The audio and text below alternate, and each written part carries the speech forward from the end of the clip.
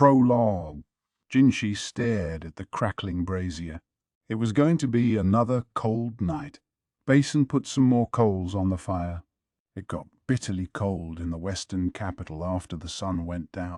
The whiplash change from the heat of the day might be enough to make some people take ill. Not Jinshi. He wasn't used to nights in this sandy region exactly, but at the moment he preferred the chill.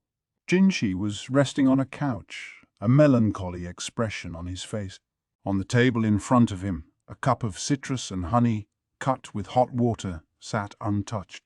He was thirsty, but he couldn't bring himself to drink it. He didn't want to relinquish the sensation that still lingered on his lips. He let his fingers brush across his mouth as if to confirm for himself what had touched them just an hour before. His body was possessed by a combination of heat and gloom that wouldn't seem to go away. He could still see it when he closed his eyes. Her face looking down at him, the stars above the only light. He hadn't been able to see her well, and yet it seemed to him he could remember her so clearly. Her eyes, usually languid, were dim, but her mouth glistened warm and moist. A thread dangled from the moistness and then fell away. It was over, Jinshi saw with a combination of disappointment and relief, and then the regret. His partner was well within her comfort zone. She never blushed nor looked away in embarrassment, only stared calmly, coldly down at the man beneath her, then licked her lips, sucking in the thread of saliva. She wasn't savoring the afterglow, but simply eliminating all traces as if it had never happened. Her small body bestrode Jinshi's, easily twice her size, her hand placed over his heart. She could feel his heartbeat, but he couldn't feel hers. What did she think, feeling the way it raced and pounded? It was obvious at a glance. The wind caught her hair, sending ripples through it. Her eyes narrowed and she looked at him.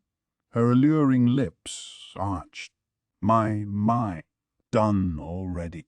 She seemed to ask, although she said nothing. Her smile made clear how much she still had left in her. It meant he had lost. Jinshi's shoulders slumped at the memory. He had tried to make some riposte, but the apothecary girl had simply said "pardon me" and left as if nothing had happened. She claimed she heard her cousin calling. It was like she had nothing more to do here. She would have been more emotional about a dog bite.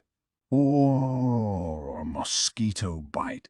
Jinshi heaved a sigh as he returned to reality. "I knew it, sir." "You're not feeling well, are you?" said his attendant, Basen.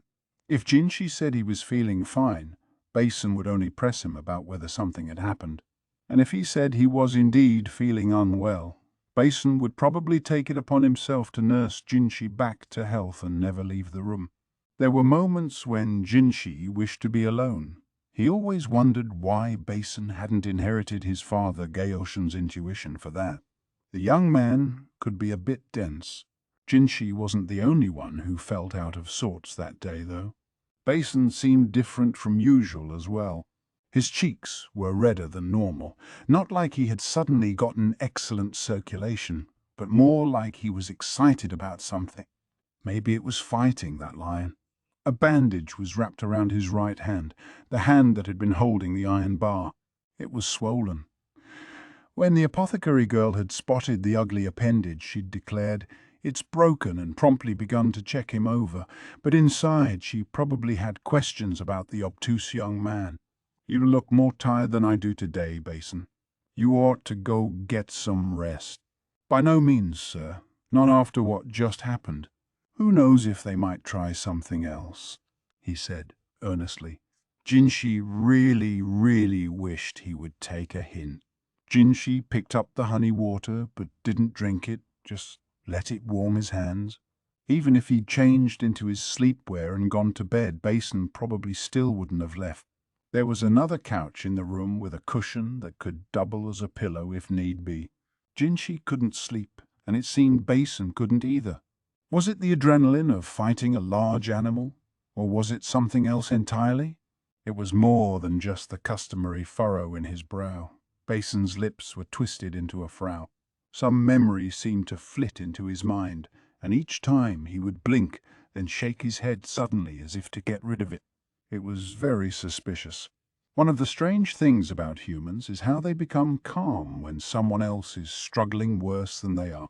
Jinshi let out another deep sigh. He couldn't go on like this. The night's banquet might have been over, but there were still more meetings tomorrow. He resolved to find some equilibrium. He recognized, though, that being alone would not be the best way to get his thoughts together. Instead, he said, "Basen." "Yes, Master Jinshi," Basen replied, using Jinshi's assumed name. That was easiest for Jinshi. If Basen wasn't going to call him by his true name as he had when they were children, then this was the next best thing. "Have you ever succeeded in bringing someone around?" Frankly, Basen was not a very good choice to talk to about such matters, but Jinshi wasn't looking for a serious response. He could answer his own questions. He just wanted to talk out loud so he didn't sit there with his mind going in circle. Basen didn't need to understand exactly what Jinshi meant. He just needed to offer a yes or no or a grunt here or there. How so, sir?" "You've spoken to so many people since we got here that I don't know whom you might be referring to." It was true. A great many women had spoken to Jinshi since his arrival in the western capital. How many? One wouldn't wish to say. "You don't have to finish that thought," Jinshi said. Basen's brow wrinkled. "I'm not in your position, sir, and I don't have much experience in such matters, though in the future I may find I gain some whether I want to or not." He probably never had experienced such things, not yet. Even though they had only seen each other a few times a year since Jinshi had entered the rear palace, they were still milk brothers and trusted friends. Jinshi knew that Basen didn't always feel very confident around women. The more womanly, the less he liked to have anything to do with them. The fact that he was able to have a more or less normal conversation with the apothecary girl suggested he didn't see her in those terms, although Jinshi was conflicted as to whether that was a good thing or a bad one. It wasn't misogyny, rather a sign of how deeply Basen's early experiences had influenced him, a misfortune that had occurred because of his particular characteristics. Basen responded to Jinshi's question by stroking his chin. "I can only say I suppose it would depend on the person. There are a lot of people I don't feel entirely comfortable around, but the situation has something to do with it too. How confident and competent the other person is can affect the flow and vice versa. And you have to deal with so many people at once, Master Jinshi. Isn't it a strain? So many at once? I think you're overestimating me." Jinshi hadn't expected quite such a direct answer. He smiled sardonically to hear himself described as if he were crazed with lust. Come to think of it, Basen had been going to the pleasure district in Gaoshen's place a lot lately. Had he managed to gain some experience? Jinshi knew what a cunning saleswoman the madam of that brothel could be. She might well have tried to give Basen the hard sell. Jinshi looked at Basen, conflicted. The Verdigris house was a high-class brothel with excellent courtesans, and Basen idealized women, even if he wasn't very good at talking to them. The educated and very firm-handed ladies at the Verdigris house might be surprisingly congenial for him. Jinshi swallowed heavily. Basen, did something happen? At the Verdigris house? "Whoa, what's this all of a sudden?" Basen asked, startled. The man was a bad liar.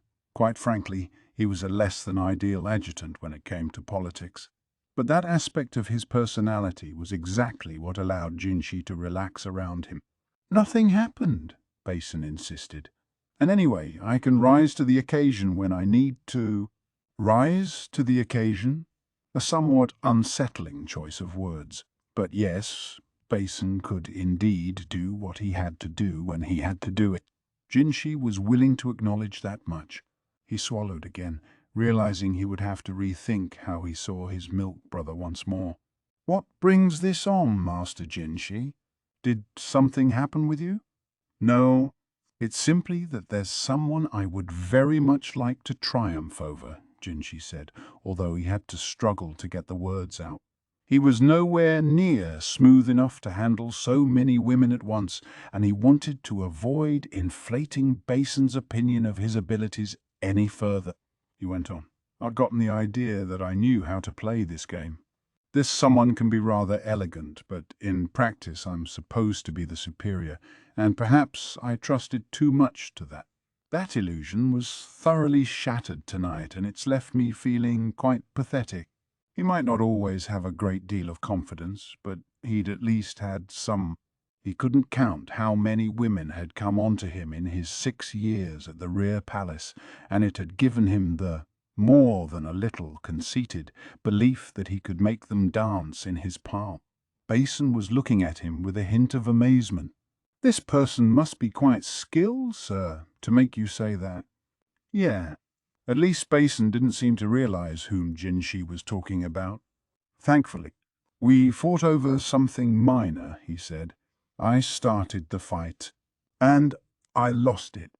Basen looked puzzled for a second, but then he said, "Ah," as if it all made sense to him. "You lost, sir? Ah, so that's what you mean. Sparring partner, sir? What a bore they must be." He could be perceptive at the most surprising moments. Perhaps it would sound insulting to suggest Jinshi was startled to realize Basen even knew what it really meant to be rivals in love. But that Rikusen, that was his name, right? He might look like just another pretty face, but he wasn't to be underestimated. He was a direct subordinate of the strategist, Leikan, but he wasn't the one Jinshi was worried about.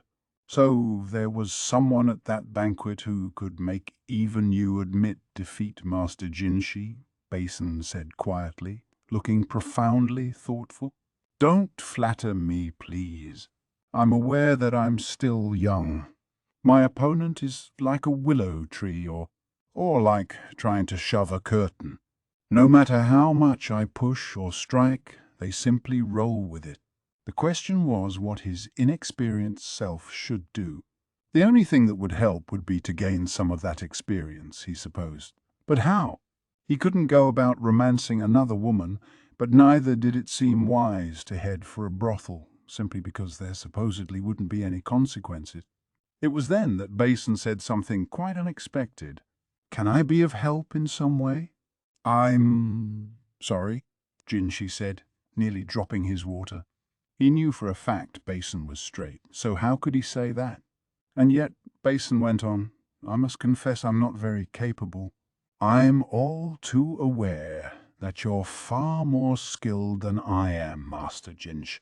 But I venture this suggestion in the belief that it must be better than simply moping around doing nothing." Basen? Yes, he was right. And if Jinshi did it with Basen, well, on some level it didn't count, did it? That must be what the young man was thinking. Well, but no, wait. Something was off here. Skill I may lack, but I'm confident in my stamina, how much I can endure, Basen said. Stamina? I really don't think. No, this wasn't a conversation Jinshi could continue. He quailed. Maybe Basen had been taught some twisted game at the verdigris house, he fretted. Should he report this to Gaoshun? Basen, though, was looking at Jinshi, completely serious. He seemed excited, but not in the overheated way he had earlier. "Just think of it as practice, sir. Nothing more. I may not be the person you have in mind, but just pretend." Jinshi lapsed into thought, and then jumped into action. He put the water on the table, rose from the couch, and slowly came and stood in front of Basen. "Shall we move somewhere, sir? It's a bit cramped here." "No, this is space enough." It wasn't as if they needed to use the bed, and he absolutely didn't want anyone to see them, so he had to finish this while they were still in this room. Basen was about 2 suns shorter than Jinshi. He wished Basen might shrink another 7. Jinshi leaned in and Basen backed away. What was this?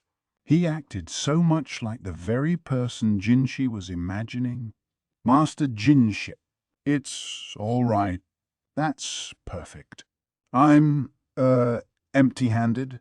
So, am I? Yeah. Now that he thought about it, he'd heard tell of employing all manner of tools and contraptions, but he had certainly never expected Basen to bring up such a thing. They had taught him perverse things in the pleasure district, Jinshi was sure of it now. But maybe he shouldn't mention it to Gaiashun. All right. No more reason for Jinshi to hesitate then. No reason to be inordinately restrained. Each time Jinshi got closer, Basen opened up the space again, not with the slight stagger of the apothecary girl, but the agility of a trained soldier. Master Jinshi. This person never initiates, but only responds to what is done. So, Master Jinshi, I should. Basen looked at Jinshi, deeply concerned. His back was already against the wall. Jinshi had succeeded at that before. It could almost be called his specialty.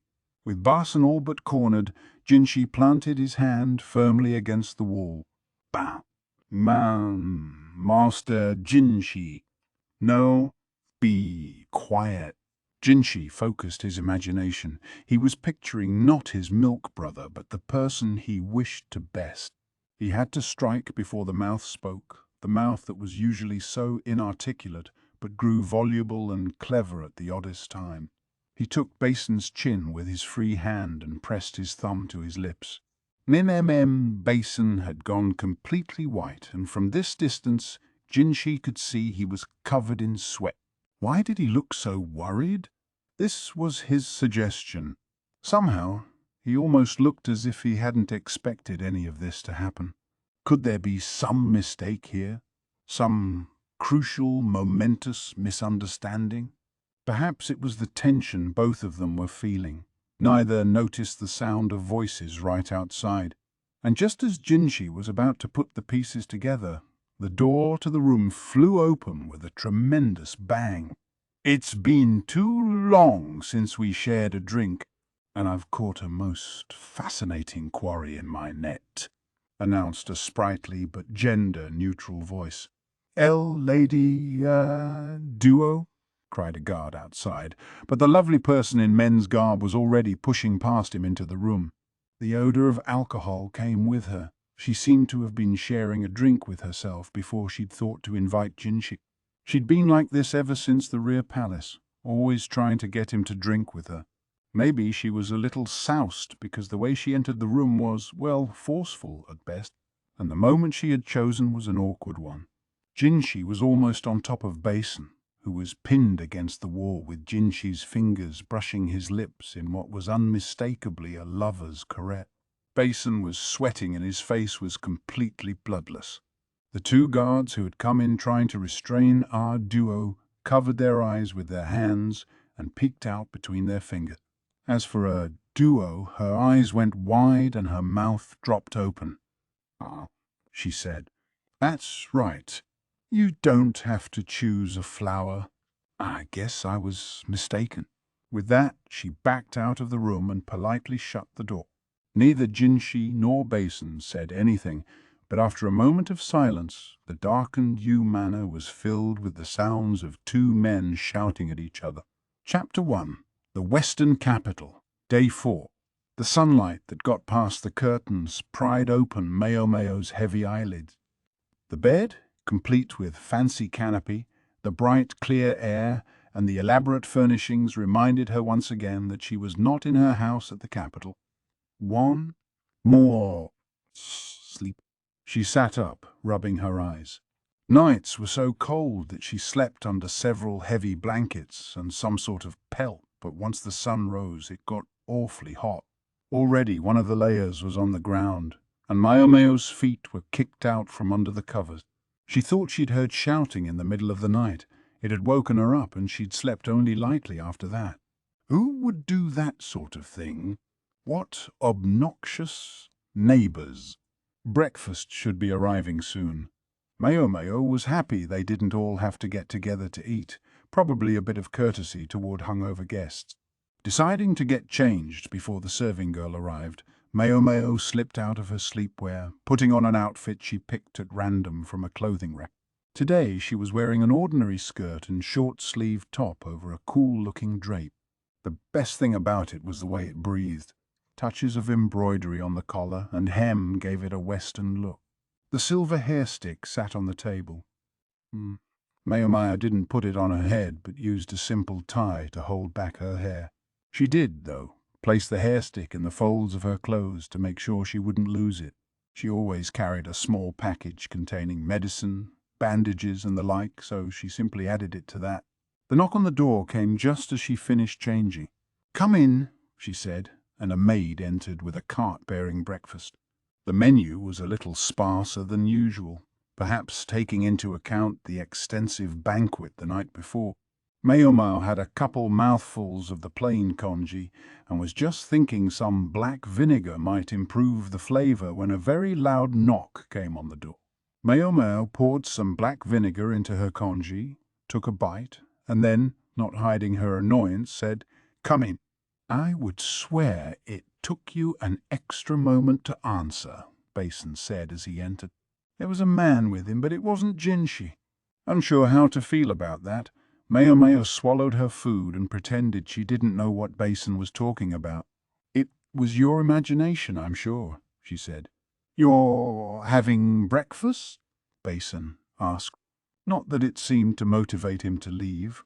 Something, Maomao figured, must have happened. She set down her chopsticks and looked at him. "What's going on?" His right hand was wrapped in a bandage, the one Maomao had put there the night before. He had been so full of adrenaline that even the swelling and the fact that the bone was broken hadn't seemed to bother him. There was dents, and then there was dents. Basen took a breath, then produced a cloth package from the folds of his robe. He set it on the table and opened it to reveal another package, this one of oil paper. No sooner had he unwrapped it than Maomao's nose prickled and she started back. The offensive odor came from a ceramic jar in the packet. "Is that perfume, by any chance?" she asked. She'd smelled it before. It was the stuff that had been spilled all over Consort Lishu at the banquet. "Where did you get this?" "Funny you should ask," Basen said. His expression was conflicted. He was obviously suppressing a flash of anger. "Lady, Duo brought it to us." "And where did she get it?" she said. "One of her bodyguards found it. Late last night, a serving woman of Consort, Lishu's half-sister, had it. She was out walking when for some reason a stray dog attacked her, and the guard happened to help her." "Just happened to, eh?" What were the chances the guards being there had really been coincidence? Even so far from the capital, why would a serving woman be out and about by herself? The logical inference would be that, in fact, the guard had been sent to tail her because, Duo was suspicious of her, but there was no reason to specifically say that out loud. The mongrel seemed inordinately excited, and despite the presence of other people, it completely ignored them. It made a beeline for this serving woman. "You're saying this perfume was the reason for that?" Maomao pressed a cloth over her nose and picked up the jar. Ceramic war wasn't that unusual. No one made ceramic perfume jars purely for stylistic purposes, so it would be hard to trace the origin of the piece. That would imply that the perfume Consort Lishu was doused with last night belonged to her half-sister. "Yes?" "And this smell evidently has the side effect of agitating wild animals." "I think that's almost certainly correct," Basen said. Had the half-sister purchased the perfume purely as a prank? Maomao wouldn't have put it past her. But did she hate Lishu enough to want to get rid of her? And even if she had the motive, Maomao doubted she and the serving woman between them had the skills to rig the bars of the lion's cage. She considered the possibility that Lishu's father, Uruyu, had helped them, but that theory left questions too. For one thing, if they'd been trying to get rid of Lishu, it was an awfully roundabout way of doing it. There would have been so many simpler solutions. Above all, the risk was simply too great. Nonetheless, there was one thing Maomao wanted to be sure about. "So, you're taking the consort's half-sister to be the culprit?" Basen paused. "We can't say for certain, but if nothing changes, I think that's where we would find ourselves." An artfully vague way of putting it. That was unusual for Basen. He was normally much more direct. Maomao might have expected him to exclaim, "Yeah, she must be punished." Instead, he went on, "The half-sister claims it was just supposed to be a prank. She says someone she met in town a few days ago gave her the perfume. They told her it would attract nasty insects, and wouldn't that be funny? The half-sister swears she didn't expect a lion to be involved, so she admitted her malice toward Lishu. She just hadn't planned on the lion." If that was all true, how did it change things? If she was also involved in booby-trapping the lion's cage, that would go beyond a prank, Maomao said. There had been many dignitaries at the banquet besides Lishu, and she would have been putting them in danger as well. If she really had only been going after the consort, she might still get away with it. Lishu was a relative, for one thing, and importantly, she would have some discretion in how hard to push for punishment. The half-sister might not get off scot-free, but maybe with just a slap on the wrist. "You're right. And not only the half-sister, but Sir Uruyu, as well as Consort Lishu herself, might feel the heat from it," Basen said. "You think a little heat is all they're going to feel?" Maomao asked. She expected them to be scorched. Many powerful people from another country had been at that banquet. This could be an international incident. She thought it was naive to imagine that only the culprit would be punished. Basen gave her a sour look. "Why do these things always happen to Consort Lishu?" he said. It was hard to tell whether he was asking himself or Maomao, and she wasn't sure what to say, so she stayed silent. But she thought maybe she was just born into it. Maomao hated to wave everything away with words like destiny, but it did seem to her that some people had better luck than others. This especially struck her when she considered her adoptive father, Luoman. He was smarter and more capable than anybody, but he seemed to utterly lack good fortune. He was now back working at the palace, but it seemed this had only prompted the fox strategist to drop in on him with some regularity, interrupting his work. The situation must have been dire if it was bad enough for him to remark upon in his letters. He'd written that recently one of his medicine cabinets had found itself turned inside out. Maomao couldn't imagine why. "Isn't it all just too pitiful to bear?" Basen said. He's really worried about her, Maomao thought, but she decided not to say anything out loud. Commenting on that which would better go unnoticed was a sure route to more headaches. Still, it was true that the consort, in her consortish way, had her problems. Fundamentally, she always simply allowed herself to be swept along. Maomao knew that was somewhat inevitable. It was how Lishu had been raised, and it was how she had always lived. Yet Maomao couldn't help thinking of the young woman who had come to the pleasure district to sell herself as a courtesan. She'd done it in order to cut ties with her father, to help her sister eat, and to pull herself out of the muck. Maomao couldn't bring herself to hate a personality like that. If the consort had half that much drive, well, maybe she would have suffered a lot less bullying from her half-sister, and maybe she wouldn't be mocked so much at the rear palace. Anyway, that was enough preliminaries. It was time for Maomao to find out exactly why Basen had come to her. "Is there something you'd like me to do, sir?" she asked. "Yeah, there is," Basen said, and took out a piece of paper. It looked like a wanted poster, but something puzzled Maomao. "What's this mean?" "That's what I'd like to know. This is the woman she said gave her the perfume." The sketch on the paper did indeed appear to depict a woman, but her face was veiled so that only her eyes were visible. To compensate, the sketch included her entire body, but although the details of her clothes were carefully drawn, she could obviously just change outfits. "Is she a merchant?" "No, apparently she just started talking to the half-sister while she was doing some shopping in town." "In town, huh?" Maomao listened to Basen's story doubtfully. The woman claimed to deal in perfumes, and she recommended several different scents to the half-sister. This one was among them. Supposedly the merchant had told her that the perfume could attract men, but to be careful how she used it. The smell would be too strong unless it were properly diluted, the half-sister was told. In fact, some people had even been known to use it in pranks. This, it seemed, was where the half-sister had gotten the idea for her little joke. "That story's a little vague," Maomao said. "Very true. It's not much to go on, and tracking down this perfume seller would be difficult at best." Maomao squinted, studying the picture. The outfit, characteristic of the Western capital, was designed to protect against sand and dust, so it left very little exposed, which is to say, it concealed any distinguishing bodily feature. But Maomao's sharp eyes noticed one thing in particular. For as simple as this drawing is, the accessories on the shoes have an awful lot of detail. Basen took another look at the image. "Now that you mention it, that's true. In fact, the size of the feet seems off compared to the rest of the body. The person's body had been drawn to a more or less normal scale, but her feet appeared twisted, almost stylized." "Do you think there's any chance she had bound feet?" Maomao asked. Bound feet. Foot binding was a way of forcibly making the feet smaller than they would naturally be. A few of the women in the rear palace had had it done to them.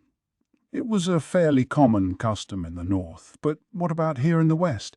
If the half-sister hadn't given it much thought, it suggested foot binding wasn't unusual. "Could you double-check this drawing for me?" "I will," Basen said, collecting the picture. He was about to leave when he turned back as if he had just remembered something. "By the way, yes, sir, Master Jinshi has looked odd since last night. Do you happen to know anything about it? I think he would normally have come on an errand like this himself, but instead he chose to send me." Maomao didn't say anything. "Have you heard anything about him?" "I don't know, being under pressure from anybody." "Anything?" Mayo averted her gaze. Basen was right. She knew he would never normally come to her unless Jinshi had specifically asked him to. She decided to play dumb. "Who knows?" she said. "Perhaps he's tired. It has been a very long trip." Basen's report came back in less than 30 minutes. The half-sister had evidently been insisting to her lady-in-waiting that she had nothing to do with this and never meant for this to happen. But Maomao, frankly, didn't care. Basen came back in a huff, quite angry about all of it. "It's just as you said," he told her.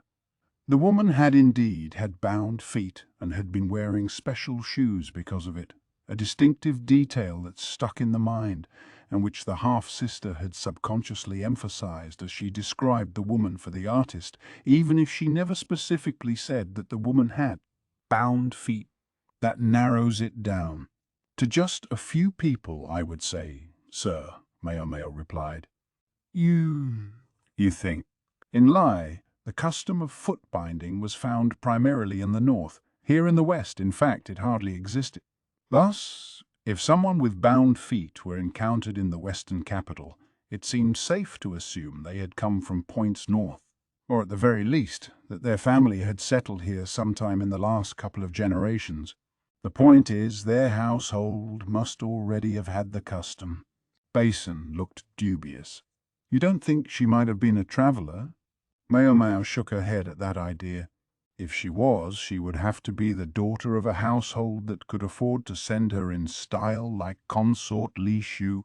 It was a long way to the western capital, and binding twisted the feet into shapes that were, let it be said, not conducive to walking on sandy ground.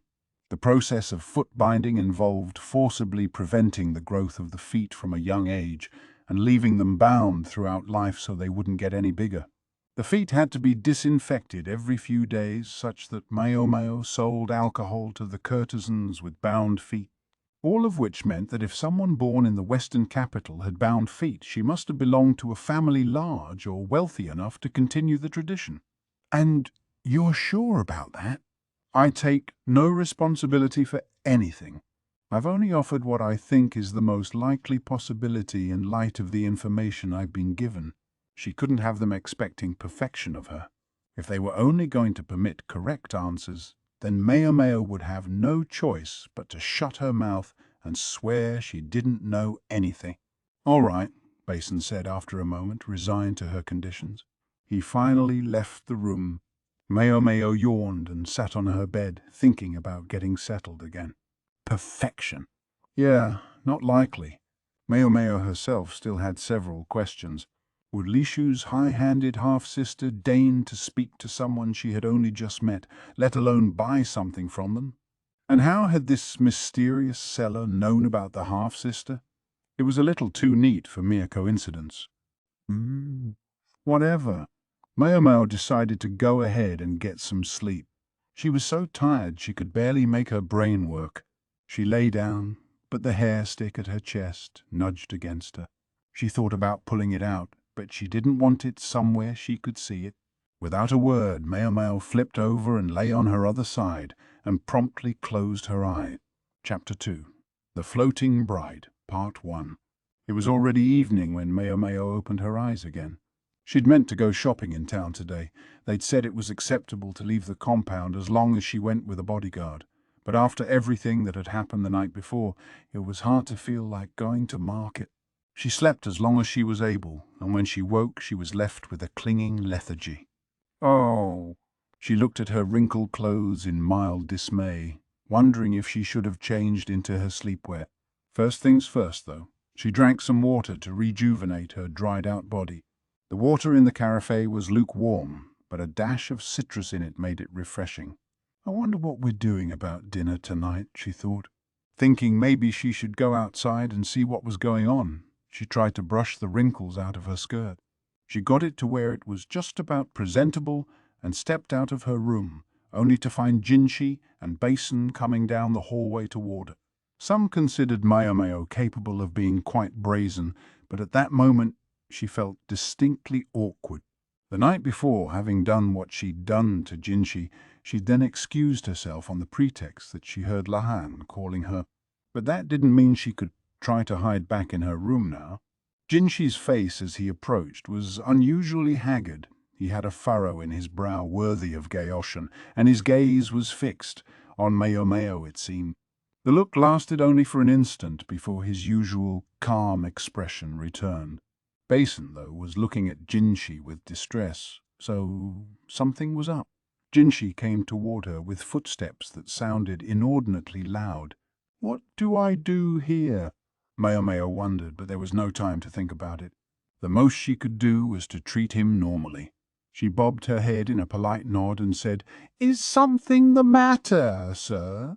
Typically, the appropriate thing for a serving woman would be to speak only after Jinshi had spoken to her, but Maomao judged that it might be best for her to talk first at this moment. Jinshi's mouth twisted, a conflicted look passing across his face, but it was hard to say if anyone else noticed it. "I know it's sudden, but I want you to change and come with me," was all he said, and then he swept past her.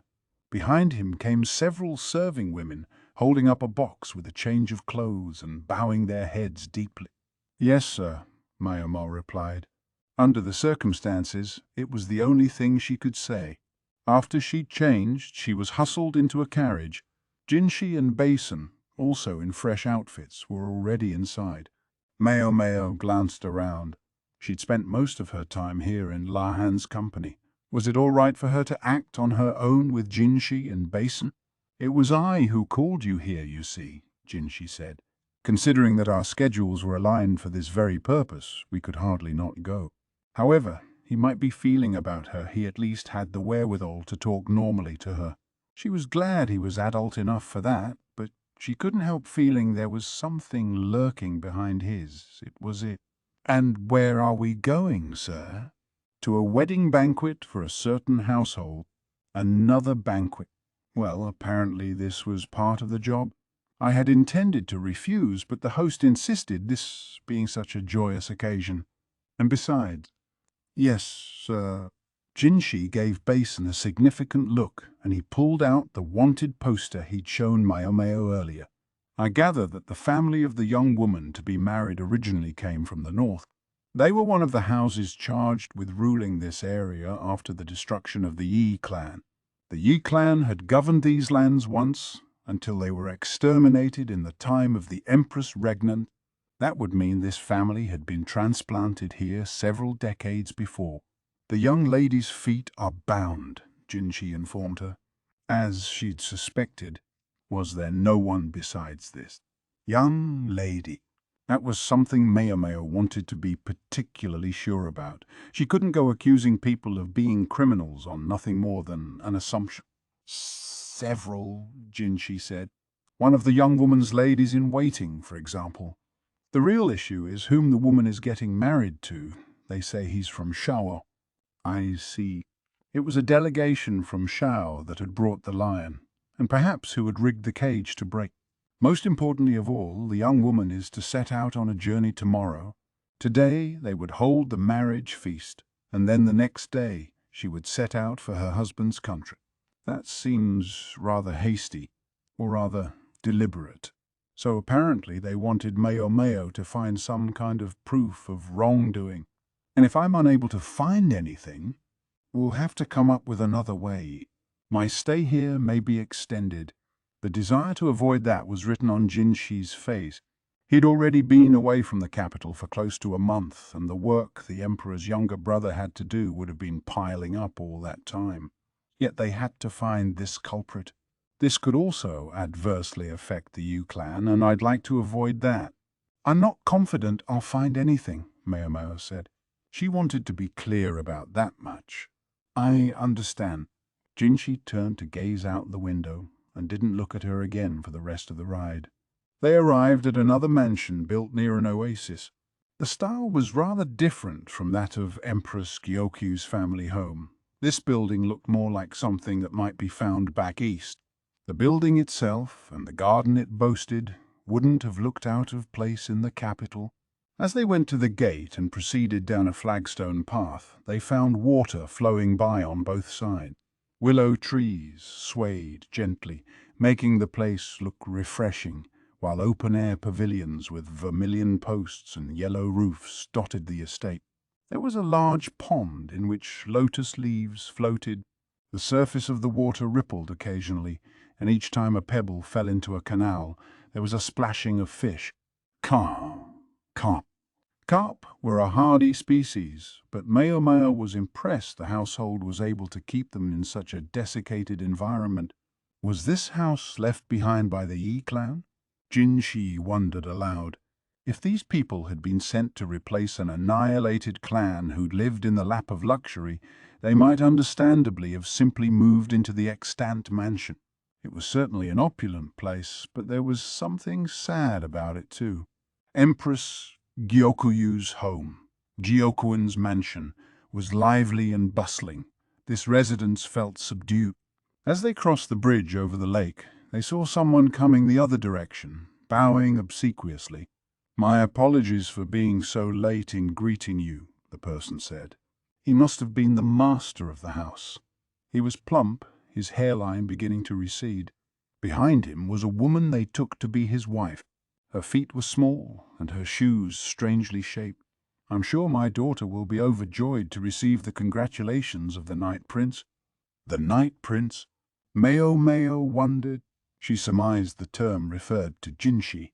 Not many people in this land could refer to him by his actual name, but it seemed to involve the character for moon, hence perhaps this nickname. "If I may welcome you in, then," the man continued, ushering them toward the building. A carpet had been laid out in the pavilion, and a small boat and lanterns floated on the lake. It was only dusk now, but when darkness fell, it would look eerie. "Hey, this way," Basen called to Maomao. Jinshi was seated beside the master, while next in line sat Gyokuin, apparently also an invited guest of the wedding. "We pushed the matter a little to get you here," Basen explained, apropos of the seating. "That's really where Consort Lishu should have been. That's why you're a ways off. I'll have a lady in waiting assigned to you. Use her if you need anything." So that was why Maomao's seat appeared to have been prepared in haste. A woman who certainly did look like a lady in waiting appeared from behind Basen, as if it were the most natural thing in the world. There were several other women there besides Maomao, but all of them had large, healthy feet. One of the seats of honor was occupied by a middle-aged man with hair that almost shone and sharp, angular facial features. A foreigner. In the other seat was a young woman wearing a veil over her head. Dressed all in white, she sat as still and silent as a doll. Is that her? Maomao thought. She looked pliant enough, but it could be an act. Resisting the urge to go for the alcohol, Maomao drank some juice. It was somewhat unusual to hold a banquet like this outside at night, but the food and the music all seemed basically familiar. Maomao was frankly tired of banquets, and she didn't feel the need to appraise this one very thoroughly. She was just going to enjoy some good food and keep an eye on the bride. "Oh, what's going on here?" Since they brought Maomao along, she did feel she ought to find something for them. But so far she hadn't had a single chance to act. First, one person had spoken to her a little while before, and then it was like the dam had burst. People wouldn't stop talking to her. Why? Because she was Jinshi's companion, she surmised. Everyone was smiling and sipping wine, but deep in their eyes the emotions burned. Ambition in the eyes of the men, jealousy in those of the women. It wasn't lost on Maomao that this could be why Jinshi had brought her along, to show her what it was like to attend a function with the Emperor's younger brother, and not as his serving lady, as she'd done before. Oh, no. Was it selfish of her to wish he would just act normal, not let the events of the previous night change how he treated her? She wanted her relationship with him to be professional, the way it had always been, as each of them used and was used by the other. That was what would be best for Maomao at this moment. "A most modest young lady you are," someone said. Maomao didn't specifically respond. A veil covered most of her face, and she did a lot of her talking through the serving woman who'd been assigned to her to help ensure she didn't say anything untoward. The nasty edge of pleasure district talk had re-entered her speech lately after all. If that's how it looks to you, fine, she thought. She let her gaze wander to the seats at the center of the banquet to discover that somewhere along the line the bride had disappeared. Maomao's lady-in-waiting seemed to sense where her attention had gone, for she whispered in her ear, "I gather she's gone to freshen her makeup." Maomao got up, thinking she might use the restroom herself, but she was trapped, surrounded by people who couldn't seem to take a hint. She glanced over at Jinshi and Basen, who appeared to be in the same situation. Basen was glumly receiving pours of alcohol from various women. Perhaps it would have been ungenerous to press him about whether his face was red from the drinks, or for some other reason. As Maomao was busy trying to think of a suitable excuse to get out of there was a great boom. She turned to find everyone around her looking toward the source of the noise. The lantern-laden boat on the lake was shining brighter than ever. Fireworks were flying across the water, obviously the source of the noise. So the evening had been set to include fireworks. Ah, gorgeous. I love it, a drunken man proclaimed, working his way unsteadily out of the pavilion. He waded into the pond, what was he thinking, and grabbed one of the carp with both hands. Gorgeous. I love it. I wish this were snapper, but I won't carp about it. It was a terrible joke, but in any event he gave the fish to a friend and said, "Would you have this cooked up for me?" The servant obviously wasn't sure how to respond to that particular request, but was rescued by the head of the house, the father of the bride. "Hey, you," he said. "I know this is a joyous occasion for your niece, but that's no excuse to go making an ass of yourself. Everyone's looking." "Ha ha ha. Hello, elder brother." "No, it's all good." The Night Prince must be appalled. Jinshi, the one who had suddenly been invoked, was smiling. Merely a polite smile, no doubt, but it was enough to enrapture all those around him who, despite his injury, still felt he reminded them of a celestial nymph. "I do pity that poor fish." "Why not put it back?" he said. The party had become a free-for-all, notwithstanding the presence of the Emperor's younger brother. Such a scene would have been unthinkable in the capital. Everyone was smiling and laughing at the exchange. The carp was returned to the pond and somehow escaped without being cooked that evening. Still, it couldn't have been easy for the fish, first with fireworks going off right over their heads, then being grabbed by inebriated partygoers. Maomao looked at the dark water. She tried dropping some breadcrumbs in, but there was no sign of the fish coming to get them. All the commotion must have scared them away. With the addition of more alcohol, the party became ever freer, yet still the bride hadn't returned. Jinshi had taken notice of that fact by now, and he and the bridegroom were both eyeing the vacant seat. Perhaps tonight's star has gone to make herself shine even brighter, Jinshi ventured. Hadn't the girl's uncle said that the bride was going to fix her makeup? Most of the women in the crowd didn't seem to buy it. The ladies in waiting had largely left the banquet area. Not long after, one of them returned in a panic.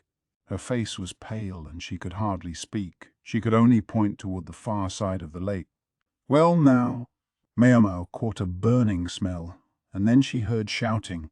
She turned toward the yelling to see one of the guests, who was himself looking in the direction the lady in waiting was pointing. His mouth was flapping open and shut like one of the carp, and he was pointing to the sky with a trembling finger. No, not the sky, but a building in a corner of the estate, a 4-tiered pagoda. Something was faintly visible on the highest floor. "Be why young mistress is hanging," the lady in waiting finally managed. All the guests who'd been enjoying themselves at the banquet collectively turned pale. The dim silhouette could be seen dangling from the roof of the pagoda, its feet swaying gently back and forth. The white bridal gown billowed like a cloud. "To the tower," Jinshi said. He and Basen were the first to act. The bridegroom, the bride's father, and her uncle followed him belatedly, and Maomao joined them in heading for the pagoda at a run. They crossed the verdant garden, the smoke from the fireworks obscuring and diffusing the light from the lanterns floating in the canal. They could hear the carp splashing. The pagoda was clearly visible, but there was no straight path between them and it.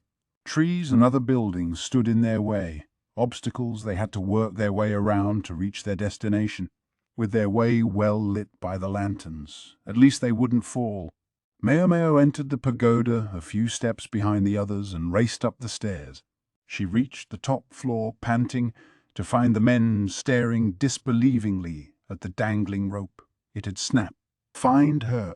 Check the ground around the pagoda. Basen roared and set off back down the stairs. He might be a somewhat simple personality, but at least he was decisive at moments like this. The others, taking their cue from him, headed back down, but Jinshi was still looking outside. They were perhaps 12 meters off the ground. If the girl had been strangled by the rope, but it had then snapped, what were the chances she'd survive? Just about 0, I'd say, Maomao thought. Whether her neck had broken or whether she'd suffocated, no one could survive hanging there that long. On the floor by the swaying rope was a pair of small shoes worked with embroidery. They had belonged to the bride. "What do you make of it?" Jinshi asked, looking from the rope to the ground and back. The rope was tied under the eaves and the other end had snapped off.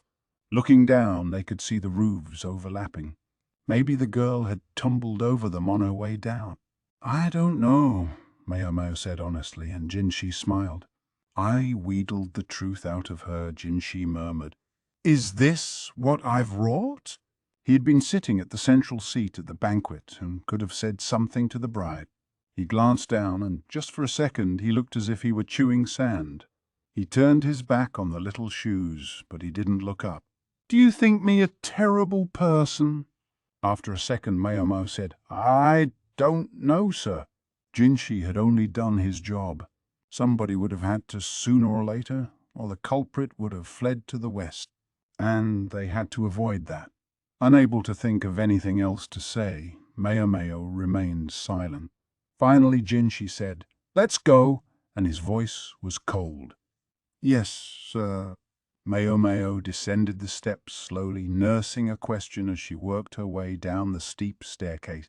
It wasn't long before they found the bride, but she was in no shape to be seen. Her white robe was singed. Her arms and legs, bent at unsettling angles, were likewise blackened, and her head had been broken open. But they found the rope around her neck and recognized her small, misshapen feet. She had been soaked in lantern oil that had then been set alight. It was more than enough to make the intoxicated guests feel very sober indeed. Chapter 3. The Floating Bride, Part 2. "If it's not one problem, it's another, isn't it?" "Ah," Duo said darkly. Originally, she and Maomao had planned to go shopping today, but after the events of the previous night, this would be another day with no sightseeing. Maomao had been looking forward to discovering what unusual things were on offer in the Western capital, but it was not to be. Instead, she was dressed in somber clothing. Of all the things she'd thought might happen on this trip, she had never imagined she would be attending a funeral. "I have to admit I'm not sorry that it means no banquet tonight, but I wish it were under other circumstances," Duo said, sipping her tea. So it wasn't just Maomao who'd been feeling the strain of the nightly parties.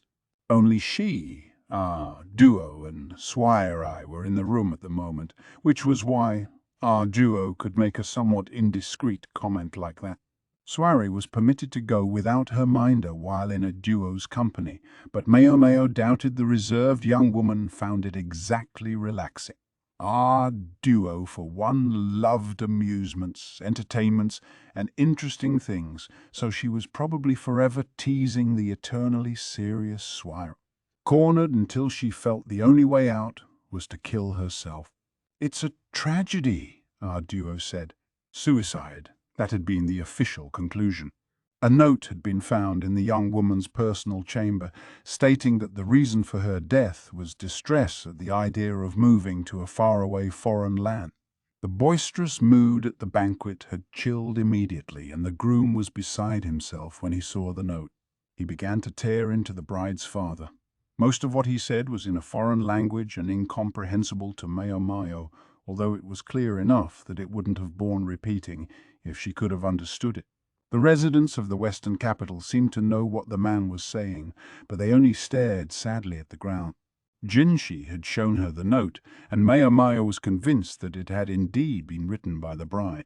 She didn't say anything about being cornered, though. Duo came across as very much like Empress Gyokyu. Maomao saw that this former consort was not to be underestimated. It was one of her subordinates who had found the perfume as well. But Maomao didn't know exactly how much, Duo knew, so she had to be careful about what she said.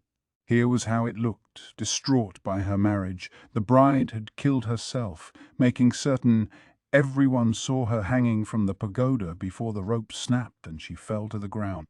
Not only that, but she happened to upset a lantern when she landed, causing her clothes to catch fire. But was that the truth of the matter? Jinshi seemed to think it was something he had done that had caused the young woman's suicide, but there was no way for Maomao to know. There was a distinct possibility this was the woman who had given Consort Lishu's half-sister the perfume, but that was something else about which there was no certainty. Thus, Maomao would attend the funeral with things still shrouded in ambiguity. True, she might have been able to refuse if she'd insisted, but there was something that nagged at her. Jinshi was going too.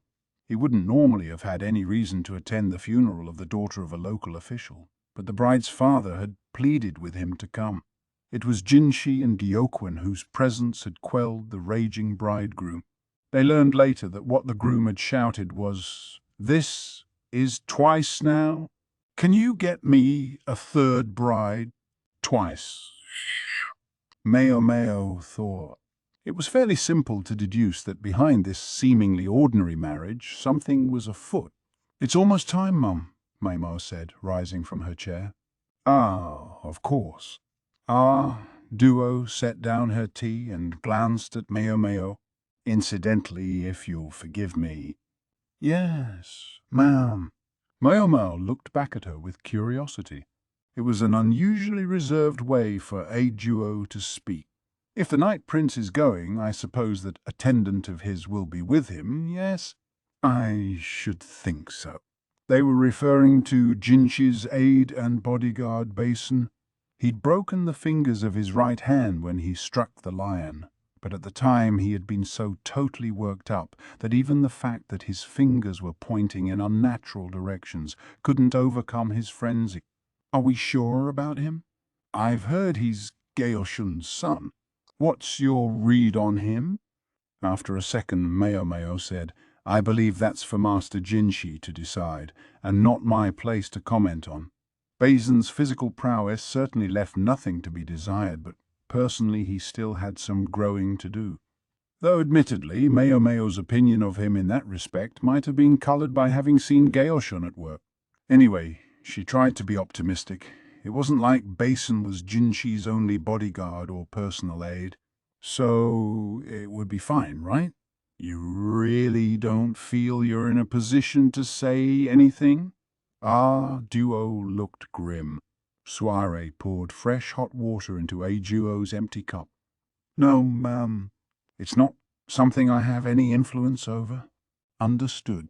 Maomao left the room, casting a mystified glance at Duo as she went. This was the sort of thing a family might usually have wished to handle quietly, but with the young lady's death having been such a public affair, the funeral could hardly be a private one. As the family's estate came into view, they could see a river of white-clad women streaming into it. Wailing women, to judge by their veils. Quite a few of them, Maomao observed. There were wreaths of flowers all over, as well as servants coming out with heads bowed to meet the guest. Maomao wasn't certain that the custom of wailing women existed here in the western reaches, but the family had bound the young woman's feet so they might well observe funerary customs in the manner of the capital as well. At the reception desk, the number of wailing women was confirmed, and they were given wooden tags that served as identification. "Come on, this way." "Let's go," a servant said, and the women followed him. This time Lahan had joined Maomao and the others. Their baggage included money and household goods made of paper. "Don't they use the real thing?" Maomao asked. "Maybe if you're new money," Lahan sniffed. Well then, he hadn't prepared paper items simply because he was a skinflint. It was customary for attendees at a funeral to give money and daily sundries made of paper, which would be burned to ensure the deceased could lead a comfortable existence even in the next life. Even one's stay in hell, it was often said, could be shortened by an infusion of cash. Lahan had grumbled about being left out of the banquet and only dragged to the funeral, but it was what it was. With him here, Maomao didn't have to stay in Jinshi's orbit. Rikusen wasn't present, he had stayed behind. He probably had his own job to do. Anyway, it's very good paper. No low-quality scrap. True, the material for the paper money was excellent. It could have stood proudly alongside anything from the quack doctor's village, although Maomao didn't know if it came from them or not. When she'd seen the young woman's suicide note, though, she'd had the thought that the western capital seemed to have a lot of awfully good paper. "That's because this place is a crossroads of trade," Lahan told her. "Nobody sends their worst goods out into the world." Lai had in fact once exported paper, at a time when its products were said to fetch a good price even in the West. When low-quality products began to proliferate, the export business all but died off, but apparently there was still good stuff to be had. The day before, they had been at the mansion amidst the evening dim, and now, in the daylight, Maomao could see a few places where the estate was falling into disrepair. This had once been a lavish mansion, but its new owners lacked the ability to maintain it. A marriage with someone from Shao, she reflected. That seemed odd too. Important for diplomacy, perhaps, but the balance of power struck her as skewed. For example, the banquet had been held here, but everything else about the marriage was to be handled in the groom's land, and the way the man had behaved after the death of his bride could only be called contemptuous. Leihan, it seemed, was already privy to the story which he shared with Maomao on the way. This family was brought here to replace the Yi clan, but also, so I gather, to get them out of the way. The mother of the former emperor, that is to say, the Empress Regnant, had been a pragmatist. She regarded officials who couldn't do their job as a nuisance, even if they boasted good bloodlines from the central region of the nation. She'd lured several families to the western reaches with promises of a family name if they went to oversee the area. The bride's family had been one of them, but incompetent people don't suddenly become competent thanks to a simple change of scenery. Some of the families were decimated by disease in the unfamiliar climate. Others were reduced to ruin and disappeared. Why would the Empress Regnant have done something that seemed so rash when the Western lands were widely acknowledged to be crucial to national defense? Perhaps because at that time she had been at the height of her powers, and if a few families fell, well, others were rising to take their place. Empress Gyokyu's family, for example. The young woman at yesterday's marriage feast was supposed to strengthen her family by going to another country as a bride. This family preferred to do business where they had blood relations. Creating those relations by marrying their daughters off was how the household had chosen to survive down the years. The groom was actually supposed to be married to the cousin of the girl who died. The daughter of the younger brother of the head of the household, I believe, Lehan said. Was the younger brother in question then, the overwatered man from the carp pond?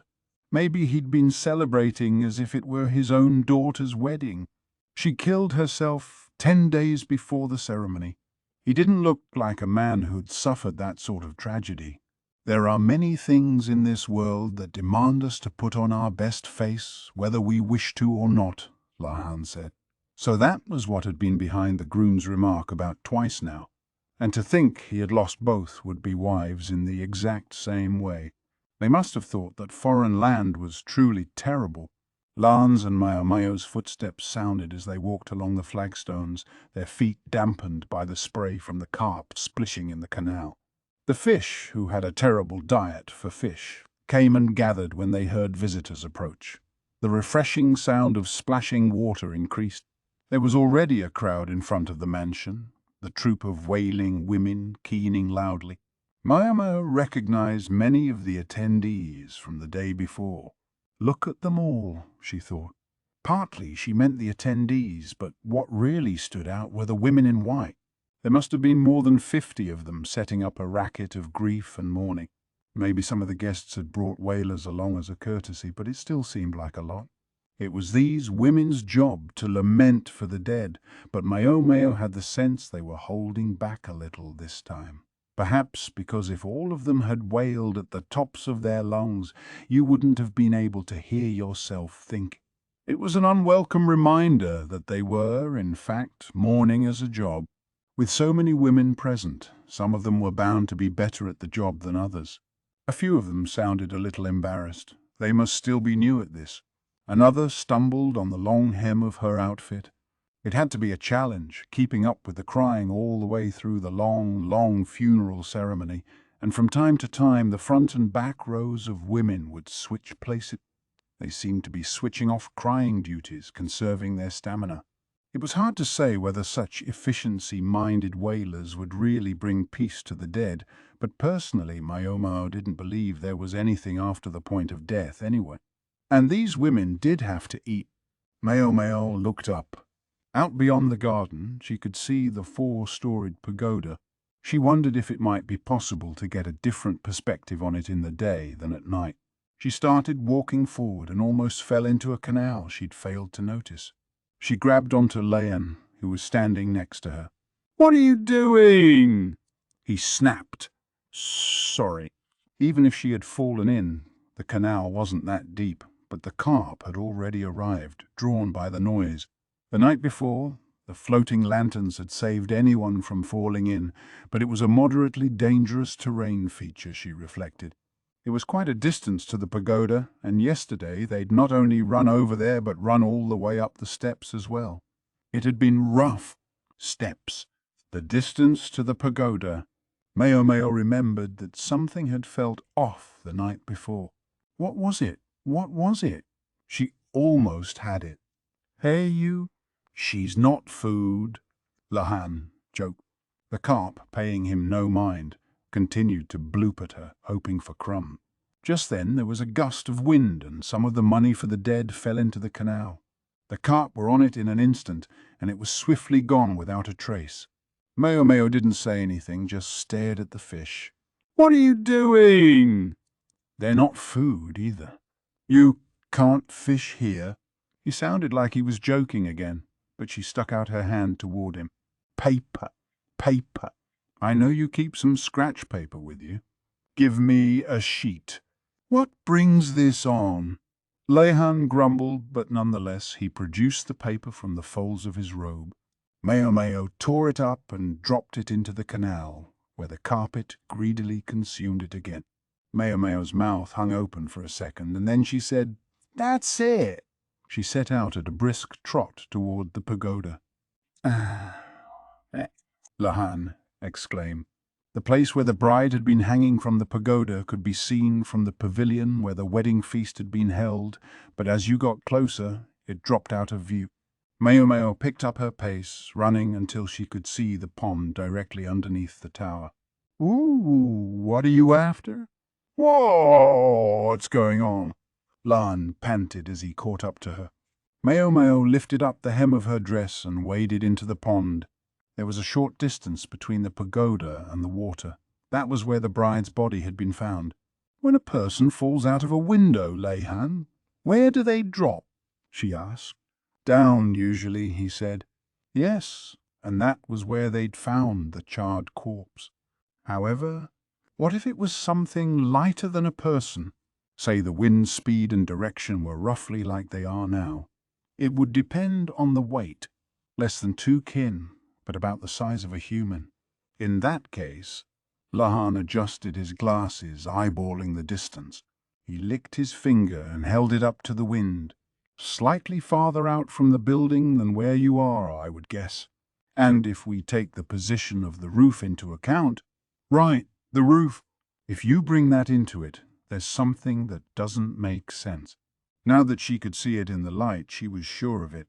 Lohan looked at the scorched patch of ground where the body had been discovered, then at the roof. Then he cocked his head. Of course, if Maomao could figure it out, this human abacus couldn't fail to notice it. If he'd been there the night before, he would have detected the inconsistency long before she had. Maomao moved to the place Lahan had indicated, then rolled up her sleeves and plunged her hands into the water, digging around on the pond bottom. Leihan, meanwhile, had sat down, evidently intent on observing the situation. He had a little twig in hand to keep himself busy, with which he was writing on the ground. Calculating something, perhaps. "What are you doing, ma'am?" cried a servant who had noticed the guest playing around in the pond. Reprehensible behavior at a home that was observing a funeral, surely. "Please, get out of there right now." "Don't mind me," Maomao said, ignoring the man and reaching into the pond again. The bottom was muddy, excellent fertilizer. Lots of fish poop that had infused it with nutrients.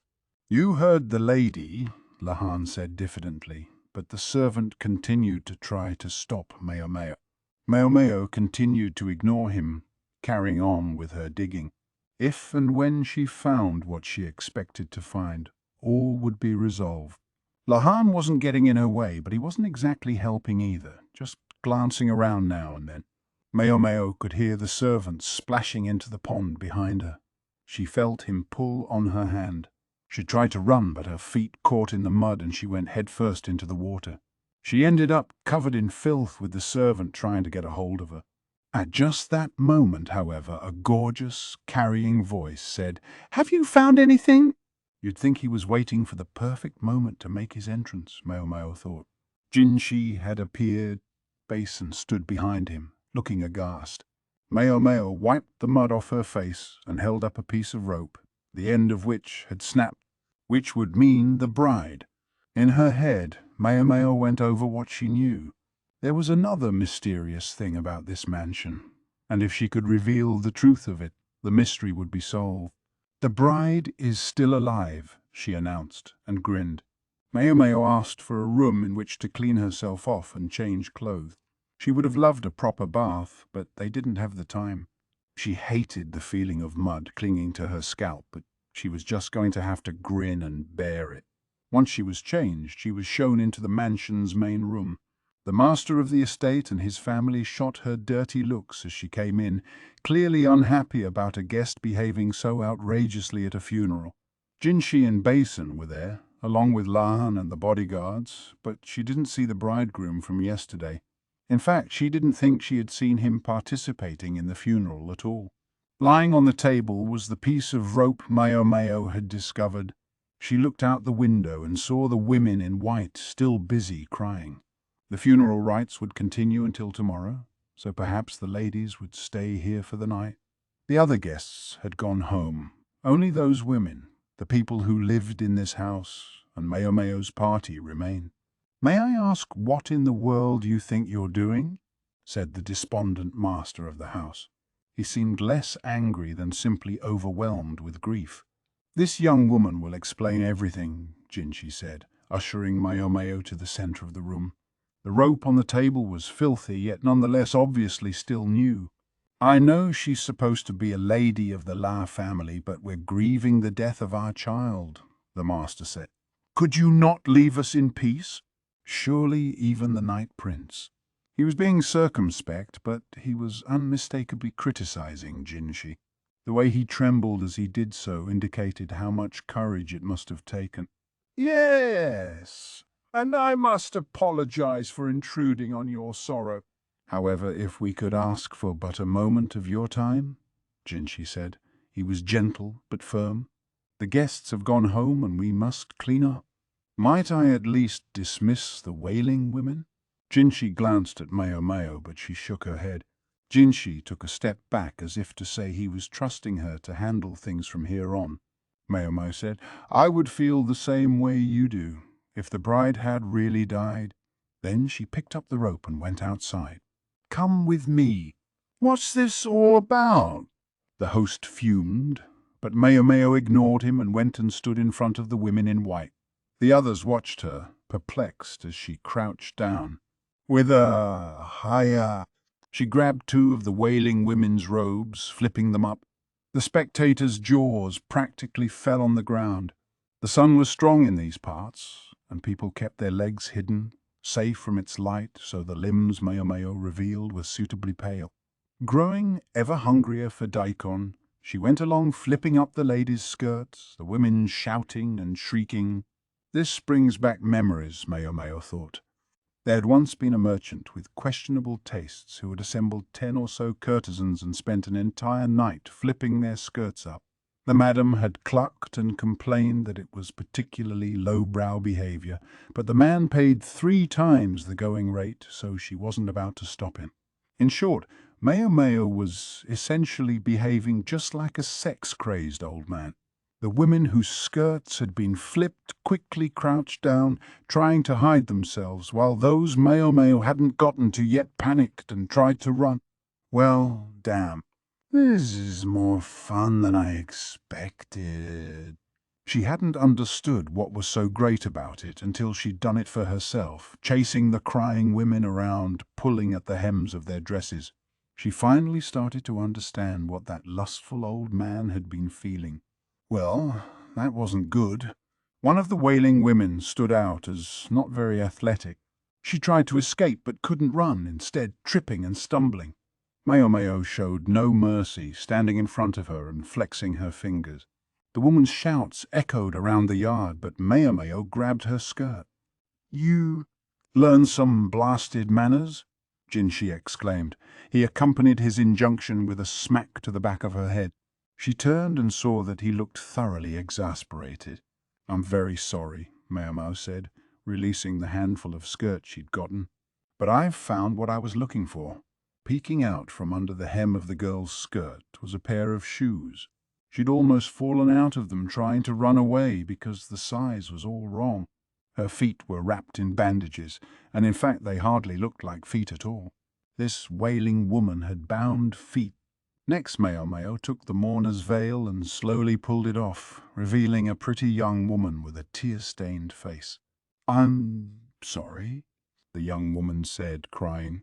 Whoever she was apologizing to, it certainly wasn't Maomao. "Ugh, Maomao began. But before she could come out with, "Here's your missing bride," another woman with bound feet threw herself between them. One of the bride's ladies-in-waiting, perhaps. "What is the meaning of this? Can't you manage even the most basic decency?" The second woman shouted at Maomao. Her eyes were open wide in an effort to forestall the tears that threatened to come pouring out of them. She was biting her lip and her shoulders were trembling. Then she straightened the other woman's skirt and put the veil back on her head. "Get going, quickly. We have work again, tomorrow." With the bound feet revealed, though, the woman wasn't going to get away. Maomao and now Jinshi wouldn't let her. They couldn't have her fleeing on them. It was that thought that inspired the cruel words Maomao spoke next. "The body you burn. Was it your older sister's, after she killed herself?" The wailing woman shuddered. "The body already had marks on its neck. That's why you made such a show of hanging yourself, and then you burned the body so no one could be sure what had happened to it." The young woman could be heard to sniffle, not in a poor imitation of grief. It was an excellent job of crying, one that would certainly have passed muster during her work. The bride's father, who'd watched silently until that moment, finally burst out, "Once again, I have no idea what in the world you're talking about. I must ask you not to desecrate my child's funeral any further. There's no way this wailing woman could be my daughter." He joined the lady in waiting in standing in front of Maomao. "It's true, I spoke to you about my little girl, but quite frankly, I wasn't asking you to go poking your nose in every last place." The man's anger was plain to see. Then the bride's uncle intervened with much gesticulating. "If the girl is alive, then how do you explain what happened last night? We all saw the bride hang herself, and we found the body on the ground. Those are facts." Maomao, though, shook her head. "True enough, the bride hanged herself from the highest level of the pagoda and then fell down. But there's something interesting about that tower. It's 4 stories, yes? And at first, all of them appear to be the same size, but the lowest level flares out farther than the others. What would happen if something were to fall there?" Lahan was better at explaining these kinds of things than Maomao was, so she handed him a branch off the ground. He began to sketch a diagram of the tower in the dust. It was the same picture he'd been drawing while Maomao was busy playing in the mud. "The roof is on an angle, so something that fell on it would roll outward. The force would continue to carry it as it came off the roof," Lahan said, adding an arrow to his diagram by way of explanation. "In other words, if this object came down with undiminished momentum, it would land some distance from the pagoda. However, the burned body had been directly under the eaves in a place that was concealed if you were standing at the entrance to the tower. For if it had fallen into the pond, it would no longer have been possible to burn it to throw people off the trail.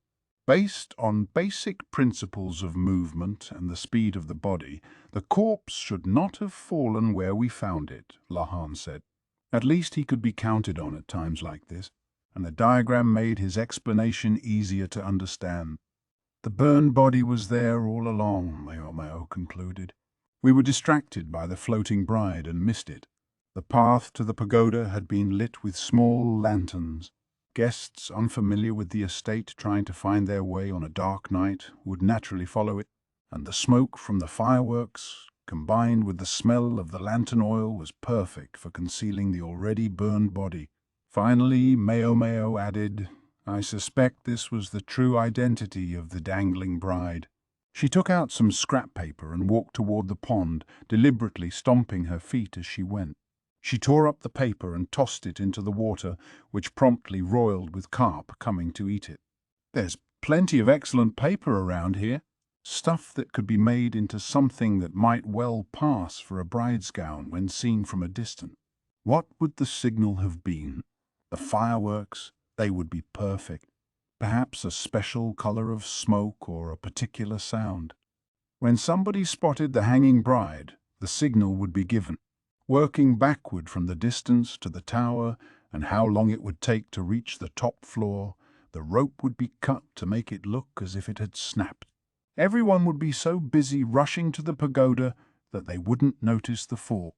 "You went in and grabbed one of the carp yesterday," Maomao said to the uncle. Was that in order to scare the fish away? Perhaps he had been attempting to drive the paper-eating fish to the desired location. They'd probably been frightened by the fireworks, but why take any chances? The paper doll would fall into the pond and be eaten by the carp, leaving only the rope Maomao had found in the water. As for the person who had cut the rope, she merely needed to wait for everyone else to arrive at the pagoda. No need to try to rush out and risk bumping into anyone who had come to investigate. Instead, she could simply hide somewhere inside, and once there was a suitable crowd, she could join the others, slipping in amongst them and looking as if she was as confused as everyone else. They now no longer needed to ask who had played that role. If there are any objections to my interpretation of events, perhaps we should check the rope that I found against the piece left over from the tower. Anyone. At that word, anyone, the bride's father fell to his knees, while the others looked at each other with resignation. The lady-in-waiting, who had put herself between Maomao and the wild, wailing woman, wore a pained expression. Yes, of course. The bride couldn't have pulled this off by herself. She must have had accomplices, perhaps her household. The faces of the family members before them were written not with treachery, but with grief. "You hope to hide the bride among the ranks of the wailing women and help her escape that way," Maomao said. It seemed she'd been under an enduring misimpression. Namely, she'd been wrong that the incident with the lion had been targeting Consort Lishu. Sometimes what another person was thinking didn't always line up with what you imagined. All this to help her get away from that foreign groom. She'd heard it was the would-be groom who had brought the lion, and if the cage were to break and the lion were to get loose, the blame would fall on him. The family simply had to tamper with the bars of the cage and get the lion-agitating perfume among the attendees of the banquet. It must have been simple chance that one of the people they had chosen happened to be Lishu's half-sister. Normally, blame for the incident with the lion would have been quickly assigned, and it would have fallen most heavily on the groom. But Jinshi and Jiuquan were more thoroughgoing than the family had expected. Rather than immediately escalate things, they had focused on gathering evidence. The groom, understandably concerned, had decided to leave the country post-haste, planning to depart after the banquet that had been planned for the next day. That was why he wasn't here now. He was already on his way home. If things had been allowed to go on unhampered, the young woman would now be on her way to live as the man's wife in a foreign country. The family, frantic, decided to stage the young woman's death. They were so set on protecting the young lady that they were even willing to use the corpse of her older sister, who had already died. "Why did you feel it was necessary to go so far?" Jinshi asked. "Ah? You have no idea how abominably my daughter was treated," replied the bride's uncle, the father of the dead woman. "Those people see our family's women as nothing but slaves. Do you know what they do on their first night together? They brand the bride like an animal. Marriages weren't always equal. In fact, more often than not, the balance of power leaned in one direction or the other. If you didn't have the power, then the only thing you could do was bow and scrape. This family had already offered up one daughter as such a sacrifice. It was the same with these feet of mine." The bride, dressed as a wailing woman, said, brushing her hand along her own small feet. "This is what that man wanted. He said he wanted me to look like a girl from the East. I doubt he saw me as anything more than a commodity." The lady-in-waiting watched her with agony on her face. Perhaps the bride and even her lady-in-waiting had had their feet bound as potential backups in case the older sister didn't pan out. The expression disappeared from Jinshi's face, but he seemed privately disturbed. "I am incompetent. This was the only path open to me. Do you think perhaps if I'd had more talent or skill, I might have been able to see my daughter become one of the roses in the garden?" the girl's father asked. Perhaps he was thinking of another family, also from the Western capital, who had seen their own daughter rise to become emperor. If the Empress Regnant had been pleased with us, the father continued, do you think we might have escaped being sent to these backwaters? Jinshi turned away from the tragic family. They had committed a serious crime. Their attempt to protect their own daughter could have sacrificed many more lives. Do you think we might have been able to save our household? It wouldn't be possible to let them off with a slap on the wrist. The one thing Maomao didn't know was whether Jinshi had grown up enough to accept that. That being said, she couldn't help thinking she saw things differently than they did. Is a household something that must be saved? She said quietly, approaching the two bound-footed women as they clung to each other. Despite all the claims of incompetence, something bothered her. May I ask you something? She said to the women. They didn't say anything, and she took their silence as assent. I believe that among those to whom you gave the perfume, there was one woman with an arrogant attitude and a mouthful of bad teeth. How did you get to know her? The lady-in-waiting looked at the ground. She must have been the one who had made contact with Lishu's half-sister. It was strange. She hadn't seemed like the type to be that friendly with someone she'd just met. I don't remember exactly, but she was 18 or 19 years old with a somewhat plump behind it. Her butt measures 3 shaku and 1 sun around, Lahan interjected. Why? Why? Maomao assumed the number was an educated guess, that he was just eyeballing it, but she silently crushed his toes nonetheless. I urge you to tell us, Maomao said. It would be better for everyone. After a moment, the lady-in-waiting said, The fortune-teller told me. Fortune-teller. The other woman nodded, still looking at the ground. She's been all the talk in the Western capital. Everyone's been going to see her. At first, the lady-in-waiting said, she thought it was all just talk, but the fortune-teller's words had shown an uncanny insight into the young woman and her friends, and she'd been drawn deeper and deeper and deeper in. The dearly departed young mistress used to go to her for advice. I'm impressed she was able, Maomao said. She wasn't trying to attack the young woman. It was just a simple doubt that emerged in her mind. The subject of the advice wasn't something you could talk about with just anyone. The lady-in-waiting pointed toward town. They would talk in the chapel. It was a place much like the building on Gyokuen's premises dedicated to a foreign religion. There were places within where one could have a private conversation, and the fortune-teller used them to ply her trade. These nooks and crannies were originally, it seemed, for monks of the foreign faith to listen to people, but with the appropriate donation they might be available for private, personal conversations as well. The lady-in-waiting had tried not to be overly specific about her name and identity, but an industrious snoop could find out whom they were talking to. This fortune-teller appeared to have taken advantage of that.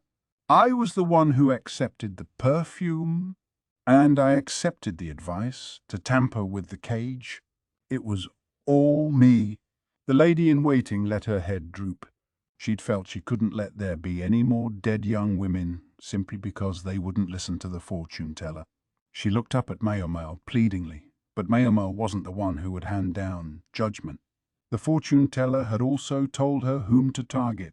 She was vague when it came to the names or characteristics of some of the marks, but there were others, like Lishu's half-sister, whom the lady-in-waiting was told about in detail. Ultimately, she sold perfume to around 3 people. The guilt doesn't fall on this young woman alone. It was I who tampered with the cage, said the bride's uncle, stepping forward. He had found the lady-in-waiting in a somber mood and questioned her. Indeed, it seemed like more than one young woman could have done on her own. It wasn't just them. The staged suicide was my idea. Even if it meant disturbing my niece's grave, the bride's father said. No, brother, I begged you to do what you did. Witnessing this exchange, the women of the family began to set up a terrible cry. So all this came not from the fortune-teller, but was your own idea? Jinshi asked. That's right. After what happened yesterday, we didn't have time to meet with the fortune-teller. And would this fortune-teller have been able to meet with you? Jinshi was watching the pitiful family closely. He didn't seem to be thinking of how to punish them, but rather how to connect this to whatever came next. As he watched the family, Maomao silently watched him. They never did find the fortune-teller or whoever it was. A monk at the chapel, however, testified to where the diviner had been living. The proverb has it that money talks even in hell. A good donation made the man quite forthcoming. The residence he pointed them to was totally empty. The only thing they could conclude from what they found there was that the fortune-teller didn't appear to live like someone from the West. Chapter 4. Homeward Bound. Maomao didn't know how Jinshi would deal with the bride and her family. After everything was over, he spent some time in conversation with Jokuan, but it was hardly a discussion Maomao could intrude upon. The only thing she could do was hope that worst wouldn't come to worst. Consort Lishu was no longer in confinement, but what to do about her half-sister was a separate matter entirely. And so, on her 6th day in the western capital, with their departure looming the next day, all Maomao could think was, "I never did get to do any sightseeing." That was it. It might sound cold, but it wasn't in Maomao's temperament to ruminate on negative thoughts. Instead, she'd been hoping to get out and do something to refresh herself, only to be told it was time to get ready to go home. Thus she found herself in the cactus garden, the fatigue written on her face. She had no idea if the plants would survive in the capital's climate, but she wanted to at least ask for some seeds or a small clipping to take with her. Jokuan went one step further, being kind enough to call the merchant for them, so she was grateful for that much. On that note, her stay in the western capital came to an end. "What in the world is this?" Lahan asked. They were in the carriage on the way home, and he was indicating a bird feather, sharpened and blackened at one end. Supposedly, they didn't use brushes in the West. Instead, they used metal pens or feathers like this one. Maomao cocked her head. "I think they found it in that fortune-teller's house. There hadn't been much in the way of possessions, but this had been among the limited evidence they'd uncovered. The Emperor's honored younger brother seemed quite interested in what kind of feather it was. Would you happen to know?" "It's very small. I don't think it belongs to a water bird," Lahan said. The feather was grey in colour and didn't actually look very suited to being a writing instrument. It was probably a random feather someone had grabbed for a backup in case it was needed. At length Lahan said, "You don't think it might belong to a dove?" How prosaic. Many people ate dove meat, and there was a custom of releasing the birds on celebratory occasion. Lan looked a bit deflated. Maybe he'd been hoping for something a little more exotic. Maomao stared out the window. "They said we'd be taking a boat home, right?" "That's right," Lahan replied. Beside him, Rikusen was smiling broadly. Not obliged to attend either the wedding or the funeral, he at least had been able to tour around a little, and he gave Maomao a piece of silk cloth he'd gotten. She was happy enough to take whatever she was given, but something about it all felt a bit unfair to her, and she couldn't help giving him a modestly dirty look. "Why couldn't you have attended instead?" she muttered. "Oh, I would never have fit in at that household," he said. It sounded humble, at least, and he was smiling, but she had no idea whether he was telling the whole truth. Duo and Consort Lishu were riding in a separate carriage and would make the journey home together. Certainly there was no sense in them staying in the western capital any longer. Lishu's father, Yuryu, had apparently said he would bring Lishu home, but Duo had turned him down. To suddenly develop a soft spot for the daughter he'd ignored for the last 15 years was, well, convenient to say the least. "We'll have to change vessels a few times, but we should make it back in half the time it took to get here.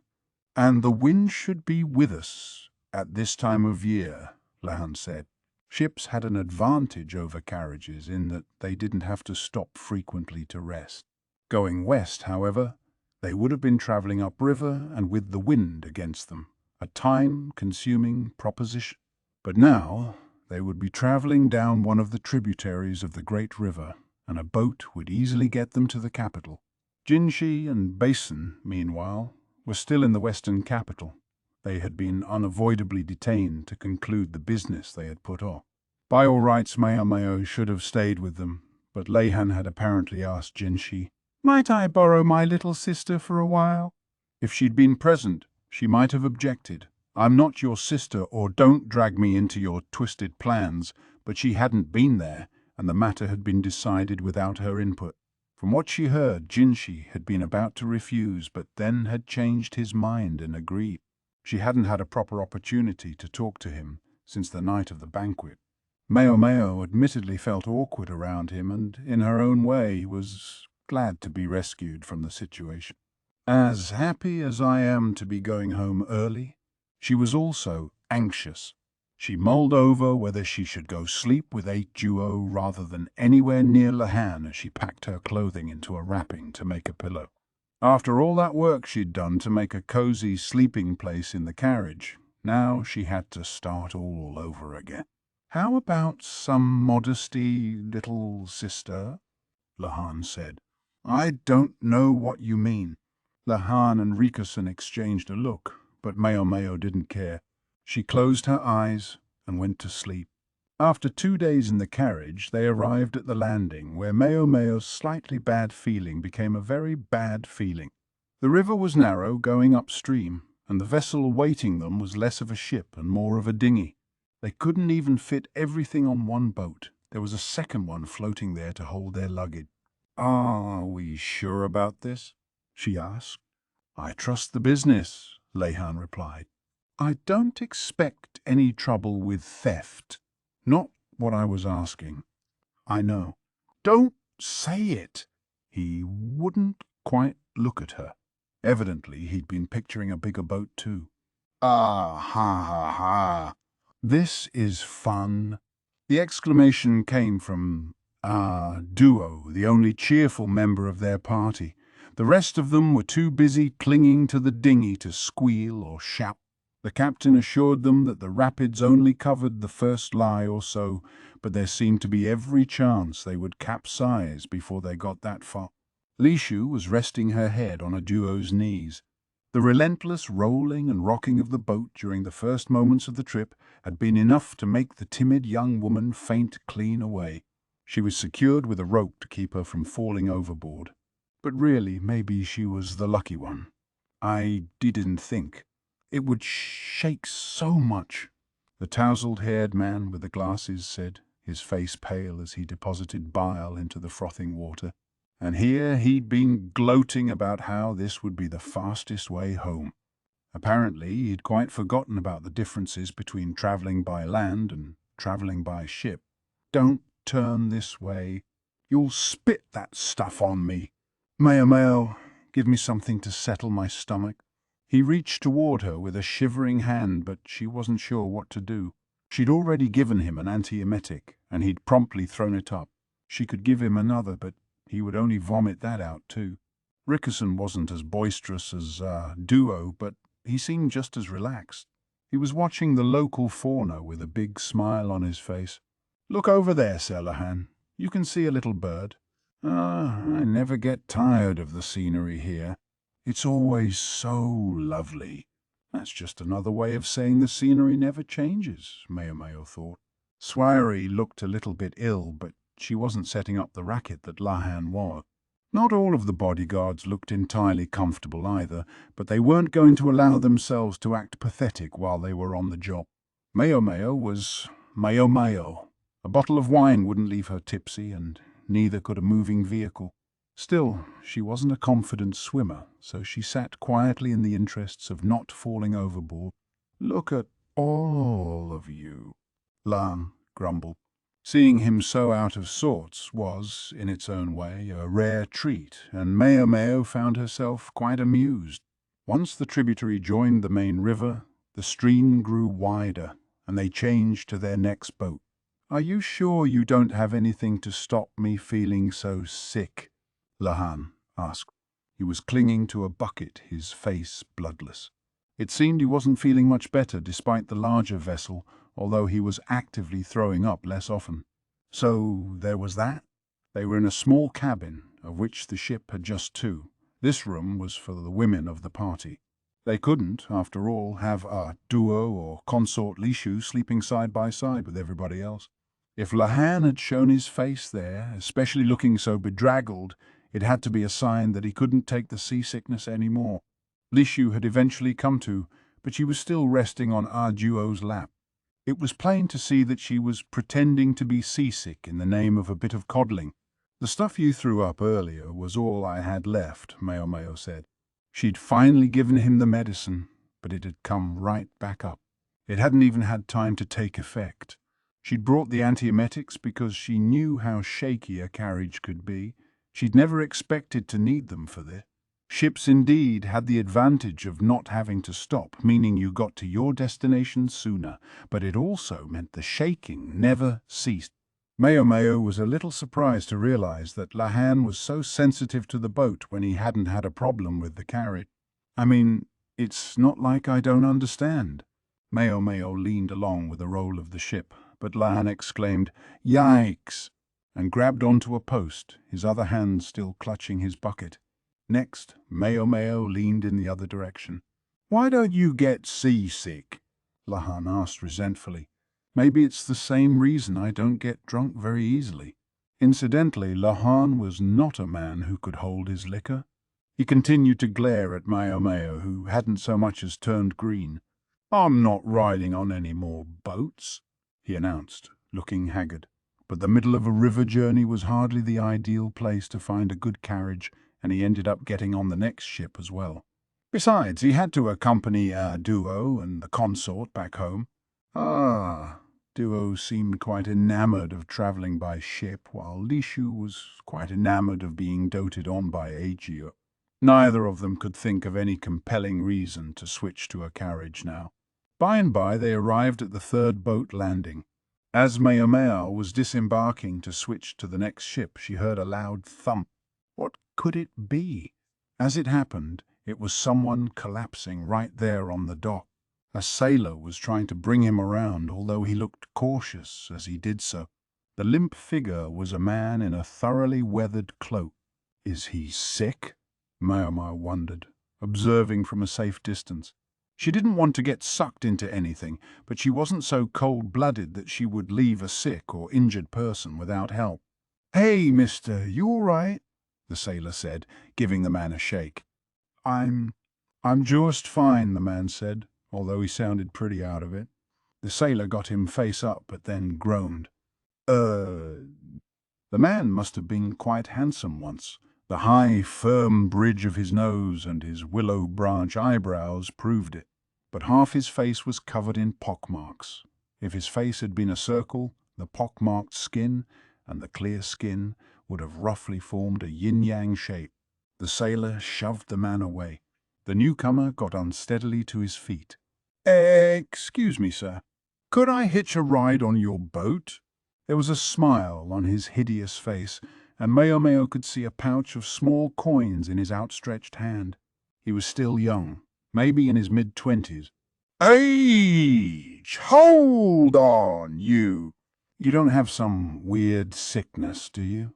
cried the sailor who'd helped him up, brushing furiously at anything that had come into contact with the man. Still smiling, the man touched his ravaged face.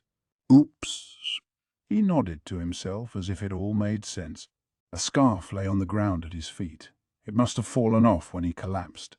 He picked it up and folded it in half, forming it into a triangle. He then used it to cover half his face. At a glance, it almost looked like a bandage. "I know. It's smallpox. That's what that is, isn't it?" Smallpox was a terrible disease that covered the entire body in pustules.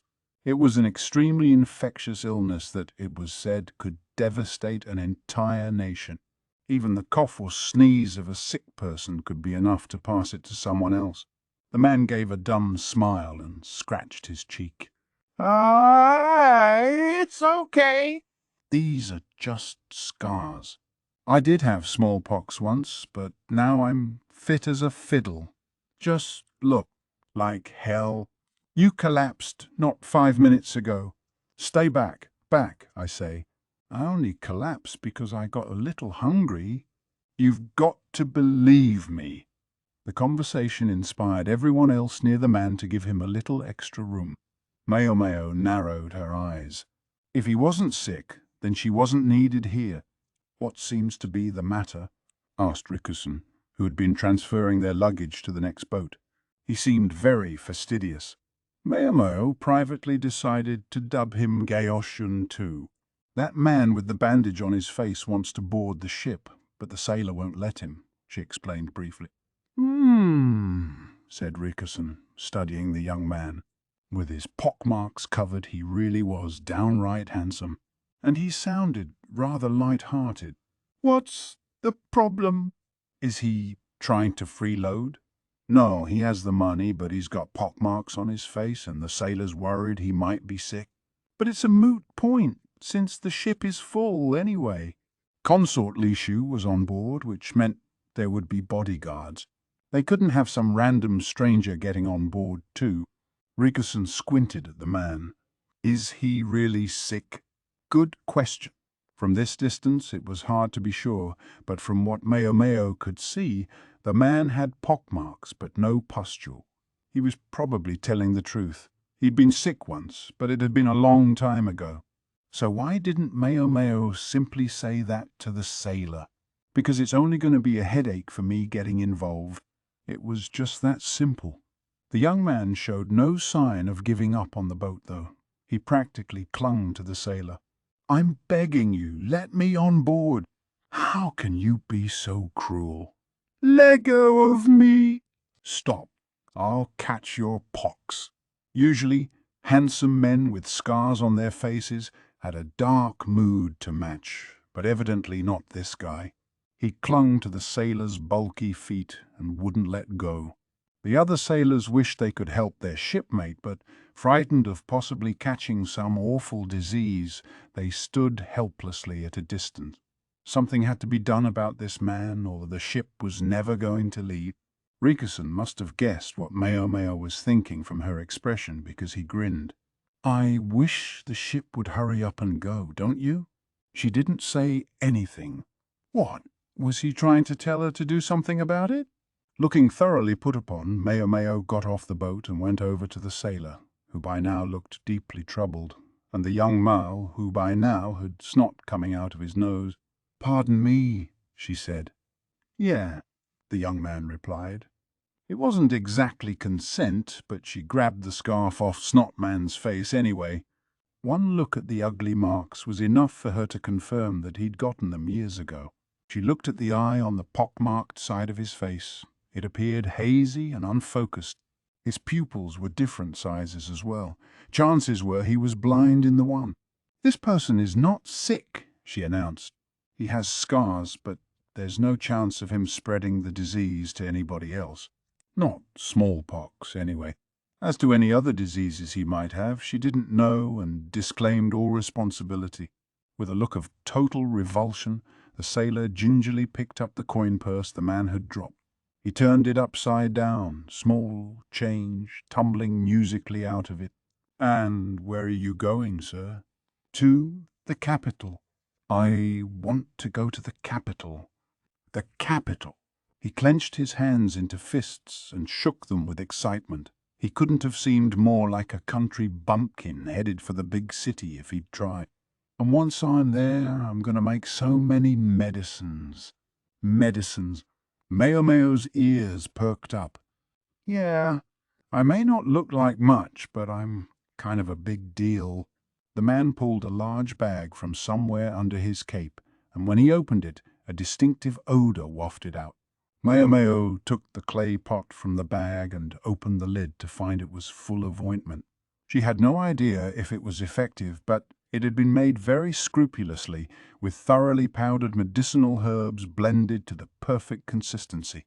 Such care in preparation was even more vital to the quality of the final product than exactly which herbs were used. Maomao looked at the man afresh. He was grinning widely and said to the sailor, "Want some? Works on seasickness." But of course no sailor was going to buy a medicine like that. "Puff, tightwad! Why not just buy some?" "Oh, actually, forget about buying anything. Can I get on the boat? Yeah. The boat? No. This ship is rented out. You'll have to wait for the next one. What? Seriously, I have to wait. The man looked less than thrilled, but seemed to accept it. Then he looked at Maomao and grinned again. Thanks, you were a big help. To show my gratitude, let me give you some of this seasickness medicine. The way he talked made him sound very, well, young, but he seemed to be more grown up than he acted. He at least appeared to be older than Maomao. No, thanks. I don't get seasick, Maomao said. No, shame that. The man was just about to put the medicine away when, from behind Maomao, someone bellowed, Hold it! Lan came veritably flying off the ship. The medicine. Gee, give it to me, he said, breathing hard. I'm impressed he was able to hear us, Maomao thought. He'd been quite a ways away and not looking his best. Maomao entertained herself with such thoughts as she got on the boat. Phew, you really saved my neck. Not only did you explain about my illness, you even got me onto this boat. The man with the bandage turned out to be named Kokuyu. He was a traveller, as Maomao might have guessed from his grimy apparel. He was also a doctor, or at least so he claimed. When Lahan heard that Kokuyu had all kinds of medicine with him, he became quite insistent that the traveller should join them on their ship. And since it was Lahan who had made the travel arrangements to begin with, that was his prerogative, so long as the newcomer didn't seem likely to do any harm to Consort, Lishu, or anyone else. However, Kokuyu wasn't guaranteed to get to the capital, but rather only to the next landing, where Lahan would be getting off. Kokuyu was a bit of an odd character and quite a talker too. He jabbered on about himself as he mixed up some medicine. Long story short, they drove me out. You're cursed. Gale! Ginger! Greg. How cruel, am I right? Kokuyu said, although he certainly didn't sound like he thought it was. There was no grim edge to his tone. He chatted away like an old lady gossiping at the village well. Maomao watched him closely, understandably doubtful about whether a medicine concocted by a smallpox-stricken man of uncertain origin would really work.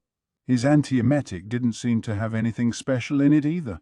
Lahan, in much better spirits, had called Kokuyu to his personal cabin, and Maomao had come along, thinking that, since he claimed to be a doctor, it might be worth hearing what Kokuyu had to say. I've actually been in the same place for the past several years. Last year, the village suffered from a plague of insects. Then, out of the blue, the village shaman started saying it was a curse. And that, Kokuyu claimed, was when he found himself chased out. Doctors and shamans tended not to get along very well. In Maomao's opinion, it was stupid and ridiculous to believe in baseless ideas like curses, but she was in the minority on that. Frankly, it made her angry. Notwithstanding Kokuyu's frivolous tone, his medicine proved quite effective. Lahan, who until that point hadn't been separated from his bucket for a moment, was able to join the conversation. It might have helped that the ship no longer rolled quite as violently as it had before, but in any case Lahan appeared very satisfied.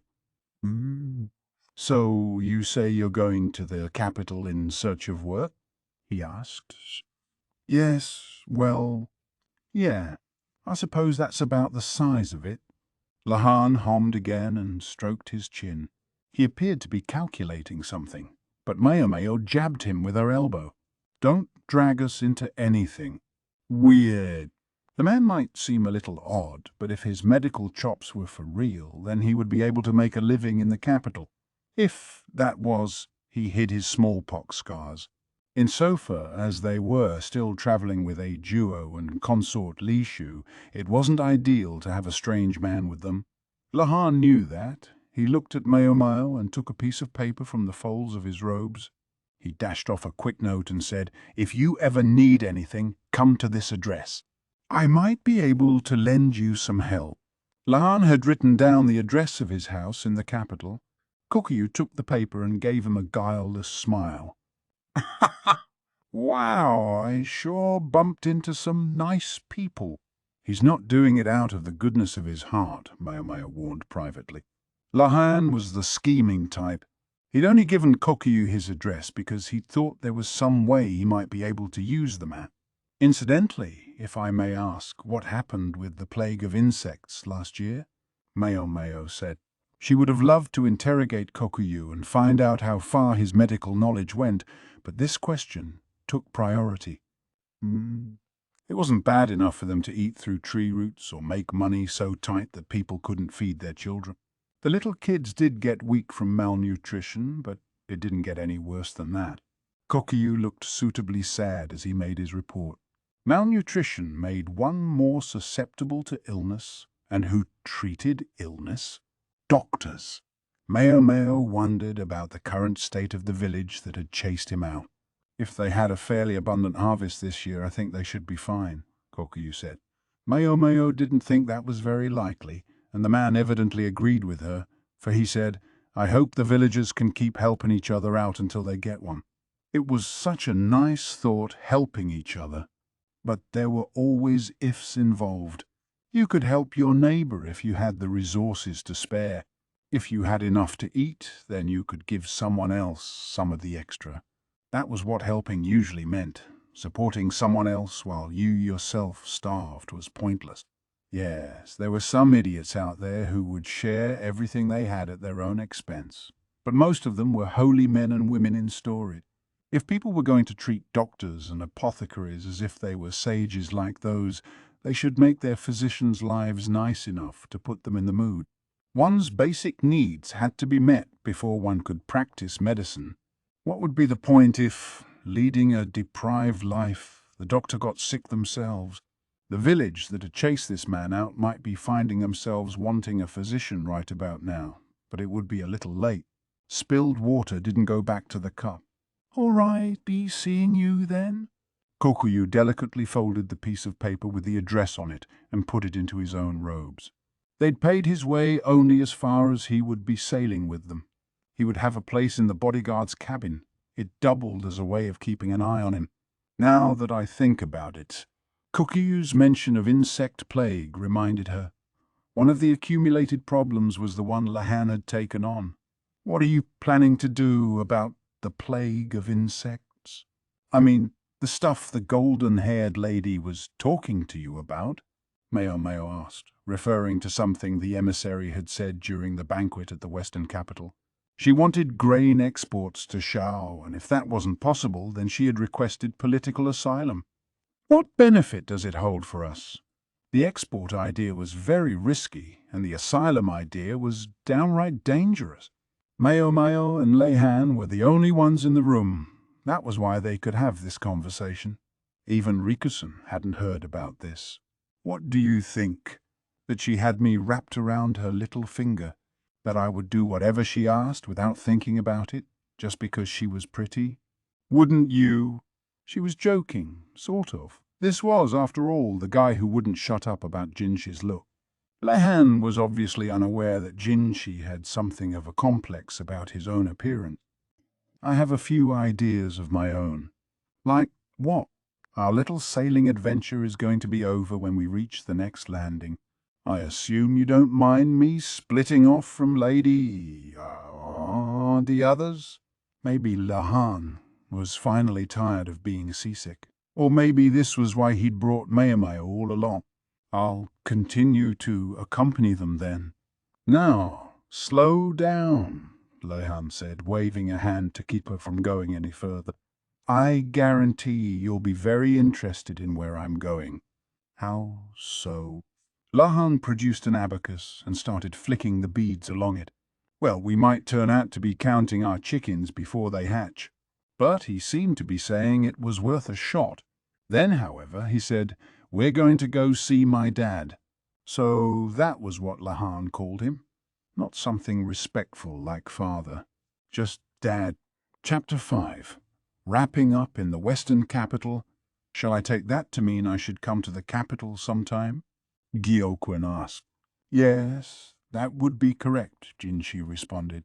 They were in Gyokuin's annex, a pleasant, cool place facing a pond. It was just the two of them. Basen and their various bodyguards were outside. Neither man had anything resembling a weapon. This was their chance to talk to each other in complete and full confidence. Jinshi reflected on how difficult this was as he picked his words. He was the Emperor's younger brother, and though Gyokun might be the Empress's father, Jinshi still outranked him. The problem was he constantly felt like he was about to slip back into the more deferential tone of a eunuch. Everyone else had gone, leaving Jinshi and Basen in the western capital, where Jinshi proceeded to take care of one thing and then another. Diligent, methodical. Yes, it's just as you imagine. Especially considering the accession of Empress Gyokyu, the feeling is that it would be best if you had a name as soon as possible. The consort had become Empress, but her official presentation had been delayed on two grounds. One, that Empress Gyokyu had thick Western blood, and two, that Gyokun still lacked a family name. There wasn't much to be done about the former, but as to the latter, the obvious solution was simply to hurry up and give him one. The subject ought to have been addressed sooner, but with so many guests it ended up being put off until after everyone had gone home. Gyokun had probably known this was coming. The idea had been in the air, and the more perceptive might have guessed Jinshi would do something like this. Jinshi had wondered if Yuryu might try to object, but the incident with his own daughter had left him without a leg to stand on. Lishu might have been a family member, but she was also the Emperor's consort, and acting maliciously toward her would be neither permitted nor forgiven. Worse was his transparent attempt to destroy the evidence. And this, when Consort Lishu's ladies-in-waiting at the rear palace still played pranks on her on a regular basis. And to top it all off, Yoryu himself seemed far more partial to Lishu's older sister. Normally, this would have brought punishment down upon their heads, but Consort Lishu hadn't wanted that. So instead, the matter was dropped, and the Yu clan was left owing a favor. Gyokun looked briefly thrilled to know he would be granted a name, but then his eyebrows drooped. Jinshi couldn't be sure whether it was an act or a genuine reaction, but either way it meant he wasn't going to simply accept the offer wholeheartedly. Jinshi understood perfectly well why that was, but he pretended not to. "Is something the matter?" he asked. "No, it's simply... Again, this means I would have to go to the capital, does it not?" "Yes, it does. Even the most urgent trip from the western reaches to the capital and back would take at least a month, a difficult prospect for Gyokuen, who was supposed to be governing this area. Yet he also understood that he didn't have the option of turning this offer down.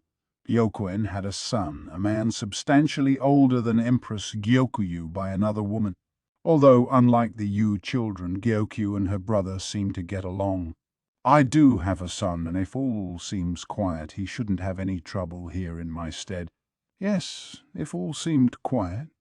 There was the rub. It was very clear why Gyokyu had been made empress. The emperor wished to focus on what was happening in the west. Beyond the western capital was the land of Shao. Shao was not such an issue in and of itself. The real problem was the country that stretched above it, Hokwaren. The emperor would bind himself to Gyokun's clan in order to strengthen the western border, but if anything were to happen while the clan leader was away, well, the prospect was frightening. Neither could Gyokun's son travel to the capital in his father's place. It was expected to be the head of the clan who appeared to receive the name. Some argued for ignoring such mouldy old customs, but it was Empress Gyokyu who was likely to suffer if her father chose to break with precedent. Gyokun was and had always been a functionary from the western capital. He held a fair amount of territory, to be sure, but in the eyes of many officials in the royal capital, he still occupied a provincial post on the fringes of the country, no matter how much land it might come with. His swift rise to prominence after the destruction of the Yi clan couldn't be denied, but it was also the source of much resentment and resistance against him. "I'm very sorry, but I must ask that you come regardless," Jinshi said. He did feel for the man, but it was the only way. Jinshi, as well as the emperor, knew they were asking something almost impossible of Gyeokuen, but the demand didn't come from them. It came from the high officials in the capital, perhaps including several with relatives in the rear palace. This is only the first part of their plan to punish an upstart rube, I suppose, Gyeokuen said, yet he looked more or less relaxed. Perhaps, if you couldn't handle needling of this kind, you simply didn't have the disposition for politics. The word upstart might be taken to imply a weak position, but that didn't seem to be true of Gyeokuen. In any case, I understand, he said. He'd known he'd get this answer eventually, but actually hearing the words gave Jinshi a rush of relief. However, Gyeokuen wasn't finished. If I may, though, I'd like to stipulate a condition. A condition? Yeah. I'd like my son to have someone to help him. He's known only the Western lands his whole life and has little experience of the world. If possible, I'd like him to be attended by someone with knowledge of the central region. In other words, I'm going to do this impossible thing you ask, so give me some decent personnel in exchange. Yes, that seems reasonable. Did you have anyone particular in mind? It was, in fact, an understandable request. Gyeokuen's son would one day succeed him, and he would need to know about life in the region around the capital, even if his knowledge thereof was only minimal. Yeah. During the banquet, young Basen seemed like an entirely different person when he threw himself in front of that lion. Him. If Gyeokuen had his eye on Basen, that could be a problem. He might not look like much, but he was very important to Jinshi, someone who could speak frankly to him and around whom Jinshi could relax. Please don't misunderstand me. That's not what I'm asking. I would never seek something so far beyond my station as to have a member of the Mei clan attend upon my son, Gyeokuen said quickly, grasping the import of Jinshi's reaction. The Ma were one of the named clans, and yet they never became ministers or occupied other high offices. Instead, they existed to serve the imperial family. The matter might have been open had Basen come from a family with no name, but as a member of the Mei clan, he was assured that he would somehow be involved with the imperial family, and not with anyone else. Gyeokuen was quick to deny that he was asking for a member of Basen's clan to help him, because to do so would have been to claim that his family was co-equal with the emperor's, a claim that would have bordered on treasonous. I was merely impressed, Gyeokuen continued. I don't know how many men there are who could act so decisively when confronted with a wild animal instead of trembling in terror. Gyokuen's remark was simple, earnest praise, it appeared. It felt somewhat strange to hear someone laud Basen so unreservedly, but Jinshi agreed with him, for as easily as he got out of sorts under most circumstances, when push came to shove, Basen showed remarkable composure. He'd acted quickly as well.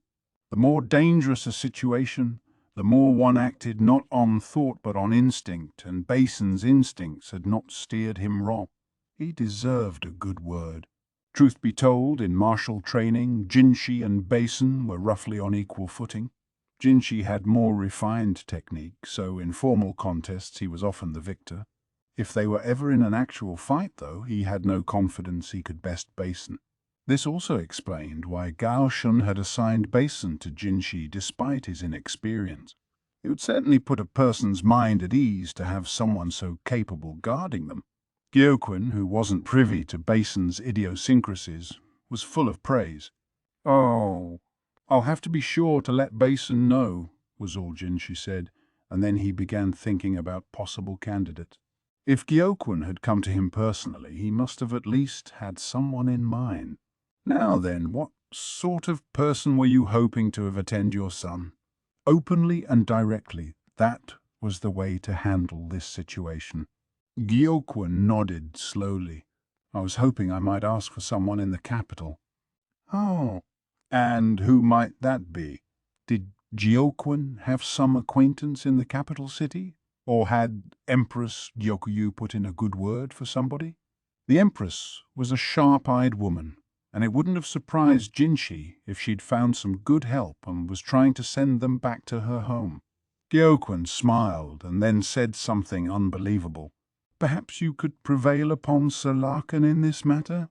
It was all Jinshi could do to keep the dismay off his face. After he parted ways with Gyeokwen, Jinshi returned to his guest room and slumped on the couch. "That should be the last of it," he said. "Yes, sir."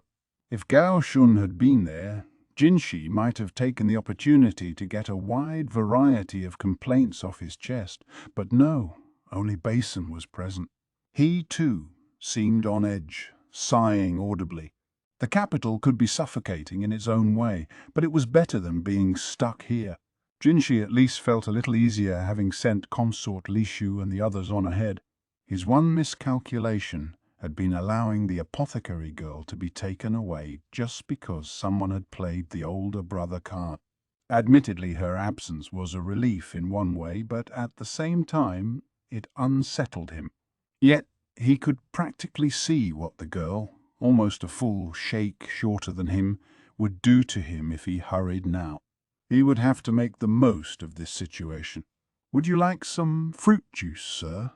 Basen asked. "Yes, thank you." Basen falteringly got the juice ready.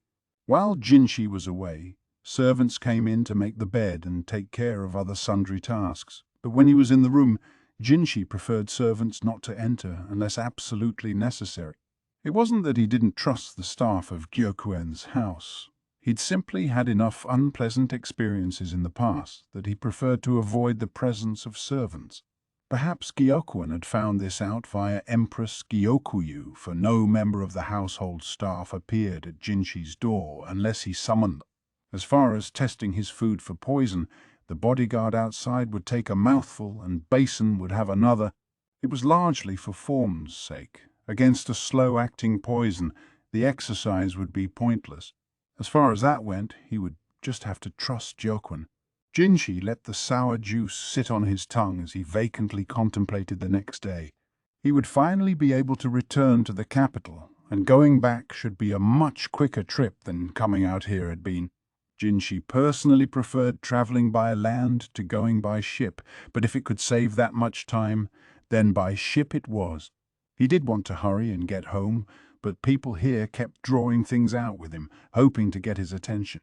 His return date had slipped in part because of the commotion at the banquet and later the matter of the funeral, but there was also just plain old politicking involved. Perhaps that was part of why Gyokwen had left his own business until now. In the western capital, his name made it easy to get away. One need only say, "I'm afraid I have a meeting with Gyokwen after this." Nonetheless, there was no end of people who brought their daughters or younger sisters to pour drinks for him, or who came accompanied by foreign-looking women oozing exotic beauty. Some of their perfumes must have contained aphrodisiac ingredients, because Basen, who was particularly sensitive to such things, didn't touch his drink. He simply sat there, red all over. He was convenient in a way as a sort of litmus test. Even though Basen was Jinshi's milk brother and an old friend, there were still some criticisms of him Jinshi could have offered. The other day, during the incident that had invited such a terrific misunderstanding on Ajuo's part, Jinshi had thought that perhaps Basen had finally grown up a little, but he seemed to have been wrong about that. The young man remained a late bloomer when it came to women his own age. Only with Maomao did he seem completely at ease, and in a way that might only have been a sign that he couldn't imagine himself breaking up. Jinshi himself felt that, notwithstanding her imperviousness to poisons, she was still a small and delicate-looking girl who seemed as fragile as the next young woman. But strangely, he found he couldn't imagine her breaking like that. Maybe because he'd seen her laugh uproariously as she took poison, or come back from being kidnapped looking as calm as if she'd been away running errands, and on and on. Simple enough, Basen didn't see the apothecary girl as a woman, but Jinshi was conflicted. By Basen's age, his father Gaoshun had already had 3 children. To think that a man so clearly, active among women, should have a son like this. and Basen's older sister and older brother were already married. Jinshi drained his cup and looked at Basen. "Aren't you being pestered about getting married yet?" Basen frowned, caught off guard by Jinshi's question. It was plain to see. Basen's mother had been Jinshi's nursemaid, so he was well acquainted with the type of person she was. A woman forceful enough that Gaoshan sometimes described his own wife as a scary lady.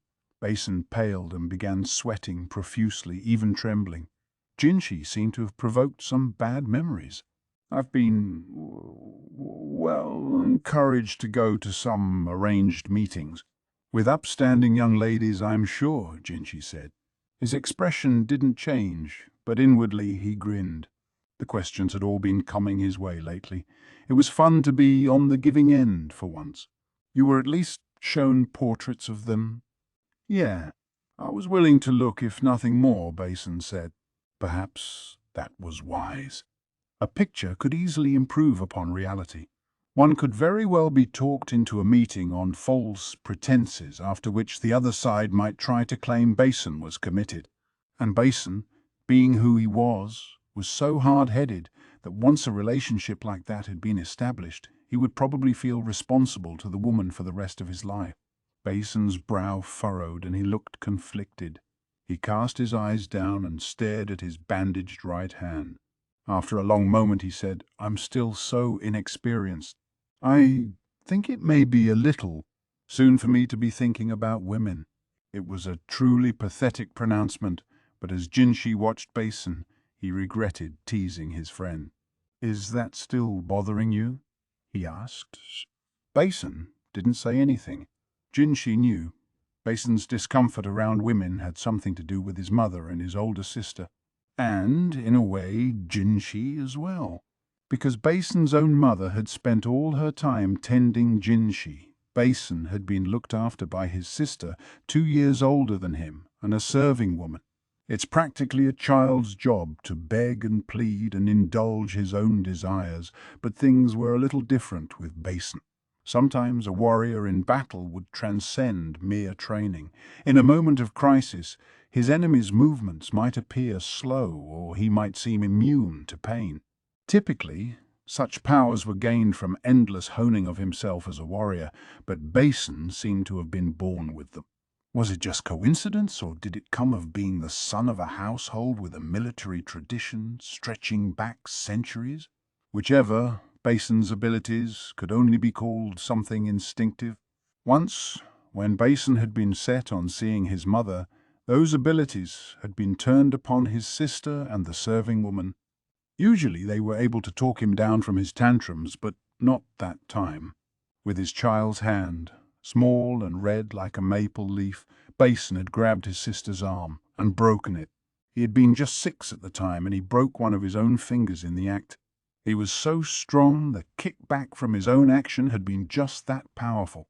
On account of that incident, Basen began to live separately from his older sister and brother. Jinshi first met him shortly after that, and initially considered him a rather cold and distant person. But of course he was. Jinshi had all but stolen his mother from him. That they were then to be instructed in swordsmanship together was partly to foster closeness between them, and partly an act of mercy toward Basen. Jinshi first heard this story when he was more than 10 years old, after Gaoshan had seen him teasing Basen for trying to keep his distance from the ladies in waiting. "Women are such fragile creatures," Basen said. "I think it's too soon for me."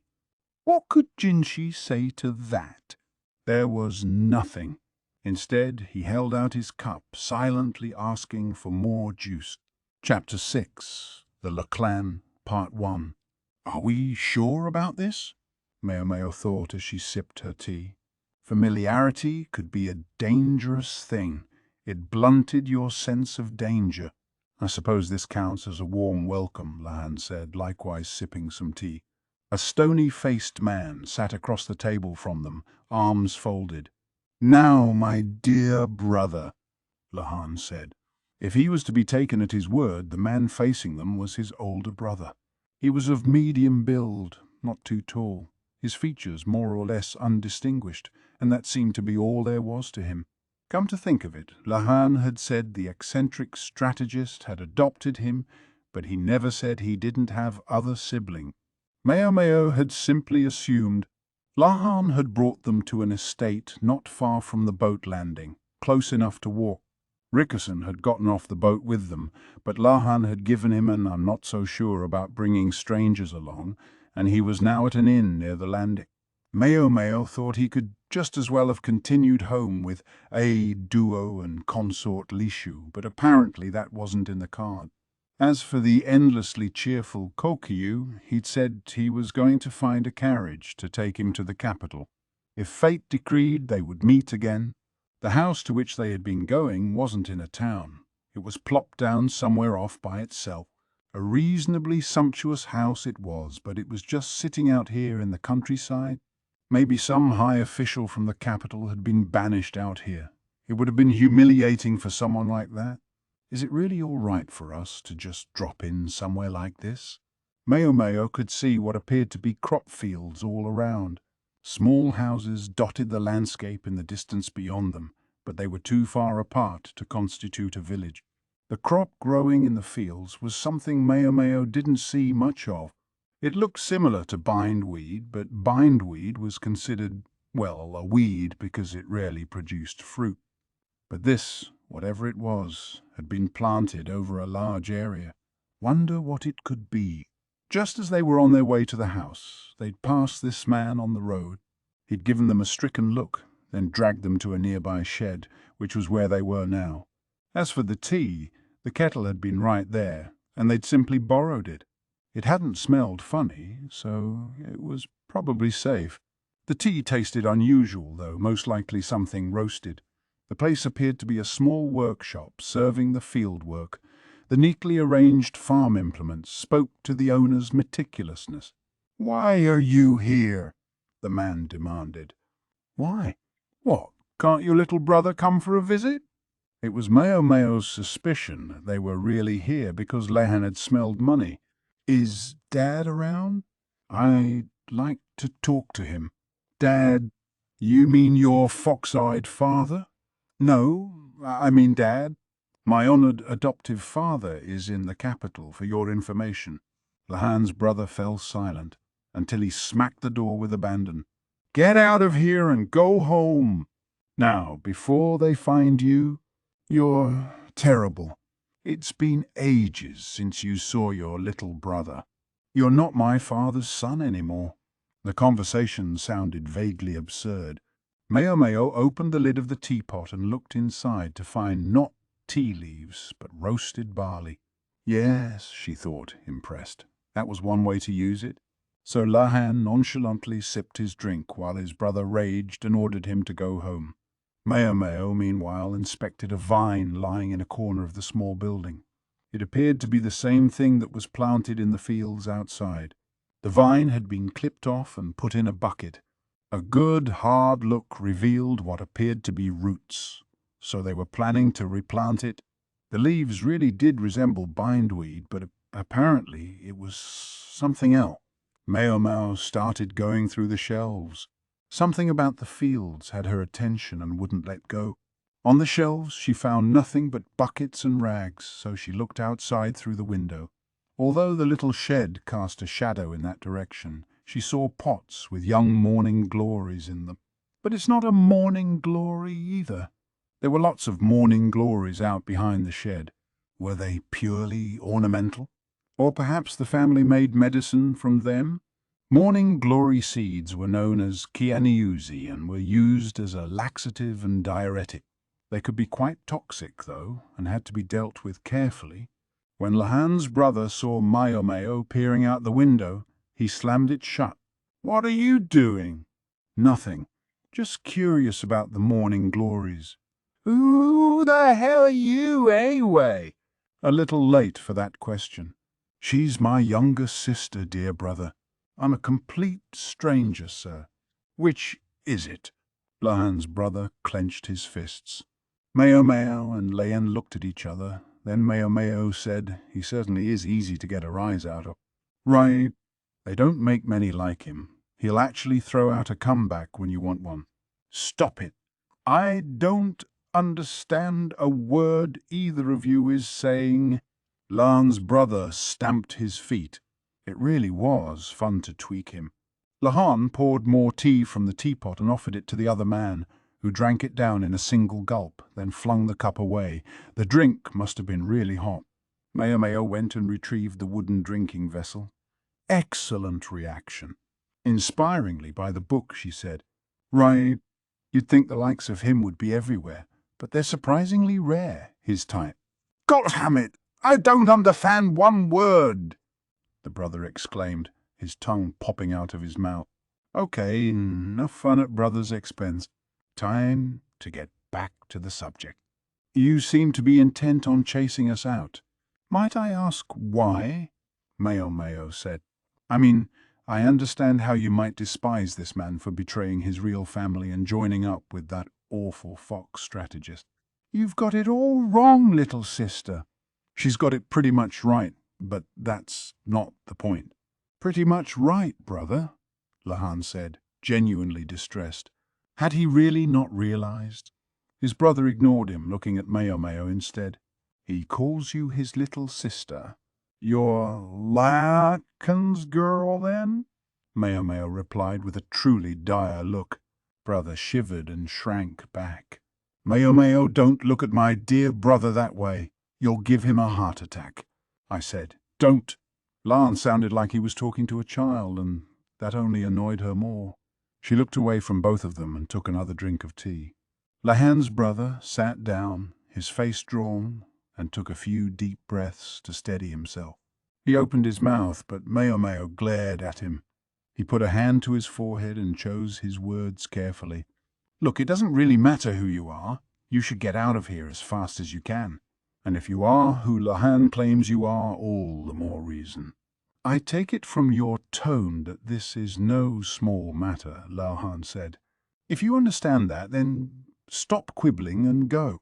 Being treated like that, though, could only pique a person's curiosity. Lan's spectacles flashed. Brother, what has happened? It's safest if you don't ask. We just want to know what's going on. Then we'll be good and go home. If I tell you, there will be no escape. Brother, talk like that is going to have exactly the opposite of the effect you want, Maomao thought. As the conversation went on, Lan kept trying to wheedle out the information he wanted. Eventually, Maomao suspected he would get the truth, except that the plot twisted first. The door opened with a clatter, revealing an elderly man with a cane, a middle-aged woman, and several of what appeared to be servants. I thought I heard ruckers out here, the woman said, narrowing her eyes at Maomao and Lahan. Lahan's brother went pale. It's been a long time, Lahan. 3 years, if my memory's not failing me. It has indeed been a long while. Lan stepped forward and bowed deeply. Mother, grandfather, mother, grandfather, Maomao thought. In other words, these were the family who had been chased out of the capital. The old man was the picture of stubborn age, weathered around the eyes, his face set, his beard very long. As for the woman, she had a lovely face, but her narrowed eyes made Maomao think of a predator. She looked like the woman from the Shai clan, Lulan's mother. In short, she was intimidating. Her outfit was a bit, well, loud, and she wore a white bracelet around her wrist. Maybe she hadn't quite caught up with the current fashions yet. I see you've brought some scruffy little waif with you. Who's this, your maid? The woman said. It seemed to be practically obligatory for new acquaintances to ridicule Maomao, and she was used to it by now. She stayed quiet and kept her eyes on the ground. Oh, heavens, mother, this is my little sister. Laha. Older brother started to cry out, but slapped his hands over his mouth. Little sister. Larkin's daughter, are you? The old man interjected. Maomao continued to look at the ground, but her face contorted into a scowl. There was one person there who looked at least as offended by the name as Maomao did, and it was Lahan's mother. Maomao could even hear her grinding her teeth. Yeah, Yes, that's right, Lahan volunteered. Even his brother had him fixed with a staggering glare. So this was why he'd been so intent on getting Lahan and Maomao out of there, undiscovered. He hadn't wanted his mother or grandfather to find them. In that much, Maomao agreed with him. It looked like life would have been easier if they'd never met these people. The old man made a muffled sound. It confused Maomao for a second before she realized it seemed to be laughter. How did you hear about it? Lahan looked perplexed. How did we? What's he talking about? Maomao wondered, wearing an expression of confusion similar to Lahan's. The others didn't seem to notice, perhaps because she and Lahan both had relatively minimal facial expressions. Unconcerned, the old man continued. If you're here about Laken, forget it. He's an empty shell of a man. Didn't even resist when we put him in confinement. He just keeps muttering to himself. Frankly, it's unsettling. Confinement. Maomao and Lahan looked at each other. Lahan's brother put a hand to his brow and let out a long sigh. Grandfather, what in the world are you talking about? Lahan asked. Oh, don't play dumb. Your foster father may be an eccentric, but even you would start to suspect something when he didn't come back for 10 whole days. That's why you're here, isn't it? Maomao didn't understand exactly what was going on, but she understood that it sounded like a pain in the neck. And if this old man, Lan's grandfather, was to be believed, that freak was in confinement somewhere. Not that she could believe it. 10 whole days doesn't mean much to us, grandfather. Maomao and I have both been away from the capital for more than a month now, Lahan said, scratching the back of his neck. The old man slowly turned to look at Maomao. You're kidding! Maomao brought out a small box from their luggage, which she opened to reveal a pot with a most unusual plant in it. It was the little cactus she'd received. You won't find these around here, at least not yet, she said. They also had gooseberry jam and a few other things, but she figured a formless lump of food wouldn't be as communicative. We also have furs and silks, she added. Lahan's mother and grandfather stared at the plant, the likes of which they'd never seen before. Yes, it was something that convincingly said souvenir from the West. You're kidding, grandfather repeated. Why should we lie to you? Lahan said. We brought cigars, too. Want some? He, too, opened some of the luggage. Tobacco leaves were typically imported and were quite a luxury item in the capital, but in the West they could be had cheaply. Mother and grandfather looked at each other silently. At length, grandfather swept one hand upward. Get them! The servants standing behind him advanced on Maomao and Lan. They were shortly captured, still a little stupefied. How could this have happened? How could they lock me up? I thought I was family. I think you mean a traitor. How rude, Lan said and sat down in a chair.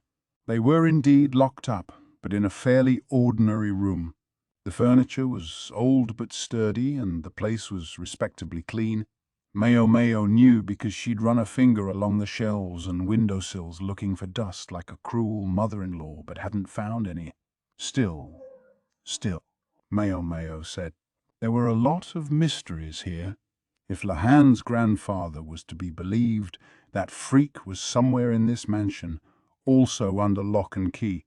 He might be lackadaisical to a fault, but Maomao wasn't sure he would have let himself be apprehended that easily. You think that old fart is telling the truth? Maomao asked. Lan scratched at his tousled hair. Can't be sure he isn't. And the old guy? Maomao.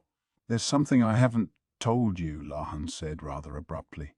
The courtesan he bought from the Verdigris house last year, she wasn't in the best of health. I imagine not. The woman had already looked as if she might die at any moment. And who should buy this expiring wisp of a courtesan but the eccentric strategist? That's why my honored foster father didn't come on this trip.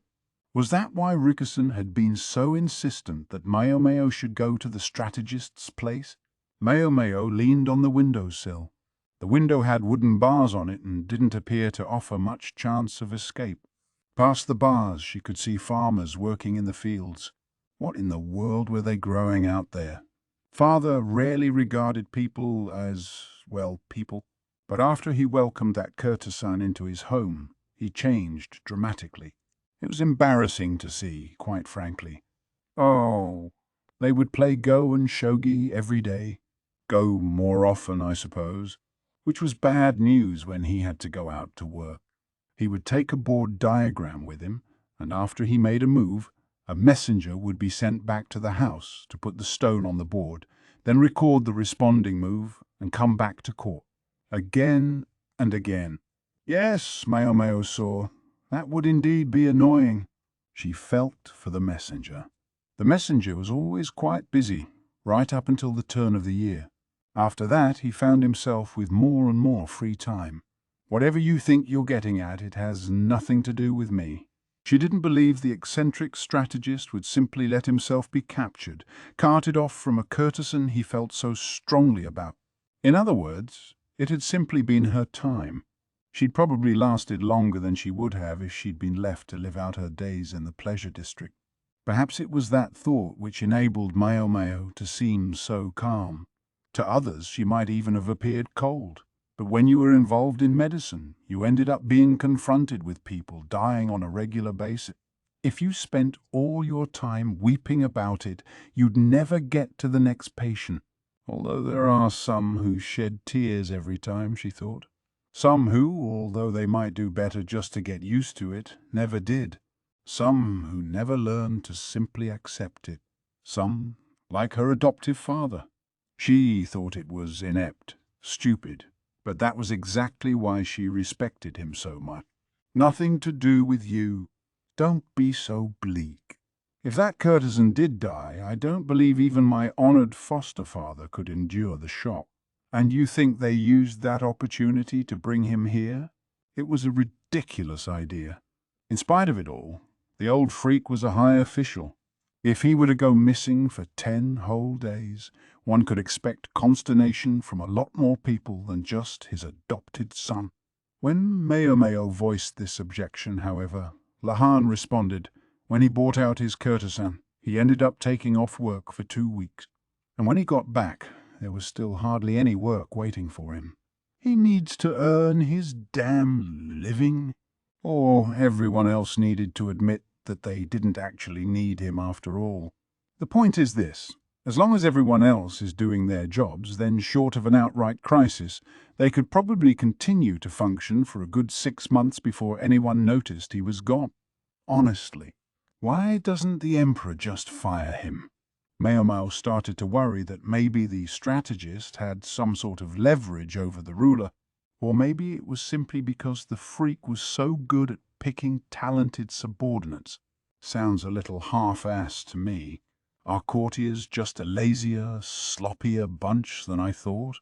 All I can say to that is, well, he's my father. Maomao heaved a sigh. If I had to guess, I would say grandfather and the others have locked father up in hopes of causing the family headship to appear vacant and thereby get it given to them, Layan said.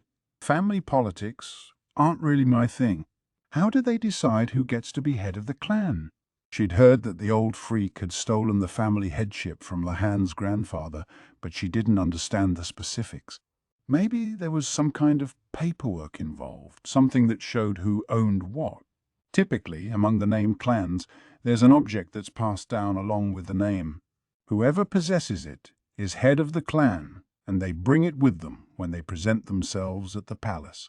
Obviously, of course, they aren't at the palace every day, just on special occasions. Usually the heirloom would be kept somewhere safe.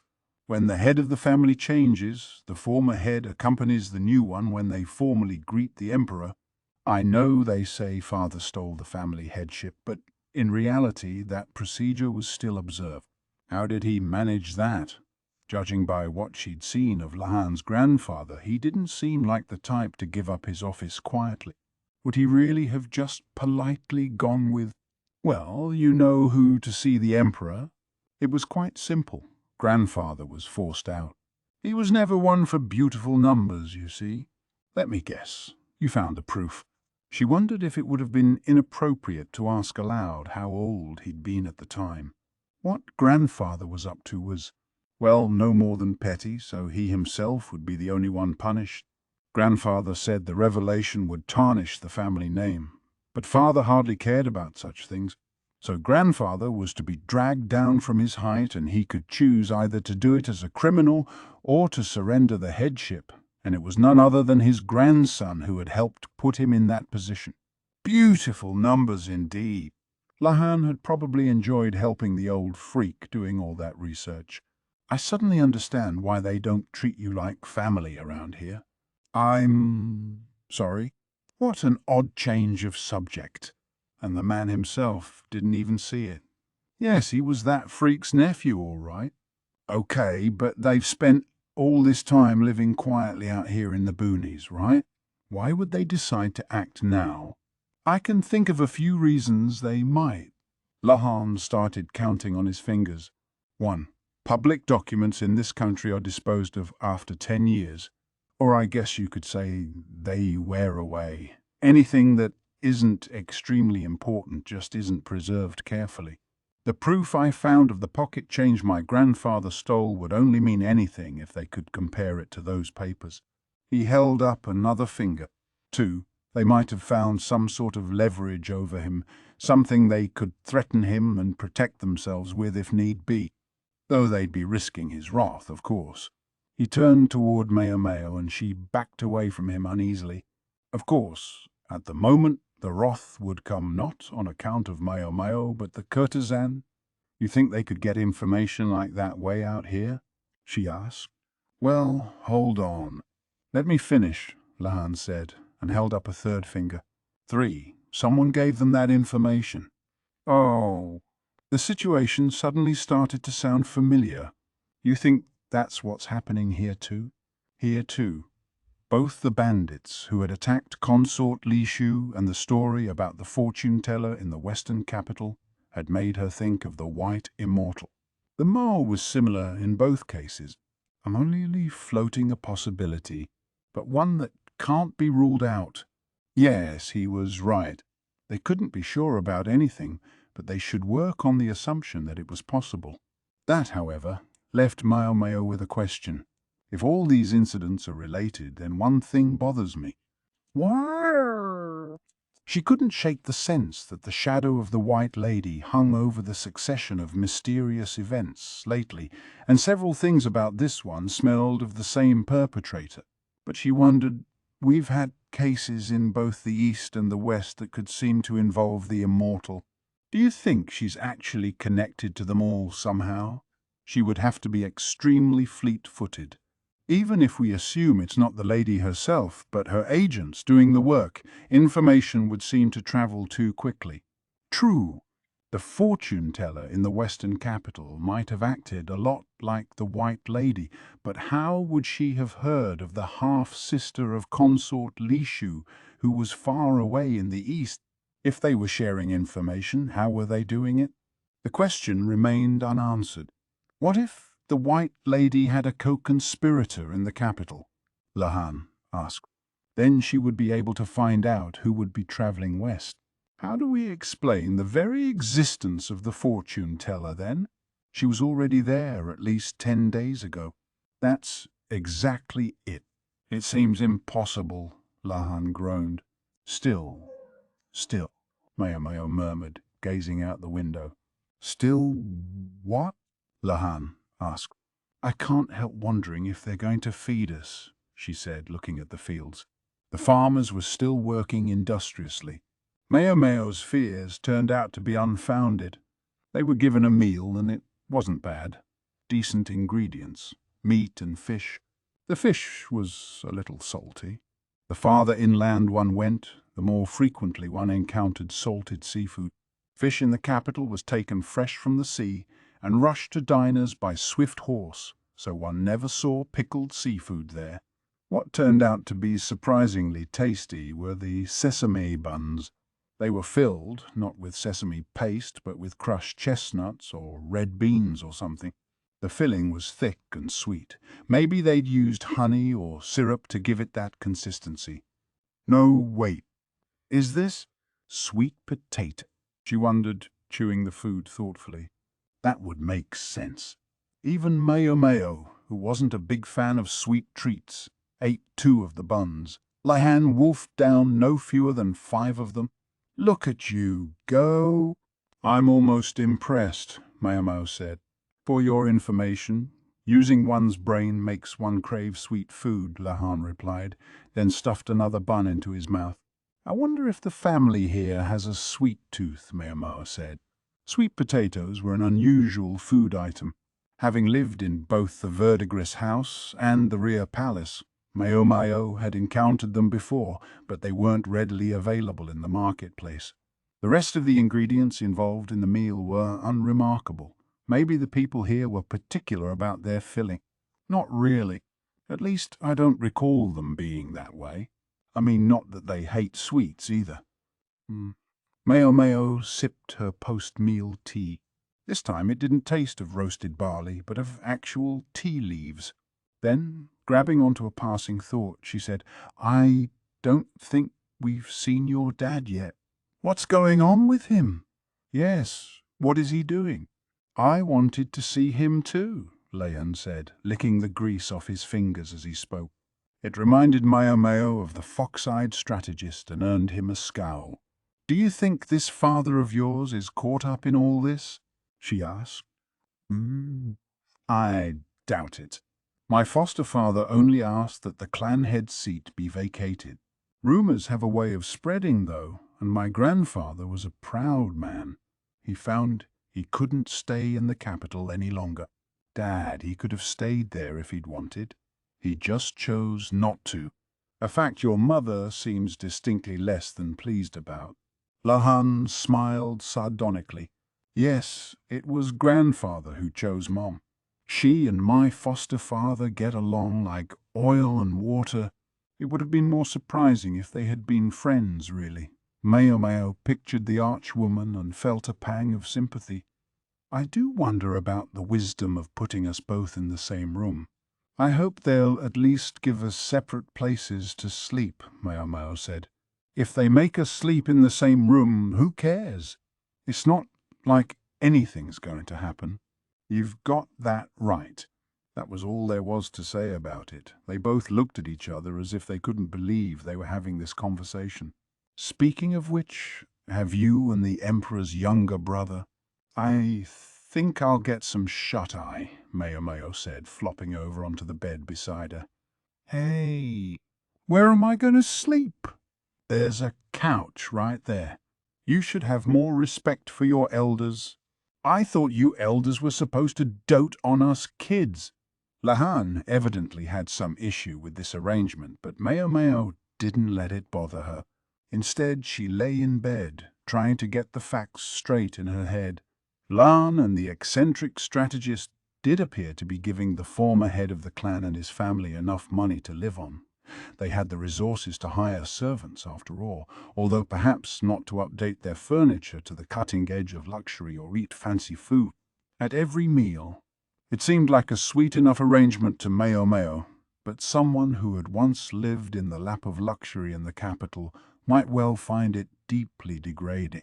The humiliation had festered over many long years, and now was on the point of explosion. But who had lit the fuse? Maomao recalled the white bracelet Lihan's mother had been wearing.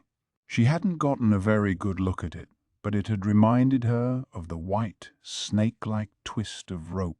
She hoped it wasn't just a misunderstanding, but it brought back some bad memories. That immortal sure is tenacious, Maomao thought. She was like a phantom. Her traces seemed to be everywhere.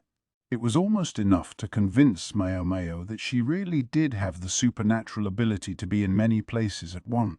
Maomao fell asleep, wishing someone would hurry up and catch the woman. The next thing she knew, it was evening. She came out of the bedroom yawning to discover not only Lan but his nasty old grandfather. If it had been just Gramps, she might have body slammed him and tried to escape, but she could see a servant behind him. The old man's face twisted when he saw Maomao. Maybe she still had bedhead, or eye goobers. Maybe the pillow had left a mark on her cheek and he didn't like it. "We're going," Grandfather said, and left the room before Maomao could object. She and Lahan shared a look, but since the alternative to going was presumably just being locked up again, they went. "It looks like you really are Lakan's daughter," Grandfather remarked, but Maomao didn't say anything. There was no reason for her to respond to that. It gave away, though, that the family had been looking into matters while she'd been asleep. She wondered how they had managed that when she figured she hadn't slept more than 4 hours. "The man's a complete half-wit," Grandfather went on. "Whatever we do, whatever we say, he just mumbles to himself. Doesn't even try to talk to us. But your name, at least he remembers." Maomao stopped in her tracks. This conversation suggested something about who was going to be at their destination, and she didn't like it. "I know you're not a big fan, but we'd better go." "Arguing won't get us anywhere right now," Lahan said, and unfortunately he was right. Maomao started walking again. They were headed for a building on the edge of the estate with big round windows with bars on them. You could see right inside, meaning you could see the filthy middle-aged man on the floor. The man was lying on his back, his chin bedecked with messy stubble. The hair on his head hung loose behind him as if he'd swept it away in annoyance. A grimy bowl was on the floor beside him. Grains of rice were stuck to his clothes and fingers as if he'd been eating with his hands instead of chopstick. "Father," Lahan cried, rushing up to the bars. The sight of the man, obviously out of it, must have stirred something in him. There did indeed appear to be something wrong with him. His mouth kept moving, forming silent words.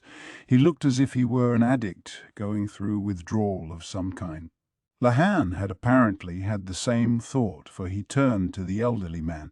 "Grandfather, I know you said father wouldn't listen to you, but you didn't give him opium or something, did you?" I can't speak to that, but I do want him to cough up the location of the heirloom." The old man looked at Lahan imperiously. Then he spread his arms and said, "Anyway, I didn't summon him. He summoned me, and I went to the capital for him. He was like this when I found him." Maomao actually agreed with him. This definitely wasn't opium poisoning. There were no servants or anybody else at the house. Just him, the codger, bent over a go-board and muttering to himself. Grandfather alleged that he'd brought the strategist here on the grounds that there was no one else around. No one. Maomao wondered. She looked at Lan. That didn't seem possible. Did he have to fire all his servants or something because he was too deep in debt to pay them? No, he retained a minimum of household help. He needed someone to do the cooking and cleaning, to look after the patient. Then, however, Lahan added, "Still, I figured this might happen." What was he referring to? Rather, who? He had to mean the courtesan the strategist had taken in last year. The servants might all be gone, but she would still be there, and the fox-eyed strategist wouldn't have gone away and just left her at home. The fact that he was here and looking shell-shocked must mean that the courtesan had died. He looked as if his very soul had fled his body, and yet the body moved. He appeared to be facing something that could not be seen. He was sitting before someone who was no longer there. "Can't you do something for him, Maomao?" Lahan asked. Just for an instant, the eccentric strategist twitched, but then he resumed his relentless, mumbled litany. He was in bad shape. "You're supposed to be what passes for his children. Don't you have any idea where the family jewels might be?" Grandpa demanded. "I'm afraid you can yell all you want, sir, but," Lahan said, shaking his head. Maomao was more direct. "I have no idea." She, too, shook her head. "Then maybe you remember this?" The old man took a sheaf of papers from the folds of his robes. They were covered with numbers of some kind. "Larkin had this on him.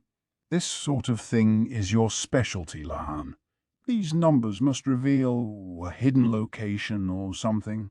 The old man was evidently under the impression that the numbers were some kind of code. Lahan took the paper and squinted at it. Maomao peeked over his shoulder. They both saw what it was immediately. The paper had 2 numbers on it, side by side, and there were dozens of pages. They also knew that the sheaf didn't contain the answer the old man was looking for, but under the circumstances there was no reason to tell him that right away. Instead, they felt they needed to do something about the deflated freak. Frankly, Maomao would have been just as happy not to have anything to do with him, but sooner begun was sooner done. "Do you have a go-board in this house?" she asked. "The hell does that have to do with anything?" "Do you have one?" she repeated, not changing her tone. The old man clucked and called for a servant who brought a go-board and stones. They entered the strategist's room. When the board was placed in front of him, his shoulders shivered. Maomao sat across from him, on the other side of the board. She took the black stones, while Lahan placed the white ones where the strategist could reach them. Maomao picked up a black stone and placed it on the board, following the numbers written on the paper. In response, the freak took a white stone and set it on the board with a click. She believed the papers were notes kept by the messenger while the strategist and his courtesan played Go. In addition to the 2 numbers, running numbers had been carefully inscribed along the upper right. Maomao simply played according to the numbers, and the strategist responded. Maomao wasn't a particularly good Go player. She knew that the opening part of the game involved something called joseki, sequences of moves that were largely set. Thus, she could expect the strategist to make the same moves he had in the actual game. She just kept turning the pages, playing and turning the pages again, until she was down to the last 3 sheets. Lan, watching, cocked his head. That was a bad move. He was referring to the stone Maomao had just placed, but she'd played it exactly according to the paper. The strategist narrowed his eyes for a moment, and then, click, he made another move, putting the stone there. It would have to be a sacrifice play. But why? Why would she do it that way? Lahan muttered. Maomao didn't know much about Go, but Lahan had some acquaintance with it. Whatever, she just kept playing the way the paper said. When they reached the end of the paper, though, they were still in the middle game. "No, you'd never make a mistake like that," the monocled freak murmured. There were grains of rice stuck to his stubble, and Maomao had to fight down the urge to tell him to wash his damn face.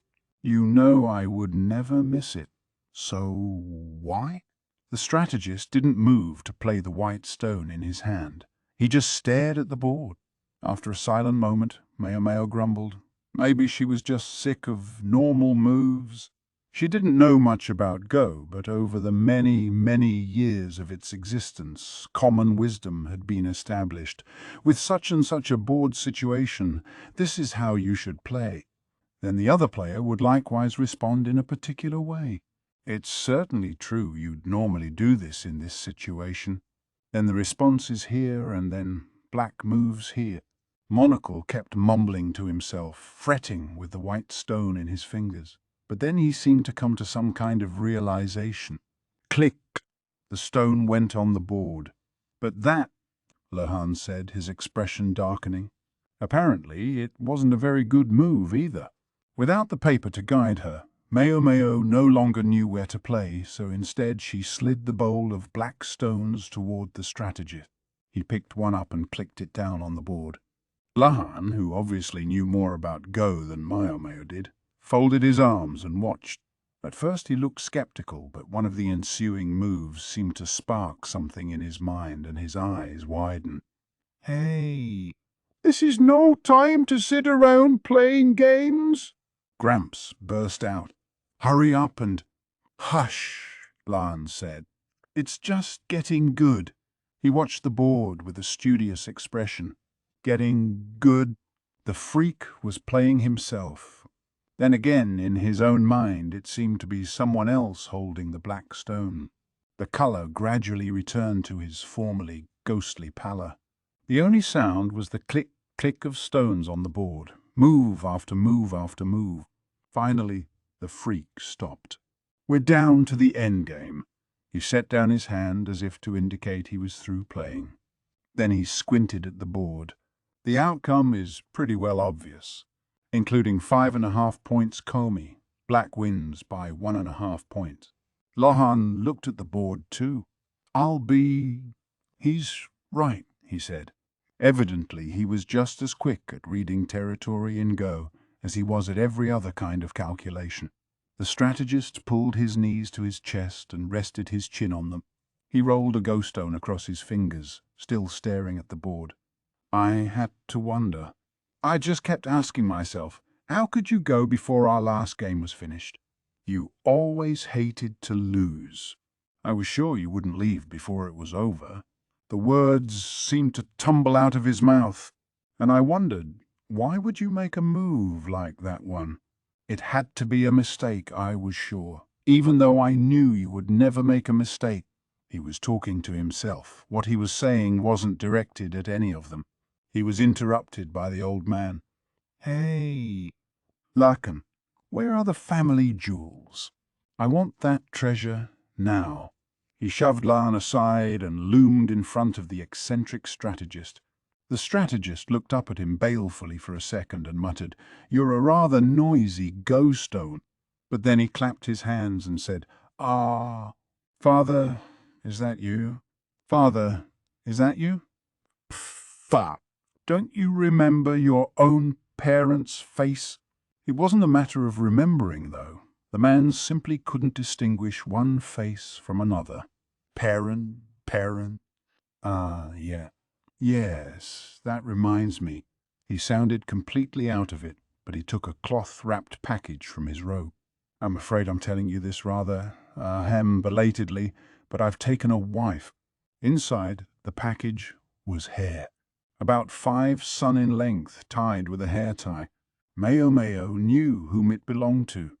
Grandfather turned beet red and aimed a blow of the cane in his hand at the strategist's temple. "Father," Lahan cried, rushing up. Maomao took a handkerchief from the folds of her own robe.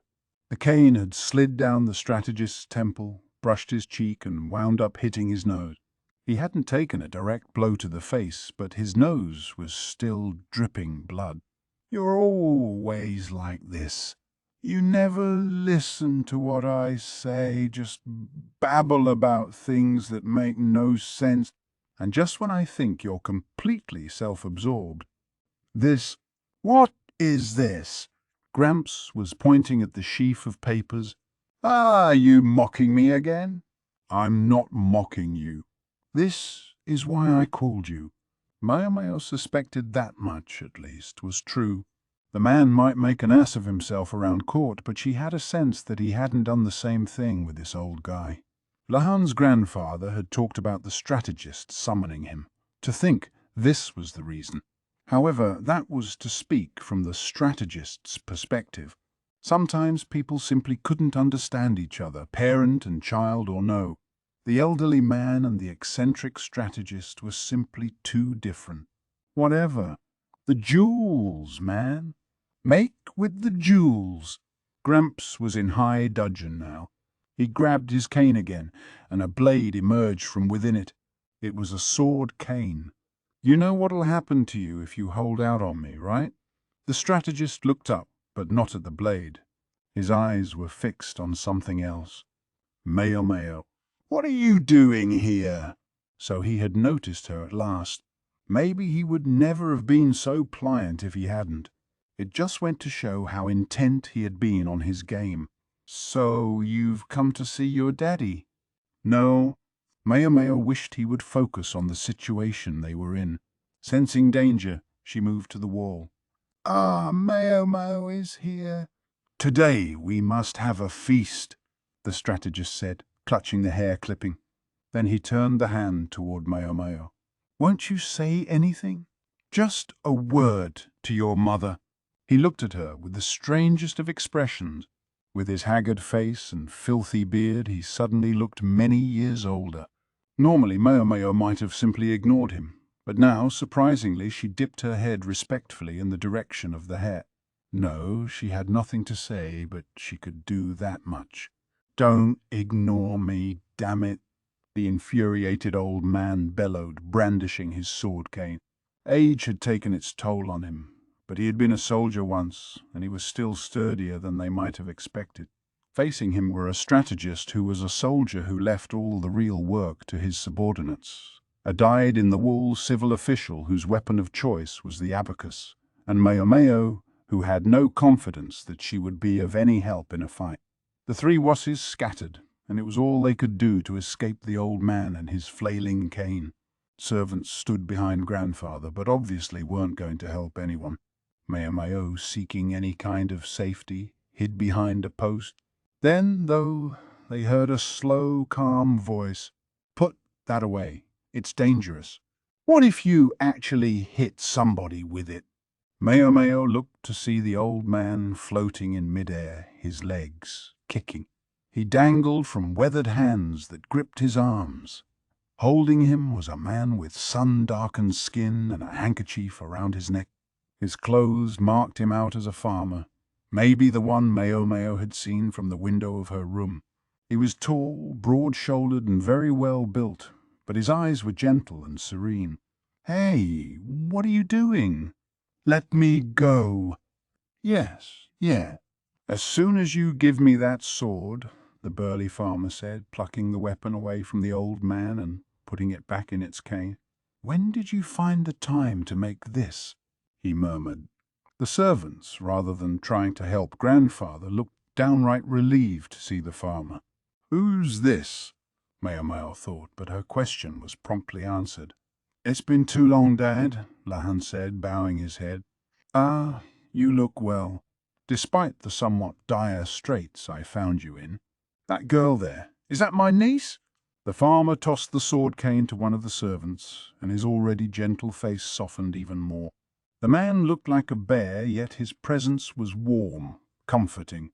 "May I take that to be my little brother who's just come in?" the eccentric strategist said, smiling.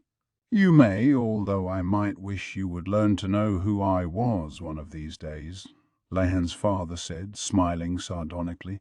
He still hadn't let go of the old man, who continued to kick. "I'm doing this for you. Blast it! Don't you want your birthright back?" "Not particularly." "And you can live with that?" "You weakling." "That's right. You always were that way." Suddenly, Lahan's mother was there. She didn't seem to get along with the strategist very well. She must have heard the commotion and come to investigate. Lahan's father looked disturbed to find himself confronted with another critic. "What good would it do for me to inherit the family headship?" A buffoon running the household could only embarrass everyone. His resigned tone only aggravated the old man and Lahan's mother. "You'd still be better than that jackass," Gramps shouted. The jackass in question was grinning stupidly at Maomao. It was supremely disgusting. "Don't you love our son? Don't you want to see him inherit the headship?" Lahan's mother pressed. "But Lahan's our son too," the farmer protested. Apparently the son the woman was referring to was Lahan's older brother, whom they'd met earlier. It seemed Lahan was considered a traitor and no longer her child. The house appeared to be divided. Some who had been following the old man's orders until moments before were now looking at Lahan's father, openly torn. "What good would it do for me to inherit the headship at this point anyway?" Lahan's father said. "There's no one to replace me, is there?" Then he added, "Besides, maybe no one would care if my dear brother Lakan didn't come back, but I think Lahan would be missed." His tone was placid, kind. At that moment, a servant came running up. "Master, there's a man named Rickerson here." Gramps and Mom both scowled at that. So what? "Throw him out on his ear." But sir, he's got several other men who appear to be, soldiers with him." "You know, I do seem to recall there being a garrison around here," Lahan said, as if it were just occurring to him. But it was a scripted line if Maomao had ever heard one. "Damn. Did you count on that when you decided to come here?" Oh no, nothing of the sort. Although it seems it certainly didn't hurt. His insouciant tones stoked Gramps' anger. The old man pounded the wall with a wrinkled hand. I'm surrounded by idiots. Incompetent. My whole family is an embarrassment. Now he was stomping on the ground so hard it seemed like he might put a foot clear through the floor. I've got one son who never has any idea who he's talking to, and another who thinks he's a farmer. Curse the womb that bore them both. I should have had another son. Maybe that one would have come out right. The old man's fury showed no sign of abating. His listeners refused to look at him. With what he was saying, even Lahan's mother found her lip curling. And then there's Lumen. Never could use a sword, and then he got himself mutilated. Is there even one person worth my time around here? Maomao was suddenly in motion. She darted out from behind the post, grabbing the bowl on the ground, the strategist's leftover soup. The next moment, she was in front of Gramps, and then she dumped the rotten stuff all over the old man. What the hell are you doing? Gramps raged. He slapped Maomao with an open palm, leaving her cheek burning. Maomao stumbled backward. Maomao, the strategist cried. He tried to catch her, but she dodged him deftly. The old man's hand she hadn't been able to avoid, but the strategist she could easily escape from. I just didn't like your tone, Maomao said in a quiet voice. It was the wrong thing to do, so if she got hit for it, she would just have to live with it. But she had wanted to stop the old man from ridiculing her old man. I won't hear you say another word against my adoptive father. What I'm saying is, please shut up, you mouthy little troll. Just who do you think I am? Who? Maomao thought. In her opinion, it was the old man who didn't understand who he was. Without that heirloom, you're just a frail old man who doesn't know how to have confidence in himself, Maomao said with a smile. Her lip was split, but that was a minor detail. The old man's face went tight, and Lan's mother blanched as well. Forget the family name.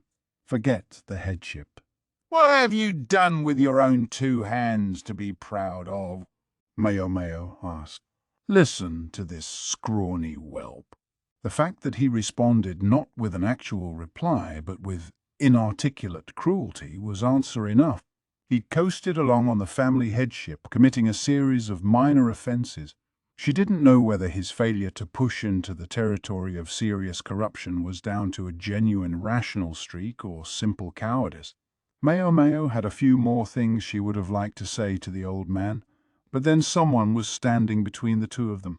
I'm sorry, young lady, but please. That's enough.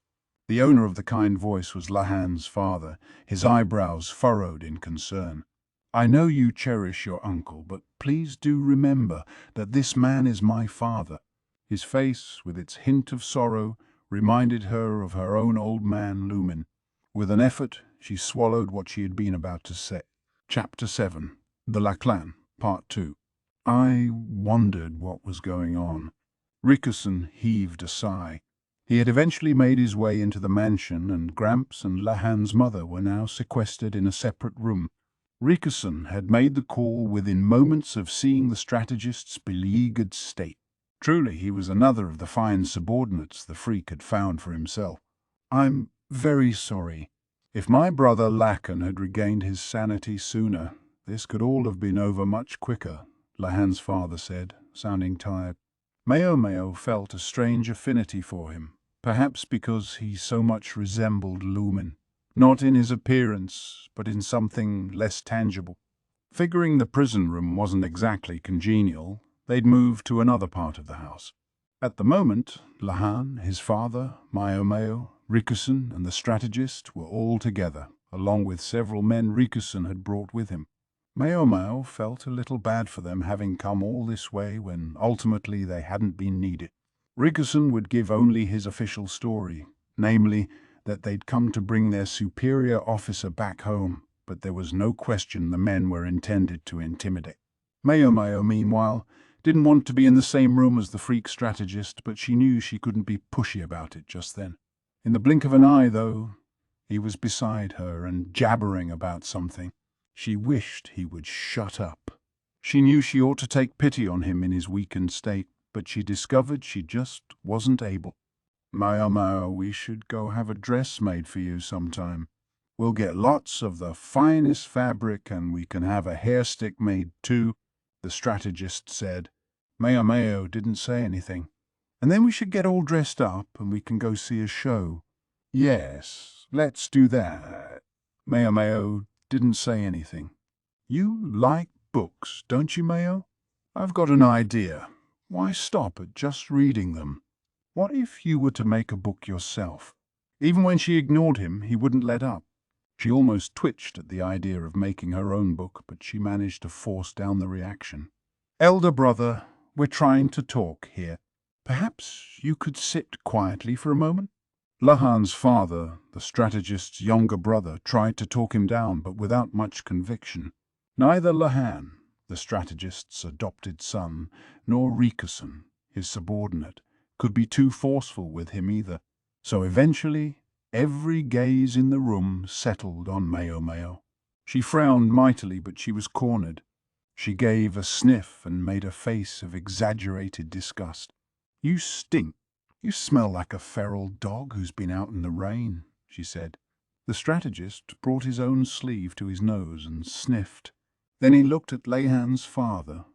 Where's the bath? Take her right out of this room, and it's at the end of the hall.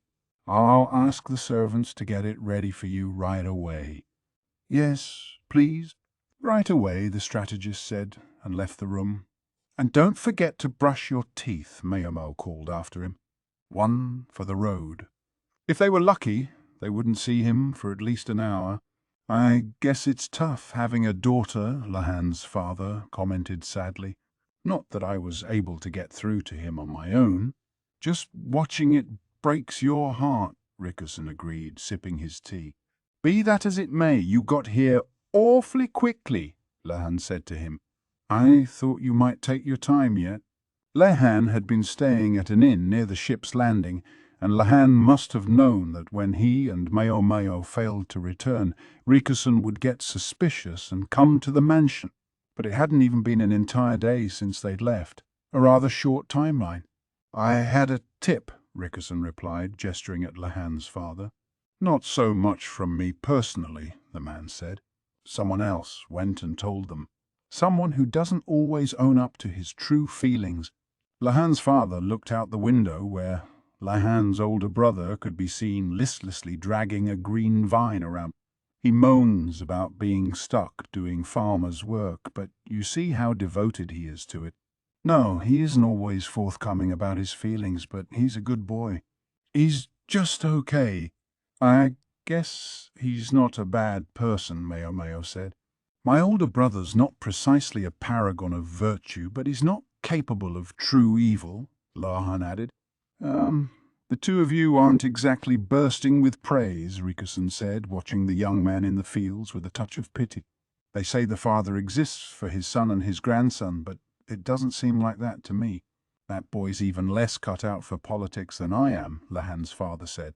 With his tanned skin and hulking body, he looked like he could have made a very capable soldier. But ultimately one had to reckon with personality. Sometimes a person was more suited to the hoe than the sword or the spear. This man looked every inch the farmer. I do have to wonder, Lahan said, cocking his head. Why would they bring all this up now? If they were waiting for the evidence of grandfather's corruption to be expunged, I would have expected them to move sooner. Maomao wasn't sure that was such a smart thing to say with Rikusen sitting right there, but apparently it was all right. Fair question. Larkin called for your grandfather on account of his new bride, and that was fine as far as it went. Normally, I think my father would simply have ignored him and not gone to the capital. Except Lahan's father took a piece of braided rope from the folds of his robes. Although his earth-stained fingers had darkened it, it was clear that it had originally been white. It was much like the one Lahan's mother had worn around her wrist. I'm so sick of those things, Maomao said, pointedly looking away from it. Hmm? I haven't said anything about it yet, Lahan's father said, appearing bemused. You don't have to. Let me guess. Your wife fell under the sway of some fortune teller or something. That's exactly right. And she asked how that freak was doing. I don't know for certain, but we learned there was no one around him. The freak's adopted son, Lahan, and his close attendant Rikason were both in the western capital. Even if the strategist were to disappear, the two people most likely to notice weren't around. Frustrated, Maomao picked up something on the table. The servant had evidently brought it to accompany the tea. It looked sort of like a dry, flat daikon with white powder on top. The fact that it was on a plate meant it was presumably food. It was sweet yet chewy. It was stringy but not unpleasant. Is this sweet potato? Maomao had eaten processed sweet potato before, but almost always stuff that had been steamed and turned into a paste. This one appeared to have been cooked and dehydrated. This is pretty good. Am I right that this is sweet potato? She asked. Oh, Lahan exclaimed, leaning forward as if he had suddenly remembered something. That's right. Dad, you said something about an interesting potato. Potato. Oh, yeah. I suppose so. Lahan grabbed some of the snack off Maomao's plate. You said you thought you might have an idea. Did you mean this? It's steamed and dried potato. No sugar, no honey, but it's sweeter than chestnuts or pumpkin, isn't it? He gestured out the window as if to say, there it is. Maomao had wondered what was in the fields. It was these potatoes. Lahan squinted and adjusted his glasses. How much are you growing? We're trying to expand as much as we can. Wouldn't want any of the fields to go to waste. You seem to lack sufficient help. Some of the farmers in the area come and help us out. We've got more potatoes than we know what to do with. They seemed happy to help in exchange for all the potatoes they could get. Oh, but don't worry. We haven't sold them in the open market, just like you said, Lahan. When we do sell them, we make sure it's only product, not raw potatoes. That's fine, then. Maomao found herself perplexed by the conversation. Were Lahan and his father trying to corner the market on sweet potatoes? Was it Lahan's fault that Maomao had only ever seen sweet potatoes as an ingredient, not raw? She would have gladly grown some sweet potatoes for herself if she could have gotten her hands on a raw one. It's such a waste, though, Lahan's father said. We've got more potatoes than we could ever need. The storehouse is full. Well, the pigs are pretty happy to have them for slop, I admit. I think it's improved their meat, too. If they had so many sweet potatoes, wouldn't they just stop growing them? Last year, one tan yielded 200 shin, 750 kilograms of sweet potatoes, Lahan's father said. 200 shin, Maomao exclaimed. 4 times as much as an ordinary rice yield, Lahan said. Partly thanks to Dad's tinkering, I'm sure. But even so, incredible, right? Is the crop unique to this region? Maomao demanded, leaning toward Lahan's father. Not at all. A long time ago, I bought a sprout that I thought was an expensive but interesting-looking morning glory, but it was from the south. It turned out to be a different plant, although one that looked similar. Something you grow with rootstock, not seeds. I didn't have any luck getting it to flower, and I became bent on trying to get a blossom out of it. He gazed out the window. After we came here, we had plenty of space in the fields. I knew flowers sometimes only bloom under specific conditions, but at times they also produce unusual byproducts, like this. He plucked off a piece of the dried potato. Intrigued, he had started to play around with processing his rootstock in various ways. When I looked into it, I discovered this was a tuber called a sweet potato, sweeter than chestnuts, and able to grow even in poor soil. I think I might be the only person in the whole country growing these things. Lahan told me not to let any seed potatoes out of the village, and that's what I've been doing. By now, Maomao was starting to get a pretty good idea of what Layan had wanted from his father. It had to do with what the emissary from Shah had said, provisions or asylum. Pick one. What was more, it would serve as a countermeasure to the insect plague that would soon strike them. Lahan, she suspected, was hoping to use his father's potatoes to solve both problems. But no matter how tremendous the yield was from those fields, there was no way they were producing enough to feed an entire country. Even if there were seed potatoes left, it didn't seem like a viable solution. Lahan's father, though, provided the answer. You don't have to use rootstock. You can use stems too. You could probably make it work as long as it had been freshly planted. Stems, sir? Maomao asked. There were ways of growing plants beyond just seeds or potatoes. A stem clipping could be made to work as long as it put down roots. If they could do that, maybe they could hope for, say, 10 times as much yield. Yeah, counting chickens something, but it still wouldn't be enough. Unlike rice, though, the bugs wouldn't go after the potatoes. That was a major advantage. Dad, I have a favor to ask you, Lahan said, and then he went on to describe more or less what Maomao had imagined. He wanted to buy up the sweet potatoes, and he wanted seed potatoes and sprouts too. And he wanted his father to tell him how best to grow them, if possible. It turned out he wanted quite a lot.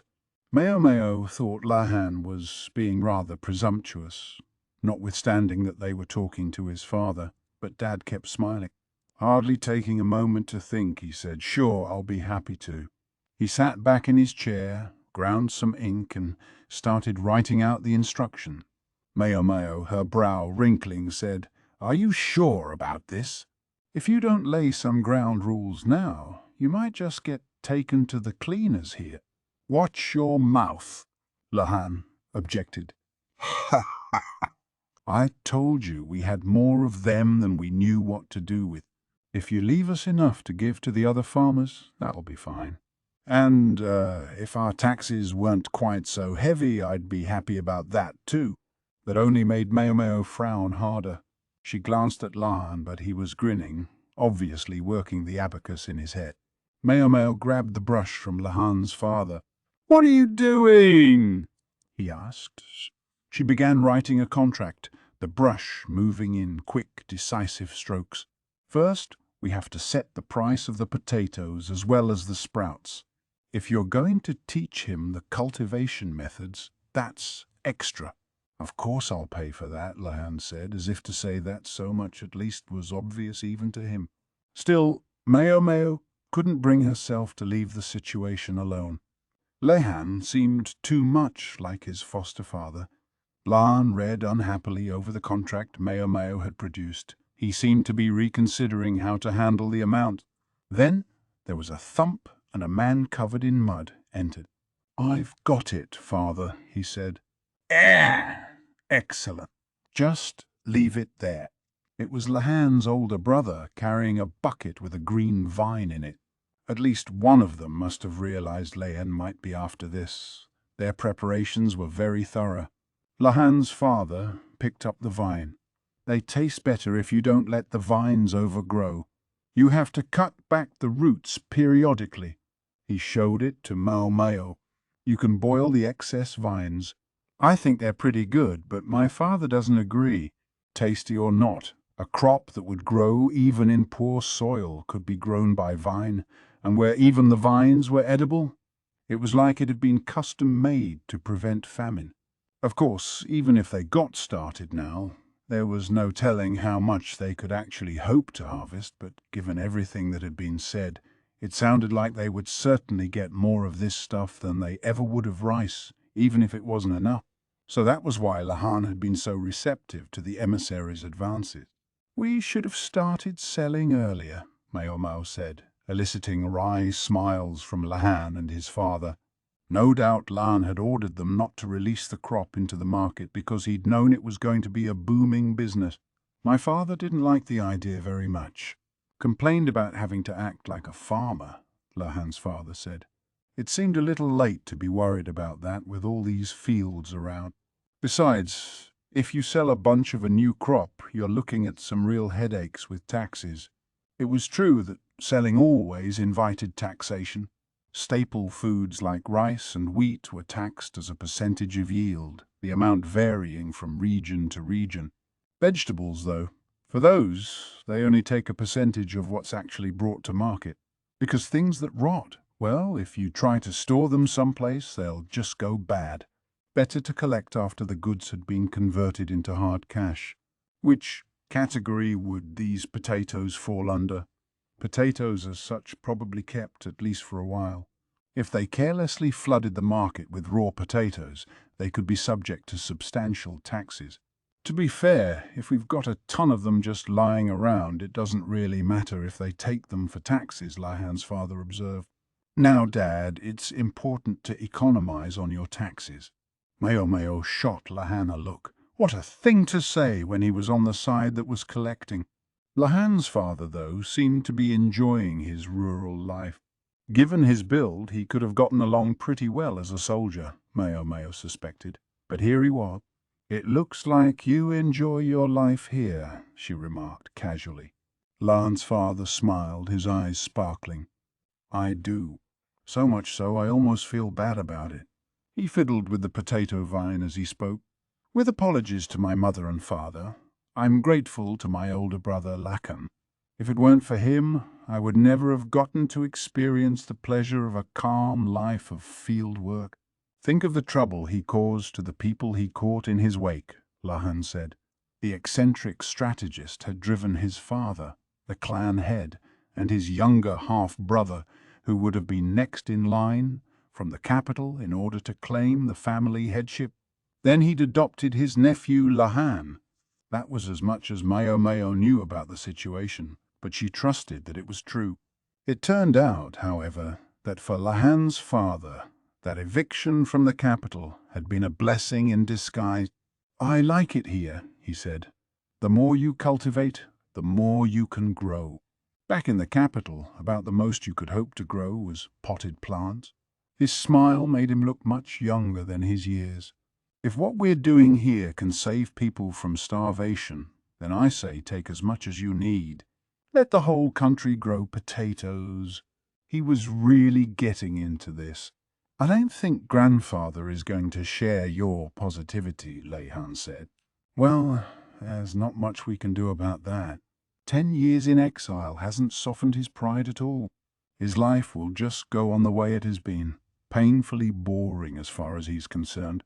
There was a startling glint of coldness in the man's eyes. He always did like to accumulate unbeautiful numbers, Lahan said. He was calculating the size of the field and how many potato sprouts he could plant. The vine cutting would last several days if kept in water.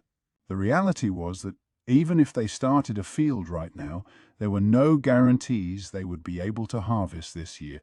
Just as there was no cure-all medicine, there were no perfect answers in politics. You simply had to weigh the pros against the cons and decide what would be most advantageous. Just as they were thinking about what they would do, the door slammed open. Maomao, I've taken my bar. In came the strategist, buck naked, except for a minimal layer of underwear. Forget eccentric. This was downright sick. He didn't even seem to have taken the time to dry himself completely. His skin and hair were still dripping. Not bothering to hide her annoyance, Maomao poured some of the now cold tea into a cup, then took a small bottle from her robes and added several drops of its contents to the drink. She held it out to the strategists. Maomao, you're serving me tea? Please have some. The strategist's eyes brimmed with tears of emotion as he took the cup and downed it in a single gulp. There was a brief moment of silence. No sooner had he drunk the tea than a shudder passed through his body, and then he collapsed to the floor. You poisoned him, Lahan exclaimed. It's just alcohol, Maomao replied. The strategist was as vulnerable to liquor as he had always been. If anything, she thought he seemed even less able to hold his drink than before. Thoroughly not interested in seeing any more of the man's naked body, she brought a blanket from the bedroom and draped it over him. Lan and Rikusen carried the freak to the couch with looks of exasperation. "Maybe I was lucky I only have sons," Lahan's father said with a droll smile. The freak was grinning in a most distressing way. He mumbled, slurring in his sleep. "What's that you said, sir?" Rikusen asked, leaning closer. "I'll make a go." Rikusen looked stricken. "He wants to make a go book for some reason," he said, looking like he didn't really understand. Maomao, though, glanced at the table. Lan had preserved the earlier match as a game record. There were supposedly many more records of many more games between the freak and his courtesan, enough to fill a book. The sleeping strategist looked very peaceful. Maomao had expected him to be more depressed about things, but it seemed not. He gave no hint of being weighed down by grief, but was his usual freakish self, driving ahead. Normally, when one buys a courtesan, one makes her a mistress. Then one doesn't need any approval from one's parents, which would have been convenient considering the relationship between my honored adoptive father and my grandfather, Lahan told Maomao. Yeah, so even then he seems to have wanted to make formal introductions, to the point of calling for my grandfather, whom he'd left here for so long. "This woman is my wife," he'd wanted to say. Clearly, unambiguously. Larkin always was a romantic, Lahan's father said. "Yeah, great." Maomao sat down in a chair as if to make clear that none of this had anything to do with her. She took the potato vine from the bucket and bit into it experimentally. "It's terrible raw," she said, and dumped it back in the bucket with a frown. Chapter 8. The conclusion of Lishu's journey. "It's been a long trip, but it's almost over," Duo said as she stood on the deck of the ship and savored the breeze. "Yeah." Consort Lishu had a firm grip on the railing. Her seasickness was much better now, but she was always afraid a sudden toss of the boat might throw her off her feet, so she didn't let go. Duo smiled at her antics. Lishu responded with a pout, suddenly embarrassed. With them on deck at the moment were a lady-in-waiting, the young woman Duo referred to as Ray, and 2 bodyguards. Ray was dressed in masculine clothing, but seemed to be a woman. Lishu had been flustered around Ray at first, but after a while it occurred to her what was going on. Since a duo wore men's clothing too, the two of them made a lovely picture together. Both were tall and slim, simultaneously pretty and cool. Lishu could barely restrain a sigh when she looked at them, of admiration for one and disappointment that she lacked the easy beauty of the other. Lishu was 16, and she would have liked to say she was still growing, but she'd stopped getting taller last year, and her body seemed unlikely to grow any more womanly from here on out.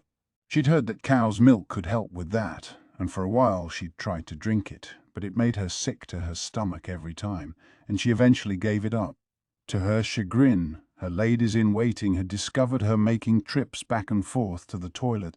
She knew they called her things like the hopeless consort and trophy consort behind her back.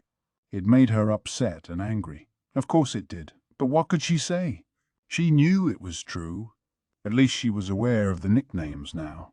Even that was better, far better than having no idea what her women were saying, dancing around for them like a jester. Lishu's thoughts must have shown on her face, for Duo asked, "Will you be all right going back to the rear palace?" Oops. The consort thought and forced her lips to curve upward in a smile. "I'll be fine." She had allies now, even if only a few. Along with her chief lady-in-waiting, several of Lishu's other ladies had recently begun to be more considerate toward her. The maid who came to get the laundry occasionally spoke with her too. Lishu could just imagine what her former chief lady-in-waiting must have thought about her talking to someone of such low birth, but ever since the rebuke she'd received after trying to take Lishu's mirror from her, the woman had been far more quiet.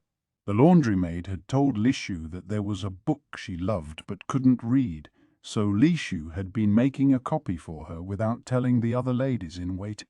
It was a small secret as secrets went, but with as little excitement as there was in the rear palace, it was enough to set the heart pounding.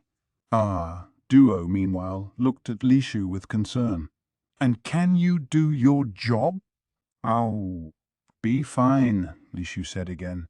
Her job, in other words, her duty as a consort. Sometimes that meant officiating at ceremonies, but Lishu knew that wasn't what Duo was referring to. She was talking about the Emperor's visits.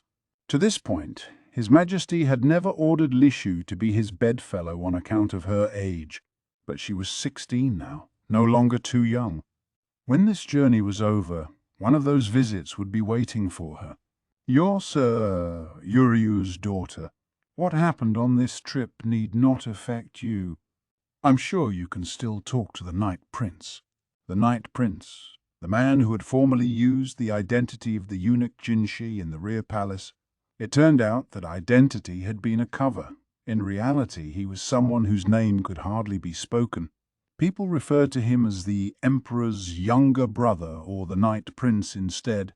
But as to that subject, Lishu could only shake her head. Yeah, she'd been quite smitten with him when he'd been in the rear palace. A youth who looked like he had jumped out of a picture scroll, who always had a gracious smile even for her. She knew very well that it amounted to flattery because she was an upper consort, but it still made her happy to have someone call her by her name and say kind things about her. Before, long ago, when she was callow and ignorant, Lishu might have responded joyfully. The idea that someone so beautiful, someone she had been so taken with, could conceivably become her husband was like a dream. But Lishu understood.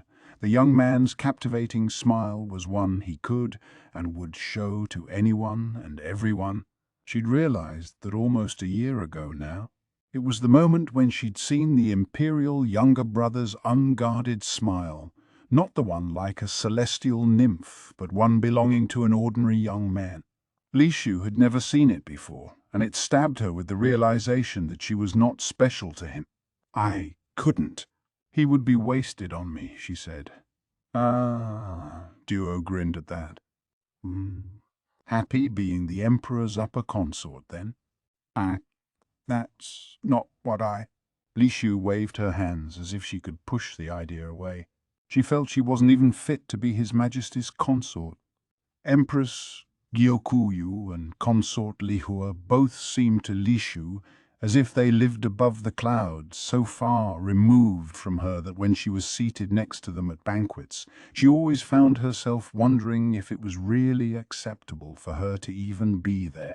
Sometimes she noticed herself being more high-handed than she needed to with her ladies-in-waiting in an attempt to shore up her own confidence. She burned with shame at the thought. "No? Then what, if I may ask, did you mean?" Duo gave her a teasing smile. Lishu puffed out her cheeks, but not too much. Strangely, she never really found it unpleasant when Duo teased her. Lishu thought there was someone more suited to the Night Prince, as there was to the Emperor.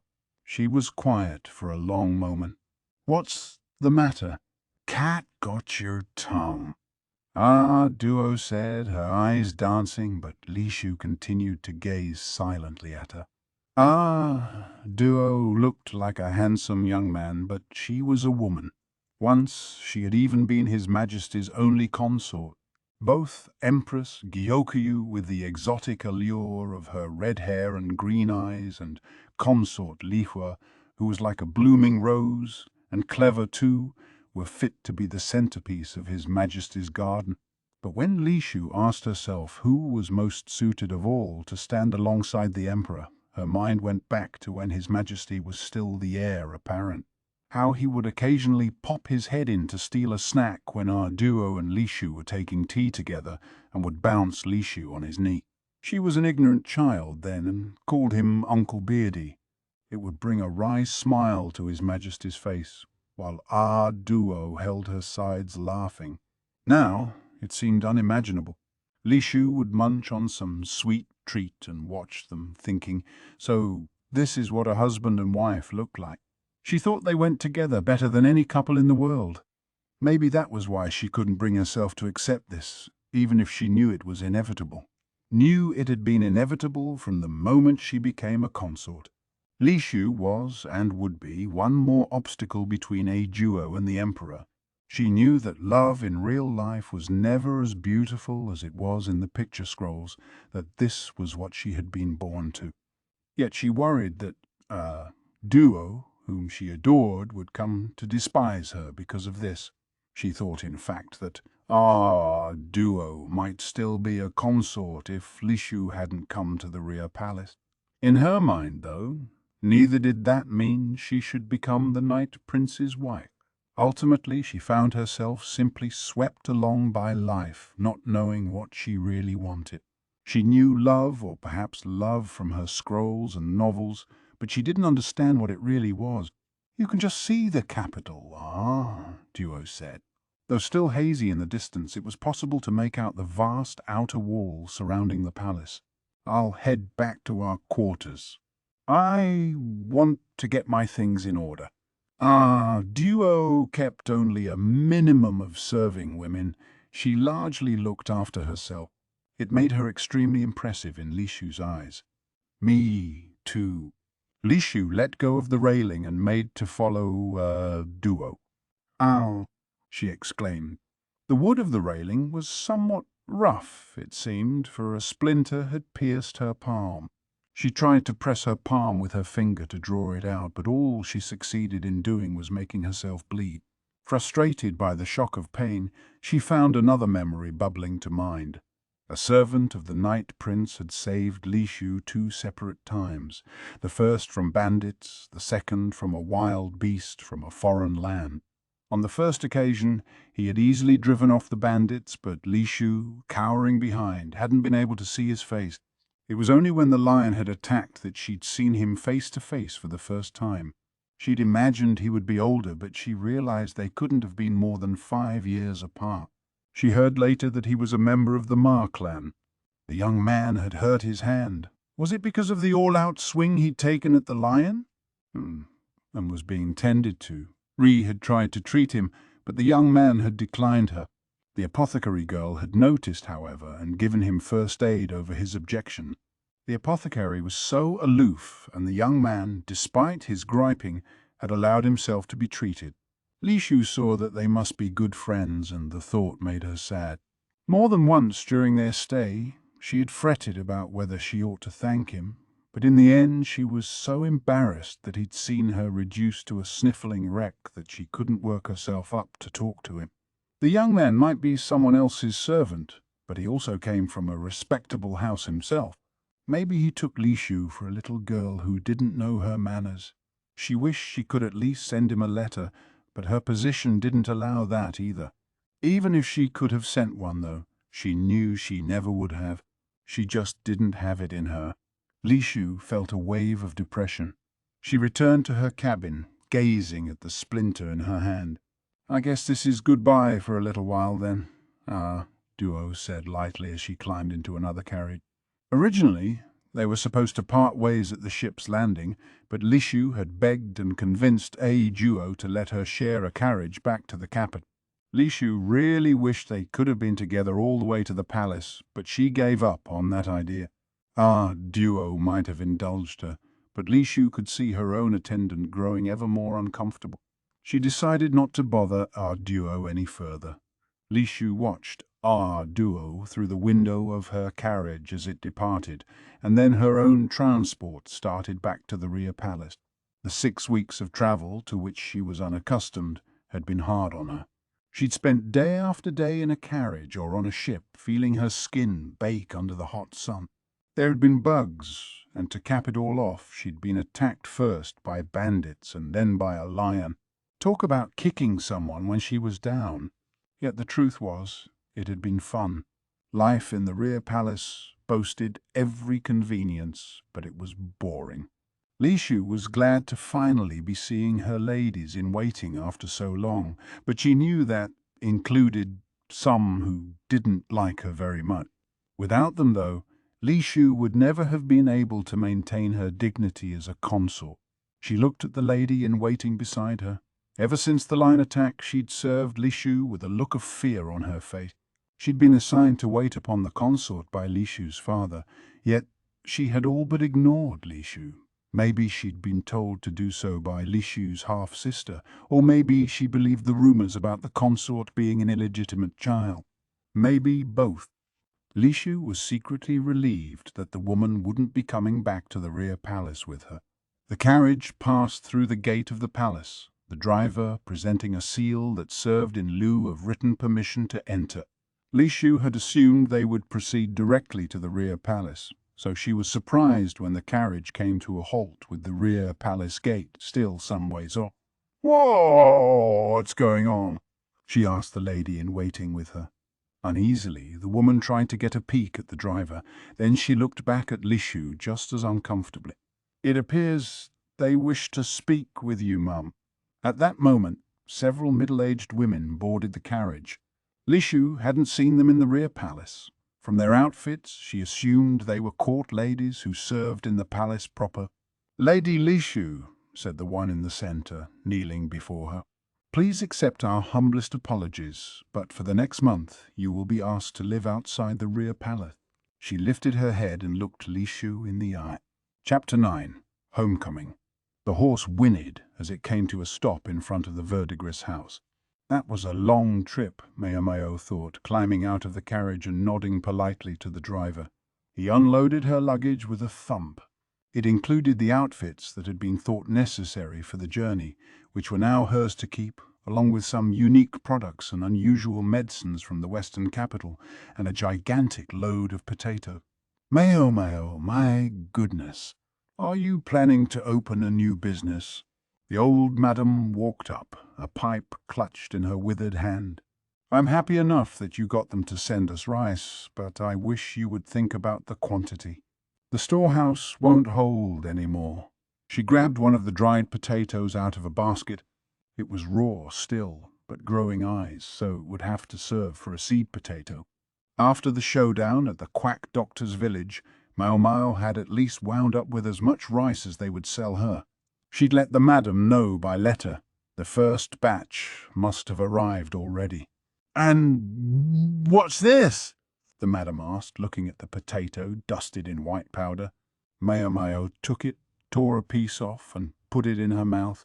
For a potato, it was awfully sweet, almost as sweet as a dried chestnut. The madam took a piece too and chewed. Her eyes narrowed. It would be better to grill it a little first. "It's a bit tough for me," she shouted for one of the men servants, instructing him to haul the basket away. "Nobody said you could have all of them," Maomao said. "Nobody had to. I know for a fact you can't eat all those by yourself. I'm helping you out here and listen to you." Not even a word of thanks. The past month and a half clearly hadn't dulled the madam's stinginess one bit. Maomao, though, wasn't going to take this lying down. "Even a year's free rent for the apothecary shop was cheap for all that rice, don't you think?" she said. "Practically pocket change." She'd written in her letter that instead of paying for the rice directly, the madam could give her free rent. The fact that the old woman hadn't said anything about it, Maomao took for agreement. Yeah. This is separate. You got these for free, right? Well, share with your neighbors, the madam said. "Hey, everyone! Maomao's home!" And she brought souvenirs. The old woman never let up. Her shout brought a crowd of courtesans. Work was over and they should have been resting, but the mercenary impulse was strong. Freckle. Chu-Yu came bursting out of the crowd, Zulin obediently following her boss. But there was something else with them. "Eesh, you sure took your time. You just up and leave and then you don't come home for nearly 2 months. That wasn't part of the deal." Yeah, well, Maomao hadn't bargained for it either. What bothered her more, though, was the creature behind them. "Hey, what's that behind you?" she demanded of Chu-U. "Don't tell me you forgot about Zulin. What a jerk!" "That's not what I'm talking about." Behind her, Maomao pointed at a calico cat sitting and grooming herself. "What, you don't remember Maomao?" "Man, that's cold," Shou said. "Oh, believe me, I remember her," Maomao said. "But the furball was supposed to be at the Quack's village. What was she doing here in the pleasure district? What I want to know is, why is she here?" It was the madam who answered. She was in with the rice. They couldn't exactly send the cat back by herself, could they? "Anyway," she added, "I'd just spotted some mice in the storehouse, so I think she can stay for a while. And she's friendly, makes her popular with the customers. We have to do something about her habit of stealing side dishes at dinner, though." The madam was a practical woman. She would never keep a pet, but an animal who could make itself useful, that was all right. Maomao, the girl, gave Maomao, the cat, a dark look. The furball narrowed her eyes, yawned a little, and said, "Meow." At that moment, someone stumbled out of the apothecary's shop. You're home?" asked the man, Sazen. Maomao had tasked him with running the shop while she was away. He'd never been the most robust-looking person, but now he appeared haggard, and he had an unkempt beard on his face. He stumbled over to Maomao and promptly collapsed on the ground. "The shop? It's all yours," he managed, and then he was out cold. "Shoo," you poked at him with a stick he'd gotten somewhere. "Stop that," the madam said, ordering a manservant to get Sazen out of the way. "People were coming down with coals left, right, and centre while you were away, Freckles. We used up the medicine you made before you left, but people kept begging us for more," Chua told Maomao. She nodded. It made sense. People often got sick as the seasons changed, so there hadn't been enough medicine, even though she'd made more than she had expected to need. Very few people in the pleasure district could afford to go to the doctor for proper treatment. Taking some medicine was the most they could do, and a lot of them wouldn't even do that. Some of them were really pushy, Chua added. One even stole some medicine because he said he'd gotten it for free last year. Maomao's old man had probably given it to the guy, a bad habit of his. He would hand out treatments gratis to anyone who came weeping and crying, and once you'd given away medicine one time, everybody wanted it for free. No doubt he'd given the store's stocks away generously until the madam had noticed. Maomao went into the apothecary's shop. She saw a mortar and pestle containing some half-made medicine, along with a medical book on the ground. She picked up the book and flipped the pages, which had smudges on them, as if Sazen had handled them with dirty fingers. Normally she might have given him a piece of her mind for failing to treat the book with proper respect, but when she saw him lolling there, she found she couldn't say anything. I might just have gotten a lucky break with him, she thought. He wasn't very skilled, but he didn't just give up either. That was what really mattered. Maomao went through the drawers of the medicine chest, tallying up which drugs needed to be replenished. Then she set about cleaning up the messy floor. It was humid in the shop. Time had passed while she was busy cleaning up from her time away, and it was now early summer. Rain fell continuously with no sign of letting up. A young man, the scion of an important merchant house, walked by with a prostitute Maomao knew, trotting along under an umbrella as if to illustrate that this season had its own charms. The woman probably hated getting her clothes all wet, but she wasn't going to miss this chance to go out. The courtesan's activities could be quite limited. The brothel was like a cage, and the courtesans were the little birds within it. "You can almost hear the crickets in here," Maymay said, with a resentful look at the woman outside. She was chewing on a dried potato with her luscious lips. The potatoes were quite tasty if you put them over some heat for a few minutes to soften them. They were sweet in their own way, not like one of those snacks that used sugar or honey. It was so hard on poor Sazen too, she added. Epidemics aside, Sazen might not have collapsed if Maomao's trip had been at a slightly different time of year. Sazen, who had a propensity to feel responsible at the strangest moments, had evidently begrudged himself even time to sleep in order to mix up enough medicinal herb. "You don't need to get some sleep, sister?" Maomao asked. She was sure Meme had been on the job the night before. The older woman had just gotten out of the bath, and her hair was still dripping. To sleep when it was time to sleep, that was part of a courtesan's job as well. Meanwhile, a high-class courtesan like Meme had practice in the afternoons to keep her skills sharp. Meme, however, only munched lazily on the potato and looked at Maomao closely. "Listen, yesterday, my patron." "Yeah." Meme had 3 men who were her patrons, as Maomao recalled. One was a civil official, and the other 2 were merchants. All of them loved board game. "He said I should come to his place," Meme said. Come to his place. In other words, he wanted to take Mime home with him. If he was talking like that, he wasn't just asking her to go for a little walk with him. He wants to buy you out. That's what it comes down to. For a courtesan, being bought out was akin to getting married. It was an opportunity to be freed from the cage of the brothel. Meme, though, didn't look happy about it. Maomao could understand. Her taste in men was extraordinarily poor.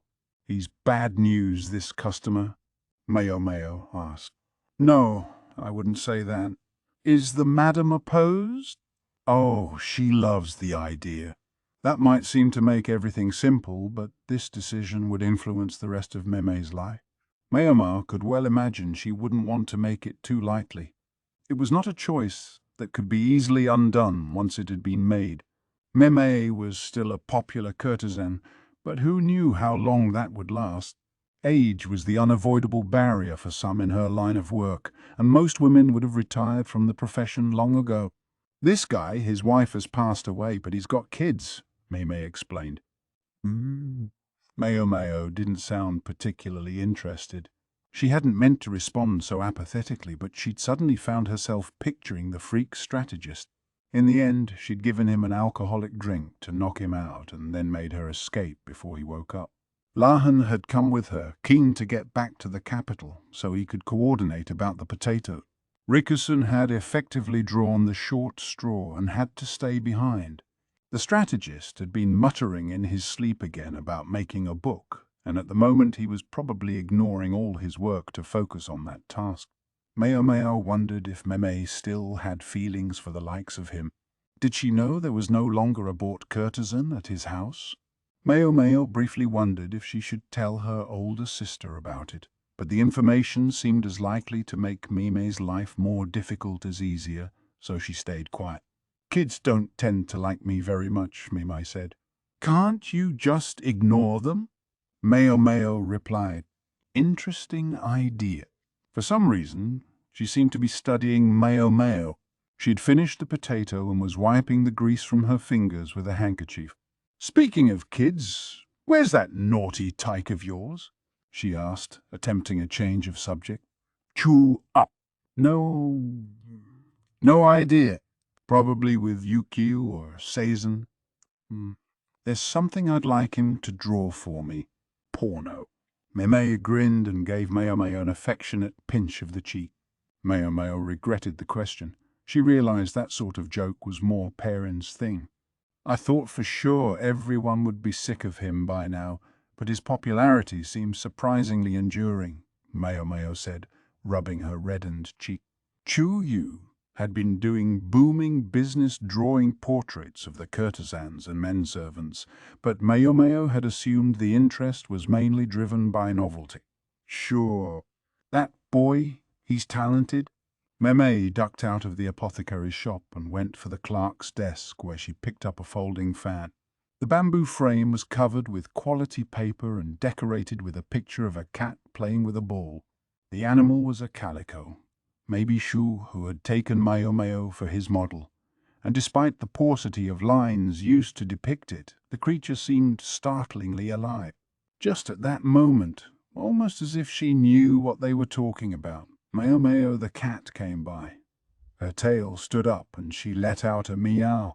When his portrait business started running out of steam, the boy began coming up with things like this, Meme said. He knew lots of courtesans like cats. I wondered why he was spending all his time following Maomao around. And then he came up with this. Maomao, the girl this time, didn't say anything. Chu, you certainly was thorough. And although the fan's frame was old, the paper was new. He'd refreshed it with stuff presumably sent from the quack's village. So the paper had been given to him and he'd refurbished the frame. In other words, the materials had been free. Maomao had to admit that Chu U's drawing ability appeared to have improved substantially. Maybe it just had to do with how quickly children grew and matured. She was sure that before, his drawings had been more superficial. Oh, that's right. The boy's learning from a painter, I think, Mimei said. That's news to me. Maomao frowned. You were away in the West for so long. A customer from a big merchant house brought this guy along. A cutting-edge painter, or so he said. Ah, Maomao replied. It was a familiar story. Rich people bought paintings or ceramics all the time. It was sort of a sport for them. When that wasn't enough, they would surround themselves with the artists who created works they particularly liked. It was an expensive hobby one only the rich could indulge in. Believe it or not, he said he'd introduced the guy to Joker, Mimei added. Yikes. Joker was one of the 3 princesses of the Verdigris house, but she despised men. Civil officials or students might at least be able to talk to her about poetry or the civil examinations, but painting wasn't exactly her wheelhouse. That's not all, Mimei said. This painter, it turns out he specializes in portraits of beautiful women. Her gloom of moments before was gone, replaced by a grin and excited, gossipy waves of the hand.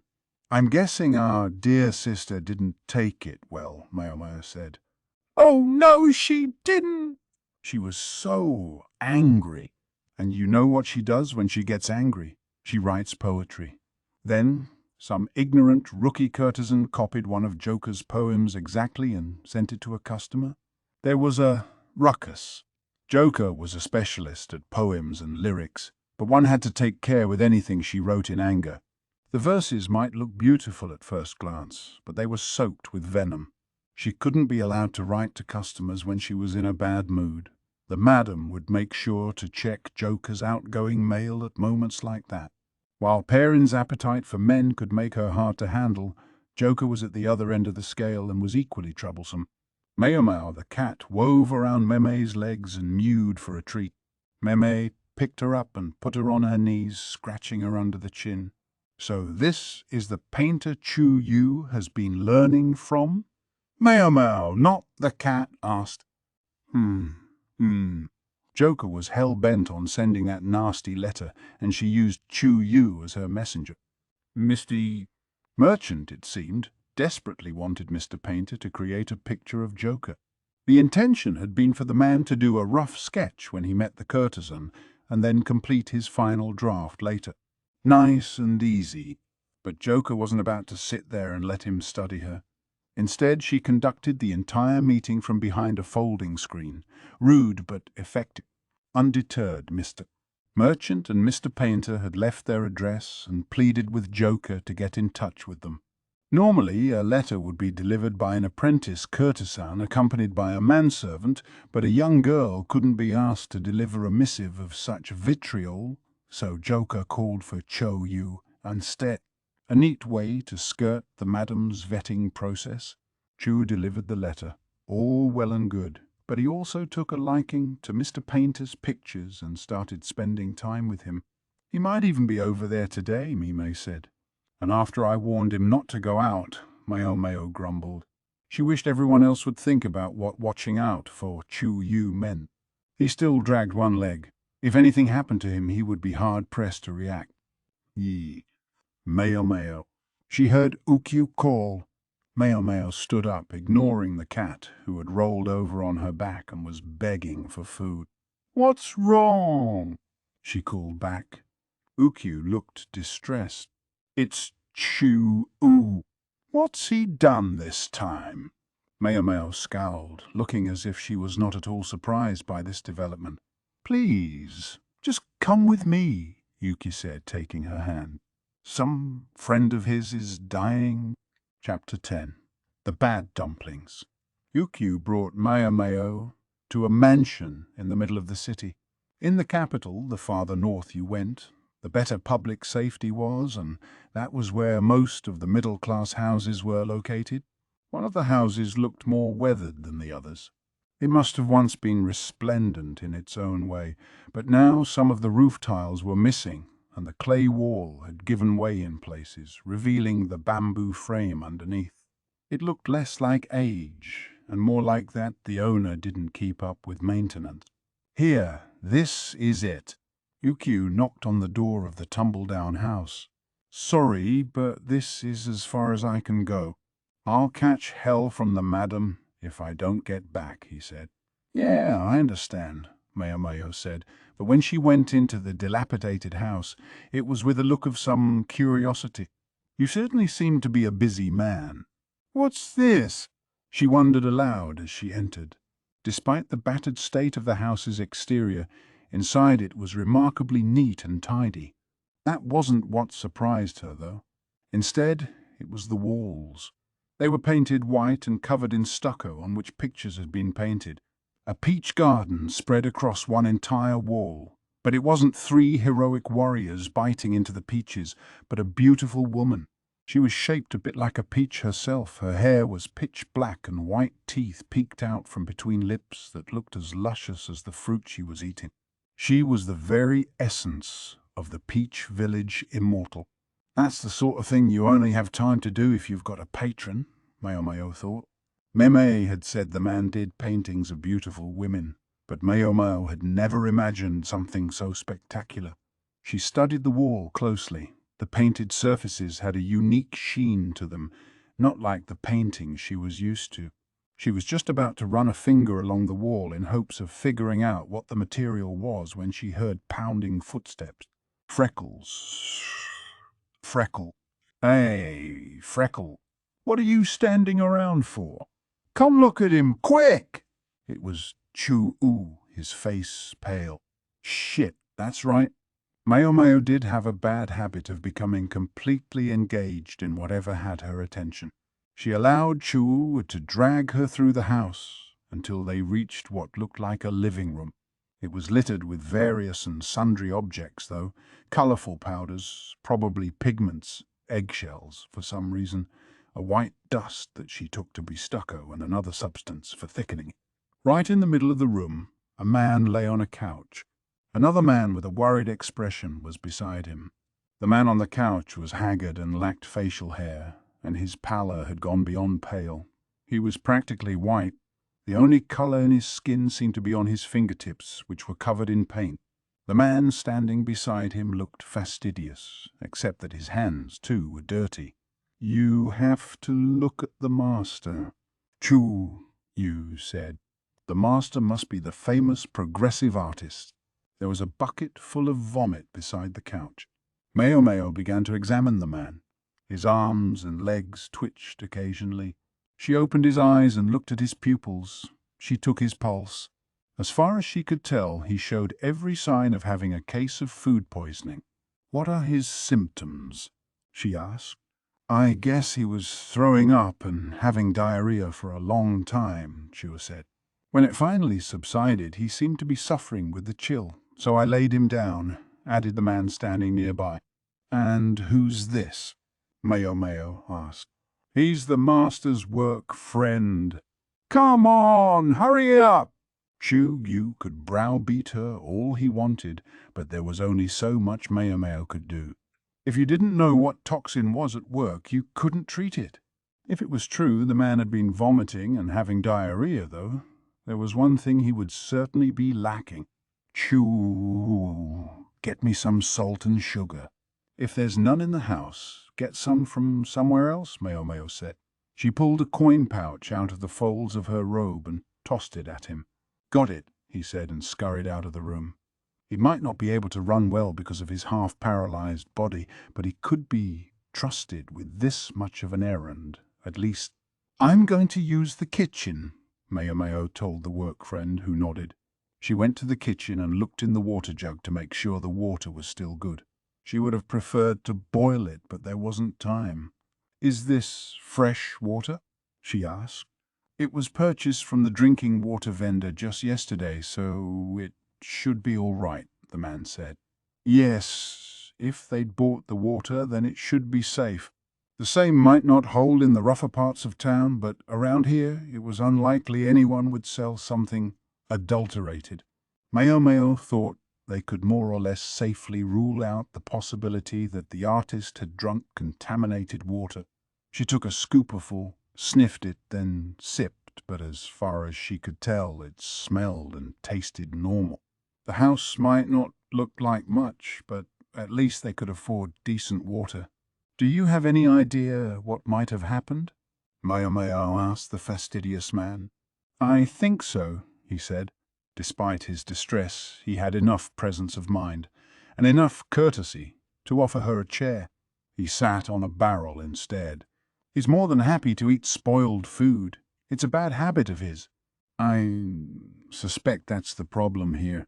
Food poisoning, then, as Maomao had thought. He found some stuffed dumplings that he ate.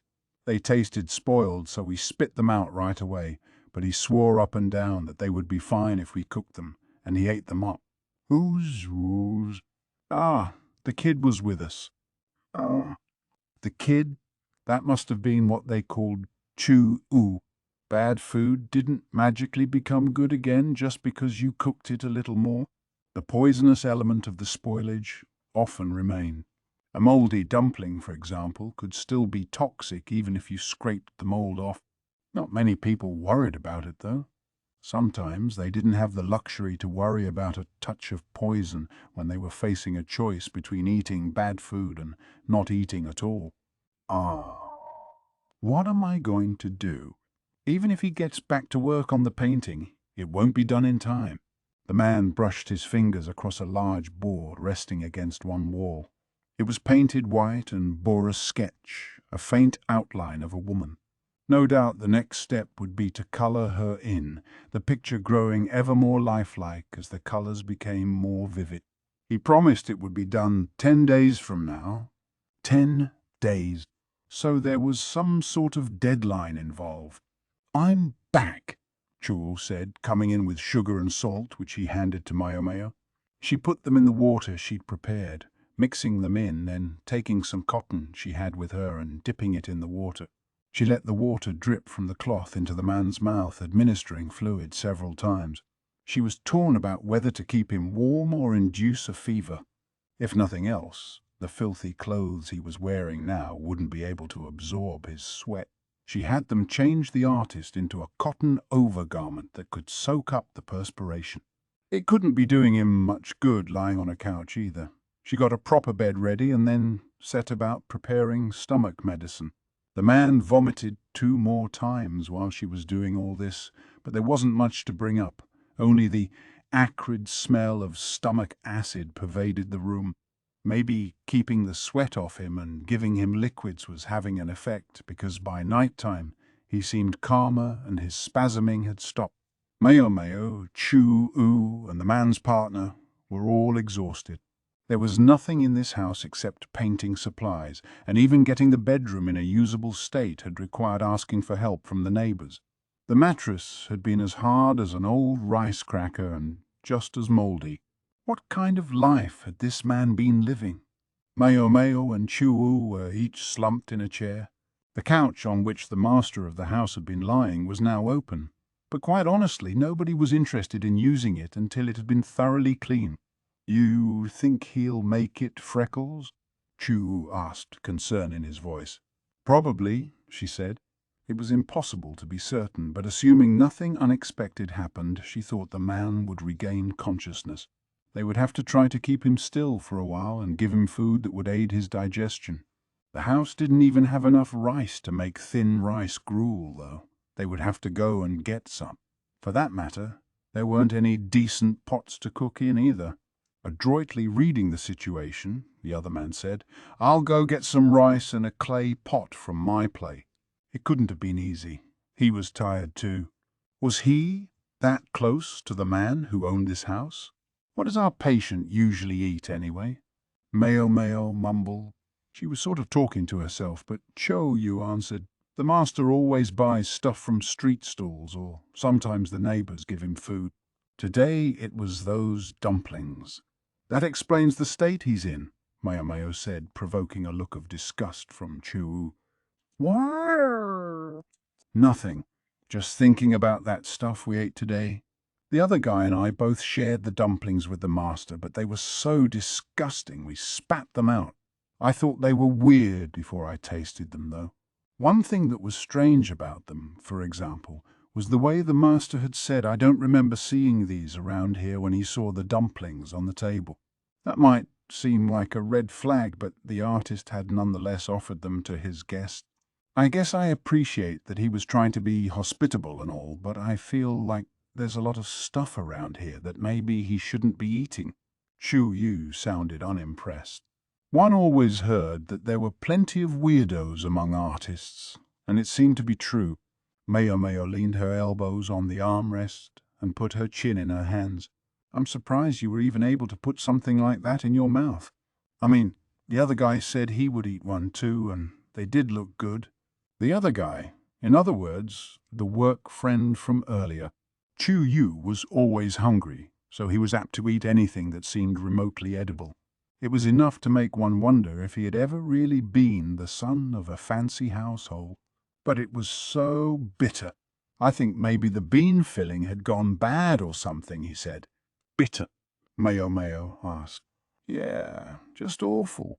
I was like, "Oh," and spat it out. So did the other guy. So it looked fine, but it tasted bitter. Maomao crossed her arms and cocked her head. "Was it really bitter? Not more like sour?" "Yeah, it was bitter. Sour isn't the word I would use." "And the filling didn't smell funny at all?" "If it had, I probably wouldn't have eaten it." Chu-U had taken off his shoes and was kicking his feet. They had the window open to change the air in the room, and it had gotten humid inside. Night had fallen. Maomao found a lamp lying around and lit it. It was an unusual-looking light. From his paints to his sources of illumination, this artist seemed to like imported stuff, but it burned fish oil, so Maomao was used to the smell. In fact, Maomao the cat had started lapping up the oil recently. It was proving quite a problem. "Did the filling have any thread-like things? Anything stuck to it?" "Stuck to it? Well, now that you mention it, Chu, you seem to have thought of something.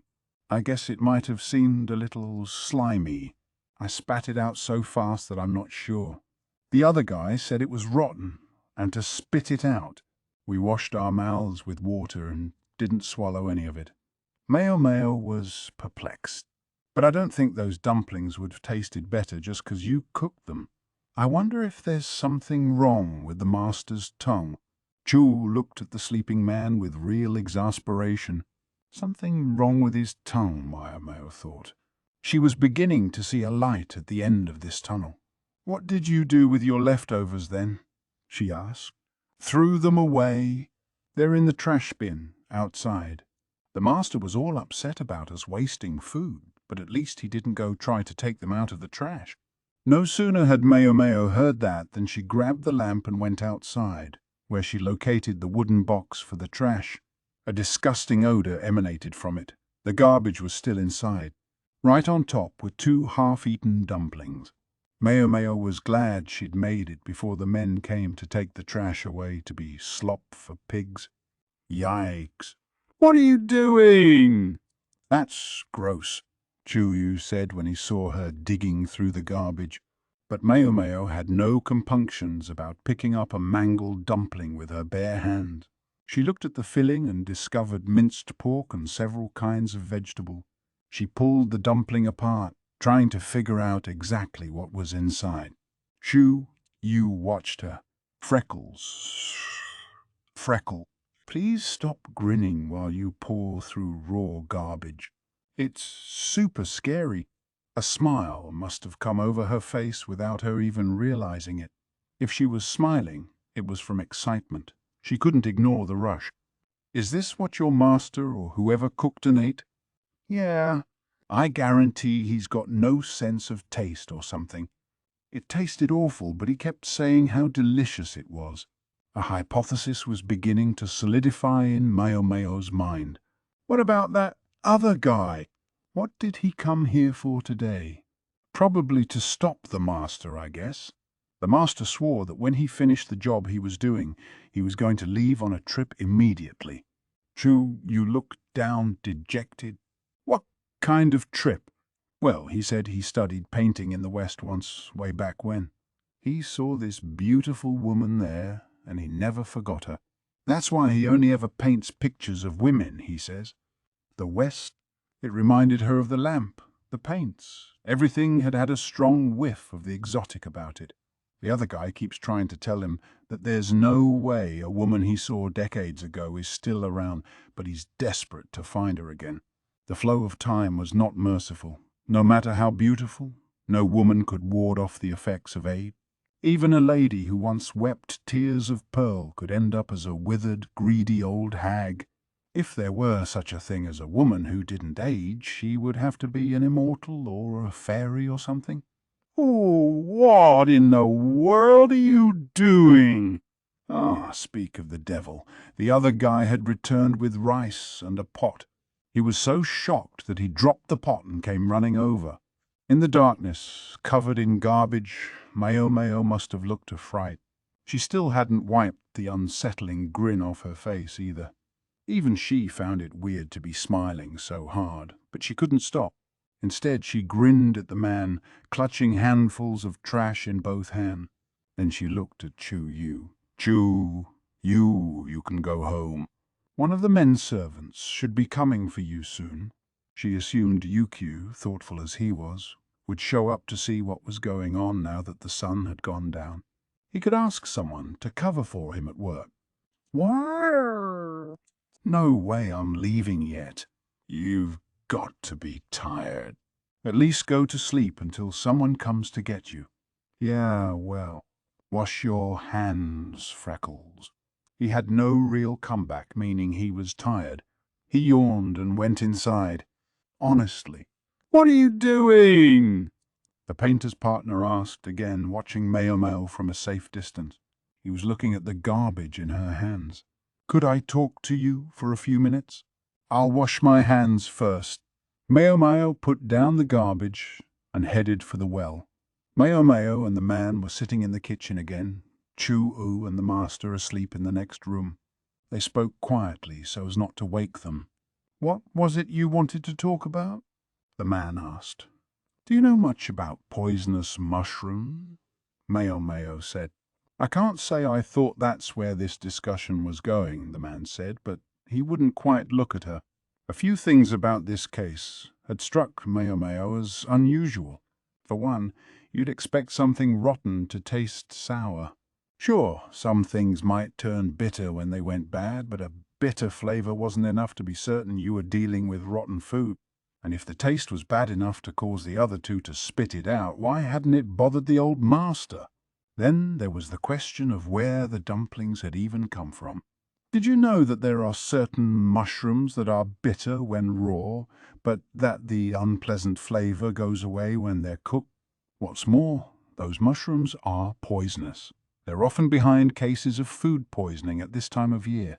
This particular mushroom was frequently mistaken for an edible variety used in cooking. The surface was slightly slimy, which would fit with Chuyu's description, as well as the mushrooms Maomao had observed in the filling of the dumplings in the trash.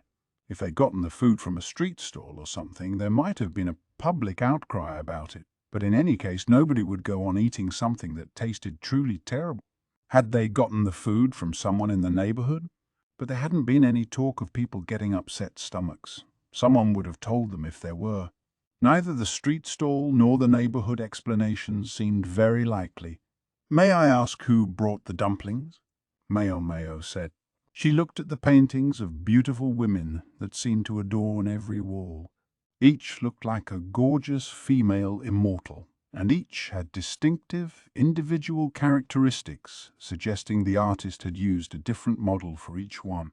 The deadline for the work the artist was doing now was drawing near, and when it was over, The master had claimed he would leave for the West. This man here had been trying to stop him. He claimed to be a colleague, but there was nothing about him that really said artist. "What are you trying to say?" "It was just food poisoning," the man said. "Yes, it certainly was that. Food poisoning caused by some mushrooms. The dumplings weren't actually rotten, but they were poisoned and had been from the start." "Why did you do it?" Maomao asked. "Why did you put poison in the dumplings? Why were you so desperate to make it look like an accident that you even got Chuyu involved?" "I don't know what you're talking about." "I don't get the impression you intended to kill him," Maomao said, and the man didn't respond. "If anything, I think you sincerely don't want him to die. Am I wrong?" The man was silent for a moment. Then he closed his eyes and let out a long sigh. The poison proved more potent than I'd expected. This man was the straightforward type. This seemed as good as a confession. I was wrong to bring the kid into this, but if it saved him, then I'm glad I did it.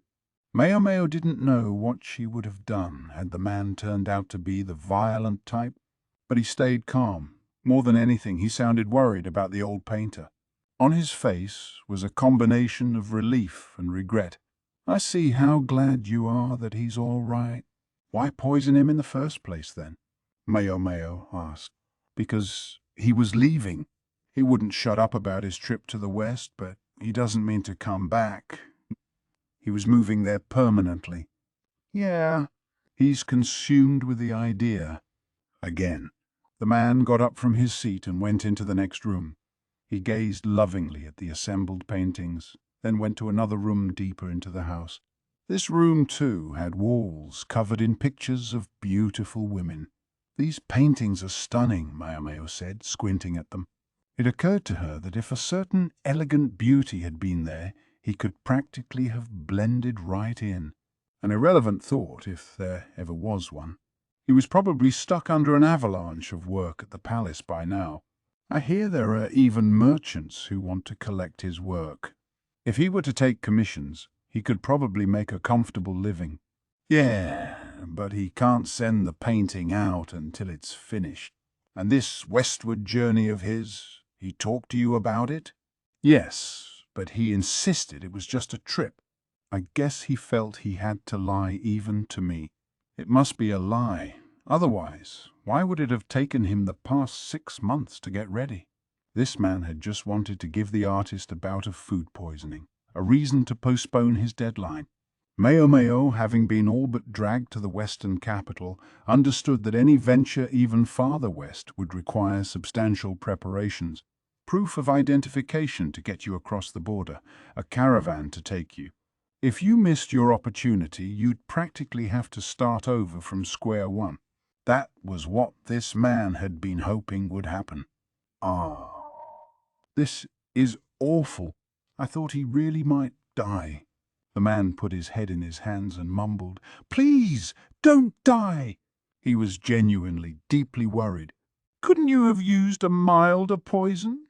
Maomao asked, although she realized it might sound odd to speak of any poison as being mild. "No, he's got an iron stomach and a constitution to match," the man said. It was that indefatigable stomach that had convinced the artist that anything could be eaten if cooked properly, and which had convinced this man that only a good, strong poison would do the job. That's why he had needed Chuyu to make it look like it really was food poisoning. With a third party to testify that the dumplings were spoiled, nobody would suspect anything else when the painter got sick to his stomach. Maomao could hardly believe this. "Why didn't you just talk to him then?" "I did, more than once. At first he didn't even tell me about his plan at all. Eventually, though, the artist had hit trouble trying to arrange everything he needed for his trip and had turned to this man for help. Even then, he'd stayed quiet about his intention to relocate. This man had claimed to be a painter, but really he was just an assistant on the master's work. He would mix paints, purchase pigments, and find merchants who wished to acquire the master's paintings. I'm hardly more than a gopher. Without the master, I'm not capable of doing anything." "Do you really believe that?" Maomao asked. The master was certainly a gifted painter, but as a human being he seemed to be missing something, and people like that tended to end up dead in a field somewhere before long. They needed assistance like this. I've learned things from talking to so many merchants, though, and I tried to tell him about them, the man said. He'd heard that strange things were happening in the West, that they were still only foreshocks, but if the rumors were true, it would be best to keep their heads down for the time being. But he insisted that if that were the case, he had to go, that it was now or never. Instead of being dissuaded from going west, the master had redoubled his preparations. He'd already met with the leader of a caravan, so there was no way for this man to intervene from that direction. In the dark room was a large canvas covered with a white sheet. He'd given up on the idea of going before, but then he saw this beautiful lady, and it inspired his passions anew. The man pulled the cloth aside. Maomao's eyes went wide. But this is a woman much like the immortal he encountered in the West, he says. This isn't her, but she looked so much like the other woman that the memories came flooding back to him. I guess I don't blame him. How could you forget someone like this? That's what this is about, Maomao thought, cold sweat running down her neck. The master said she was a shrine maiden he'd seen in Shao, the man explained. The painting depicted a woman with white hair and red eyes. Chapter 11. The Dancing Water Sprite. What am I even doing this for? Maomao asked herself, pouting as she prepared the cloth-wrapped package. It was the sort of thing she used when purchasing medicinal herbs. She didn't grow and harvest everything herself, after all. Sometimes she turned to a specialist, the same way one would get one's marshi from a place that made nothing but pounded rice cake. Maomao looked for Sazan and found him listlessly sweeping the foyer of the verdigris house. He'd slept for several days straight after Maomao had gotten home, but as he started to look healthier, the madam began to work him harder again, and meanwhile Maomao was making him study Apothecary's work in his spare time. "Could you watch the shop for me? I'm just going to the next village. I'll be back this evening," she said, leaning out the window. Sazan flinched and rested his chin on the end of the broom. "You mean it and is watching the shop all I have to do?" Under Maomao's relentless tutelage, Sazan had become a pretty competent worker, but it seemed he was still leery of having to take over for very long. "Take down any of the herbs hanging from the ceiling that have dried and powder them. Preserve them just like we always do." "Yeah, sure thing." Sazan leaned the broom against the wall, then reached under his shirt and scratched his belly, which Maomao rewarded with a glower. She could see the dirt getting underneath his fingernails. "And make sure you wash your hands," she added. "Don't have to tell me twice. Under your fingernails, too." Yeah, Sazan was a quick study, but he could do with a little more interest in hygiene. Plenty of their customers would complain if he wasn't. Maomao would have to keep reminding him. "I wonder if I'm still in time for the shared carriage," she thought. Renting a carriage all for oneself was expensive. Carriages came to the capital several times per day to deliver provisions, though, and since they unloaded their cargo here, they had room to serve as shared rides on the return journey. It took time and was about the most uncomfortable way to travel, but it had one unquestionable advantage. It was cheap. "You going somewhere, Freckle?" Chu asked, revealing front teeth that were starting to grow back in. His loyal henchman Zulin was beside him. Maomao gave them both a sour look, then pushed past the children and out of the apothecary shop. "Hey, you are going somewhere, aren't you?" Chu called after her. "Is it the market? If you're going shopping, I want to go too." He grabbed Maomao the cat, who'd been sleeping in the foyer, and used her paw to poke Maomao the human in a take me gesture. "Rah?" the cat objected. "I'm going to the woods," Maomao finally said. "It's a boring spot in the middle of nowhere." "The woods?" "I wanna go to the woods. Take me, take me, take me." The cat's poking became a veritable slapping. The feline Maomao was no happier about this than the human one, kicking her legs until she freed herself from Chu's grasp. Instead, Chu flung himself on the ground. Maomao would have thought a kid would be overthrowing tantrums like that at 10 years old, but maybe his pampered upbringing had left him behind on maturity. He seemed ahead of his years in some ways. Maomao could only rue that this wasn't one of them.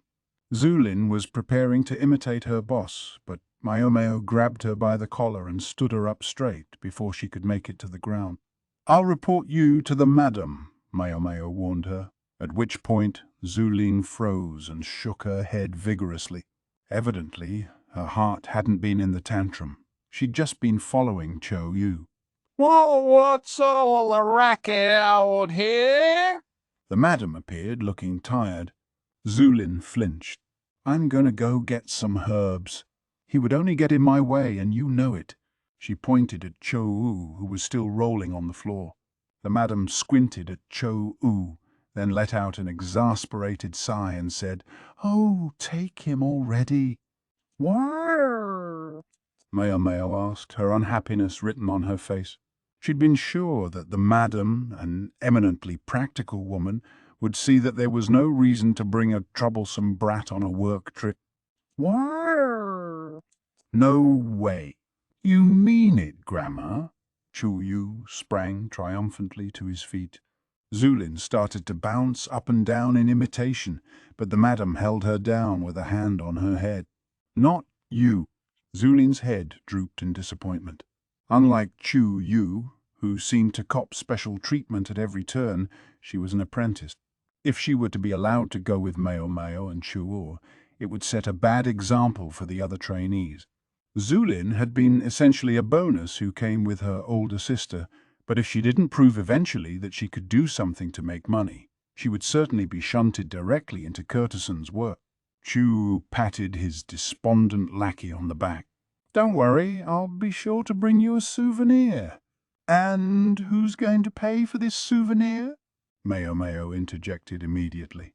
Chu ignored her, instead continuing to Zulin, "You'll be able to go outside one day. Just hang in there. I'll buy you out eventually."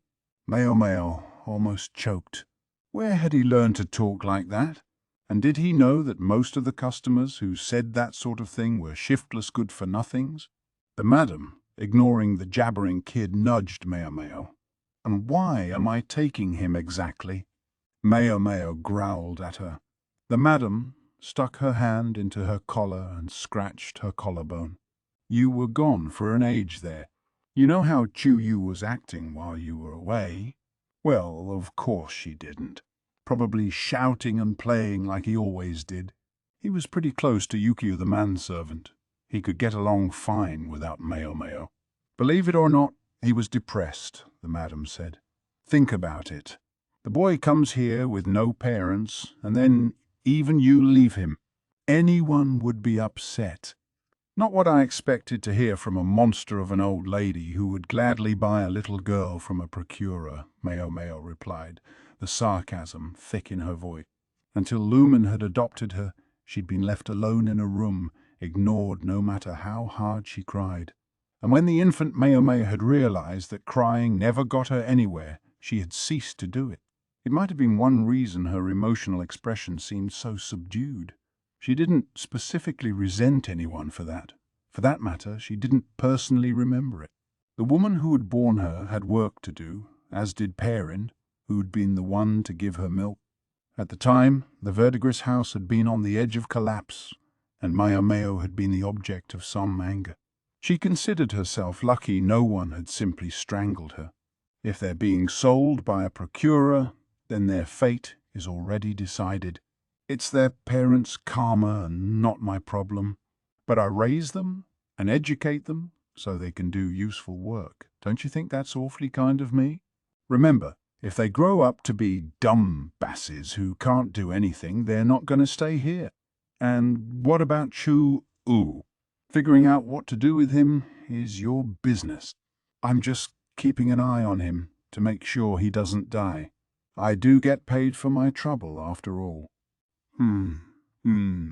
Maomao wondered solemnly exactly how much the madam was getting out of this.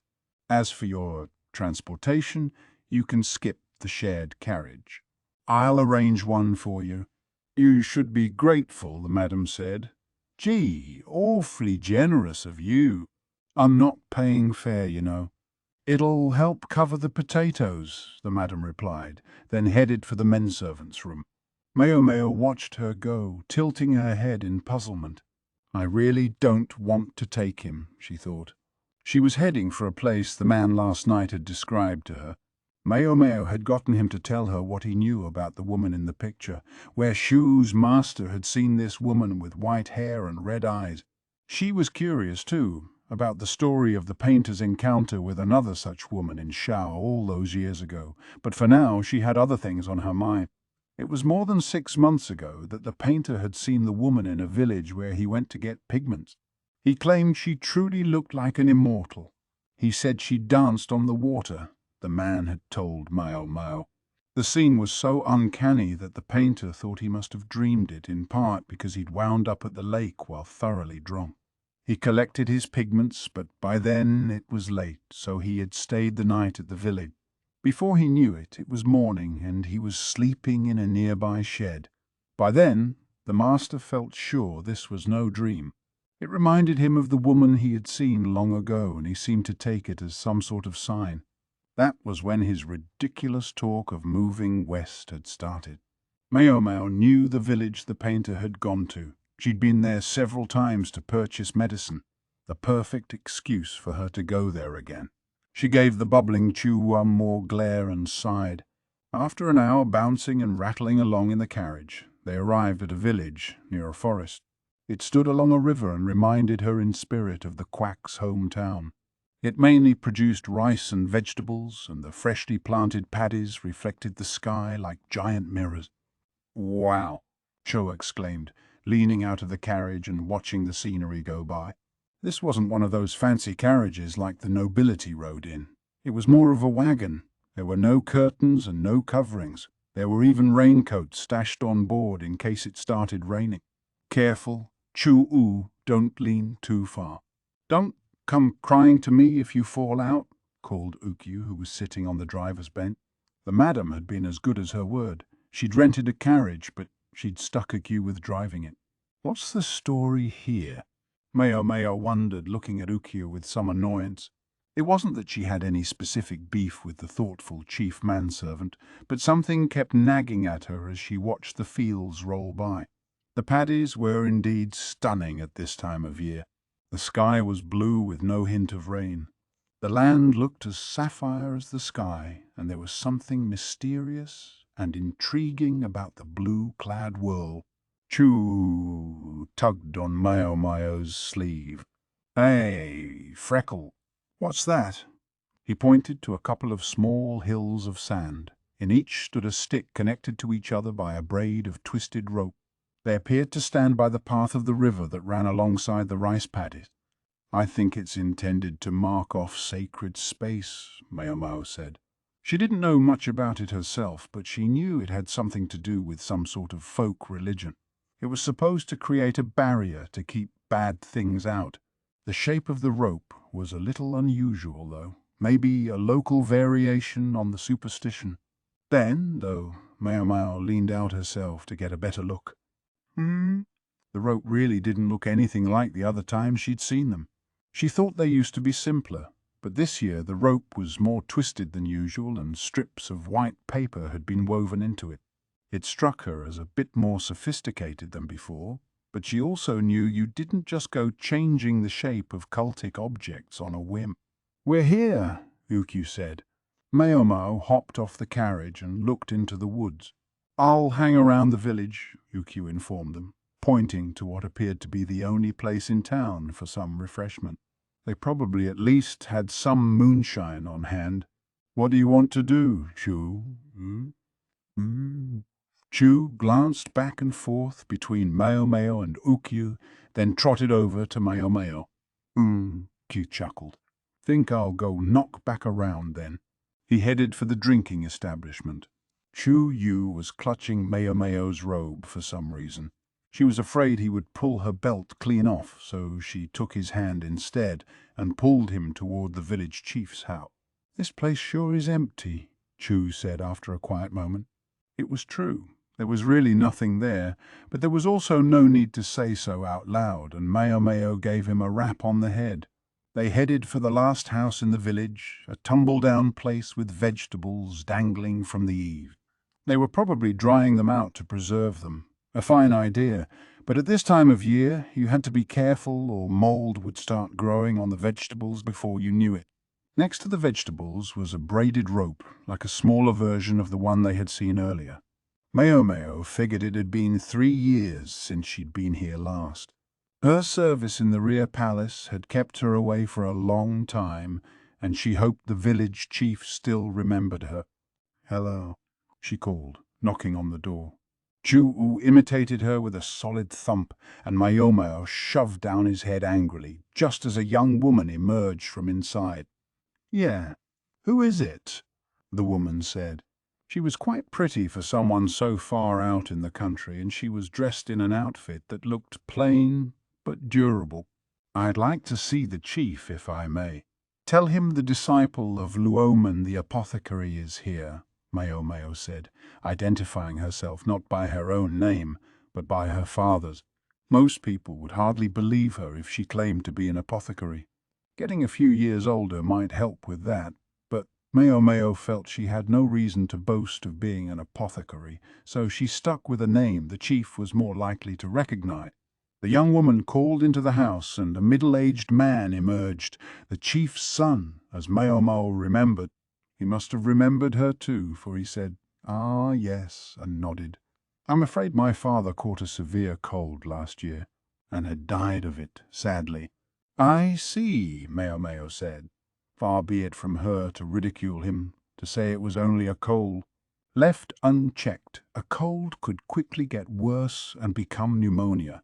Her recollection was that the former village chief never took medicine. He was a gregarious personality who was fond of saying that anything could be cured with a good drink and a good sleep. His philosophy had made him a bad customer, but Maomao nonetheless had never disliked him. "I insisted he should see a doctor, but, well, it's a moot point now," the son said. "Then, sorry, that's enough sentiment. You're here to go into the woods?"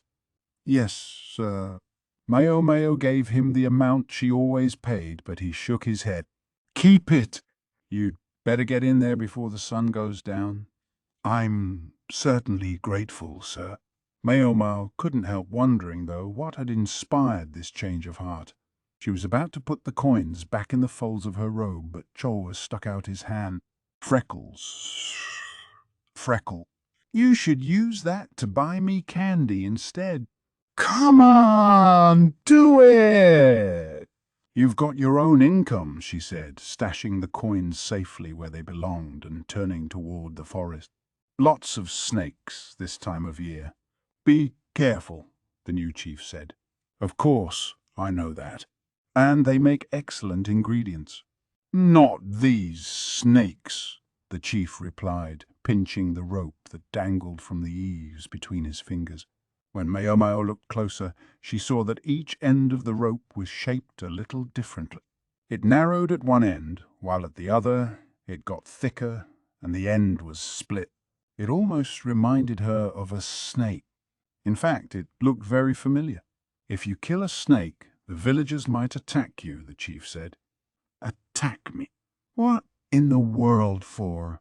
The idea was virtually incomprehensible to Maomao, whose first thought on seeing a snake was usually how tasty it would be grilled up with a nice soy sauce glaze.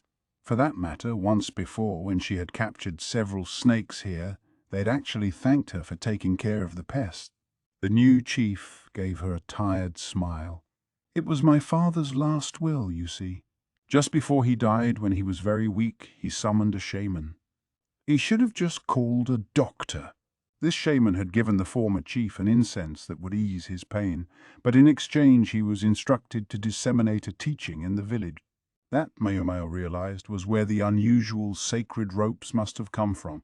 See, long ago, a snake god used to be worshipped around here. That was the reasoning, the current chief said, still smiling sheepishly. His expression suggested that you couldn't argue with an old faith, but his smile was strained. What do you do with the venomous snakes, then? Maomao asked. Vipers were the farmer's natural enemy. If one of them bit a person, they were all but done for. Still smiling that strained smile, the chief whispered, I've been killing them secretly. I know some of the faithful wouldn't approve, but what am I supposed to do? The chief had appearances to maintain. The young woman, probably his wife, was eyeballing the visitors. It couldn't feel good to watch her husband have a private conversation right in front of her. Maomao had the permission she wanted, though, so she had no further business here. She decided it was time to make herself scarce. Come on, let's go, she said. Yep, Chu, you said. Ah, there's one more thing you should know, the chief said. It's not just snakes. Apparently birds are off limits too. Not that you could probably catch one without a bow and arrow. This shaman sounds pretty demanding. You couldn't even slaughter a chicken with a rule like that. The prohibition is only on flying birds.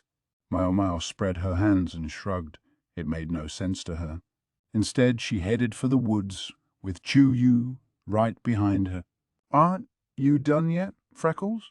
Chu asked, sitting on a stump with his legs dangling. This is why I didn't want him here. Brats like him got bored so quickly. The trip over was all well and good, but it had been obvious that Chu Yu would be dead weight sooner rather than later. Maomao felt sure that the old lady had forced her to take him with her so the little rat wouldn't get in the way of the men servants doing their work. Lonely, her ass. Maomao ignored Chu Yu's chattering, instead clipping some grass growing by the root of a tree. These were unusual and she couldn't resist grabbing them. She only needed the fresh buds, but she would worry about the details later. Freckles. Freckle. Pipe down. You're the one who wanted to tag along, Maomao said as she shoved some herbs into her bag. Chu braced himself on his hands and leaned forward, looking at Maomao in annoyance. But I'm tired. They hadn't walked far, but with the overgrown grass and fallen leaves, the footing was difficult. It would be fatiguing for Chu Yu, who was still partially paralyzed. Fair enough, but Maomao wasn't about to cut him any slack for it. If she took it easy on him now, he would expect her to do it all the time. Just wait there, then, she said. I'm going farther in. What? No way. Chu let his mouth hang open to show his annoyance. You're just gonna leave me here? You said you were tired? You would give me a piggyback ride. Sorry, but you're too heavy for me. See you. Maomao promptly started off. Chu Yu grimaced, then jumped down off his stump. He did prefer to be with people, like the madam described. When he was in the pleasure district, he could frequently be found with the men servants or the girl children. The forest was gloomy on account of the dense growth, and he heard a fluttering sound like flapping wing. It was accompanied by a hoo. Maybe it was a pigeon. I'm coming already, just don't leave me here. Chu Yu called and started after Maomao, dragging his leg. Maomao, keeping one cold eye on him, continued into the woods. The place was full of different trees. Many were broadleafs. The place must be rife with nuts and berries in the fall. Conifer forests were better for making paper, but in Li, most such places were located in the north. As she went along, Maomao spotted a raspberry and popped it in her mouth. Chu found another and copied her, which was fine, except that it left his mouth sticky and red. Maomao swallowed her annoyance and wiped his lips, knowing that if he wiped them on his sleeve, the color would never come out. With each raspberry he ate, Chu Yu smiled ruefully. These are sour, he announced. That's because they're not ripe yet, Maomao said. It evidently wasn't going to stop him from eating them.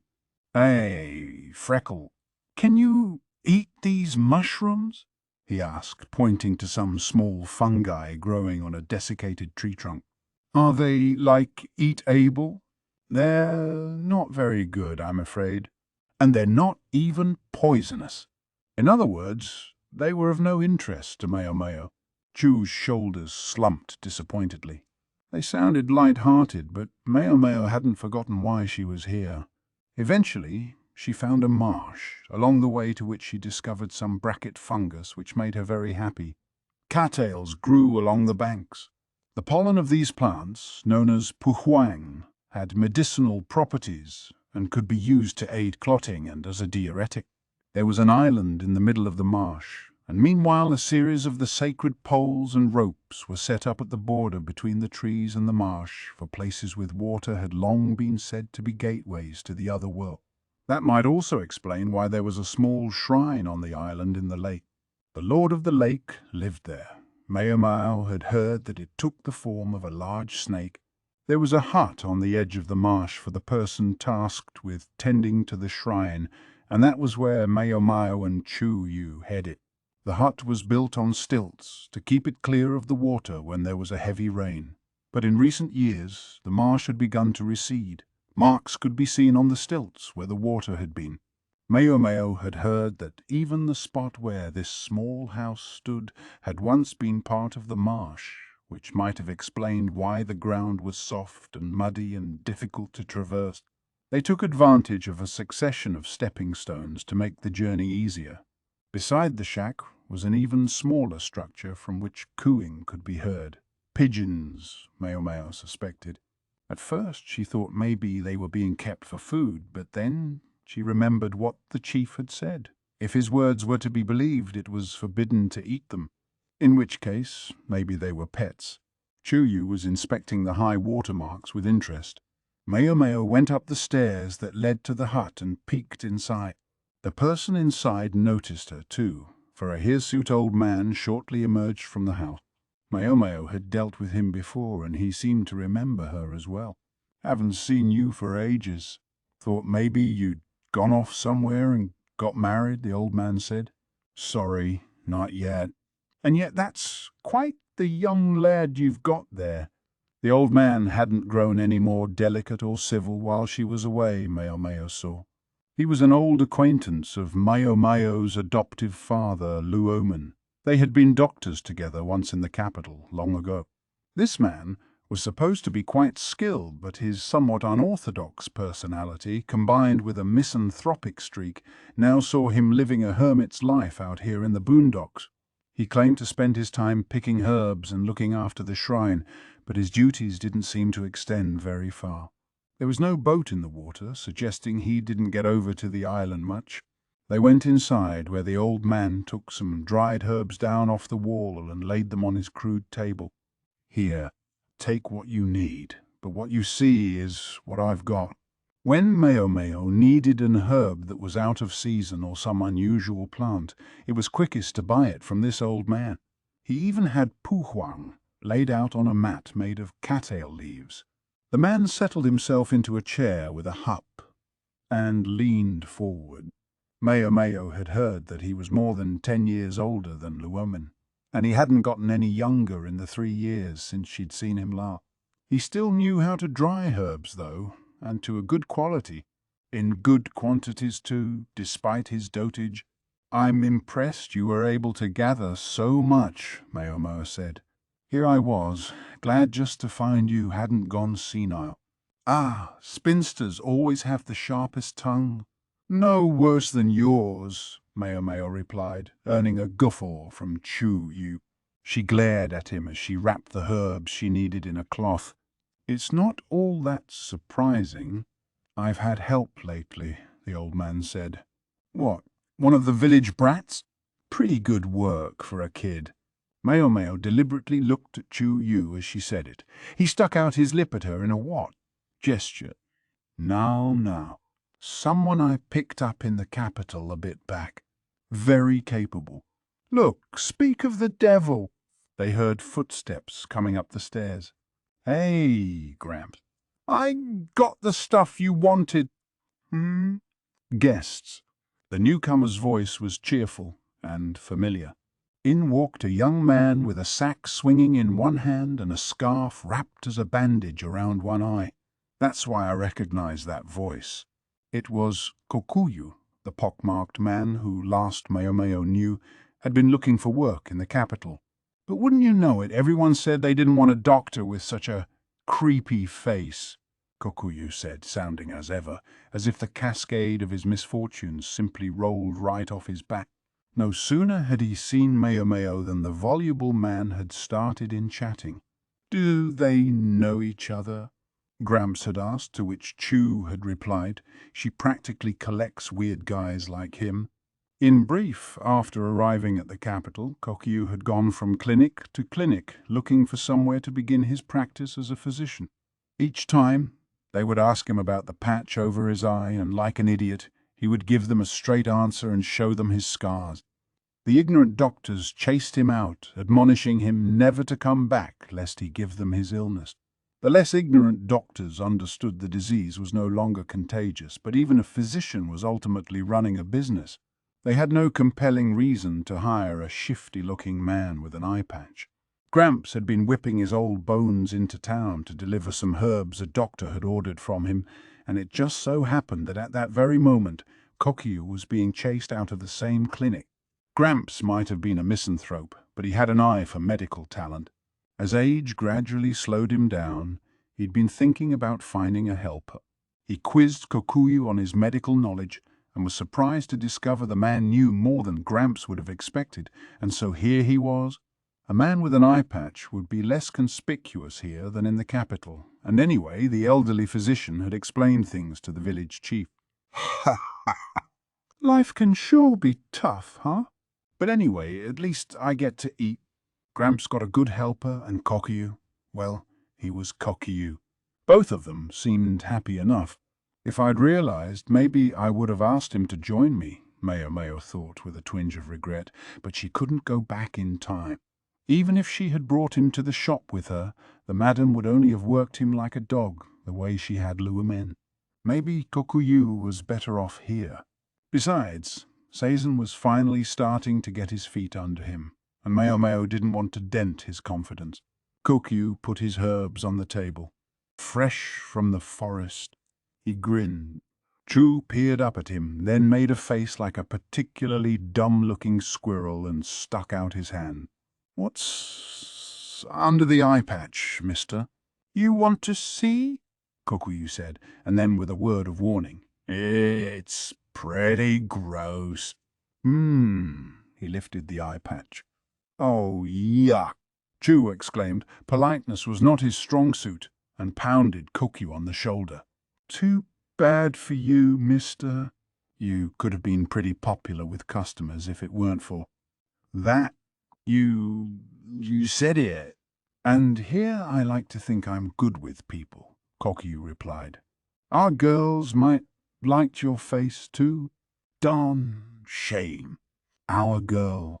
Nice, Maomao thought, but otherwise she ignored their chatter, instead taking an appraising look at the herbs. She squinted at one of them, a large leaf she didn't recognize.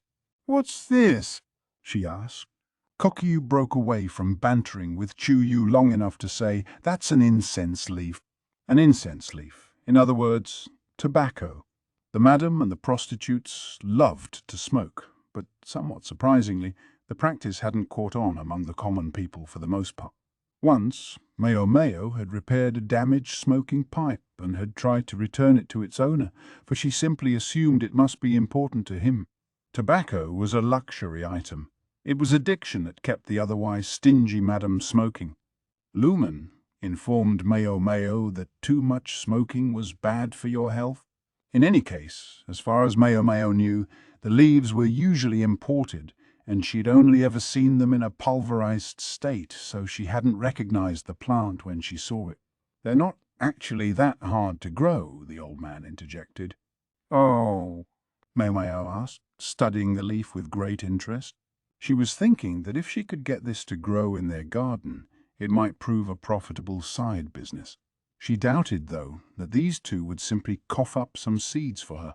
She might at least be able to get them to share some of the leaves, but she questioned the wisdom of further entrenching the smoking habit among the courtesans by providing them with a cheap source of tobacco. It couldn't hurt just to float the idea, she figured. She asked, "How much would you sell these for?" "They're not for sale," the old man said, picking up the leaves and bundling several of them together before hanging them under the eave. "For his own use." Maomao wondered, but she hadn't seen any smoking paraphernalia in the house, and she'd never seen the old man smoking.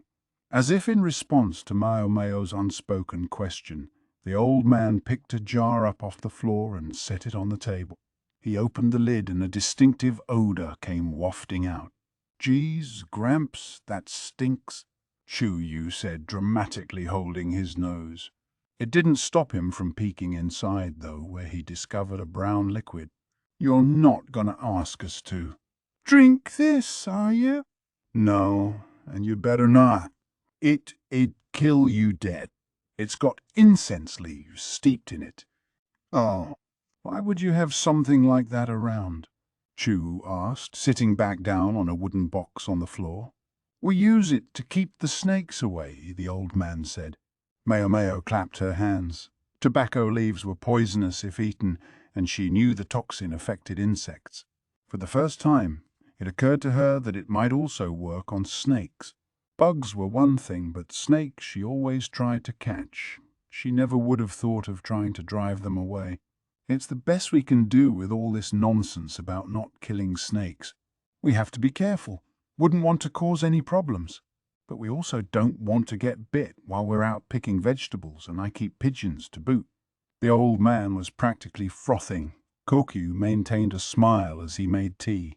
Chu Yu's eyes sparkled as he saw steamed buns emerge from the cupboard. Nobody gave two shits about this shrine for decades. Now they won't shut up about some messenger of the snake god appearing. "It's a little late for them. The bridge to the island is good and broken," the old man said. "Ha ha ha. Shamans are the worst, aren't they?" Kokyu agreed cheerfully. Was there, perhaps, just a hint of personal animus in his jollity? Maomao, meanwhile, found herself wondering about something. Last will and testament of the previous village chief or no, she questioned whether anyone in a small village like this would actually be so hesitant to kill a snake. Was it actually because a snake deity was once worshipped here? Was this shaman really that persuasive? She asked coolly. Gramps snorted. "Ah, funny you should ask. The truly faithful say she changed form. Changed form." Maomao had heard of foxes transforming, but a snake. "Isn't it enough that foxes can do it?" She gave them a confused look. Kokyu opened the window of the hut, and Maomao found she could see the marsh and the shrine. Gramps looked out the window and rubbed his scraggly beard. "I didn't see it myself, but they claim the shaman. They claimed the shaman had danced across the surface of the water to reach the shrine. That's got to be. It was said that proved the shaman was the god's messenger. And there you had it. The shadiest thing I've ever heard. Shady it might have been, but if it were true, then the pale woman the painter had witnessed could have been real as well. This shaman didn't happen to be a young woman with white hair and red eyes, did she? No. She was a young woman, all right, but nobody said a word about her looking anything like that. Chu Yu was a god. That's amazing. How did she walk on the water? "It's easy," Kokyu said. "You just have to take the next step before your foot starts to sink. Then you do it again and again, one step at a time." The lie seemed to come very easily to him. "Awesome." Maomao bapped Chu on the head as a warning not to be so gullible, at the same time glowering at Kokyu. She had just been starting to think of him as friendly and harmless when it turned out he was capable of something like this. "Don't tell me you really believe she could do that," Maomao said. "Hell, of course not. But, ahem," the old doctor continued, scratching his chin and looking outside. He seemed conflicted. "Once, when I was a young man, I saw that very thing. You saw someone dancing across the surface of the water? Maomao cocked her head. Chu Yu copied her, as did Kokiyu, for some reason. Yeah, back before I left the village. You know, it used to be the duty of the shrine maiden to serve the snake god. The old man's family were in fact distant relations of the village chief, and the young women who served at the shrine were of the same bloodline. Gramps had just said that the shrine had been all but abandoned for decades, but there was an explanation for that. They came hunting for girls for the rear palace, and then there weren't any young women around here anymore. What could one say? It was as simple as that. With that, rituals that had been passed down by word of mouth for generations disappeared, and the shrine fell into disuse. It was just about then that the previous village chief had taken over. Since the chief before him had been a man of scant faith, he allowed the shrine to sit unused until it became decrepit, and even the bridge to the shrine's island rotted and collapsed. Then Gramps returned to the village and became the keeper of the shrine, even if only nominally living here in this hut. Didn't the shrine maiden come back to the village after completing her tenure at the rear palace? Maomao asked. She always was a good-natured girl. Why should she come back to a place like this? Fair enough, Maomao thought, picturing Xiaolan, who had been her friend at the rear palace. Xiaolan's parents had sold her into service so as to have one less mouth to feed. She'd understood the reality and had known that even if she went home, there would be no place for her. Instead, after leaving the rear palace, she had found work to support herself. A young woman with a half-decent head on her shoulders could probably have found any number of ways to earn a better living than the one she'd had in a village like this. There was more than one way in which the rear palace could be said to give its women a leg up in life. The former chief was all laments before he died, but my feeling was that if he was going to complain so much, he should have asked a doctor for help, Gramps said. Ha ha ha. That's funny. Yeah, some people are that way, huh? Kokuyu chortled, but the old man gave him a gentle jab to the head. It wasn't that funny. Maomao gazed outside. I don't see a boat. How do you get across? I assume you have to check the condition of the shrine periodically. Gramps drew a circle on the table. Boats anger the deity, evidently. There's even one particular area set aside for fishing, although all you'll ever catch is loach, so it's not exactly worth the effort. So the shrine just goes unattended. You're welcome to go see it if you're interested, just not by boat. What is this, some kind of riddle? Maomao asked. How was she supposed to get to the island without using a boat? Did he think she could walk on water? Well, you thought it would be easy to get to a sacred place. Nonsense, spouting old man. Kokuyu, you take them. There should be a better view of the island on the far bank than here. And weed the fields while you're at it.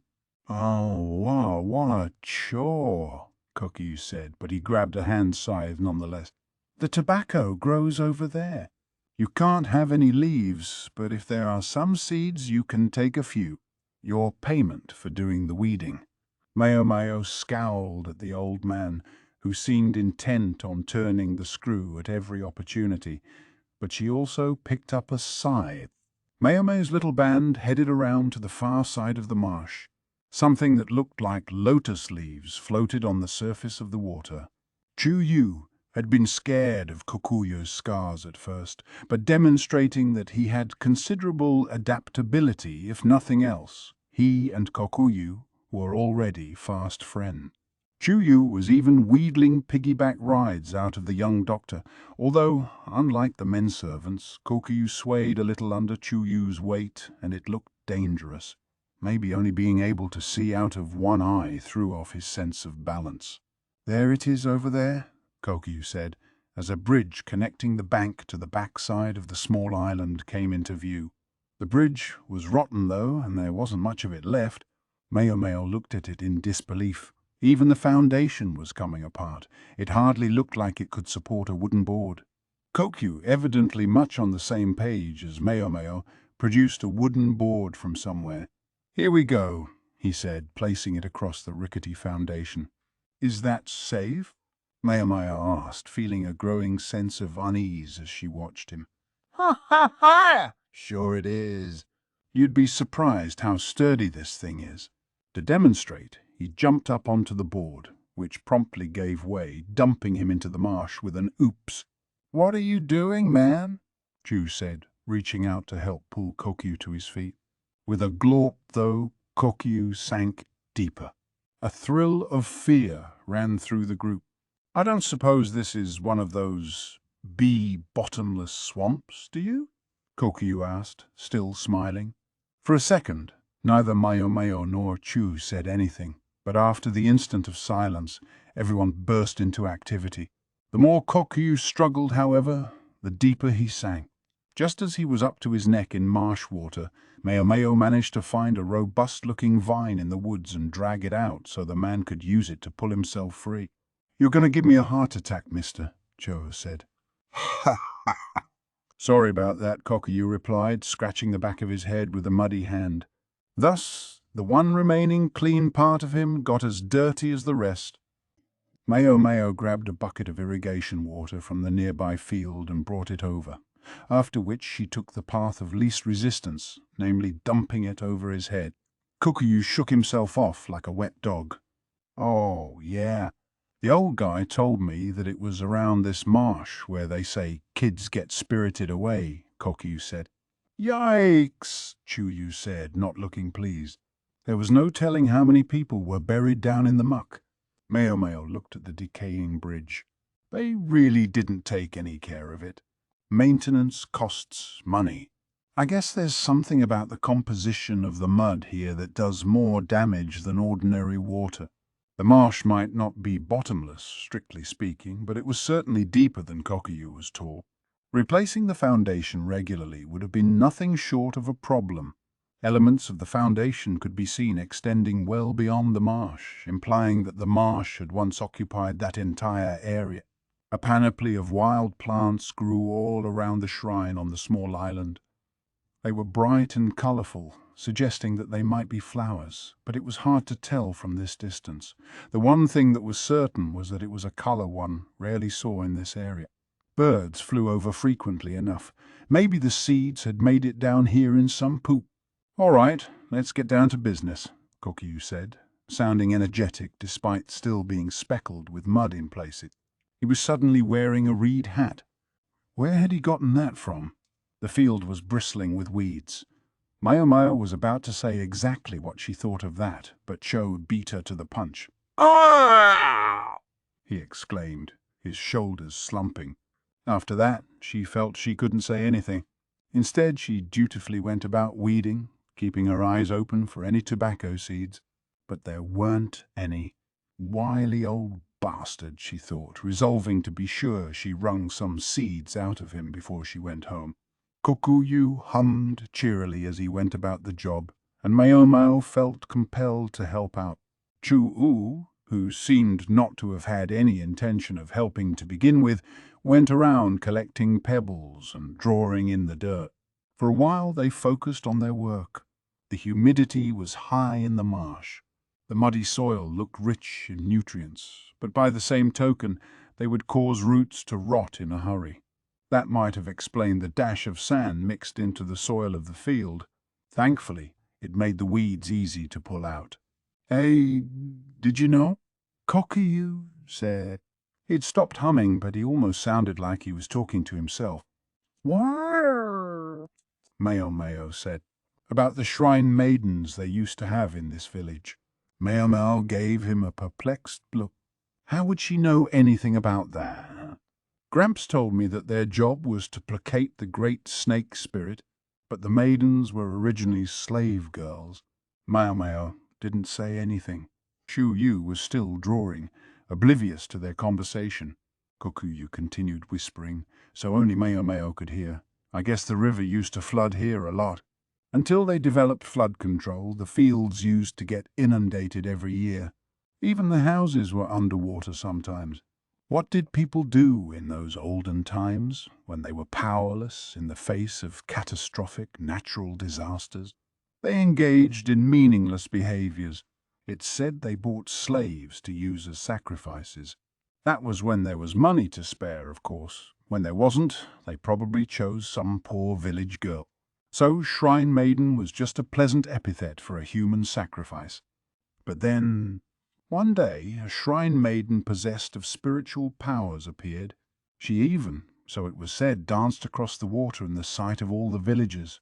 Gramps has really opened up to this guy, Maomao thought. All these stories were new to her. The old man must have been privy to this lore because of his family's connection to the Shrine Maidens. It seemed strange that at the same time he was also distantly related to the village chief. I guess that meant that if you didn't possess those powers, you could expect to be sacrificed sooner or later, Kokuyu said. Whether you were sacrificed to the god of this or the lord of that probably didn't matter much to the person suffering the ritual. But then just when she thought she'd escaped, she gets sent to the rear palace instead, thus given not to the master of the lake, but the master of the land. No wonder she didn't want to come back. Maomao saw now why the young woman had never returned, as the old man had told her. Who could blame her if indeed she felt some anger at her hometown? Maomao gazed distantly at the water. The surface rippled, but to judge by Kokuyu's state after falling in, it was mostly mud down there. She picked up a stick lying nearby and jabbed it into the water. Once it sank into the muck, it was hard to pull back out. Less of a marsh and more of a bog. The flood measures might have dispersed the water flowing into it, but maybe the shrinking marsh has made it muddier, Maomao said. She stood up from where she had been crouching. Do you know when the marsh started shrinking? I guess I don't. You could try asking Gramps, Kokuyu said. Maomao scratched her chin and stirred the mud as best she was able. She suddenly discovered Chu Yu was standing beside her, also stirring. You drop something? He asked. No, Maomao said. It rained a lot at this time of year. The water level probably wasn't at its peak yet. That meant the marsh would only be even more muddy during the dry season. Suddenly, Maomao jumped to her feet. What's the matter, Freckles? Chu Yu asked, looking at her, but she ignored him and ran off. Hey, Freckle. What's going on? Kokuyu asked. Maomao didn't answer him. She made a beeline for the hut where the old man lived. She didn't want to stand and chat with the two of them. She was desperate to test the idea she'd had as soon as possible. Even as she ran, a smile came over Maomao's face. Boy, where'd that come from? What's she think she's doing? Chu Yu grumbled, but he and Kokyu followed along just the same. Choyu must have gotten tired of running part way there, because when they arrived at the shack, Kokyu was carrying him on his back. Maomao vaulted up the stairs and knocked on the door. No sooner had the old man opened it than she burst out, "Give me some tobacco seeds!" Gramps was slurping some noodles, looking almost as if he were eating his own beard. Is that what you're here about? If there weren't any seeds in the field, too bad. He began to chew his mouthful of noodles noisily.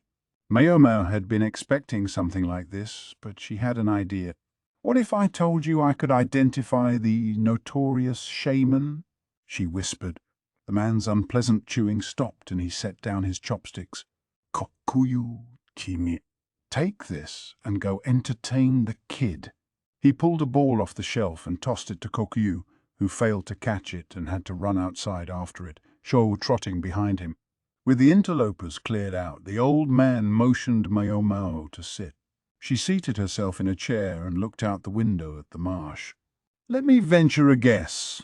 When this shaman appeared, it was the time of year when the water level was dropping.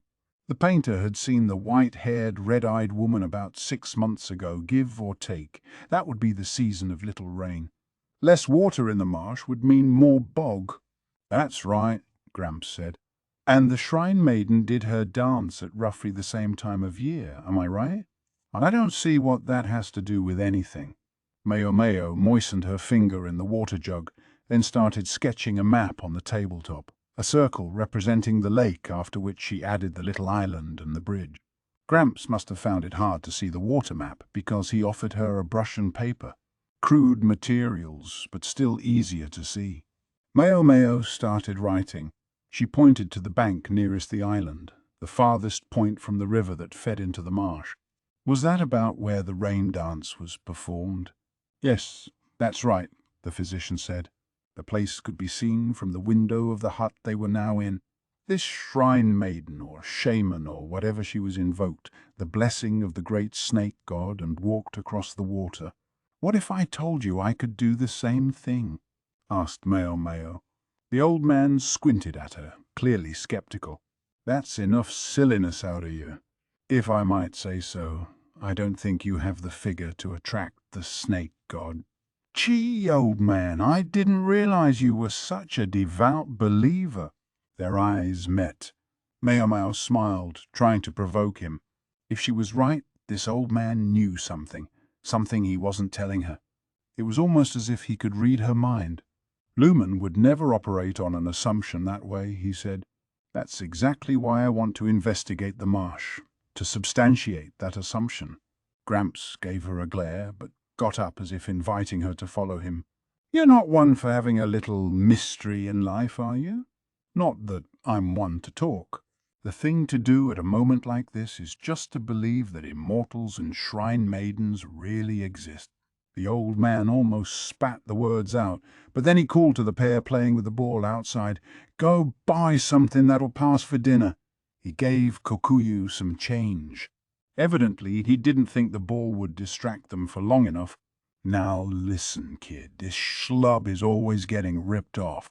Sorry, but do you think you could go with and keep an eye on him? Sure. Just leave it to me, Shu said, and went after Koku again. Maomao and the old physician stayed where they were until the other two were out of sight. Then the doctor said, Let's go. He brought her to an area of the marsh that had been fenced off.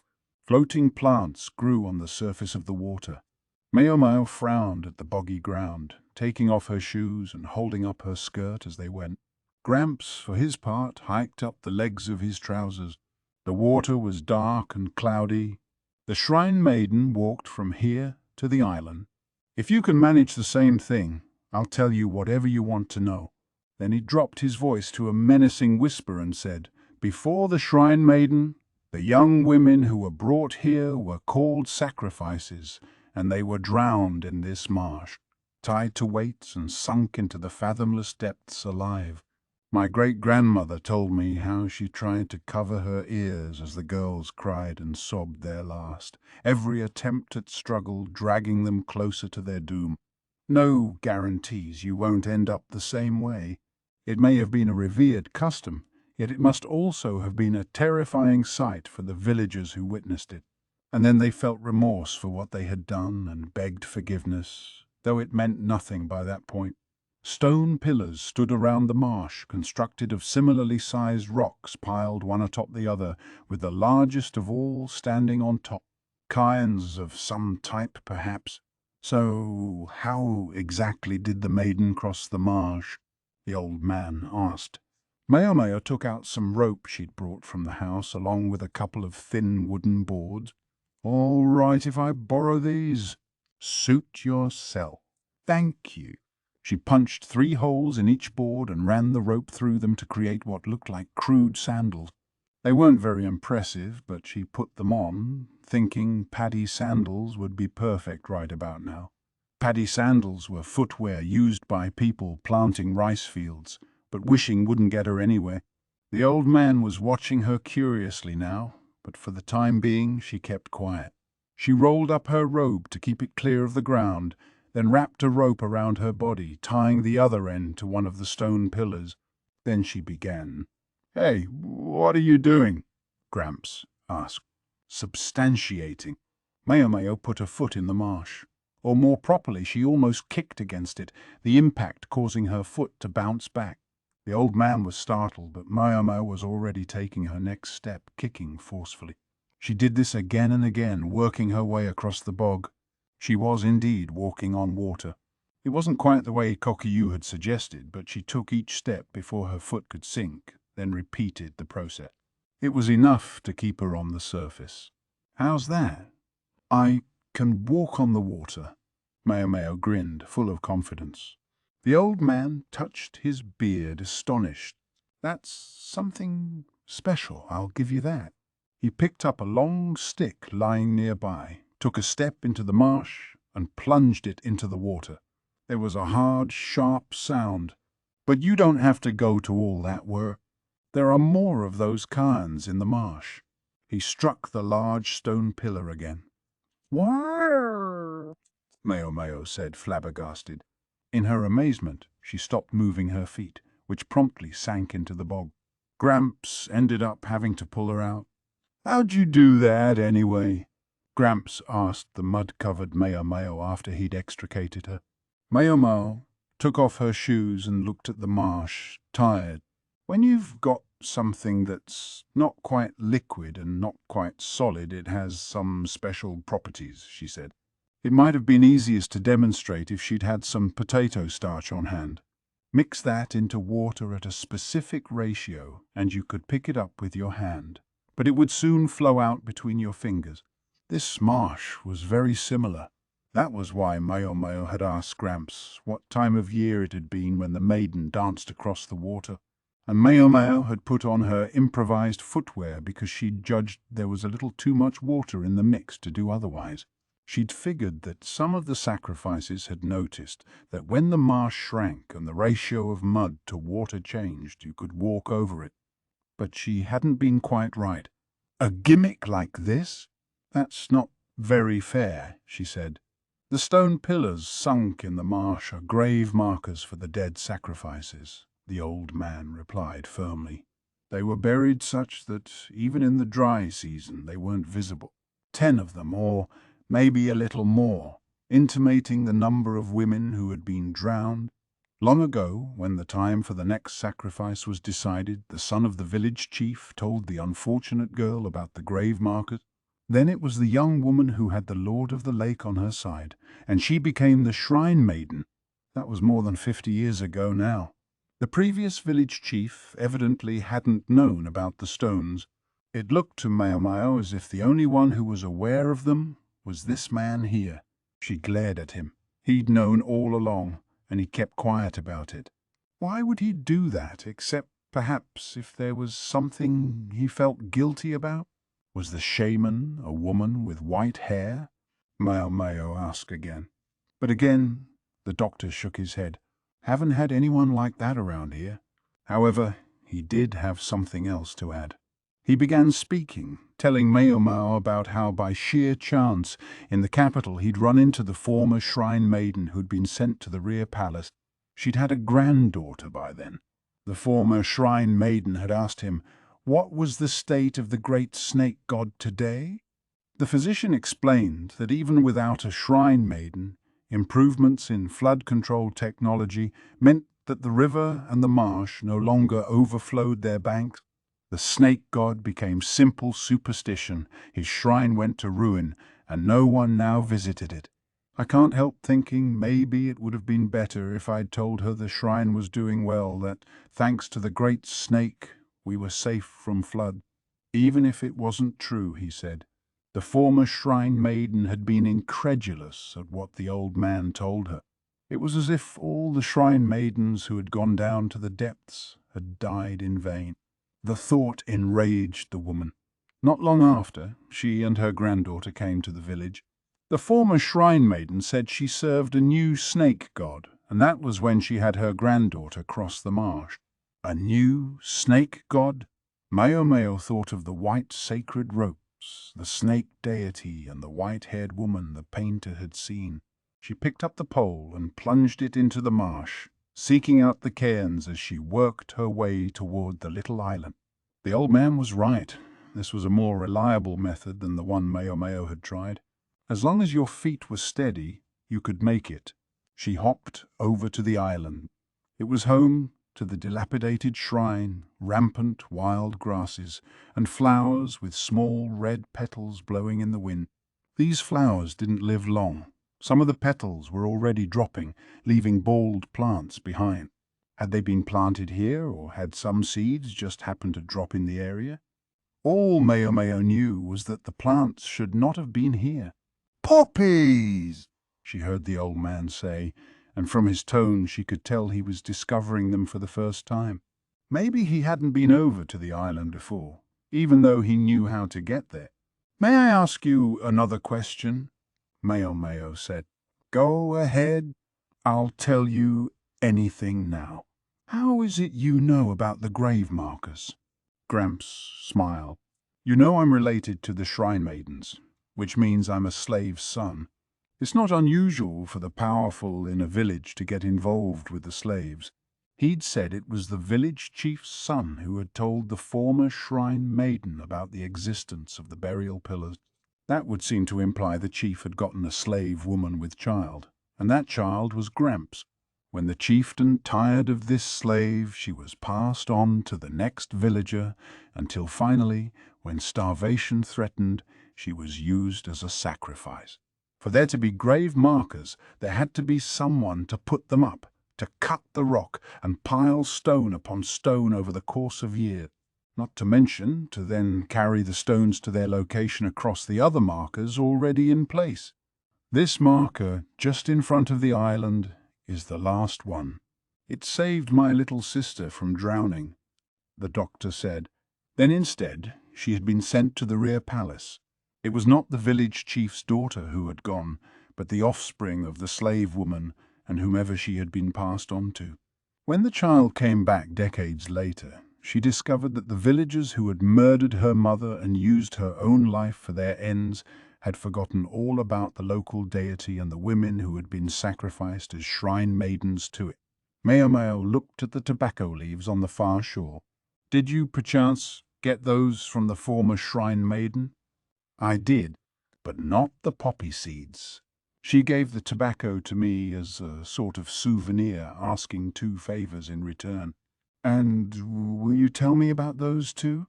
"Yes, it's time I told someone. The water level's still high right now, so they've stayed hidden, but when the autumn comes, the tops of the grave markers will peek out. I was able to keep everyone off the trail until last year, but I don't think I can manage it anymore. The shaman would be revealed as a fraud. The first favor was this, that I stay quiet, even knowing what I knew. The injunctions against the villagers killing snakes or birds were probably the shaman's small form of revenge.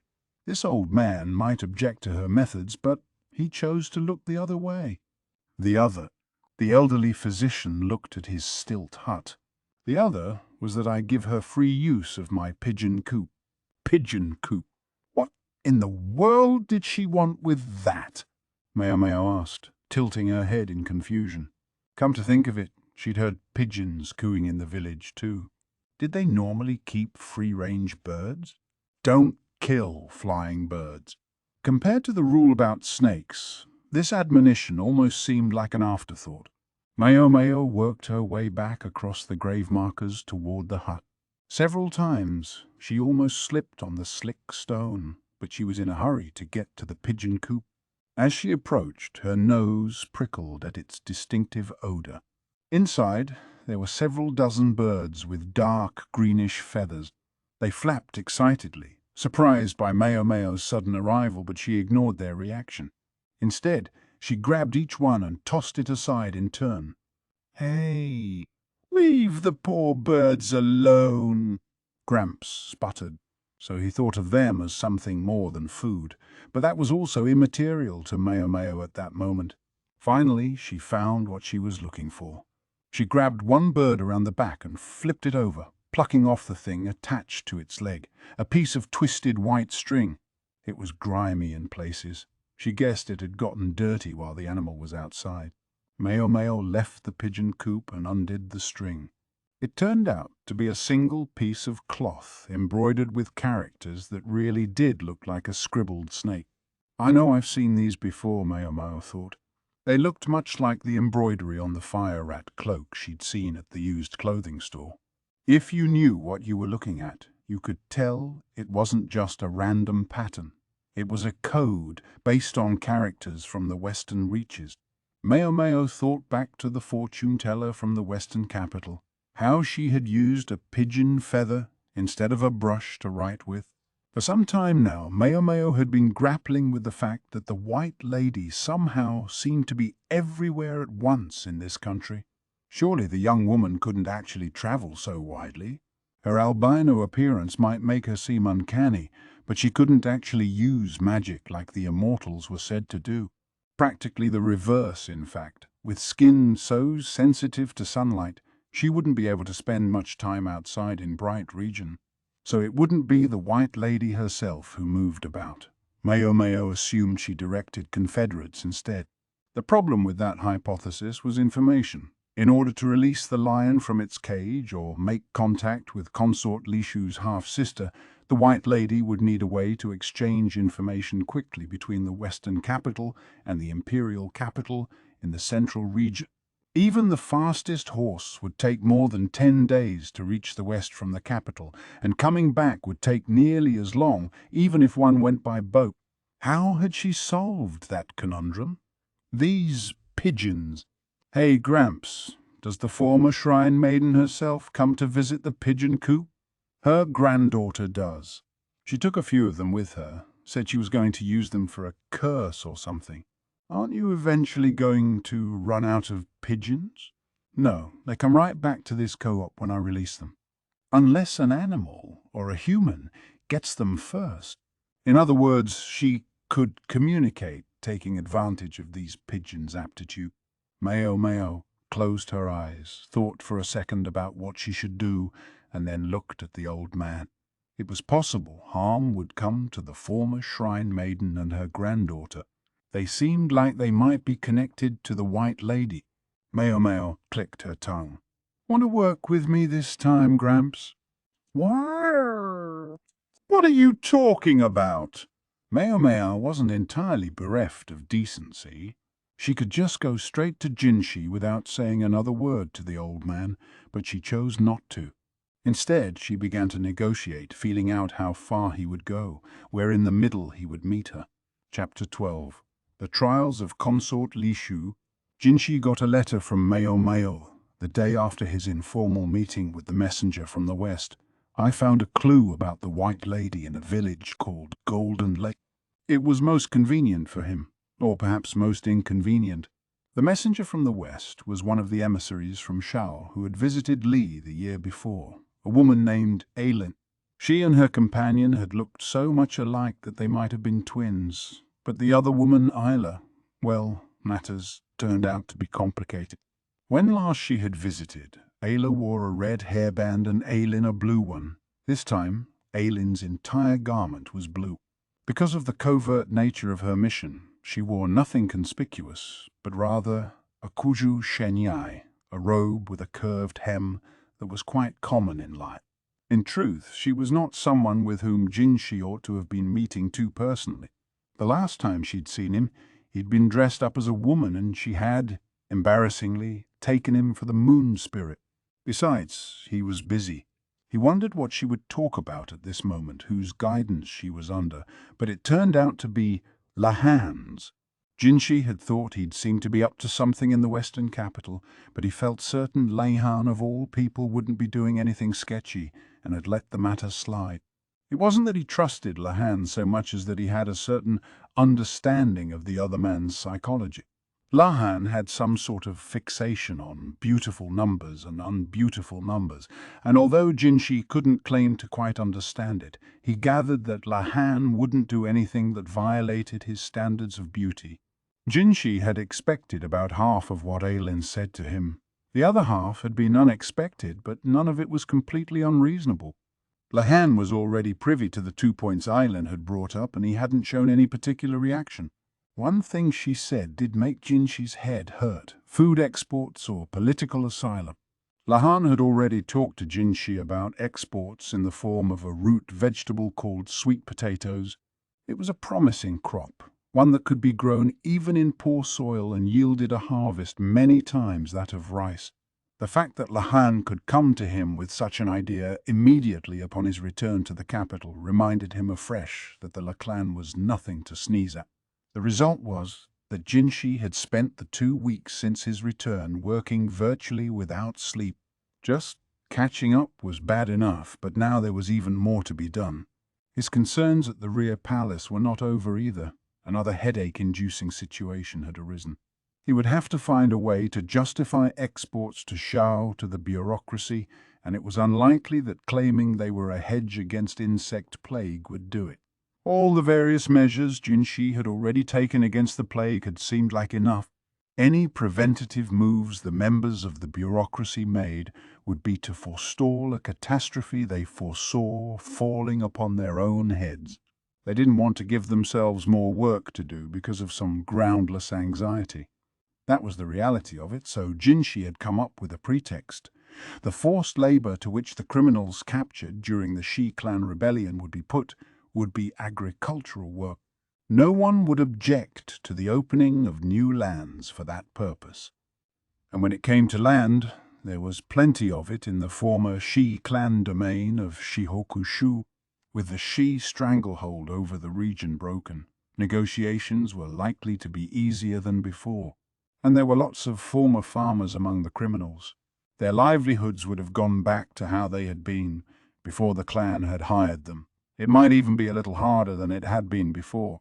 Jinshi wouldn't even have to put the plan into motion himself. He had somebody to handle things on his behalf. Specifically, a high official put in charge of Shihokushu after the destruction of the Shai clan. Someone who had been born and raised in the area, in fact, and had worked their way up the ranks as a regional official. They had experienced famine in the past, and when Jinshi had explained how growing sweet potatoes would prevent further starvation in the future, his case had been eagerly heard. Any necessary personnel could be recruited in Shihokushu. There was a ready supply of third sons of farmers, men who weren't entitled to any field. If the rear palace could be considered public service under the Empress Regnant, then so could this. That was as far as Jinshi's planning had gone. He was quite capable, but he was no genius. There were still kinks to smooth out in the idea, but he would leave the details to those carrying it out. There would be pressure, yes, but they would just have to rise to the occasion. Jinshi didn't love to simply delegate matters, but he had other things to do. He was always slightly overworked, but he liked to think he had a sense of the scope of his duties. Jinshi lacked many truly trustworthy subordinates, but he did have a few. Each had their strengths, roles to which they were best suited. He picked up his cup as he considered what he would do about this letter. His ever-attentive lady, Swiren, saw the cup was empty and with a "well, now," poured him more juice. Jinshi watched her and spontaneously decided to show her Maomao's letter. "Do we have anyone available right now?" he asked. "Yes, several who just came back." "Pick someone suitable, then." "All right." Swiren put her hand to her cheek, thinking. "Why don't we try somebody new? It should be interesting." "Are you sure that's safe?" Jinshi asked uneasily. Swiren, though, continued to smile broadly. "Have I been wrong yet?" Jinshi could only offer a rueful smile in response to this display of confidence. Swiren had once attended upon the Empress Dowager herself. Even Maomao couldn't get the better of her. Swiren was one of those who had helped see to the safety of the Empress Dowager in that den of iniquity, the rear palace, the Empress Dowager who had become pregnant with the current emperor at barely more than 10 years old. Jinshi was convinced that the fact that Swiren had been assigned to attend him was a show of motherly concern on the part of the Empress Dowager. "If you still don't believe me, then let me tell you a little secret," Swiren said, and then she whispered in Jinshi's ear. His eyes went wide. "Is that true?" "Yeah. I was administering a bit of punishment when I discovered." Swiren's secret had no bearing whatsoever on Jinshi's work, but it was very useful information to him personally. He wondered, though, what was this punishment she was talking about? He decided that for the moment some questions were better left unasked. "I'm sure you'd like to emerge victorious from time to time, young master," Swiren said with a gesture that was girlish and charming, despite her years. No sooner had Jinshi registered that, though, than she had returned to the prim, capable lady-in-waiting. "I'll see to it immediately," she said. She bowed and exited the room without so much as the sound of a footstep. Jinshi knew Swiren would take care of things. He could focus on other work. The other problem brought to him by Special Envoy Aylin, for example, something that appeared to be news even to Lahan. Jinshi hadn't wanted to hear it. He would have preferred to plug his ears. It was enough to threaten to shatter his impenetrable smile. What kind of problem was it? It had to do with the White Lady, and because of it, he would miss another chance to visit the apothecary shop in the Pleasure District. The White Lady has been apprehended. She was informed 2 days after the events at the village and its marge. Considering that it would have taken her letter a day to arrive, things had happened about as quickly as humanly possible. It was Basen who brought the message, and Yukyu who brought Basen to the shop when he'd spotted the young man standing uncomfortably in the foyer of the verdigris house. Basen had visibly relaxed when Maomao had told him that her sister Perrin was with someone that day and wasn't in. The shop was rather cramped, so Maomao asked the madam to ready a room for them. The brothel had many chambers that were excellent for private conversations, but only assuming Chu Yu didn't find them. The overcurious brat would inject himself directly into any conversation. Thankfully, Yukyu volunteered to distract him. Maomao took a sip of the tea that had been served to them. "Is that right? I expected more enthusiasm," Basen said. "I assure you I'm quite shocked." Basen, it seemed, still wasn't accustomed to reading Maomao's expressions. Jinshi or Gaoshun would certainly have registered the slight furrow in her brow. After the discovery that the White Lady was using pigeons to facilitate her information network, they had quickly turned the setup against her. Maomao had assumed they could read one of the letters, snatch the person who came to get it, and probably learn something, but she'd never imagined it would go quite so easily. What had really made the difference was that she was able to bring in help. With that help, Maomao had gone to the old man who worshipped the great snake. She believed he had the interests of his somewhat duplicitous sister and her granddaughter at heart, and she knew that somehow or other, to a greater extent or a lesser, they were connected with the White Lady. The man could stay quiet, but it wouldn't save the women from punishment. "So," Maomao urged him, "he should defect. Call it blackmail if you must." We staked out the pigeon coop, and when we detained the person who visited it, they led us to the villa of a particular bureaucrat, Basen said. They had asked the old man's younger sister and her granddaughter whether they could identify the official in question, and the women said they knew him. They also identified several other bureaucrats who were friends with this man. One of them, it transpired, was harboring the White Lady. Kind of anticlimactic. I can't help wondering, though, why would anyone go so far to protect her? Maomao said. The bureaucrats were passionate cannabis smokers, and traces of what's thought to be opium were also found in the house. But of course, once someone was hooked on narcotics, they might do anything to get them. Getting such a drug out of your life took considerable resolve as well. Just goes to show one shouldn't fool around with dangerous drugs, I guess. "You're one to talk," Basen said. She ignored his profoundly doubtful look, instead thinking about what medicine she would mix up today. Basen had presumably come just to tell her about what had happened, so his business was finished. His hand was better now. The bandage was off. Really, though, Maomao wasn't sure why they couldn't have sent her a letter, or at least some other messenger. No reason for Basen to come here and be terrified by the courtesans. Despite having delivered his message, however, Basen showed no sign of getting up to leave. Instead, he kept stealing glances at Maomao, his mouth almost opening and then shutting again. At length she asked, "Is something the matter, sir?" "Ahem. No, Maomao was curious, but didn't actually want to get involved. Whatever it was, it probably meant trouble, and worse, it probably meant Jinshi. Yes, definitely better to steer clear." She hadn't seen Jinshi since they'd parted ways at the Western capital. The extent of their contact had been her letter about the White Lady, to which his reply had been businesslike. "I hope he'll just pretend nothing happened." That would be the most harmonious thing, in her opinion. Unfortunately, The world wasn't a decent enough place to give you harmony just because you wanted it.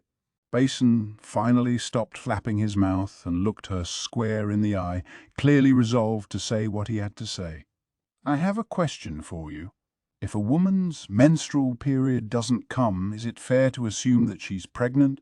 Maomao greeted this with silence. She never did know what this man was going to say next. Basen scowled at the disdainful look she gave him, but his face grew steadily redder. Frankly, Maomao wasn't sure what to make of such a hopelessly virginal response. He wanted to know how to tell if a woman was pregnant. Could it be he'd fallen in with some bad girl who'd taken advantage of him?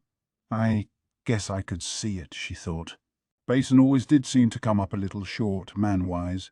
There was no end of people in the world who, under the influence of a bit too much to drink, made a night's mistake. And considering Basen's status, there must be any number of women eager to share a drink with him. She knew this was something she couldn't tease him about. She had to be serious. Master Basen, she began, I know you may feel you were duped, but a real man takes responsibility for his action. Basen looked at her incredulously. If it really is your child, then you have to do what's right. Not that that makes it okay that she took advantage of you, but... Hold on. What are you talking about? The poor girl you got pregnant, Master Basen. I didn't get anyone pregnant. Basen slammed a fist against the floor, the impact so powerful it made Maomao feel like she might be flung into the air. It was his right fist. Wasn't he afraid he would injure it again? Why are you asking, then? Well, it's... His mouth started opening and closing again, but he managed to lean in and whisper into Maomao's ear. It's about Consort, Lishu. Maomao looked at him, thunderstruck. No way. No way. Yes, there had seemed to be a certain something between them. If you could only disregard their respective stations, Basen and Lishu could have made a pretty nice... Hold on. When the hell would they have had the time? Surely there hadn't been a free moment. Then again, Maomao had hardly been watching them 24/7, so she couldn't be sure. Then again, had they ever looked like they'd... She tried to remember. She seemed to be confused in her own way. As she thought, she rifled through her medicine cabinet and produced a packet of something that she placed in front of Basen. This is a relatively harmless abortifacient, she said, something she kept on hand for the courtesans. I'm not certain I can control my strength, but may I hit you? Basen asked with uncharacteristic politeness. The touch of civility, in fact, indicated how angry he was. Maomao knew she'd never survive a blow from someone with his absurd strength, and she delicately put the medicine away. Basen cleared his throat, drinking some of the cold tea in an effort to bring down the flush that had come into his face, a combination of frustration and embarrassment. What I'm saying is, a certain august personage is in a difficult position. Apparently desperate to avoid using so much as a personal pronoun, he resorted to extremely circuitous locutions. When one has been away from a certain place for quite a long time, and then returns to this certain place, one is subject to the same strictures as if one were entering it for the first time. A certain place was no doubt the rear palace. Ah, so that's what's going on, Maomao said, slapping her knees. There were stipulations when entering the rear palace. Just as any men were expected to be eunuchs, there were certain things that a woman had to do as well. Nothing as difficult as what was demanded of the men, but the last thing they wanted was for a woman to enter the rear palace with a child already in her belly. Thus, a woman was only allowed entry after she had been confirmed to be menstruating. There were occasional exceptions for temporary leave, but these were typically in order to pay one's respects to a groom's family on the occasion of a woman's marriage. The name of her partner was recorded, so if she did get pregnant, they knew who to blame. Most women then left before the child was even born. A woman who had been away from the rear palace for almost 2 months, and a high consort at that, couldn't expect to simply walk back in. Lishu's problem was that it had now been more than a month since she'd returned from the western capital. So, her period is late? Maomao asked. Basen nodded miserably. Well, Consort Lishu is young, so they might be irregular, and when you consider the toll that travelling must have taken on her, it can't be that surprising if she's a little late. That, though, was speaking purely from a health perspective. The fact that Basen was talking to her and that he knew such personal information meant there was something else going on. What might happen to a woman who was suspected of getting pregnant outside the confines of the rear palace, one of His Majesty's highest consorts? At that, especially when the reason she'd left the rear palace on this occasion was that she might be given to the emperor's younger brother, Jinshi, in marriage. If Basen was aware of this situation, it was likely Jinshi was too. If that girl didn't have bad luck, she'd have no luck at all, Maomao thought. She had to sympathize with all the tribulations Lishu had been subject to, considering they were no fault of her own. She was already bullied and ridiculed. If people thought she was engaged to Jinshi, jealous stares would start coming her way. Pregnant thought. Consort Lishu hardly seemed qualified to get pregnant. She'd never even been visited by the emperor. In light of which, Maomao was starting to think she saw what Basen was driving at. You want me to prove that nothing untoward happened with Consort Lishu? That brought an undisguised look of relief to Basen's face. You'll do it. I will. I'll need to be able to go to the palace, though, and I'm not sure they'll let me in. A doctor, maybe, but a random apothecary? Don't worry about that. I've already spoken to the head of the medical office. And Suleiman has kindly agreed to come as well. That made things easy. So Basen had already had everything in place when he arrived. As for why Lumen was involved, it was likely Basen didn't trust the quack to handle this, but knew that not just male doctor could attend on the consort. Maomao's adoptive father was the perfect compromise. Maomao was excited at the prospect of seeing her old man again. It had been a while. She felt bad for Lishu, but she personally was downright happy. Basen, by contrast, continued to look grim. Maybe she should have pursued the matter with him, but she wasn't thinking about it that deeply at the time. The next day, a messenger from the palace arrived. Maomao left Sazan in charge of the shop as usual. Please don't be long, he said. What was he, her pet dog? He was always like this. Maomao had made sure Chu-Yu would be out shopping with Yuki when she left, and she was glad she had.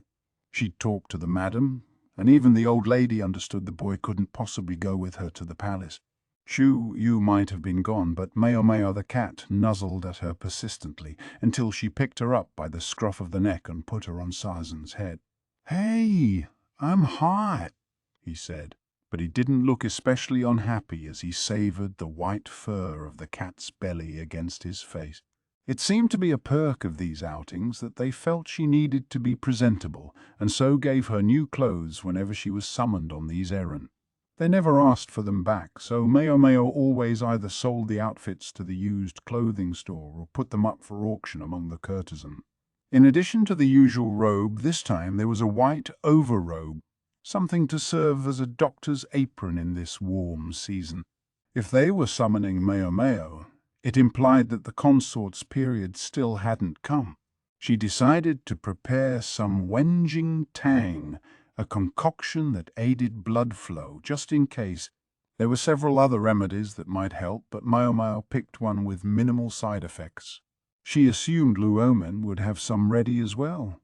How could he not, being so much more experienced than she was? But she thought the consort might be less intimidated to receive the medicine from a fellow woman rather than a eunuch. The carriage rolled through the palace grounds, stopping somewhere near the rear palace. They were, in fact, quite close to the pavilion where Anshi, the Empress Dowager, had once invited them. Maomao put on the white overrobe, ignoring the heat, and got out of the carriage.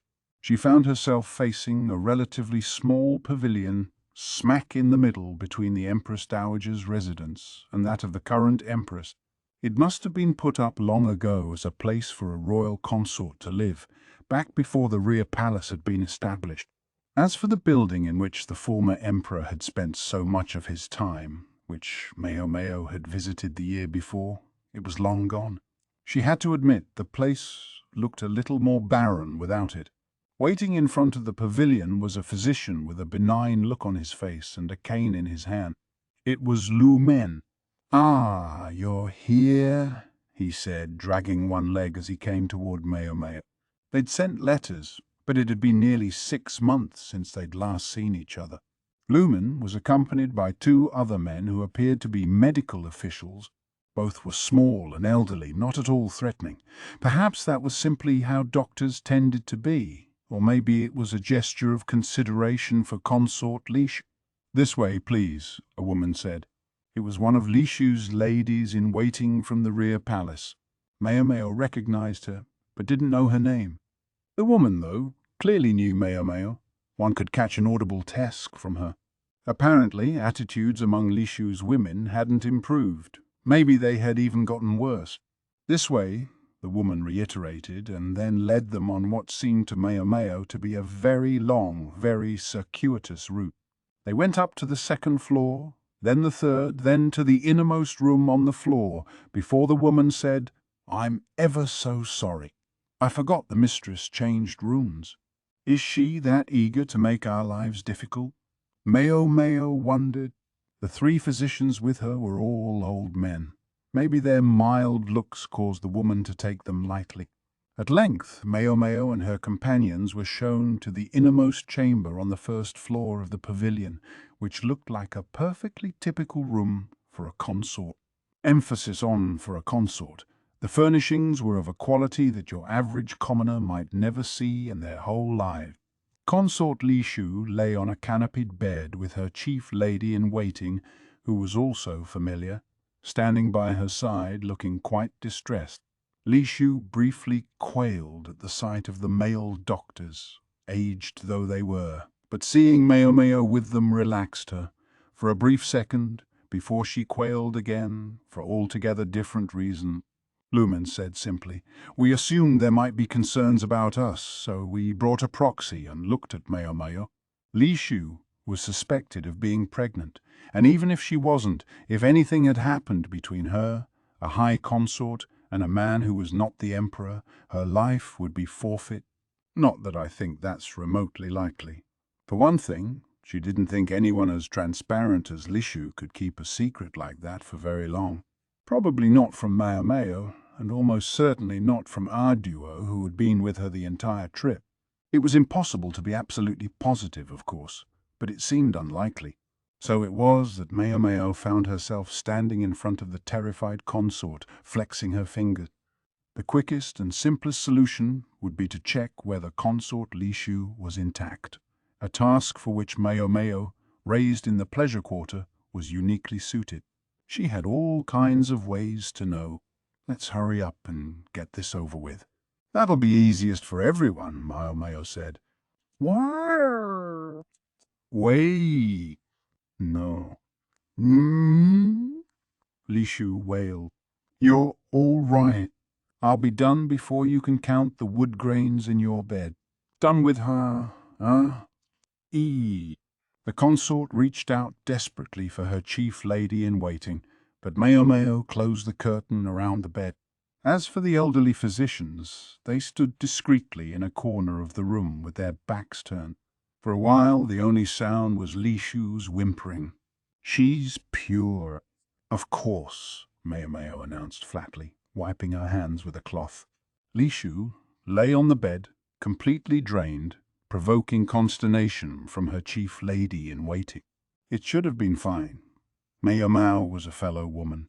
She'd even done something similar when assessing whether Empress Gyokyu's child was in breach, but evidently Maomao had been wrong to think a complete virgin would take the exam the same way as a woman who had already given birth. Lishu looked even more exhausted than the time they'd plucked out her hair in the bath. "Maomao, you could stand to be more gentle," Lumen said, although it was a little late for that. The other 2 physicians wore strained expressions as well. Just when Maomao was thinking the job was over and she could relax and write up the paperwork, a woman's voice said, "Excuse me." The door opened, and 3 of Lishu's ladies-in-waiting came in, flanking the consort's former chief lady-in-waiting, the one who had been reprimanded by Jinshi. She looked like trouble, as usual, but today she seemed to have taken it to another level. "Yeah, can we help you?" the current chief lady-in-waiting asked.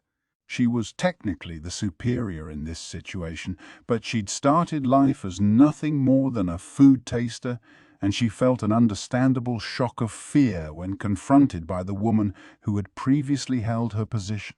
The former chief lady-in-waiting simply ignored her, turning instead to Maomao and the elderly physicians.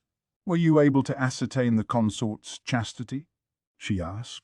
"Yeah, we've just finished the examination," Luoman said, whereupon the woman glanced toward Maomao. "But you didn't perform the examination, did you?" It was that woman there, a known acquaintance of the consort. "Don't you see a problem here?" She seemed to be suggesting that Maomao might lie to protect Lishu, an attitude Maomao rightfully found irritating. "Perhaps you'd like to join me in conducting a re-examination, then?" she said. "Maybe we should call a midwife too, just to be extra safe." Her idea provoked looks of distress from Lishu and her chief lady-in-waiting. The consort looked like she might die of embarrassment if she was subjected to any more such humiliations. The former chief lady-in-waiting, for her part, simply shook her head. It was almost like she thought she was the one in charge here. She'd certainly gotten more self-important since Maomao had seen her last. Before, at least, she'd been willing to pretend to be deferential to the consort. The reason for her arrogance soon became clear. She was holding it in her hand. "I must say I dearly hoped it wouldn't come to this, but I found this and felt honor-bound to bring it to your collective attention." She put a piece of paper on the table. Maomao couldn't help noticing how crumpled it was. "I confess I couldn't believe the consort would write such a thing." The woman leaned dramatically, almost theatrically, against the table. When Maomao saw what was written on the page, she could only frown. "A love letter?" the former chief lady-in-waiting announced, "to someone who is not His Majesty." The page was covered in pretty, girlish characters, and a plenitude of sweet nothings and proclamations of love. "So that's why she took us on the scenic route," Maomao thought, finally understanding why the attendant had led them to the wrong room before finally bringing them to Consort Lishu. She hadn't been playing a nasty little joke, she'd been buying time. The former chief lady-in-waiting called for an official who was outside the room. Maomao wasn't sure why she would be so eager to do that. The consort's infidelity would have consequences for her ladies-in-waiting as well.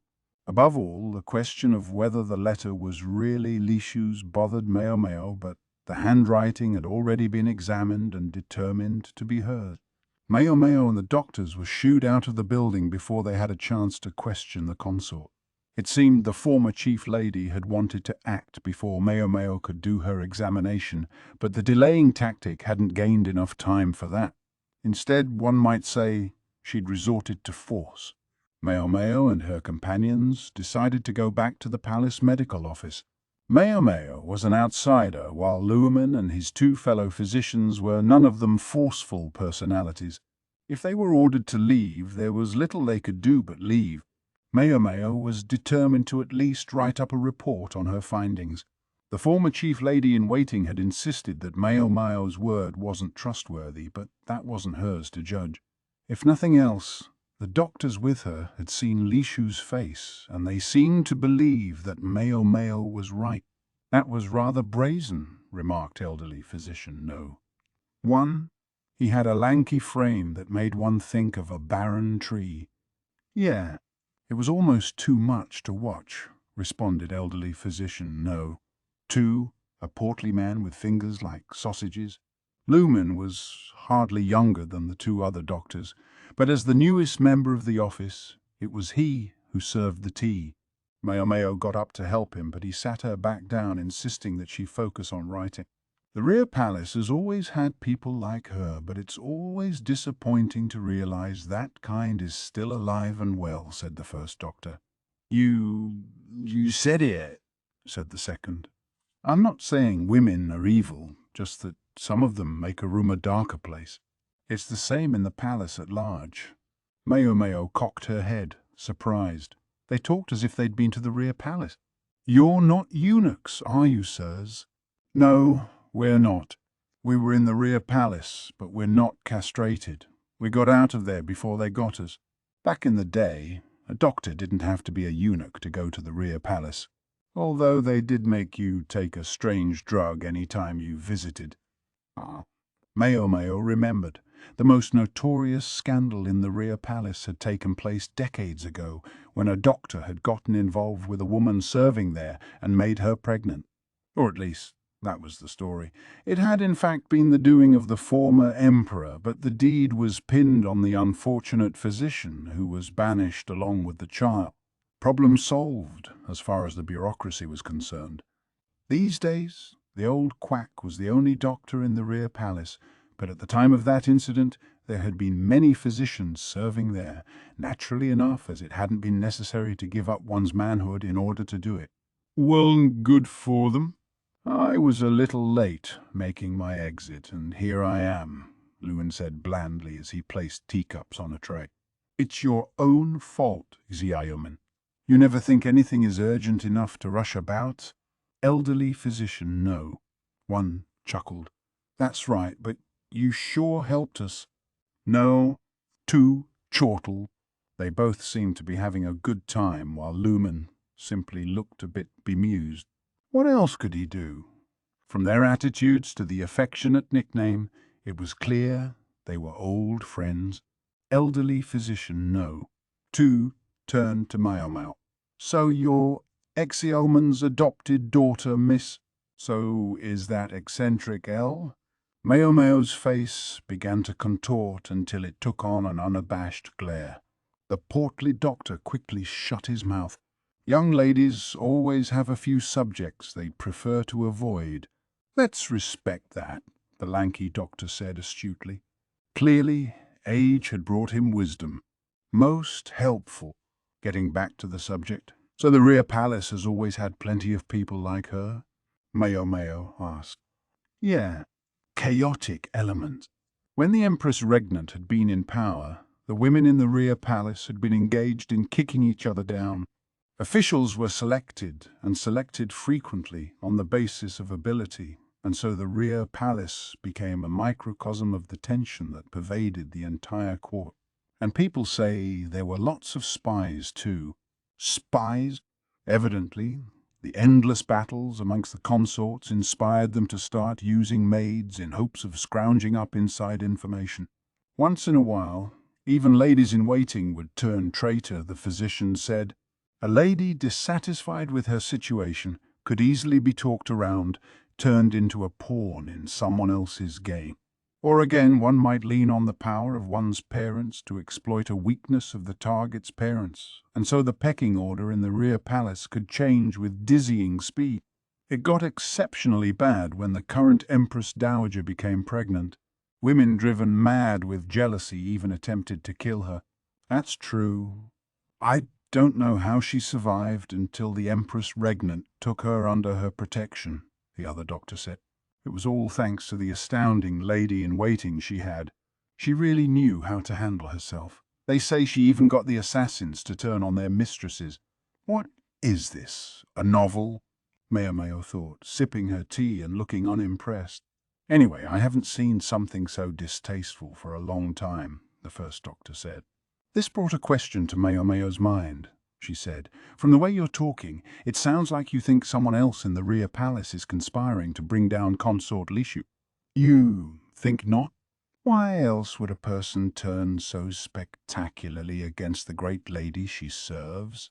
It was a fair point. Until now, the former chief lady-in-waiting had never gone beyond garden-variety harassment. This time, though, she was clearly bent on destroying the consort.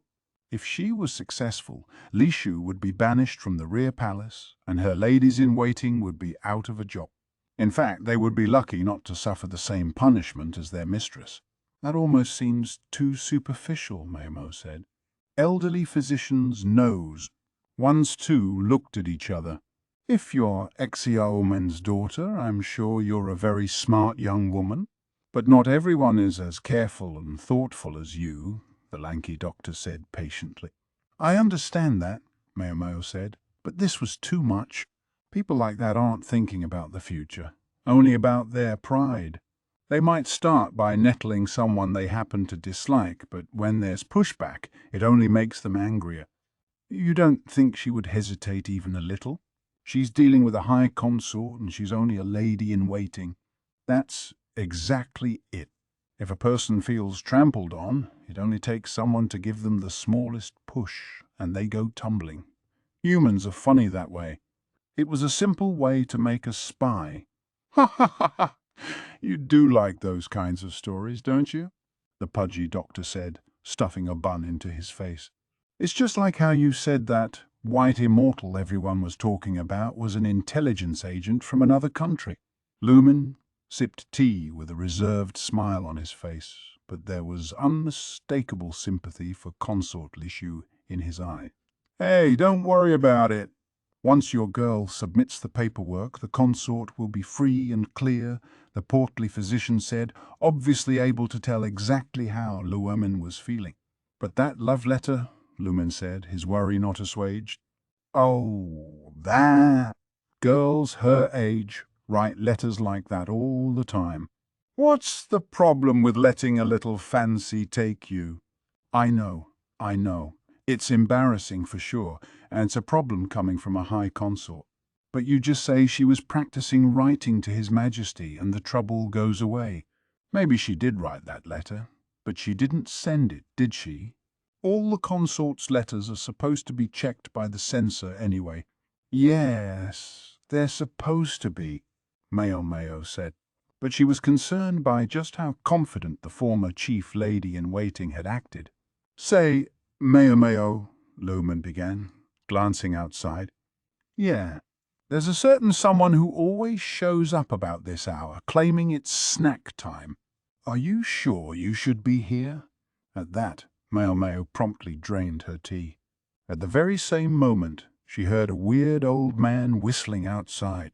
She lost not a second getting her things together and opening the window opposite the entrance. I'll see myself out then, she said. You're an odd one, said one of the two elderly physicians, but neither of them tried to stop her. They were too busy preparing for the storm that was about to hit. The exact same moment Maomao landed on the ground outside, there was a great slam as the door flew open. Uncle, I've brought some jidan gao. You'll join me, won't you? The man announcing his snack was none other than the monocled freak, and his entrance left Maomao with absolutely no reason to stick around any longer. I'm still not sure, though. Would Lishu's trouble really be over now? The question made her uneasy. She hoped there was nothing bigger going on, but Maomao's bad feelings had a tendency to be right. Chapter 13. Scandal, Part 1. Some days later, Sazan came to her with an unsettling story. He appeared at the shop, his face drawn, saying he wanted to talk. Maomao wondered what he could want to talk about, but it turned out to be none other than Consort Lishu. If a rear palace consort had been meeting secretly with a man, would she be put to death? The question came completely out of the blue, and Maomao could only muster a befuddled "Ha!" Sazan seemed to take her response as vaguely insulting. He stomped on the floor and said, Would she or wouldn't she? I'm an ignorant pumpkin. Just tell me. His gaze was piercing. Maomao realized her reaction hadn't been ideal. Sazan, she knew, had once served the Shi clan, and while he had no loyalty to his former masters, she suspected he had some attachment to Lulan. I guess that would be sort of unavoidable in cases of infidelity, wouldn't it? An ordinary palace lady might be one thing, but this is a consort you're talking about. Why are you talking about it, though? What brought this on? Sazan pursed his lips and wouldn't quite look at her. I heard about it at the market. They say the Emperor is preparing to subdue another clan. Is it the Yu clan by any chance? No idea. But I heard it was because of a high consort who's only 16 years old. Maomao didn't say anything to that, but she wished she could put her head in her hand. If even Sazen had heard about this situation, probably everyone in the capital had. She'd been sure to be explicit in her report that Consort Lishu was innocent. Whatever the consort's former chief lady-in-waiting might be pulling, Maomao had tried to tell herself that it wouldn't amount to much, but it sounded like she'd been wrong. Normally, she might send a letter to Jinshi and simply wait for him to do something about it, but there wasn't time for that now. Sazen cried when she jumped up. I'm going to need you to watch the shop for a bit. What again? Maomao hurried out and toward the northern side of the capital. That was where the palace was, along with a whole district of high-class homes. One of them was one of His Majesty's villas, home to a duo, herself a former high consort. Is Lady Duo in? Maomao asked the guard, even though she knew he wouldn't simply grant her admittance. Do you have an official appointment, miss? The guard asked. The fact that he was willing to speak so politely to a mere apothecary, and not a particularly well-dressed one at that, was probably because he remembered Maomao from her other visits here. But that wouldn't be enough to gain her admission. I'm afraid I don't, sir, but I simply must see Lady, Duo. Sorry, rules are rules. I can't just let you in, the guard said, looking genuinely apologetic.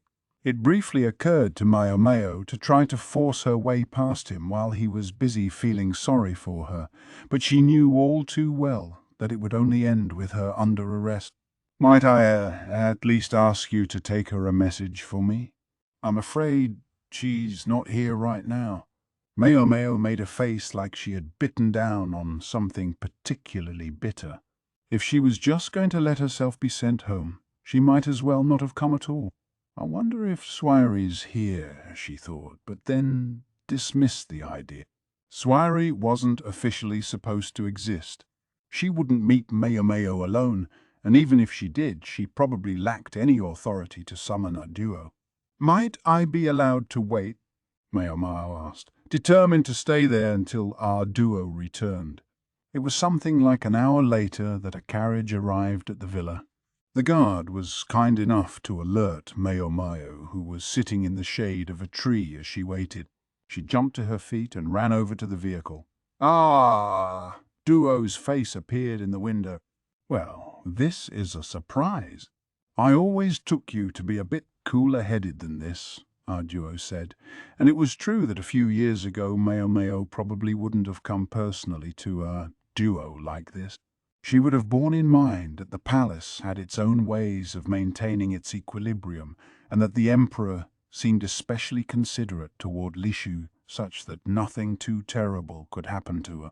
At that moment, though, in her mind's eye, Lishu seemed to overlap with the lady of the annihilated Shi clan.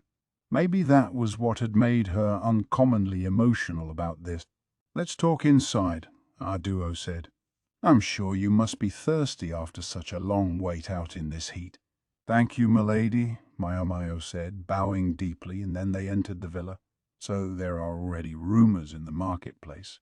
News travelled faster than I expected. Ah, Duo sat with her legs and arms both crossed. On anyone else, the posture might have looked imperious, but for her it seemed oddly fitting and not at all offensive. A lady-in-waiting had served them tea, yet she had disappeared almost without Maomao noticing. Maomao had thought Swirai at least might be present, but there was no sign of her. Hesitantly she said, May I take it from your tone, milady, that the rumors are true? What's true is that at the moment she's confined to a separate pavilion, our duo said. The consort was not, strictly speaking, being treated as a criminal, but she was still effectively under arrest. Have you had an opportunity to speak with Consort Lishu? I have, Duo replied. She told Maomao that Lishu insisted she hadn't written any love letter, But also, Duo added, the letter in question clearly was written by Lishu. That gave Maomao pause. Don't those things contradict each other? They don't. It seems the text in question was copied out of a novel. So that's it. The novels the palace women loved so much were full of tales of romance, parts of which might happen to look just like a love letter if one found them in isolation. The consort was quite shocked. She says she was copying the story for a palace woman she'd recently become friends with. Maomao cast her eyes to the ground. Lishu had believed that slowly but surely she was gaining some allies. A woman who couldn't write was likely a woman of low rank. By writing out the story, Lishu had been trying, in her own somewhat awkward way, to make friends. Copying out a text might seem a mundane enough thing, but it would have taken considerable time and effort, and because Lishu was doing it and asking nothing in return, she might well have imagined it would deepen the friendship between her and this other woman. She must have been very happy with the idea, only to find herself betrayed, Maomao thought. Or had the other woman approached the consort with that in mind all along? Whichever, it was all very underhanded. Couldn't you provide a copy of the book she was working from? The thing about that is, every book that enters the rear palace goes through the censors, who keep a copy on hand for reference. But nothing they have matches this text. You mean it didn't go through their office? Someone smuggled it in. Well now, that was a problem. Still, something nagged at Maomao. What happened to the woman who asked the consort to copy the book? Where is she? Where is she? For that matter, how did a woman who can't read get her hands on a book that had bypassed the censors anyway? Supposing the woman is already gone? Duo said. While Consort Lishu had been on her trip, about 100 women had reached the end of their terms of service and left the rear palace. This mystery woman had been one of them, and after she left, we looked, naturally, but we never found her. It's not like she was officially attending upon the consort anyway. They seemed to have gotten to know each other when the woman did odd jobs at the consort's request. Even if we found her, she could just play dumb. She may have been doing everything with one eye on the end of her contract. If this was, in fact, a premeditated crime, it would have been difficult for the woman to pull off on her own. Maomao tried to think over what she knew. One thing was certain. If a high consort like Lishu had started getting friendly with a menial maid, her critics wouldn't have stayed silent about it, least of all her former chief lady-in-waiting. So a palace lady nearing the end of her term of service had approached Consort Lishu to copy out a romantic text from a book. That book happened to be one the censors hadn't seen or approved, something a lowly, illiterate maid would never normally possess. I'm thinking that some other person used the maid to convince the consort to write out the passage, but what's your opinion, lady? Duo? Maomao asked. She didn't like to work based entirely on her own assumptions. She hoped Duo could back up her intuition.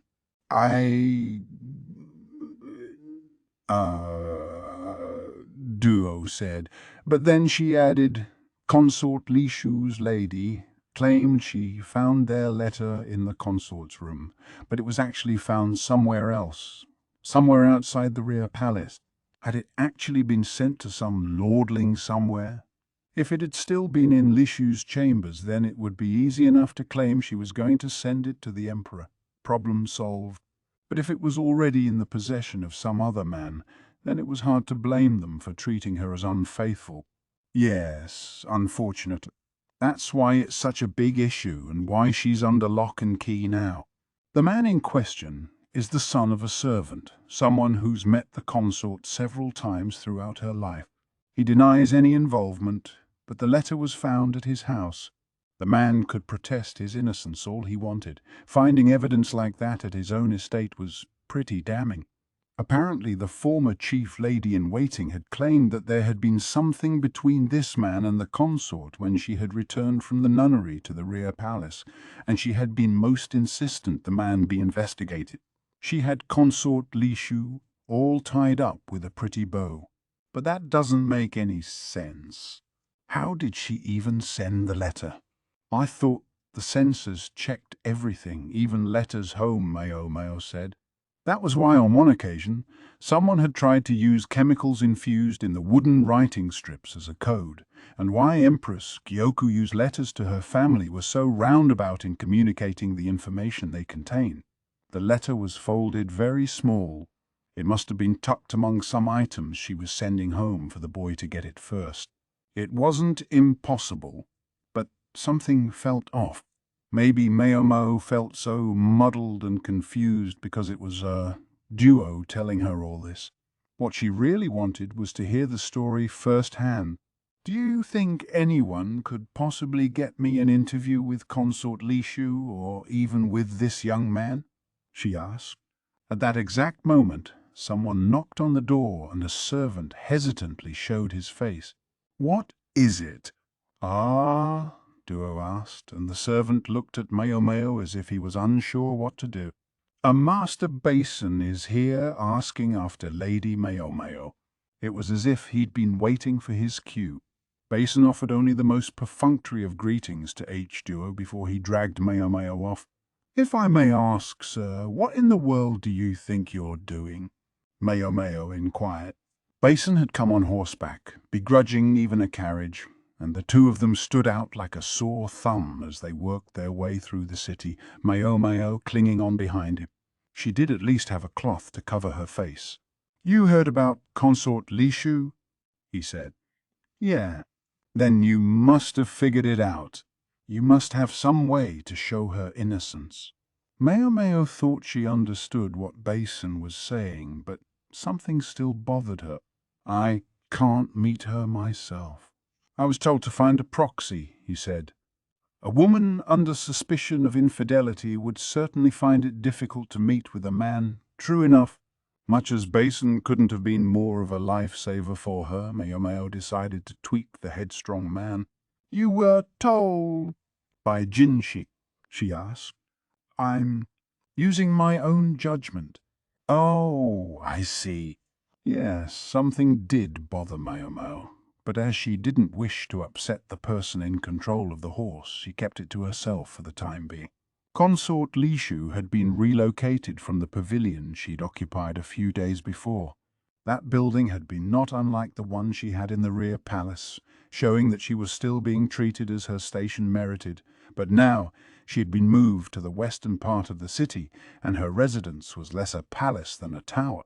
It looked something like a pagoda one might see at a temple, but on a larger scale, 6 stories tall, with several overlapping roofs, and although it was somewhat lacking in color, that only made it look all the more imposing.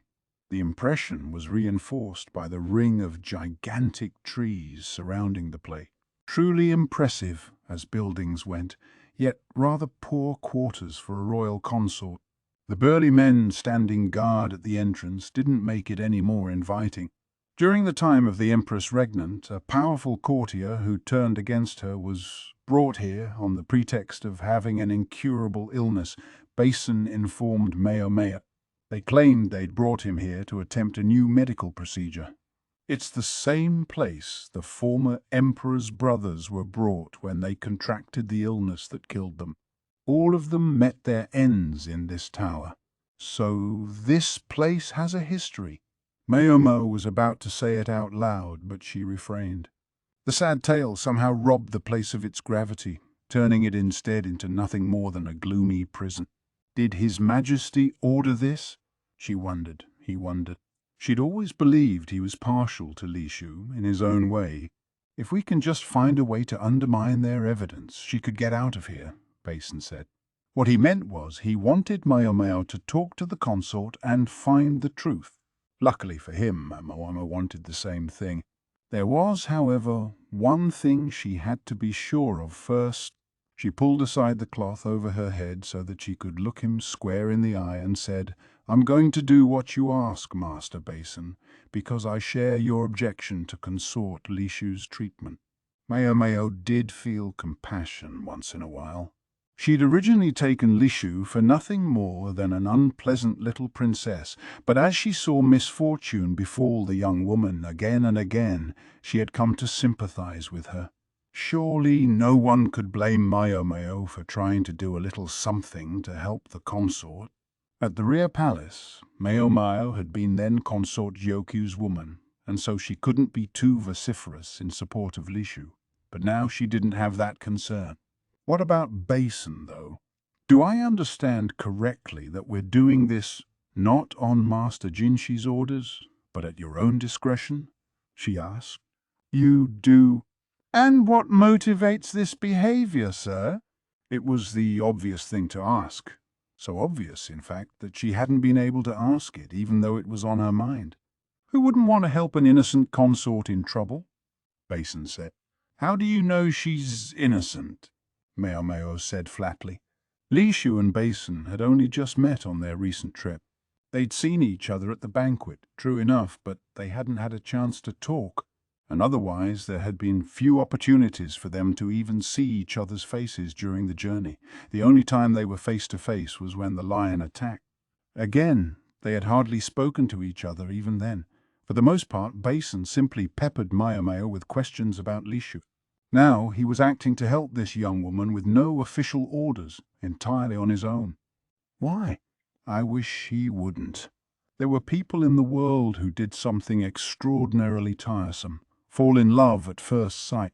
They would completely ignore personality and social status, feeling love well up, as it were, at nothing more than a person's appearance. Maomao was quite certain. At that moment, Basen was operating under the influence of exactly such irksome feeling.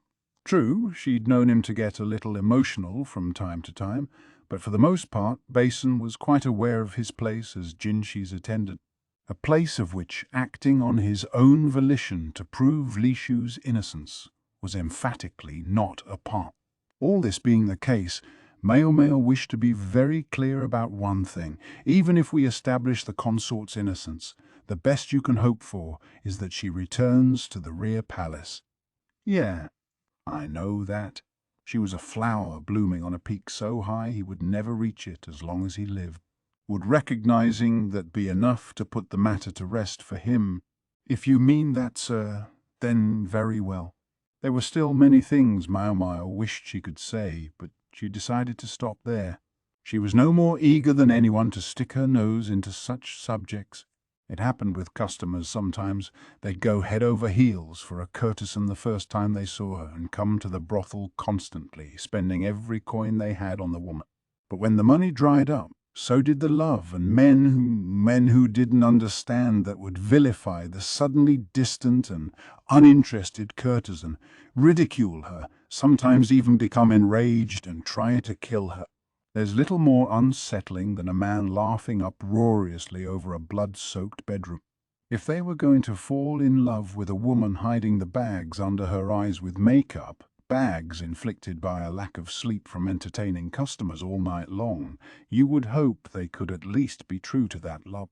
If they didn't realize what they were getting, then it was their own fault for being so ready to give their heart. Maomao looked at Basen, silently begging him not to be one of those men. I know, Basen said, as much to himself as to her.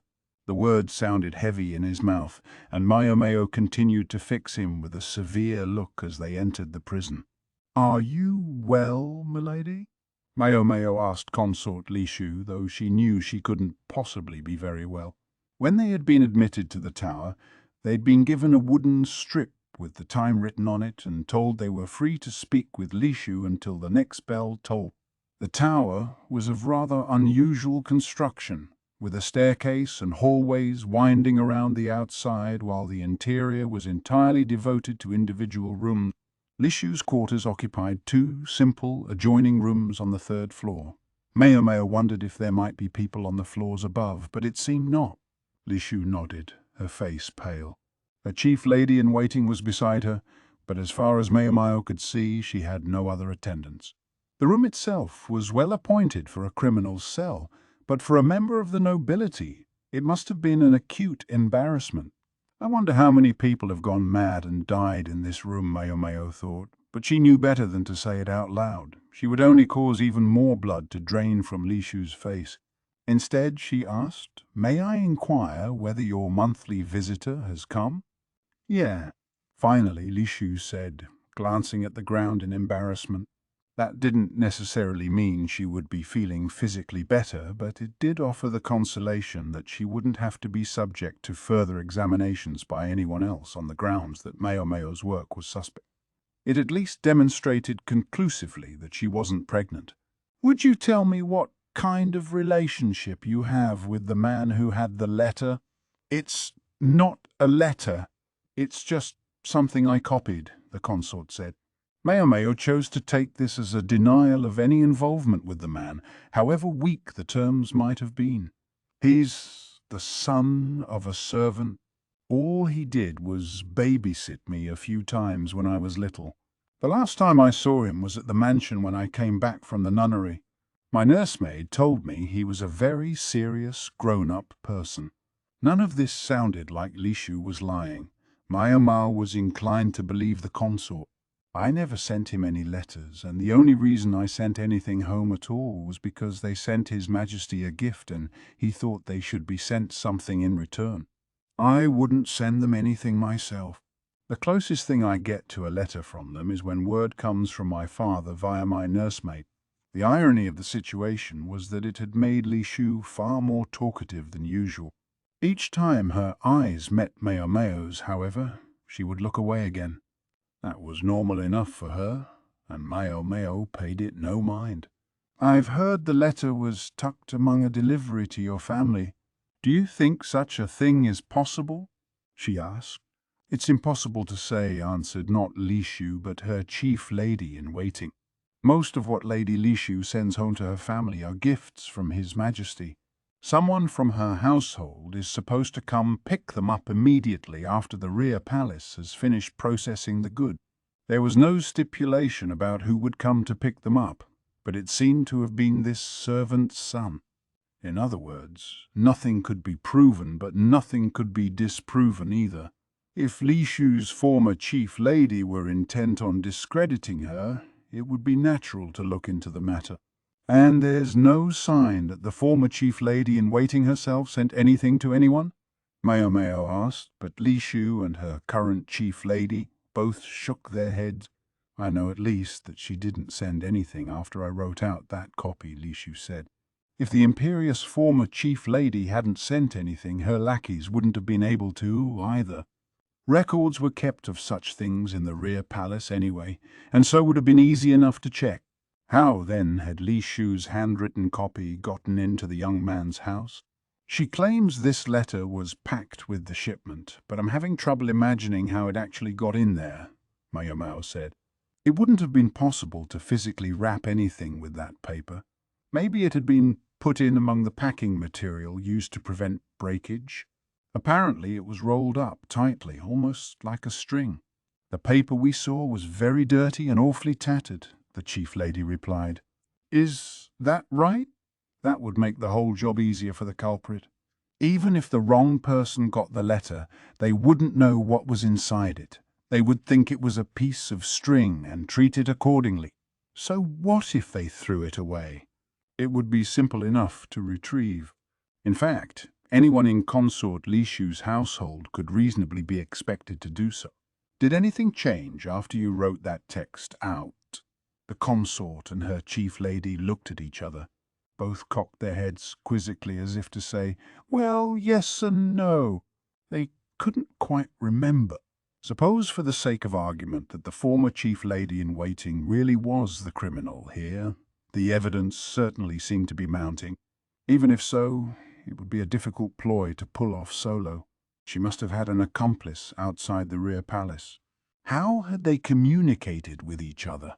"We can worry about that later," Maomao told herself. They were running out of time, and there was something else she wanted to ask. "One more thing, then," she said, and pulled out some paper and a portable writing set. "This novel the maid asked you to copy. Would you write down as much about it as you remember?" She immediately began grinding the ink. "Wouldn't you like some tea, Lady Lishu?" The consort's chief lady-in-waiting, Kanan asked. As she had been asking, as she kept asking. But Lishu shook her head. She had nothing to do but drink tea, but she felt like if she drank any more her belly would turn to mush. Kanan was the only lady-in-waiting there with Lishu. One lady was enough under the circumstances, but the humiliating thing was that Lishu had never specifically been told not to bring her other women. Only Kanan had been willing to follow her here. Lishu had been starting to think she was finally getting a little closer to some of her other ladies-in-waiting, but apparently that had been a delusion. Particularly so when it came to the maid for whom Lishu had copied out a novel because the girl couldn't read herself, and on whose account Lishu was now considered a criminal. It was enough to make her want to cry, but crying would do nothing but make life harder for Kanan, the one person who had actually stayed with her. Here in her tower, Lishu had no particular amusements, not even any windows, no way to pass the time. Her two choices were eating or sleeping. Virtually no light made it into her room, such that even in the middle of the day it was necessary to light candles to see by, and the constant clinging gloom only made her depression worse. The only people who had come to visit her were the Apothecary, the one who had once served in the rear palace herself, and Lishu's father, Yu, one solitary time. Lishu had been sent to this tower immediately after a duo had come, so she didn't expect to see the former consort for a while. As for her father, his only question had been, "So you really didn't pull that ridiculous stunt?" "No, sir," Lishu had answered weakly. It had been all she was able to muster. The apothecary had proven that Yu was in fact her real father, but such long-standing grudges didn't instantly dissipate in real life the way they did in play. Her father might finally believe she was his daughter, but he had other children. He'd rejected her mother. Why should he suddenly feel any warmth for the daughter he'd had with her? Lishu had known perfectly well that things had been unlikely to change, yet it grieved her to be confronted with the reality. "I'm going to clean these up then, milady," Kanan said, collecting the tea implements and taking them out of the room. There was nowhere to get water in Lishu's chambers, so any washing had to be done on a lower floor. Kanan was allowed some mobility, but Lishu was required to stay on the third floor. If she ever went downstairs, it was only with the permission of her guard. Lishu sighed and stretched out across her table. The old building creaked and cracked every time she moved. The upper levels seemed to be in an even worse state, and Lishu sometimes worried that one day the ceiling might come clean off. It seemed to her that there was someone else locked up here besides her, because the staircase wound around the outside of the building. Getting to the upper levels required passing the rooms on the lower floors, and several times each day, someone who wasn't Lishu or Kanan took the stairs going up. Kanan reported that this person would be carrying food or changes of clothes, so there must have been someone up there in the same situation as Lishu. She had no way of finding out who it was, though. And even if she did, it was possible she would discover she had been better off not knowing. With nothing else really to do, Lishu thought she might try to sleep a little. But then she heard a noise from above her. She looked at the ceiling in surprise. It was an old building. There must be some mice around. But one does grow anxious when one is in a dimly lit room by oneself. Lishu was so frightened, in fact, that she thought she might try to step outside. Tump, tump, tump. Mice didn't have footsteps like that. Lishu was still frightened, but now she was also strangely intrigued. The sounds seemed to be coming from above the next room, so Lishu took the cover from her bed and, draping it over her head, peeked cautiously through the door. "You're just a little mouse, right?" "Say squeak." It was a silly request. Before, back when Lishu had been ignorant of the mockery of her ladies-in-waiting, she had taken an imperious attitude with maids who came to her pavilion, frequently issuing just such childish demands. She'd been told that you had to assert yourself with these lowly types so that they knew their place, and she had believed it uncritically. No wonder the maids hadn't liked her. She couldn't do anything for herself, yet she went around giving orders. The muffled thumping stopped, but just as Lishu was letting out a sigh of relief, there was a tremendous crash, accompanied by a tinkling sound of something breaking. Lishu was so startled she fell flat on her behind, and then she heard much more than a squeak. "Hello." A voice said, "Is someone there?" Chapter 14, Scandal, Part 2. "Do you recall any books like this?" Maomao asked, showing the summary Lishu had written to the old man who ran the bookstore. She tried to get Lishu to write down the gist of the story and some of her impressions of it. They hadn't had time for more. Unfortunately, among the things Lishu hadn't been able to remember about the book had been the title. She had only been copying out the part the maid had asked for, and she'd given the rest of the book only a cursory read. There wasn't much Maomao could do. To prove that the incriminating letter was actually a manuscript of a book, they would have to find the book it had been copied from. Lishu told them that the book she'd been given was handwritten, not printed, but it had had an attractive cover suggesting that perhaps it was a product for sale, just one with a small distribution. Looks like your average love story to me. Not that I pay much attention to that sort of thing. I have to think you at least flipped through whatever you stock. There are so many books these days, and my eyes aren't what they used to be. The bookseller yawned. He was virtually retired now. His son handled the bulk of the business. He obviously wanted Maomao to hurry up and go home so he could take a nap. He wasn't wrong that the story sounded like a bog-standard romance, but it had a political edge to it, the sort of thing that would have gotten the attention of the censors. The story went that a young man and a young woman from rival noble families fell in love with each other at first sight, and then yada, yada, yada, it ended in tragedy. Maomao pressed a hand to her forehead. This wasn't getting her anywhere.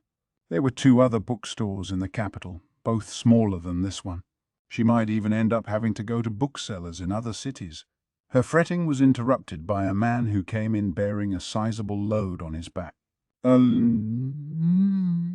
He said to Maomao. "Ah, you're back," the old man said. "This must be his son." "What are you doing, Dad?" the younger man asked, setting down his load and giving the elder a dubious look. "You're not acting like the customers are just a nuisance again, are you?" The man knew his father well. "She was pestering me about whether I recognized this one book. I don't read every damn page that comes through here, you know." "Let me see," the shopkeeper's son said, taking Lishu's summary and squinting at it. "Oh, this one." He knelt down and rifled through the bundle he'd brought, coming up with one particular book. The cover depicted a young man and a young woman, but something seemed a little odd about the picture. He passed the book to Maomao, and she immediately began reading. Even just skimming the pages, it was obvious that it resembled the story Lishu had described. Then she stopped on one particular page. "This here," she said. It was very similar to a passage Lishu had written from memory. Similar, but some of the details were different. The exact words were different. The meaning was almost identical, however. "Yeah, there are some odd things in there, huh? They say it's a translation of a play that's real popular in the West." "A play? The West? Sure. Some of the descriptions sound a little funny, right? Whoever translated it didn't know what the world looked like to nobles all the way over there, so they changed names and customs and stuff to sound like ones we have here. Then each person who copied it made more changes to suit themselves. That prompted Maomao to look again at the Consort's summary. Lishu had included the name of one of the main characters, and it had nagged at Maomao because it didn't sound like a normal name. Now she realized it was a Western name, transliterated directly into their language, using arbitrary characters. She flipped the pages of the book again, searching for that unusual name, but she couldn't find it. She did, though, find another very similar passage, albeit one that used perfectly ordinary names. I wonder if she was reading some earlier copy of this book. "This one is supposed to be pretty old, though," the son said. "Where can I get a copy of this?" Maomao asked. I bought it from the copyist. I think they said they got it in last summer. We're hoping to print it, though, so if you're going to go try to buy one now, we'll chase you out." In other words, Consort Lishu had most likely used a copy that had been in circulation prior to the previous summer. Maomao stopped cold. Hadn't something else happened in the rear palace right about then? The caravan? What's that? The girl does like to talk to herself, doesn't she? The old bookseller remarked. He and his son both peered at Maomao, but she had other things on her mind. The caravan would have been able to bring translated books from the West, and the cargo wouldn't have been inspected very closely, as they had discovered from the trouble with the abortifacients just after the caravan's visit. It would have been easy to procure a book or two while the upper consort's ladies-in-waiting did their shopping. "So, what?" Maomao said. "Someone just happens to stumble on this book in the caravan's wares, buys it, and then tries to use it to bring her down? What about the letter, then? Was there someone on the inside? I don't have the faintest idea what you're babbling about. You're a strange one." "Dad, be nice." Maomao thought hard, ignoring the conversation, but she couldn't put the pieces together, not now. "Give me this," she said, thrusting the book at the shopkeeper. 10 silver pieces," the old man wheezed, looking at his feet. "That's robbery." "This isn't some fancy picture scroll. It's got a crappy cover, mistakes everywhere. It's like the copyist turned it out overnight." Maomao wasn't stupid enough to just pay what he asked. "No, Dad, it's not for sale at all." "We're going to use that to print from," the son said, stepping between Maomao and his father. 2 silver pieces. "Fair compromise," Maomao said. 9 silver. "And, I'm telling you, it's not for sale." Some 30 minutes of squabbling later, Maomao obtained the book for 6 silver pieces and left the store with the son looking balefully after her. Another day was starting. Another day of nothing but eating and sleeping. "How about this robe today, Lady Lishu?" Canon asked, holding up a blue outfit. It was one of Lishu's favorites, but she was so depressed she couldn't muster the enthusiasm to pick out clothes. "Okay, that's fine," she said. She was too tired to tell Kanan to bring something different. Once she was changed, Kanan got breakfast ready. Water was on the floor below Lishu's, but food was prepared in an entirely separate location. Kanan appeared to make every effort to hurry back with Lishu's meals, but they had always gone cold by the time she arrived, and Lishu would find herself sipping lukewarm soup. "I'm going out for a moment then," Kanan said. She left the room, and Lishu could hear her going down the stairs. There would be nothing to do until she got back, but these past few days those moments hadn't felt empty. "Lishu, are you there?" asked the voice from the next room. Lishu, clutching her pillow, went into the other room and sat down, leaning against a chest of drawers. Still holding her pillow, she gazed up at the ceiling. There was a funny little pipe poking through one of the various holes that had developed in the dilapidated woodwork. The halls and stairways through which everyone had to pass were kept in decent condition, but it didn't seem time had been taken to check over every room carefully. "I'm here, Sorte," Lishu called. In response, an aroma wafted down through the ceiling. At once sweet and bitter, it was most unusual. At first it had seemed very strange to Lishu, but it had become a source of comfort. No doubt it was some perfume the person above her wore. That person was a young woman like Lishu, and like Lishu, she was trapped in this tower for reasons beyond her control. She said her name was Sote, and she had first spoken to Lishu a few days earlier. Her voice was wispy and frail, but she'd succeeded in pulling away a rotten part of the floor, breaking through the weakened ceiling, and pushing that pipe into Lishu's room. She was obviously a far, far stronger person than Lishu. The consort had been surprised. In fact, terrified, the first time she'd heard the voice from overhead, but once she realized the speaker was neither a mouse nor a ghost, but a young woman her own age, Lishu opened up to her with surprising speed. If there was one thing Lishu had plenty of, it was time to kill. Before she knew what she was doing, she had told Soti her name, but to her relief there had been no particular reaction. Maybe Soti didn't know who Lishu was. "I wonder what they'll serve today," Soti said. "Yesterday was 5-flavor congee, so I hope we get chicken and egg today. I wish they would stop with all the shellfish."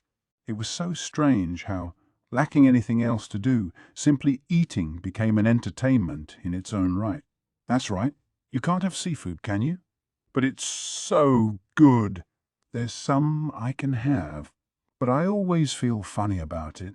Almost equally odd to Consort Lishu was how she never felt lost for words with Soti. Maybe it was because they couldn't actually see each other.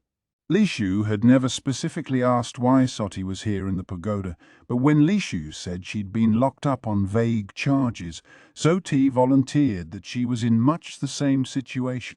"There's really nothing to do around here, is there? All free time and nothing to fill it," Soti said. "You're telling me."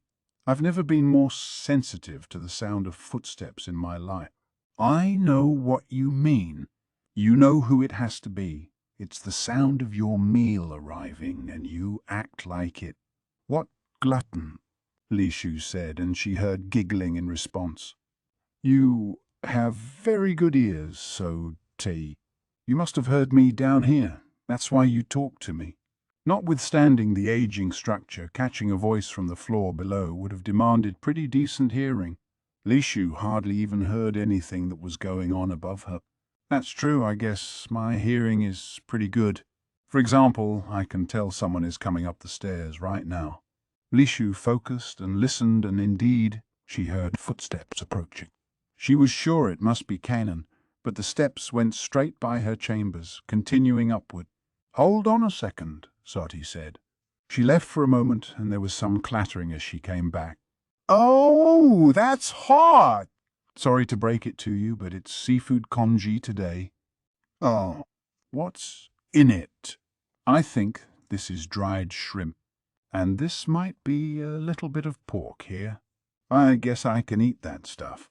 They were hardly her favorites, but she could either eat them or starve to death.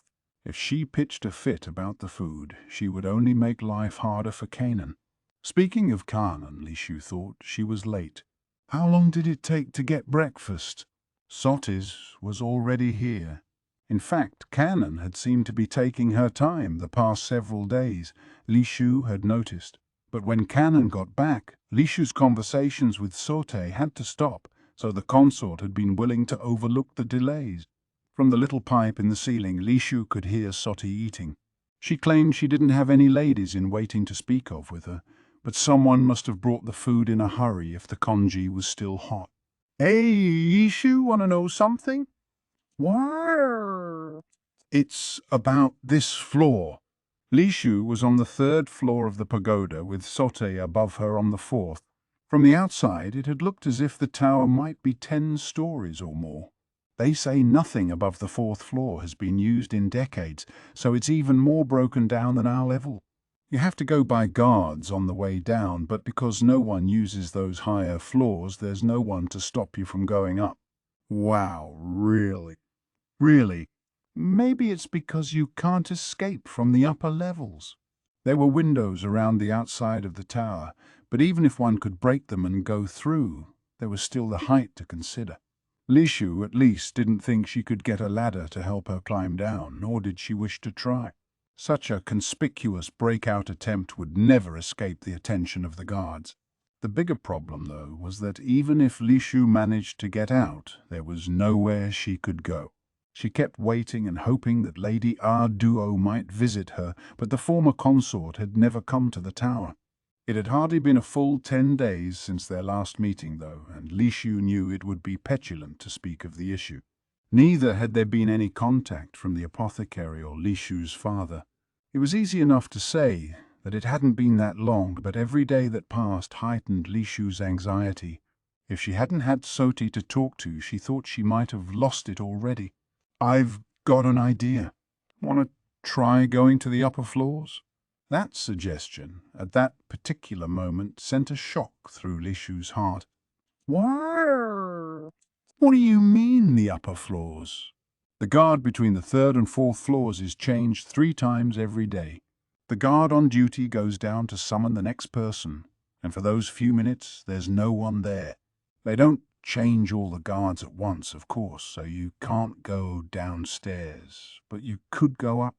I could do it any time. There's no one above the 4th floor. She could go upstairs. We could see the whole capital from up there. Why not take a look? What's the harm? Lishu didn't say anything right away.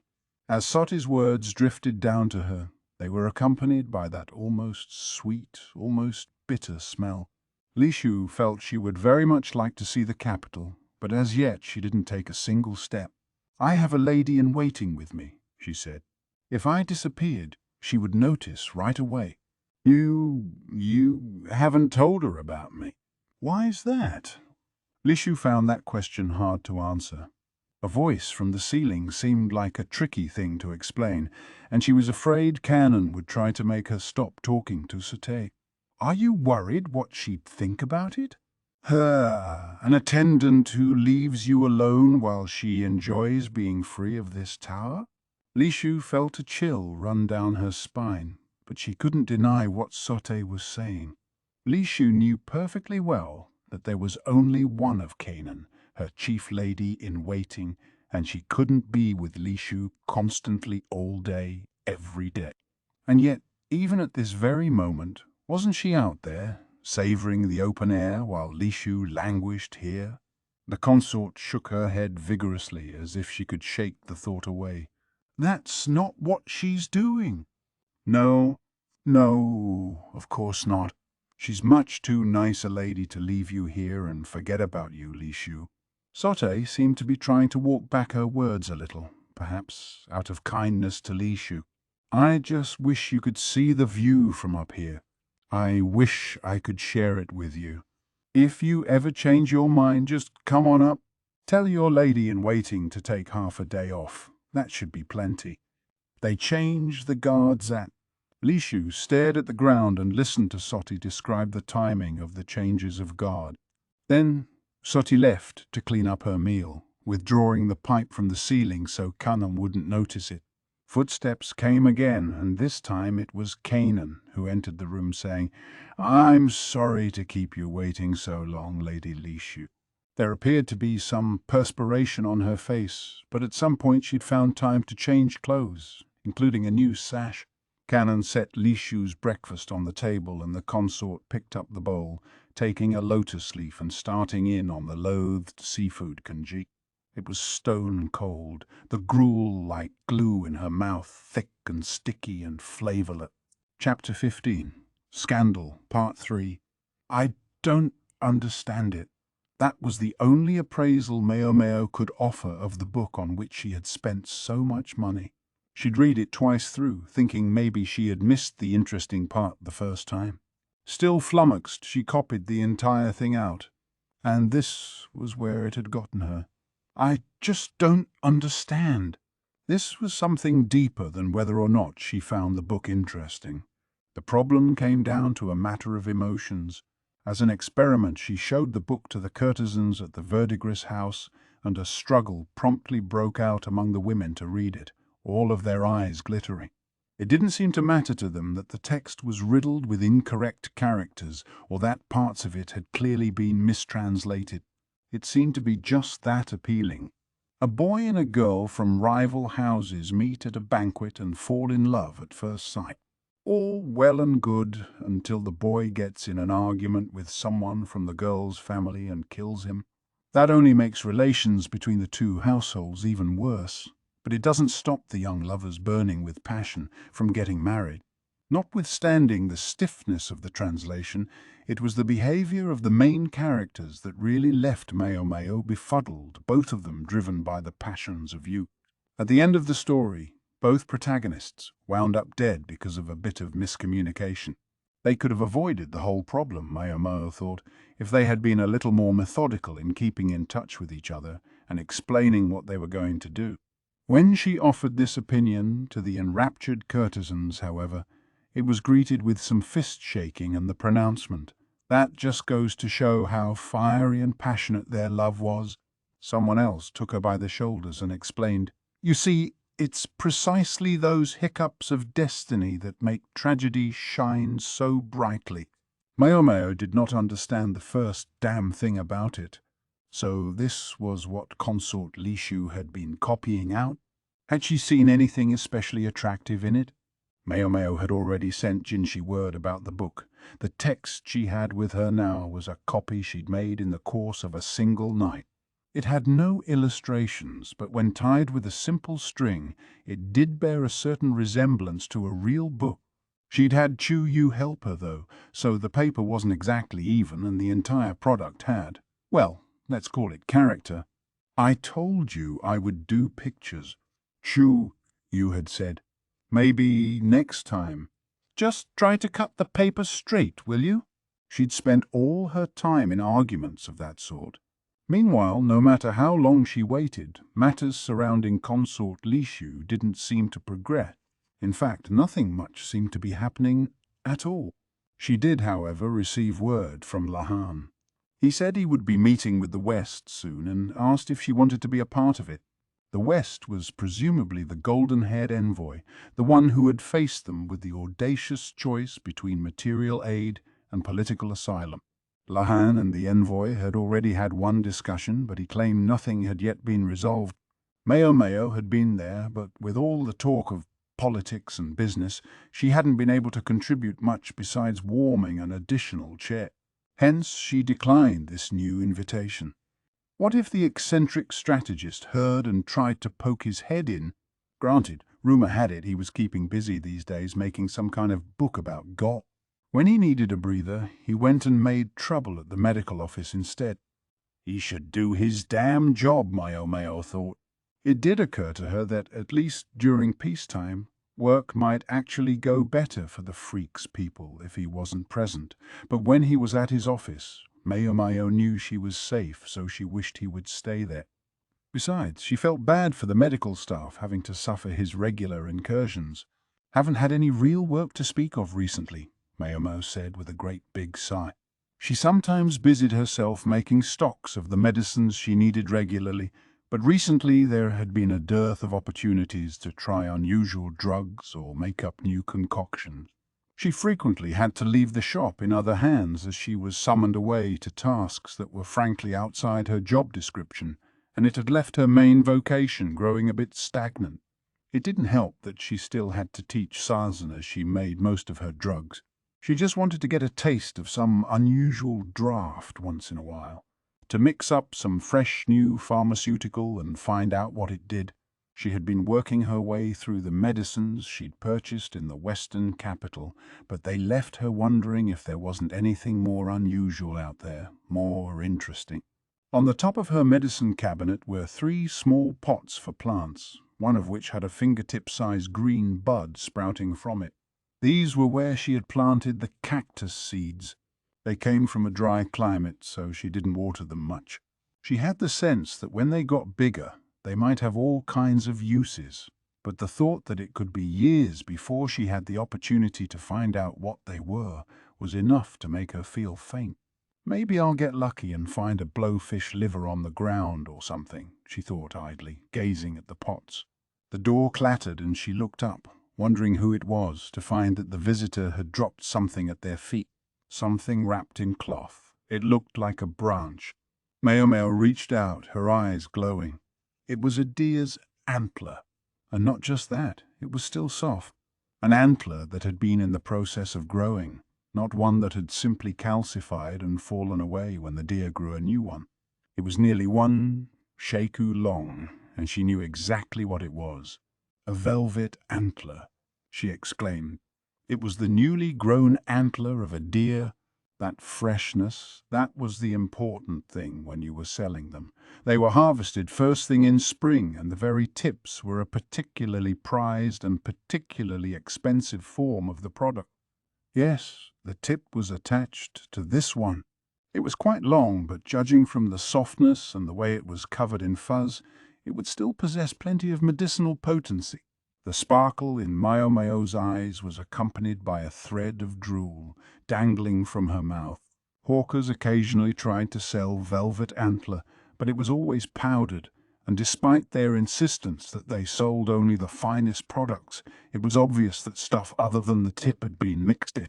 Even so, there was no end of customers who, figuring the stuff still had some medicinal properties, wanted a dose before visiting the courtesans. The medicine was alleged to be very effective for male customers. Just imagine how much medicine she could make with an antler this size. First, I'm going to need some boiling water to kill any insects and coagulate the blood, she thought, looking lovingly at her prize, when a large hand reached in from the side and wrapped the cloth back around the antler, stealing it away from her. "Hey, hands off!" Maomao looked up, her displeasure plain on her face, to discover someone she hadn't seen in a long time. They wore a smile one could have easily taken for that of a gentle celestial nymph, but the scar that ran down their right cheek showed that this was more than just an idealized beauty. "It's been quite a while, Master Jinshi," she said. Almost 2 months had passed since their return from the western capital, during which they hadn't seen each other. They'd exchanged some letters, but always about business matters, and it was always either Basen or some anonymous messenger who brought word from Jinshi to the pleasure district. She thought he looked a little more angular than before. Maybe he'd lost some weight, what with it being so hot these days. "Are you sleeping properly?" she asked. For all his inordinate beauty, this nobleman was surprisingly given to overworking himself, and frequently appeared to be stumbling around from fatigue. "That's the first thing you say to me. And what are you reaching out for?" Jinshi was looking at Maomao's hand and sounding rather exasperated. Her fingers refused to let go of the velvet antler. She had a firm grip on the package and was trying to pull it toward her. "I thought perhaps it might be for me, sir." "I dare say that's why I brought it." "Then if you would give it to me, please." "Somehow I'm not sure I want to anymore." "A death sentence." Maomao grabbed the cloth with both hands and pulled. Jinshi held the antler above his head mockingly. Maomao bounced up and down, swiping at it, but he was a good shaku taller than her, and she was never going to reach. "Son of I." In spite of her imprecatory internal monologue, she was actually somewhat reassured, for this was the same kind of reward Jinshi had always offered her. Suddenly, however, she felt herself tilting in mid-jump. For a second, she was treated to a view of the ceiling until Jinshi's face appeared above her. His gentle smile of a moment before was gone. Instead, a hard light in his eyes pierced Maomao like a blade. He had swept her feet out from under her as she jumped for the antler and caught her with his free hand. "Master Jinshi, the antler, please." Somehow, it was the only thing that would come out of her mouth. One might even say that if she'd said anything else, she wouldn't be Maomao. "Listen to what I have to say, and then I'll think about it." "Please change I'll think about it to I'll give it to you." Just thinking about it was too ambiguous a commitment when it came to a social superior, and that concerned her. She didn't want an offer he might renege on at any moment. She wanted an assurance. "Fine, I'll give it to you, but listen to what I have to say." "If all I have to do is listen, then okay." He narrowed his eyes at her, but didn't protest, which, somewhat unilaterally, took as agreement. "While we're at it, might I ask you to let me go?" she said. "I refuse." No dice there. So she was going to end up hearing him out on an incline with her back leaned against his knee.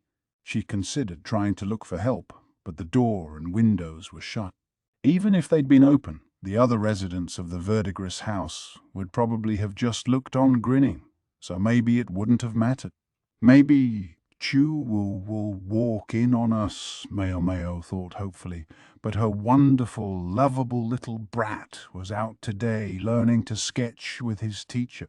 Ukyu or Sazan, whoever was free, would have taken him there and would pick him up again. The fact that the madam allowed this seemed proof positive that she believed there would be a way to put Chu's pictures to good use in the future.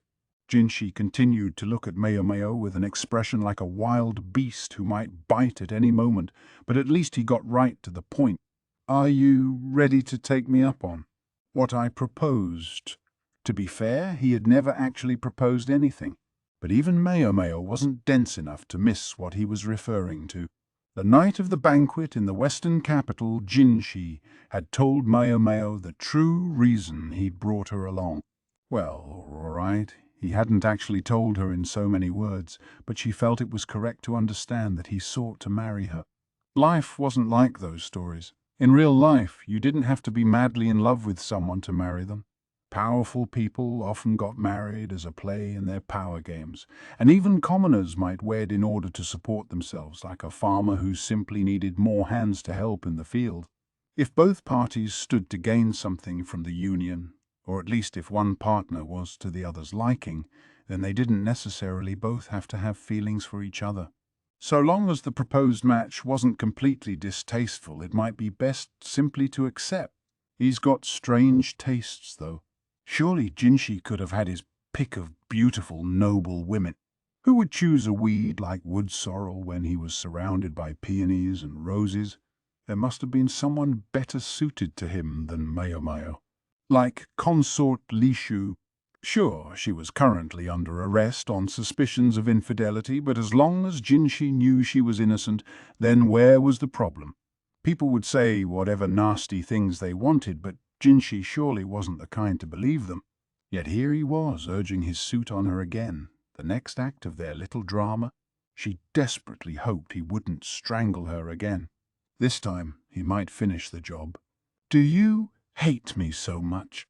he asked, his face now less like a wild dog and more like a puppy.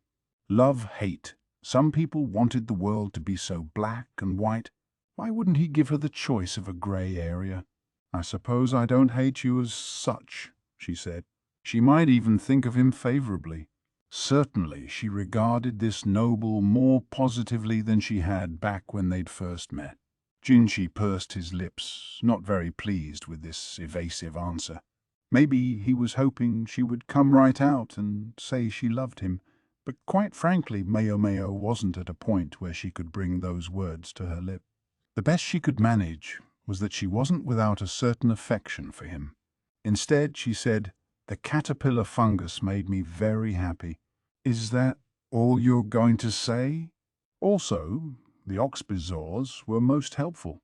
"And what else?" "And I want that velvet antler."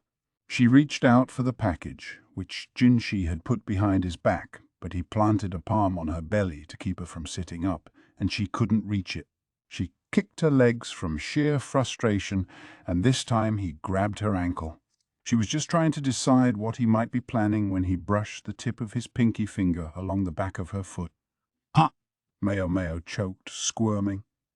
The many experiments she'd conducted throughout her life had made her far less sensitive to pain, and the instruction of her various older sisters had numbed her to matters sexual as well. But even Maomao had her weak point. The back of her foot and her back as well were hopelessly vulnerable to a gentle brush of the fingers. Master Jinshi, that's not fair. "I don't know what you mean," he said, and Slyard went his fingers again. "How did he know to do that?" When had her secret gotten out? Why did Jinshi know Maomao's weak point? "Let me go." "You're dirty." "You're the only one here who seems worried about it." She hated the way he pretended indifference.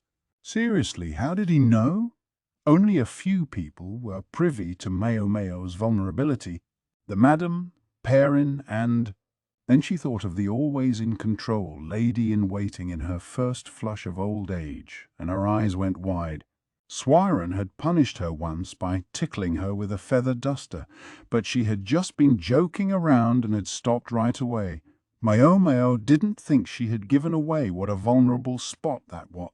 To think Swyren had figured it out from that brief encounter. She was truly terrifying. The tickling had moved down her foot now. She gritted her teeth and twisted, pressing her lips together and trying not to make so much as a sound. She wasn't quite successful. The long fingers worked their way to the arch of her foot, inducing a thrash from her, whereupon they went to her other heel. The tickling kept moving before she could become accustomed to it in any one place, landing on her toes, the top of her foot, her ankle, and even her calf. Jinshi looked down at her with a smile, totally in control of things. He seemed to be savoring the sight of Maomao flopping like a fish despite her best efforts to control herself. Teasingly, he brushed the top of her foot, which was by now arched like a bow. She'd never imagined he might get even for last time quite like this.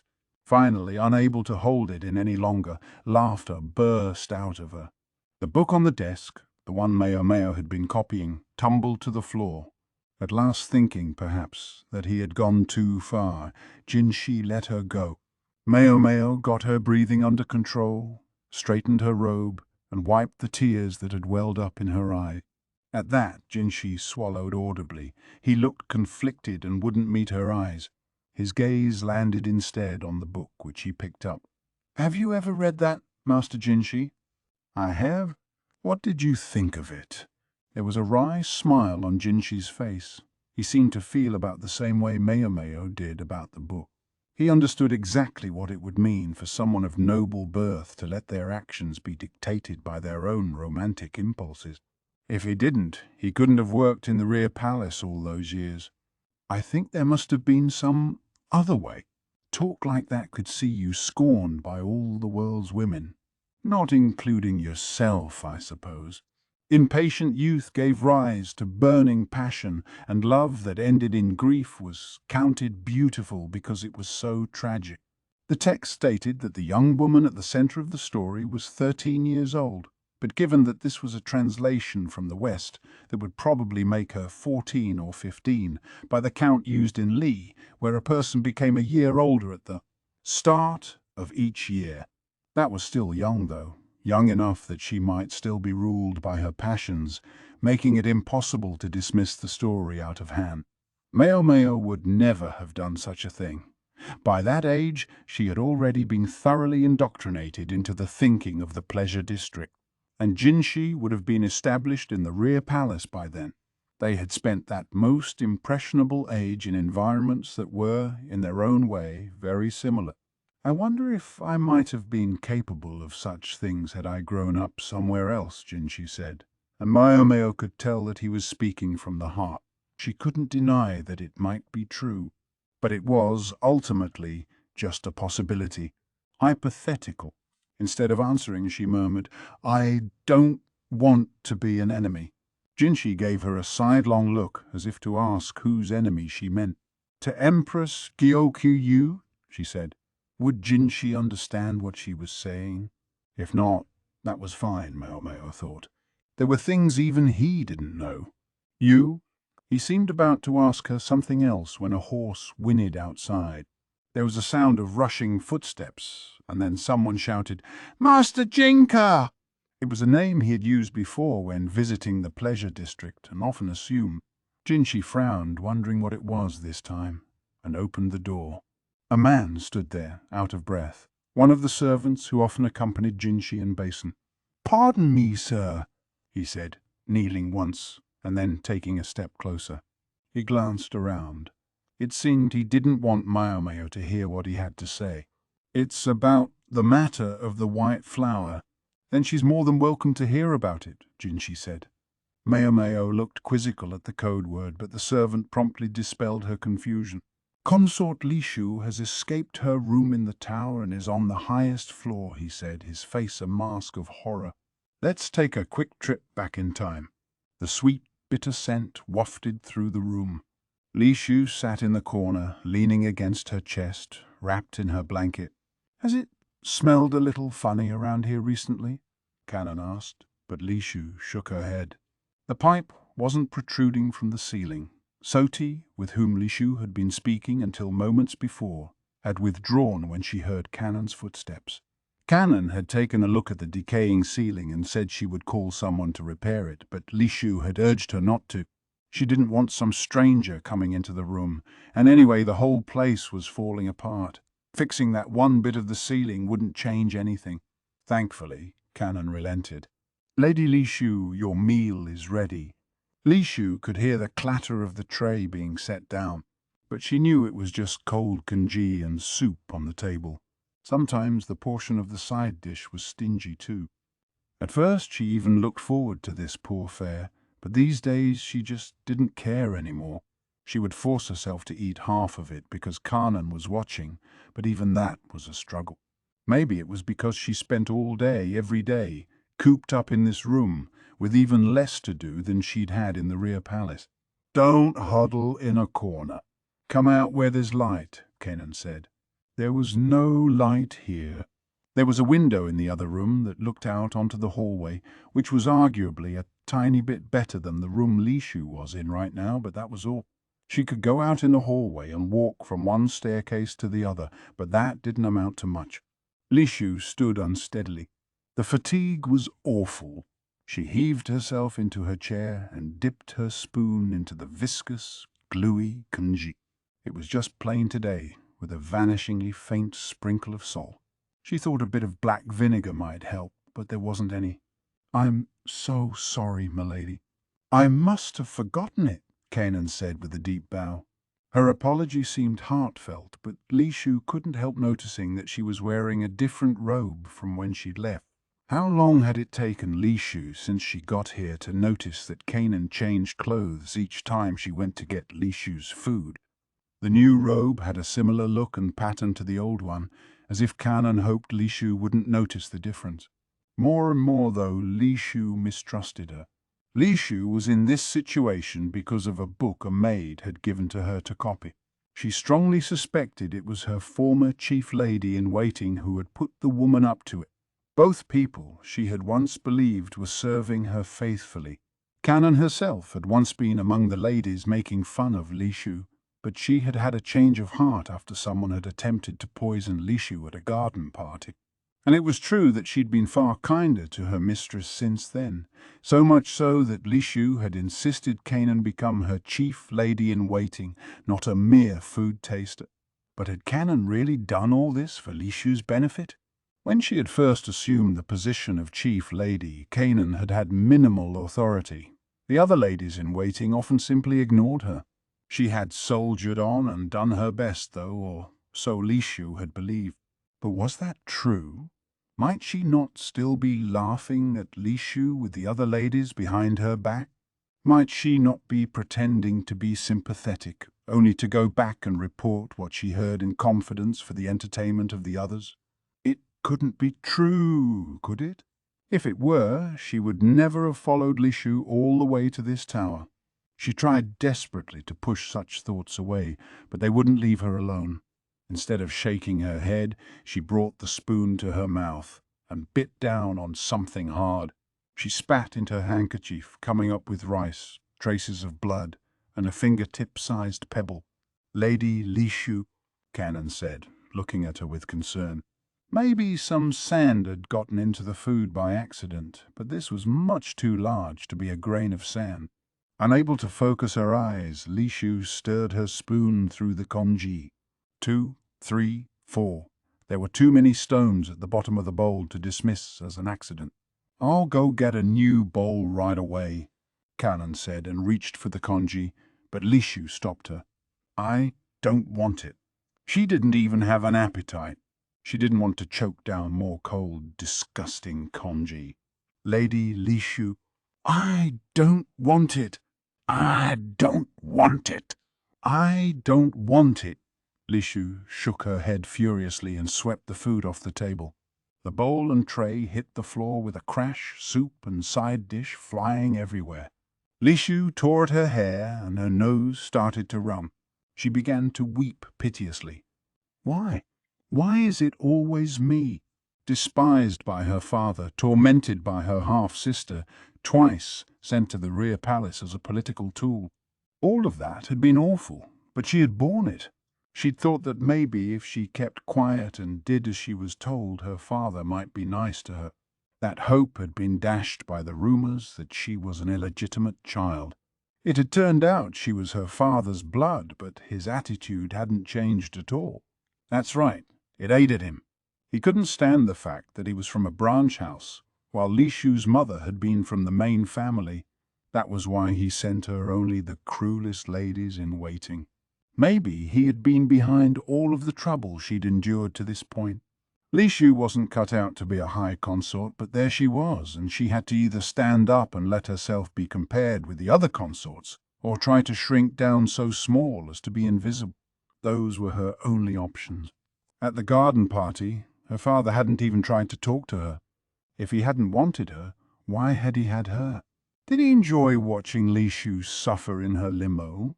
Maybe all of them did.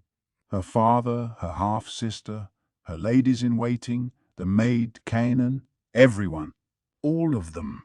With a start, Lishu realized everything around her was a mess.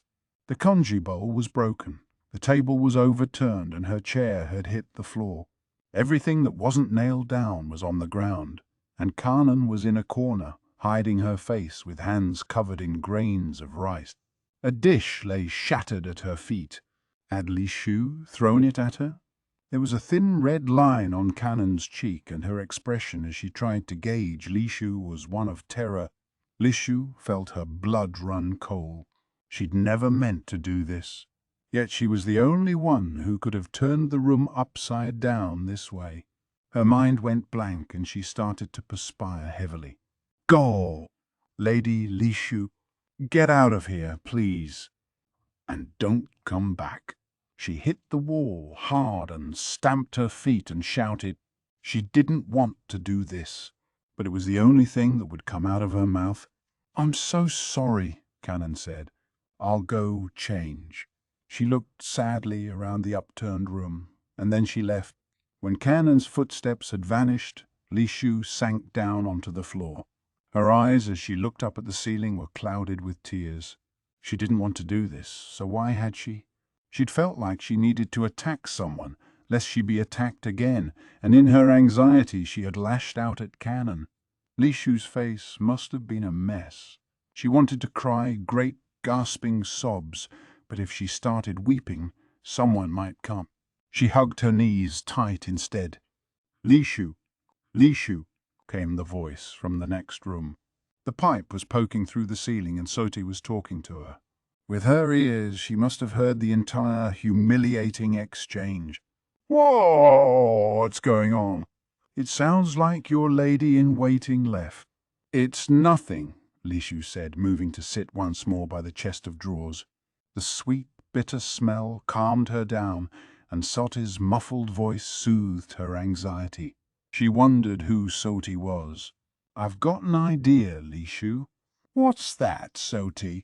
They'll change the guard soon. Won't you come upstairs? Her voice was sweet, pleasant.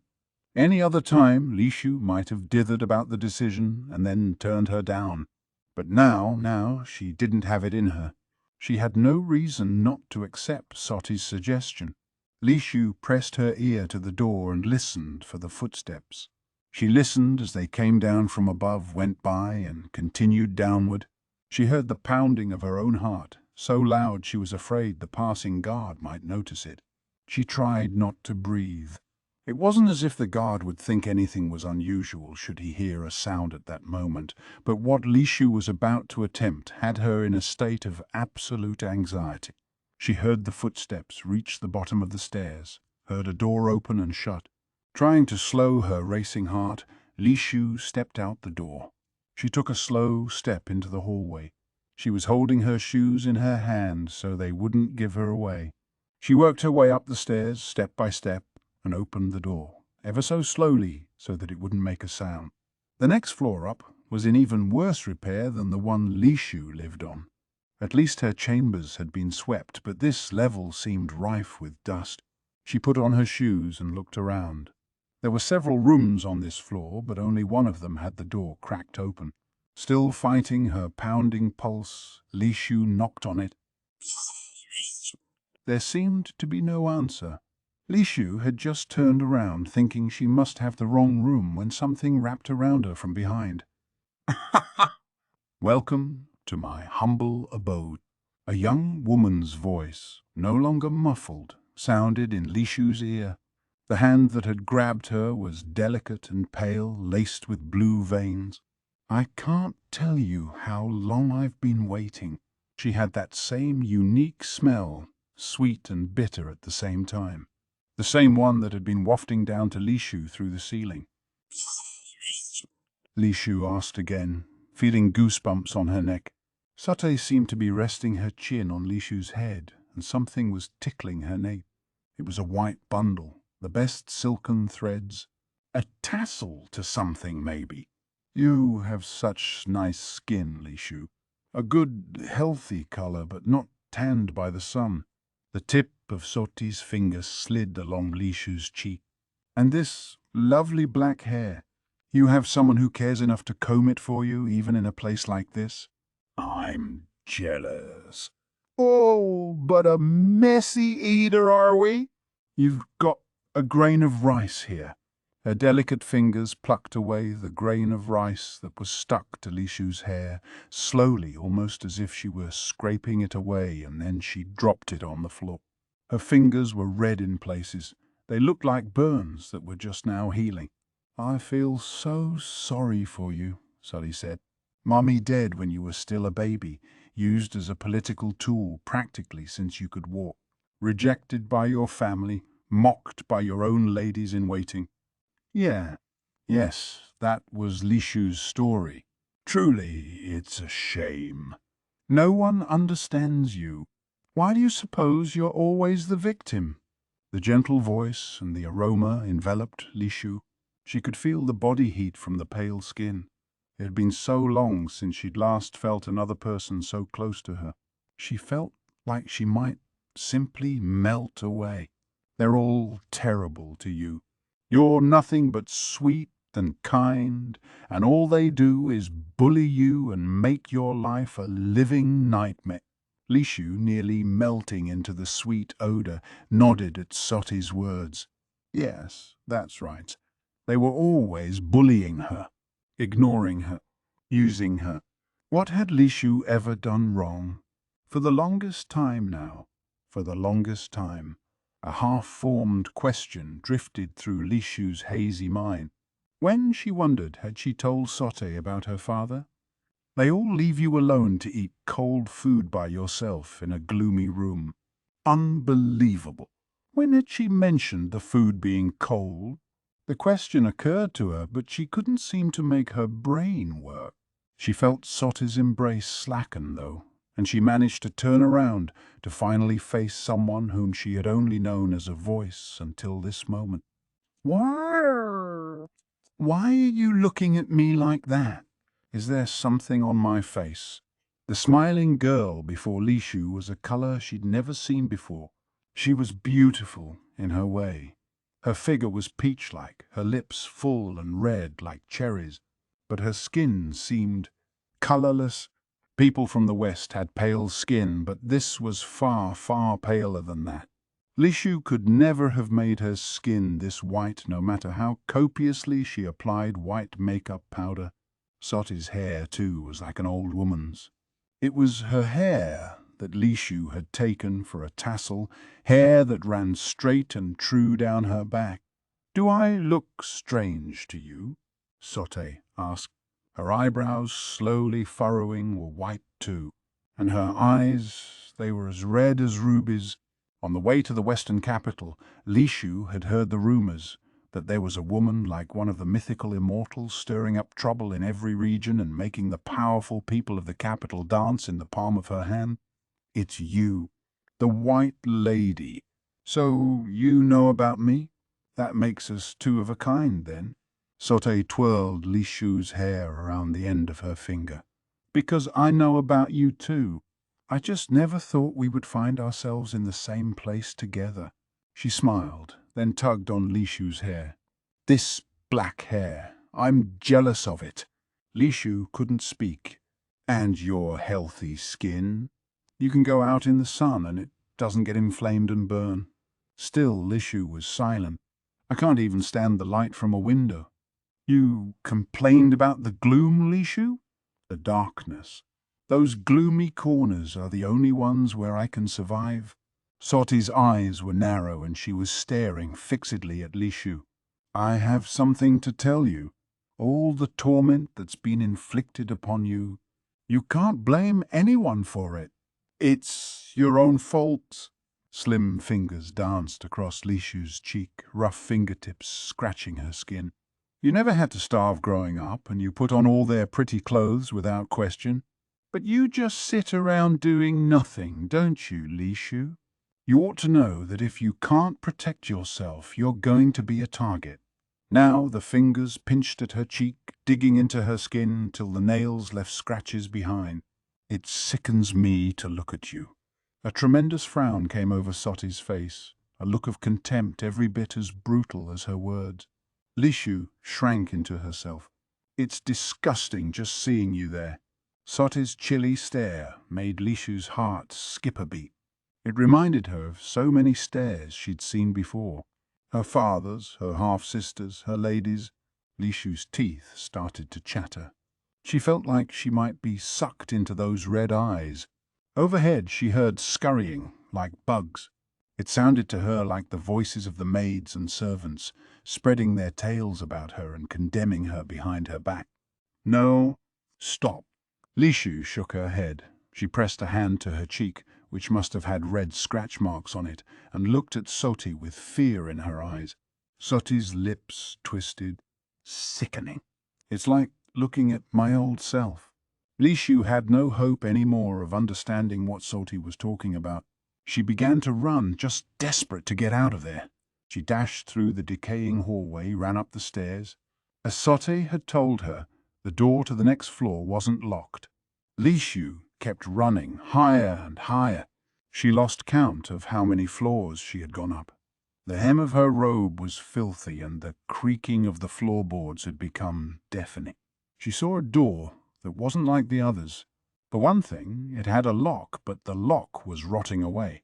Lishu grabbed the handle. The door was somewhat heavy, but she opened it to find herself confronted with a leaden sky.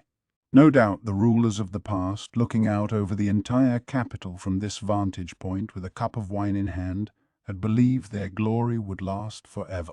It was a balcony, albeit one ravaged by exposure to the elements. Lishu took an experimental step and found the wood groaned weakly underfoot. Normally she would have been frozen by fear, but now she walked forward, one unsteady step at a time. The railing was equally dilapidated. All the paint had flaked off. The wind was blowing, whipping over her cheeks and sending her hair everywhere. Lishu could see birds flying. They looked so free. She reached out toward them, but of course she couldn't reach them. She looked at her hand, which grasped uselessly at the sky. Chapter 16. Basen and Lishu. When Maomao and Jinshi got word, they rushed to the tower by horse. There was no time to arrange a carriage. Instead, they commandeered the mount the messenger had come on, with Jinshi at the rein. Maomao didn't bother to ask for his permission as she jumped up behind him. He only said, "We'll be going fast." "Don't fall off." She took that as an okay. She pressed her face into his back, which smelled of perfume, and braced herself, trying to remain upright. When they arrived at the palace, Jinshi removed his mask, begrudging even the time to show his insignia of office. The horse didn't even slow down as they made for the tower where Consort Lishu was confined. A crowd had already gathered in front of the pagoda. In addition to the guards, there were gawking bureaucrats and court ladies, faced by soldiers insisting they stay back. No sooner had the court ladies noticed Jinshi than they blushed furiously, until they spotted Maomao and looked incensed instead. But Maomao and Jinshi both ignored them. There was no time to pander to the likes of them. They could see a woman on the uppermost story of the pagoda, a young woman gazing into the distance, her hair disheveled. It was Consort Lishu. Maomao couldn't tell what she was doing. She seemed to be trying to grab hold of something, reaching out with one hand toward the sky. "What's she doing up there?" Maomao thought. The building was so old it creaked under your feet. Maomao couldn't believe the timid consort had gone all the way to the top floor of her own volition. She was too far away to make out her expression, though, or guess what exactly she was trying to do. "Let me through! Let me through!" cried a familiar voice. Maomao realized that the woman being restrained by the guards was Lishu's chief lady in waiting. She was stretching out her arms as far as she could, as if she might be able to reach the door of the tower, but the guards wouldn't let her. "Lady Lishu!" The woman's clothes were covered in mud. It was strange. It didn't look like it had gotten there when the guards had stopped her.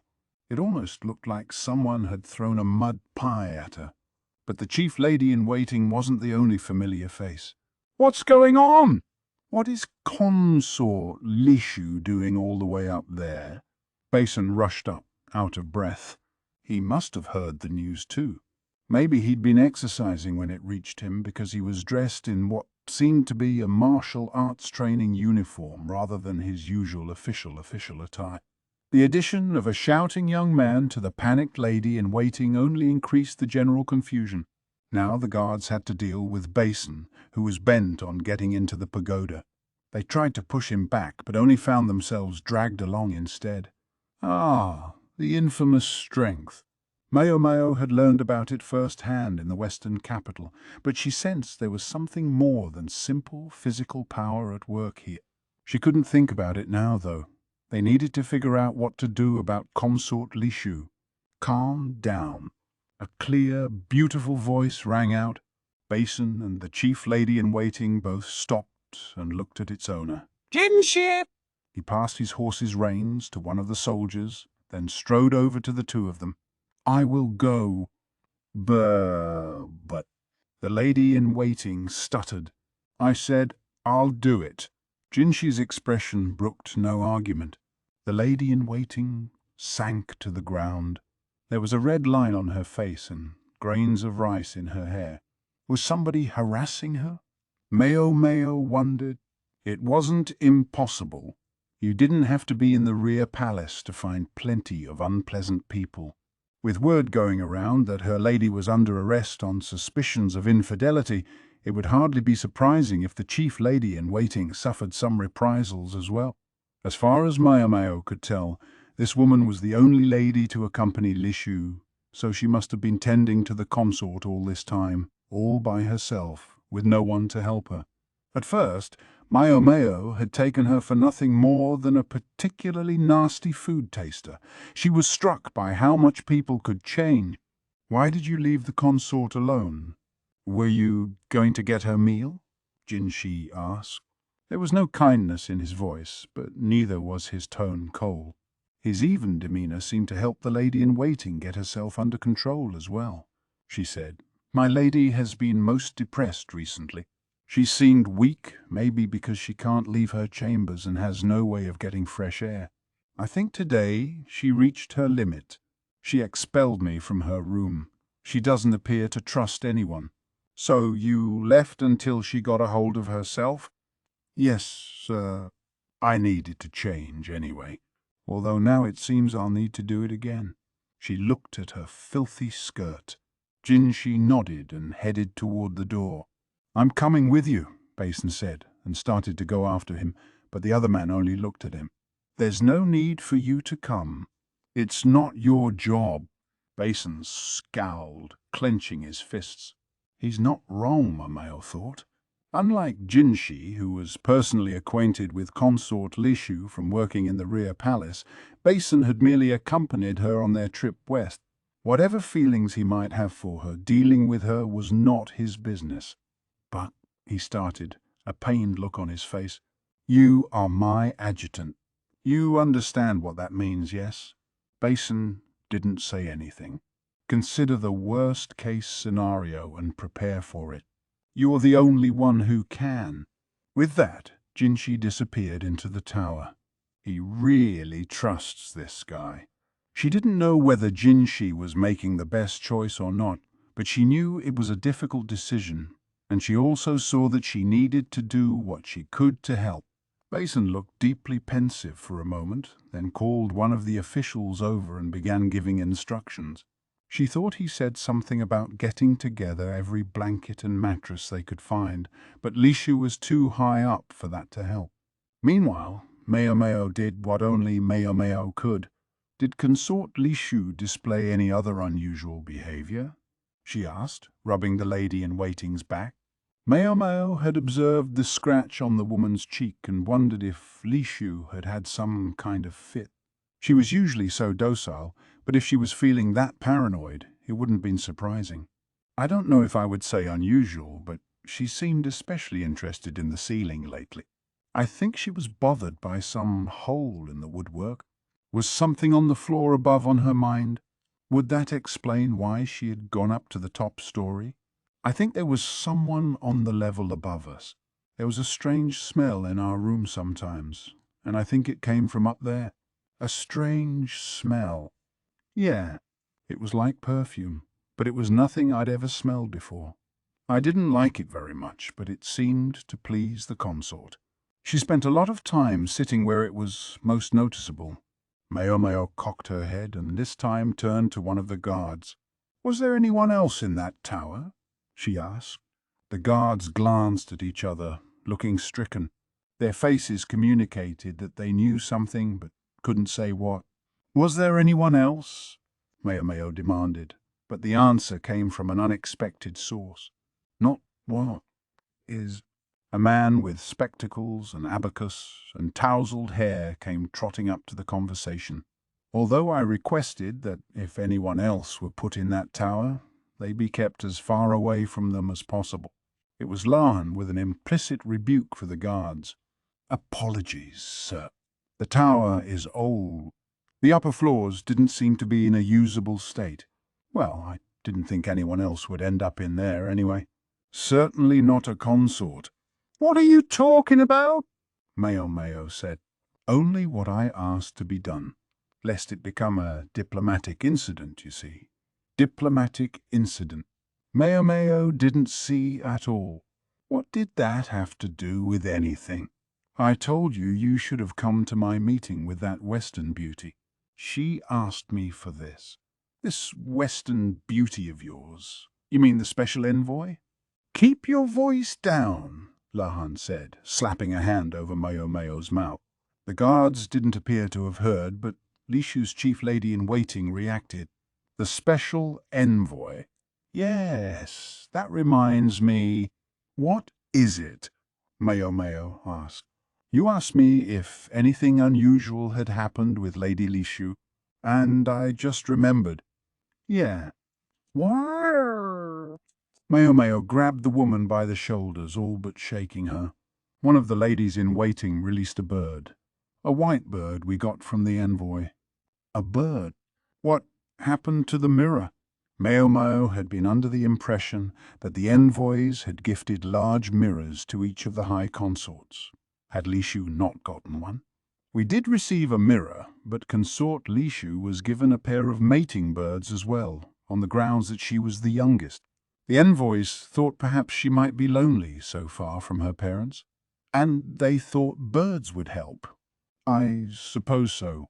But Lady Lishu starts sneezing any time she touches an animal's fur or feathers, so she didn't see much of them. She felt bad not being able to care properly for them and gave them to one of the maids. A bit back, while Lady Lishu was away, the woman let the bird go. In fact, she seemed to have let them both go, I'm afraid." "The birds? She let them go?" Maomao felt like the pieces were just about to fall into place. She searched her memory desperately, trying to figure out why this seemed so important. Could it be? These birds didn't happen to be pigeons, did they? They might have been. I never actually saw them, so I'm not sure, but I did hear them cooing, I think. Pigeons knew how to get back to their homes. The page Lishu had copied from the novel had been rolled up like a string. What if it had been tied to a pigeon's leg? There was something else, too. At the banquet for the envoys last summer, wasn't there somebody talking to you? Not one of the envoys themselves, but one of their servants. Now that you mention it, among the ladies-in-waiting, there had been someone saying something to the effect of, "The gentlemen of the West are generous and so very handsome." I can't believe I missed it, Maomao thought. She'd been so sure that the book must have been sold by the visiting caravan. It made sense. Someone from the West would have been able to get a hold of the translations sooner than those in the capital. But the envoys had come to the banquet specifically to market themselves to the emperor and his younger brother. Of course, they would sound out the palace women first, trying to get whatever information they could, and they would naturally go after the person who looked most vulnerable. If they had decided during their reconnaissance that Lishu would be the easiest consort to manipulate, it would certainly explain why they had targeted her after that. They played us. She should have realized, especially after one of the envoys had turned out to be involved with the Shai clan and had managed to look perfectly innocent about it. Now wasn't the time for regret, though. "All right, Lahan. Who is it in that tower?" In response, Lan leaned toward Maomao and whispered a name. When she heard it, she immediately broke out in a clammy sweat. The White Immortal. Of all the people it could have been. That made Maomao all the more curious about the strange smell that had been drifting into the consort's chambers. With as much as the White Lady knew about drugs, it was entirely possible she'd mixed something into some incense that would dull Lishu's judgment. Maomao shoved past Lahan and made for the tower. She saw no sign of Basen. He must have taken to heart Jinchi's admonition to prepare for the worst. Anyway, she didn't have time to worry about him now. She needed to go see exactly what was happening with Consort Lishu. She slipped past the startled guards and into the tower. Hallway, stairs, hallway, stairs. It was enough to make her head spin. She only knew she'd arrived at the top floor because she found several men there. Jinchi was standing in front of an open door, beyond which was a balcony where Lishu stood, her eyes unfocused. Jinchi was speaking to her calmly. The balcony was falling apart. Lishu was light enough that it could support her, but if Jinchi tried to go out there, his foot might go clean through the floor. He obviously hoped he could talk her back into the building, but it didn't look like it was going very well. "Don't move. Stay away," Lishu was saying. What was she looking at? She was giving little shakes of her head, her face contorted with fear. A beautiful, much-beloved gentleman was standing before her, yet she looked as agonized as if she beheld a monster. Her eyes were utterly blind to his beauty. She was seeing something else, something fantastic. "Consort," Jinchi said gently, still trying not to upset her further. He had the right idea. If he could just keep talking to her until she came back to her senses, he might yet succeed. Maomao stood quietly behind Jinchi. It would be risky for the young man to go out on the balcony. If they wanted to get any closer to Lishu, Maomao would be the better choice. "I'll go," she said. "Hey, wait," Jinchi said, but she brushed his hand away. Quite frankly, she didn't want to do this. What if her foot punched a hole through the floor? What was the consort even doing way the hell up here? That was only one of many bitter questions that occurred to Maomao, but like an idiot she pressed ahead, consequences be damned. She had boarded this boat and she was going to ride it until the end. She found one thought growing irresistibly in her mind. Now that she'd come this far, she was going to help Consort Lishu. "Consort," she said. "Lady, Duo is waiting for you." It was a judicious choice. Mentioning her family here and now would almost certainly have had the opposite of the desired effect, and even Jinchi's presence hadn't brought Lishu back to them. Instead, Maomao invoked the name of the person the consort trusted most at this moment. Her choice earned a twitch from the consort. "Lady, Duo." She seemed to show no fear of that name. "Yeah, she'll be here soon. You need to change before she arrives." Maomao was careful not to specifically tell Lishu to come back to them. She just needed the consort to move toward her on the balcony. Just stay calm and move. But it's never that simple. A sweet, bitter aroma wafted to Maomao's nose. Something went by her without so much as a sound of footsteps, seeming so much a part of the natural world that no one reacted at first. The White Lady passed them by as unnoticed as a breeze. Jinchi was the first to register her presence. He moved to intercept her, but there was a shrill, piercing laugh. That was all she did. She laughed. Her red eyes almost closed. Her voice was like a wild animal's. It raised goosebumps on Maomao's skin. She reached out reflexively toward Consort Lishu, but she was too late. In her current state, the laughter was enough to agitate Lishu. Her face twisted and she fell back against the railing. The woman's cackling must have terrified her. The rotten railing wasn't even able to support Lishu's modest weight, and she pitched backward into the empty air. Maomao rushed across the balcony, but the floorboards gave way and she too began to fall. Just when she was expecting to feel a rush of wind against her body, she felt a pressure against her belly instead. Jinshi caught her at the last second. He caught her, but she was unable to catch Lishu. Maomao's hand was empty, and Lishu was gone. So this was how it all ended. Lishu smiled. Her body was dropping through space. Soon she would strike the ground and enter into a sleep from which she would never awaken. Her surroundings, which had seemed so hazy, were suddenly sharp and clear. She could see the collapsing balcony and the apothecary, the one who usually acted so indifferent. She'd thought it felt like someone had been talking to her. It must have been the apothecary. Lishu fell, unloved by anybody, unneeded. She was only ever in the way, so maybe it would be better if she wasn't there at all. She wouldn't be ridiculed anymore, or laughed at, or ignored. No one would leer at her with cruelty in their smile. But the journey to the ground did seem to be taking such a long time, so long that she wondered if maybe she really had grown wings and flown away like a bird. No, better to dispense with such fantasies. They only made it harder to bear when you came back to reality. She closed her eyes, preparing to welcome the end, when she heard a voice. Consort. It sounded familiar. Whose was it? Without really meaning to, she looked toward the voice. She saw a man standing on the multi-tiered roofs. He was grown, but not old enough yet to have acquired a beard or mustache. The sensitive lines of his face stirred something in her memory. It was the young man who had saved her from the lion at the banquet in the western capital. She'd never had a chance to thank him. She'd thought about it several times, but had never quite managed, so she had meant to send him a letter eventually. Now that she thought about it, she was glad she hadn't. She would have felt bad if the ugly suspicions surrounding her had engulfed him as well. She wished, though, now it was too late. She wished she could have at least told him how grateful she was. She opened her mouth.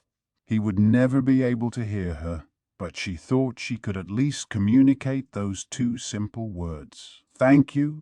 Before she could so much as move her lips, though, the young man did something unbelievable. He began running along the roof, old tiles breaking under his feet, chunks of them flying loose. Despite the footing, or lack thereof, the young man jumped. He flew through the air and grabbed Lishu. What was he doing? Maybe he was just a little touched in the head.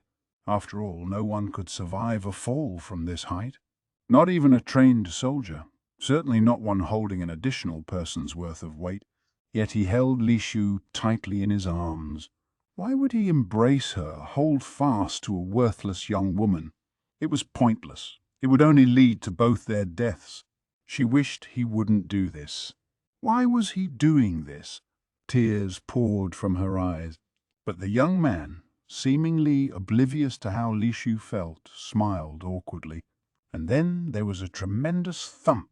The young man's left leg caught the roof below them, but only for a second, and then they were falling again. His leg twisted at a bizarre angle. "Steam!" Lishu said. But before she could get the words stop out of her mouth, the young man had kicked off the next roof with his still functioning right leg. The force of the kick must have been immense, for Lishu saw some roof tiles come loose. Leaves rustled as they plummeted into the branches. Lishu caught the smell of fresh foliage. They had dropped among the huge trees that surrounded the tower. The young man kept hold of Lishu with one hand and grabbed a branch with the other. Their combined momentum, however, thwarted him, and he lost his grip. He tisked as his fingernails dragged down the side of the trunk. Their fall stopped with another big bump. There was an impact, but no pain. Lishu hadn't actually hit the ground. Instead, the young man was beneath her, protecting her, and beneath him was a pile of mattresses.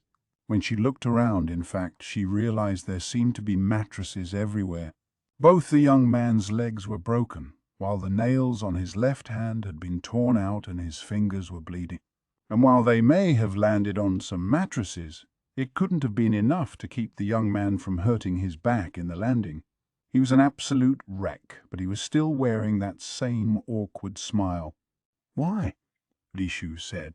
She wasn't able to voice the complete question. Why had he saved her? Why had he not simply left her to die? She didn't know what to do with someone who had battered his own body in order to protect her. The young man's right hand, the only uninjured part of him, was shaking for some reason. He slowly moved away, releasing her. "Are you hurt, my lady?" he asked. "Why?" She still couldn't muster any further words. Tears clouded her eyes, and her vision was full of the young man's blurry, smiling face. "Does anything hurt?" he asked. No, that wasn't why she was crying. She shook her head. "I must apologize for presenting myself before you in such a filthy state. It was an emergency." No, she didn't care about that. "I tried to be careful not to use too much strength. If you nonetheless find yourself with bruises, however, please don't hesitate to punish me." Lishu was speechless. How could he say such things? His arm around her had been powerful and yet gentle. How could she ever punish him for that? A moan escaped her, provoking a look of alarm from the young man. No, he shouldn't be worrying about her.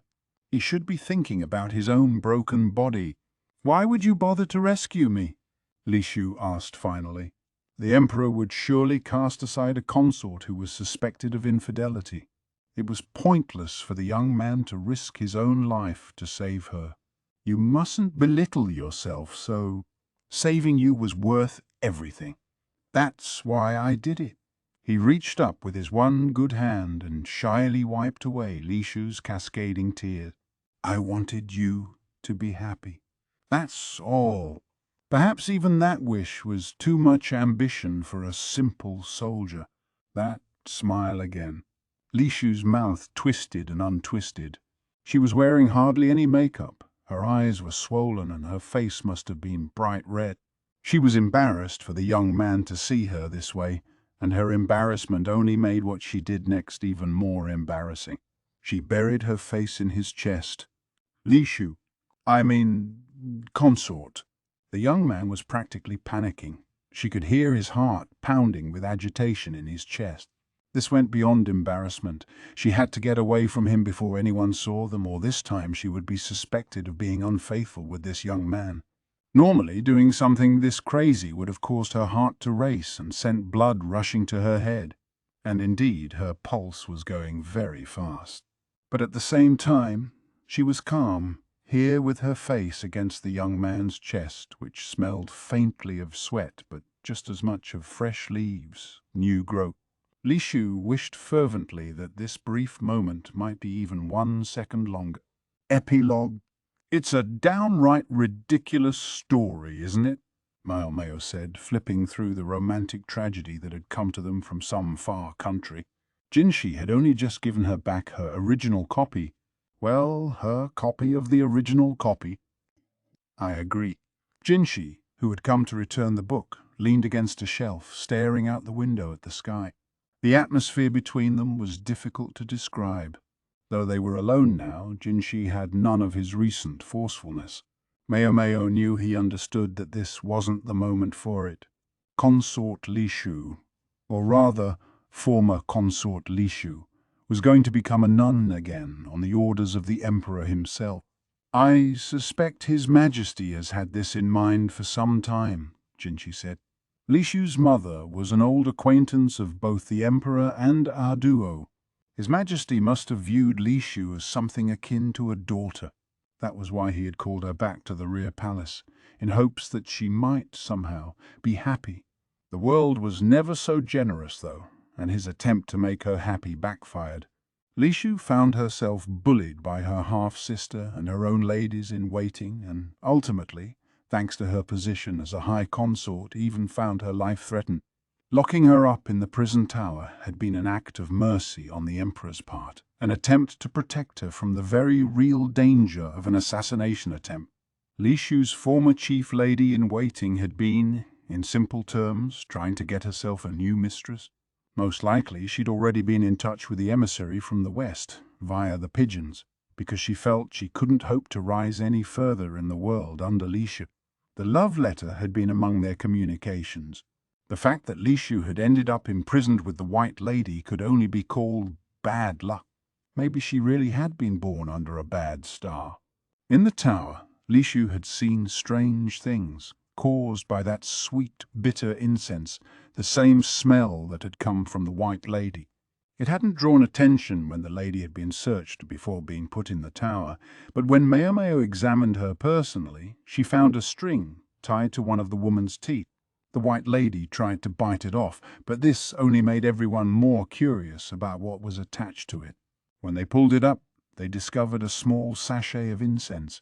This was a woman who would willingly drink quicksilver. Why wouldn't she hide incense in her stomach? The stuff might have been dangerous had Lishu continued to be subjected to it, but Luomen, a medical officer, said that since it had stopped at this stage, there was nothing to worry about. The fact that Lishu happened to be built in such a way that such drugs were especially effective on her was just another stroke of misfortune. A consort can't be allowed to cause such commotion. No consort could be the cause of such trouble and go entirely without consequences. Hence, the nunnery. However, before rendering his judgment, the emperor had summoned Maomao and asked her 2 questions. What is the lifespan of a rumor? She had answered that it was 75 days, although he shook his head and insisted that would not be enough to save face. Then he asked, if there were to be a man suitable for Lishu, what kind of man would he be? He practically sounded like a father seeking a good match for his daughter. This was how he acted with Lishu, another man's child. Maomao could only imagine how he would be when it came time to find a match for his own offspring, Princess Lingli. Maomao knew the girl was the apple of his eye. For just a second, she thought of the man with a scar on his right cheek, but she decided not to say so aloud. Forget strangling. It might get her head lopped clean off. I'm afraid that's not a question I can answer, sir. But perhaps you might consider that the man who broke both his legs, tore out all the fingernails on one hand, and dislocated his shoulder to save her merits a reward. It was indeed Basen who had suffered more than any other in the present incident. Without him, Lishu would probably have ended up like a burst persimmon. Basen, understanding that a few mattresses weren't going to be enough to help the plummeting young lady, had improvised a different approach.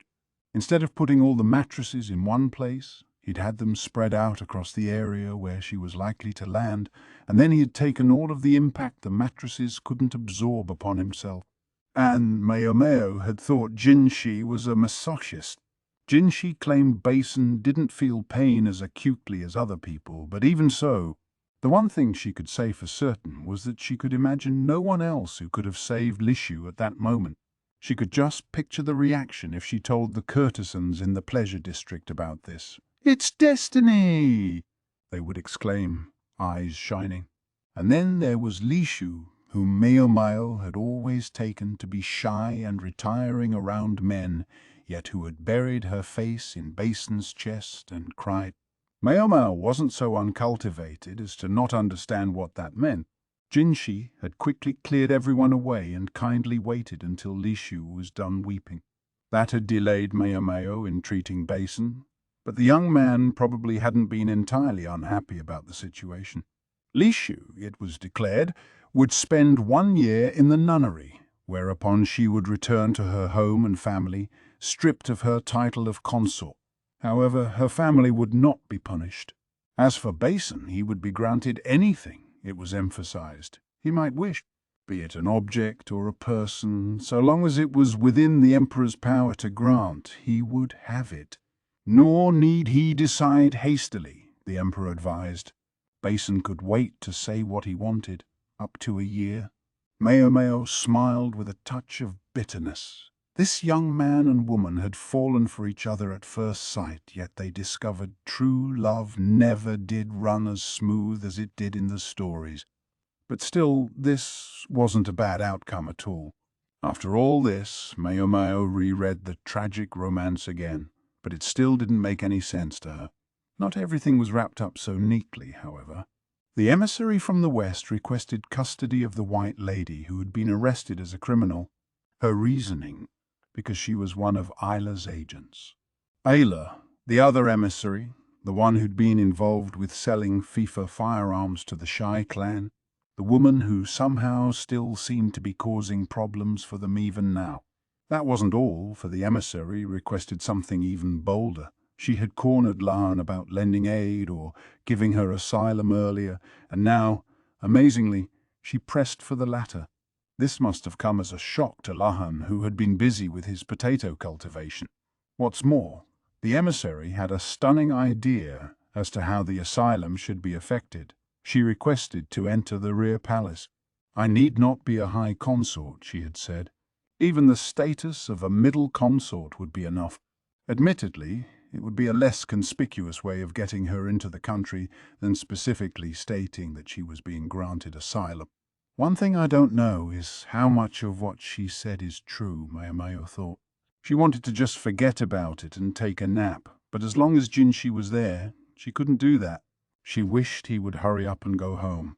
For his part, Jinshi didn't seem particularly interested in leaving. He might not be much of a straight shooter, but he did seem to have a lot on his mind. "What's this?" he asked, picking up a rather sorry excuse for a book. It appeared to flummox even him with its pages of characters that looked like dried earthworm. "What do you think?" Maomao said. "Is it gall?" he said, peering at the untidy rows of black and white circles. "Don't tell me." The honourable strategist. "Yes, sir." Layan had foisted it upon her in exchange for the information about the emissary, on the assumption that she must know someone at the printing house. No idea if they'd want any part of it, though. Not after she'd bought up the book they had been planning to use as a printing source. Even if they did take the job, they would have to be able to read the text first. That seemed like the biggest hurdle. Normally, she would have simply shoved the thing back in Lahan's face. But to her own surprise, she found herself accepting the sad little book. Jinshi looked rather taken aback as well. Maomao snorted as if to say, "Pay it no mind," and gazed at her laundry, which refused to dry here in the rainy season. How long could this conversation go on? She wished it could stay this way. Also, she hoped he wouldn't tickle the back of her foot again. She was careful to sit on her feet so Jinshi couldn't see them. He seemed to sense what she was thinking, for he smiled indulgently. He really knew how to piss her off. She was just giving him her fiercest go-home stare when the door opened. "Oh, hey, mister." It was Chu Yu. Jinshi simply nodded and raised a hand in greeting. Chu Yu trotted into the shop, ignoring how cramped it was with 3 people inside. Maomao was just wondering what he could be up to, when he ran a finger along her back, raising goose flesh all over her body. "Wanna know something, mister? Freckles here can't stand it if you swipe your finger along her back. It's a hoot." Maomao, wondering why the hell Chu Yu would bring up something like that at a moment like this, raised a hand to knuckle him in the head. Jinshi, however, said, "Is that so?" and grinned. Then he pulled out his purse and put a fat silver piece in Chu Yu's hand, far more than any kid needed for pocket change. "What's this about, mister?" "What's going on?" Chu Yu asked. "Oh, I'd just like you to run a little errand for me." "Take your time about it." Maomao's eyes became dots. "Wow, you're the best, mister." "Yeah, take all the time you like." "Chew up," Maomao exclaimed. But the little brat walked out of the shop as if to say his work here was done.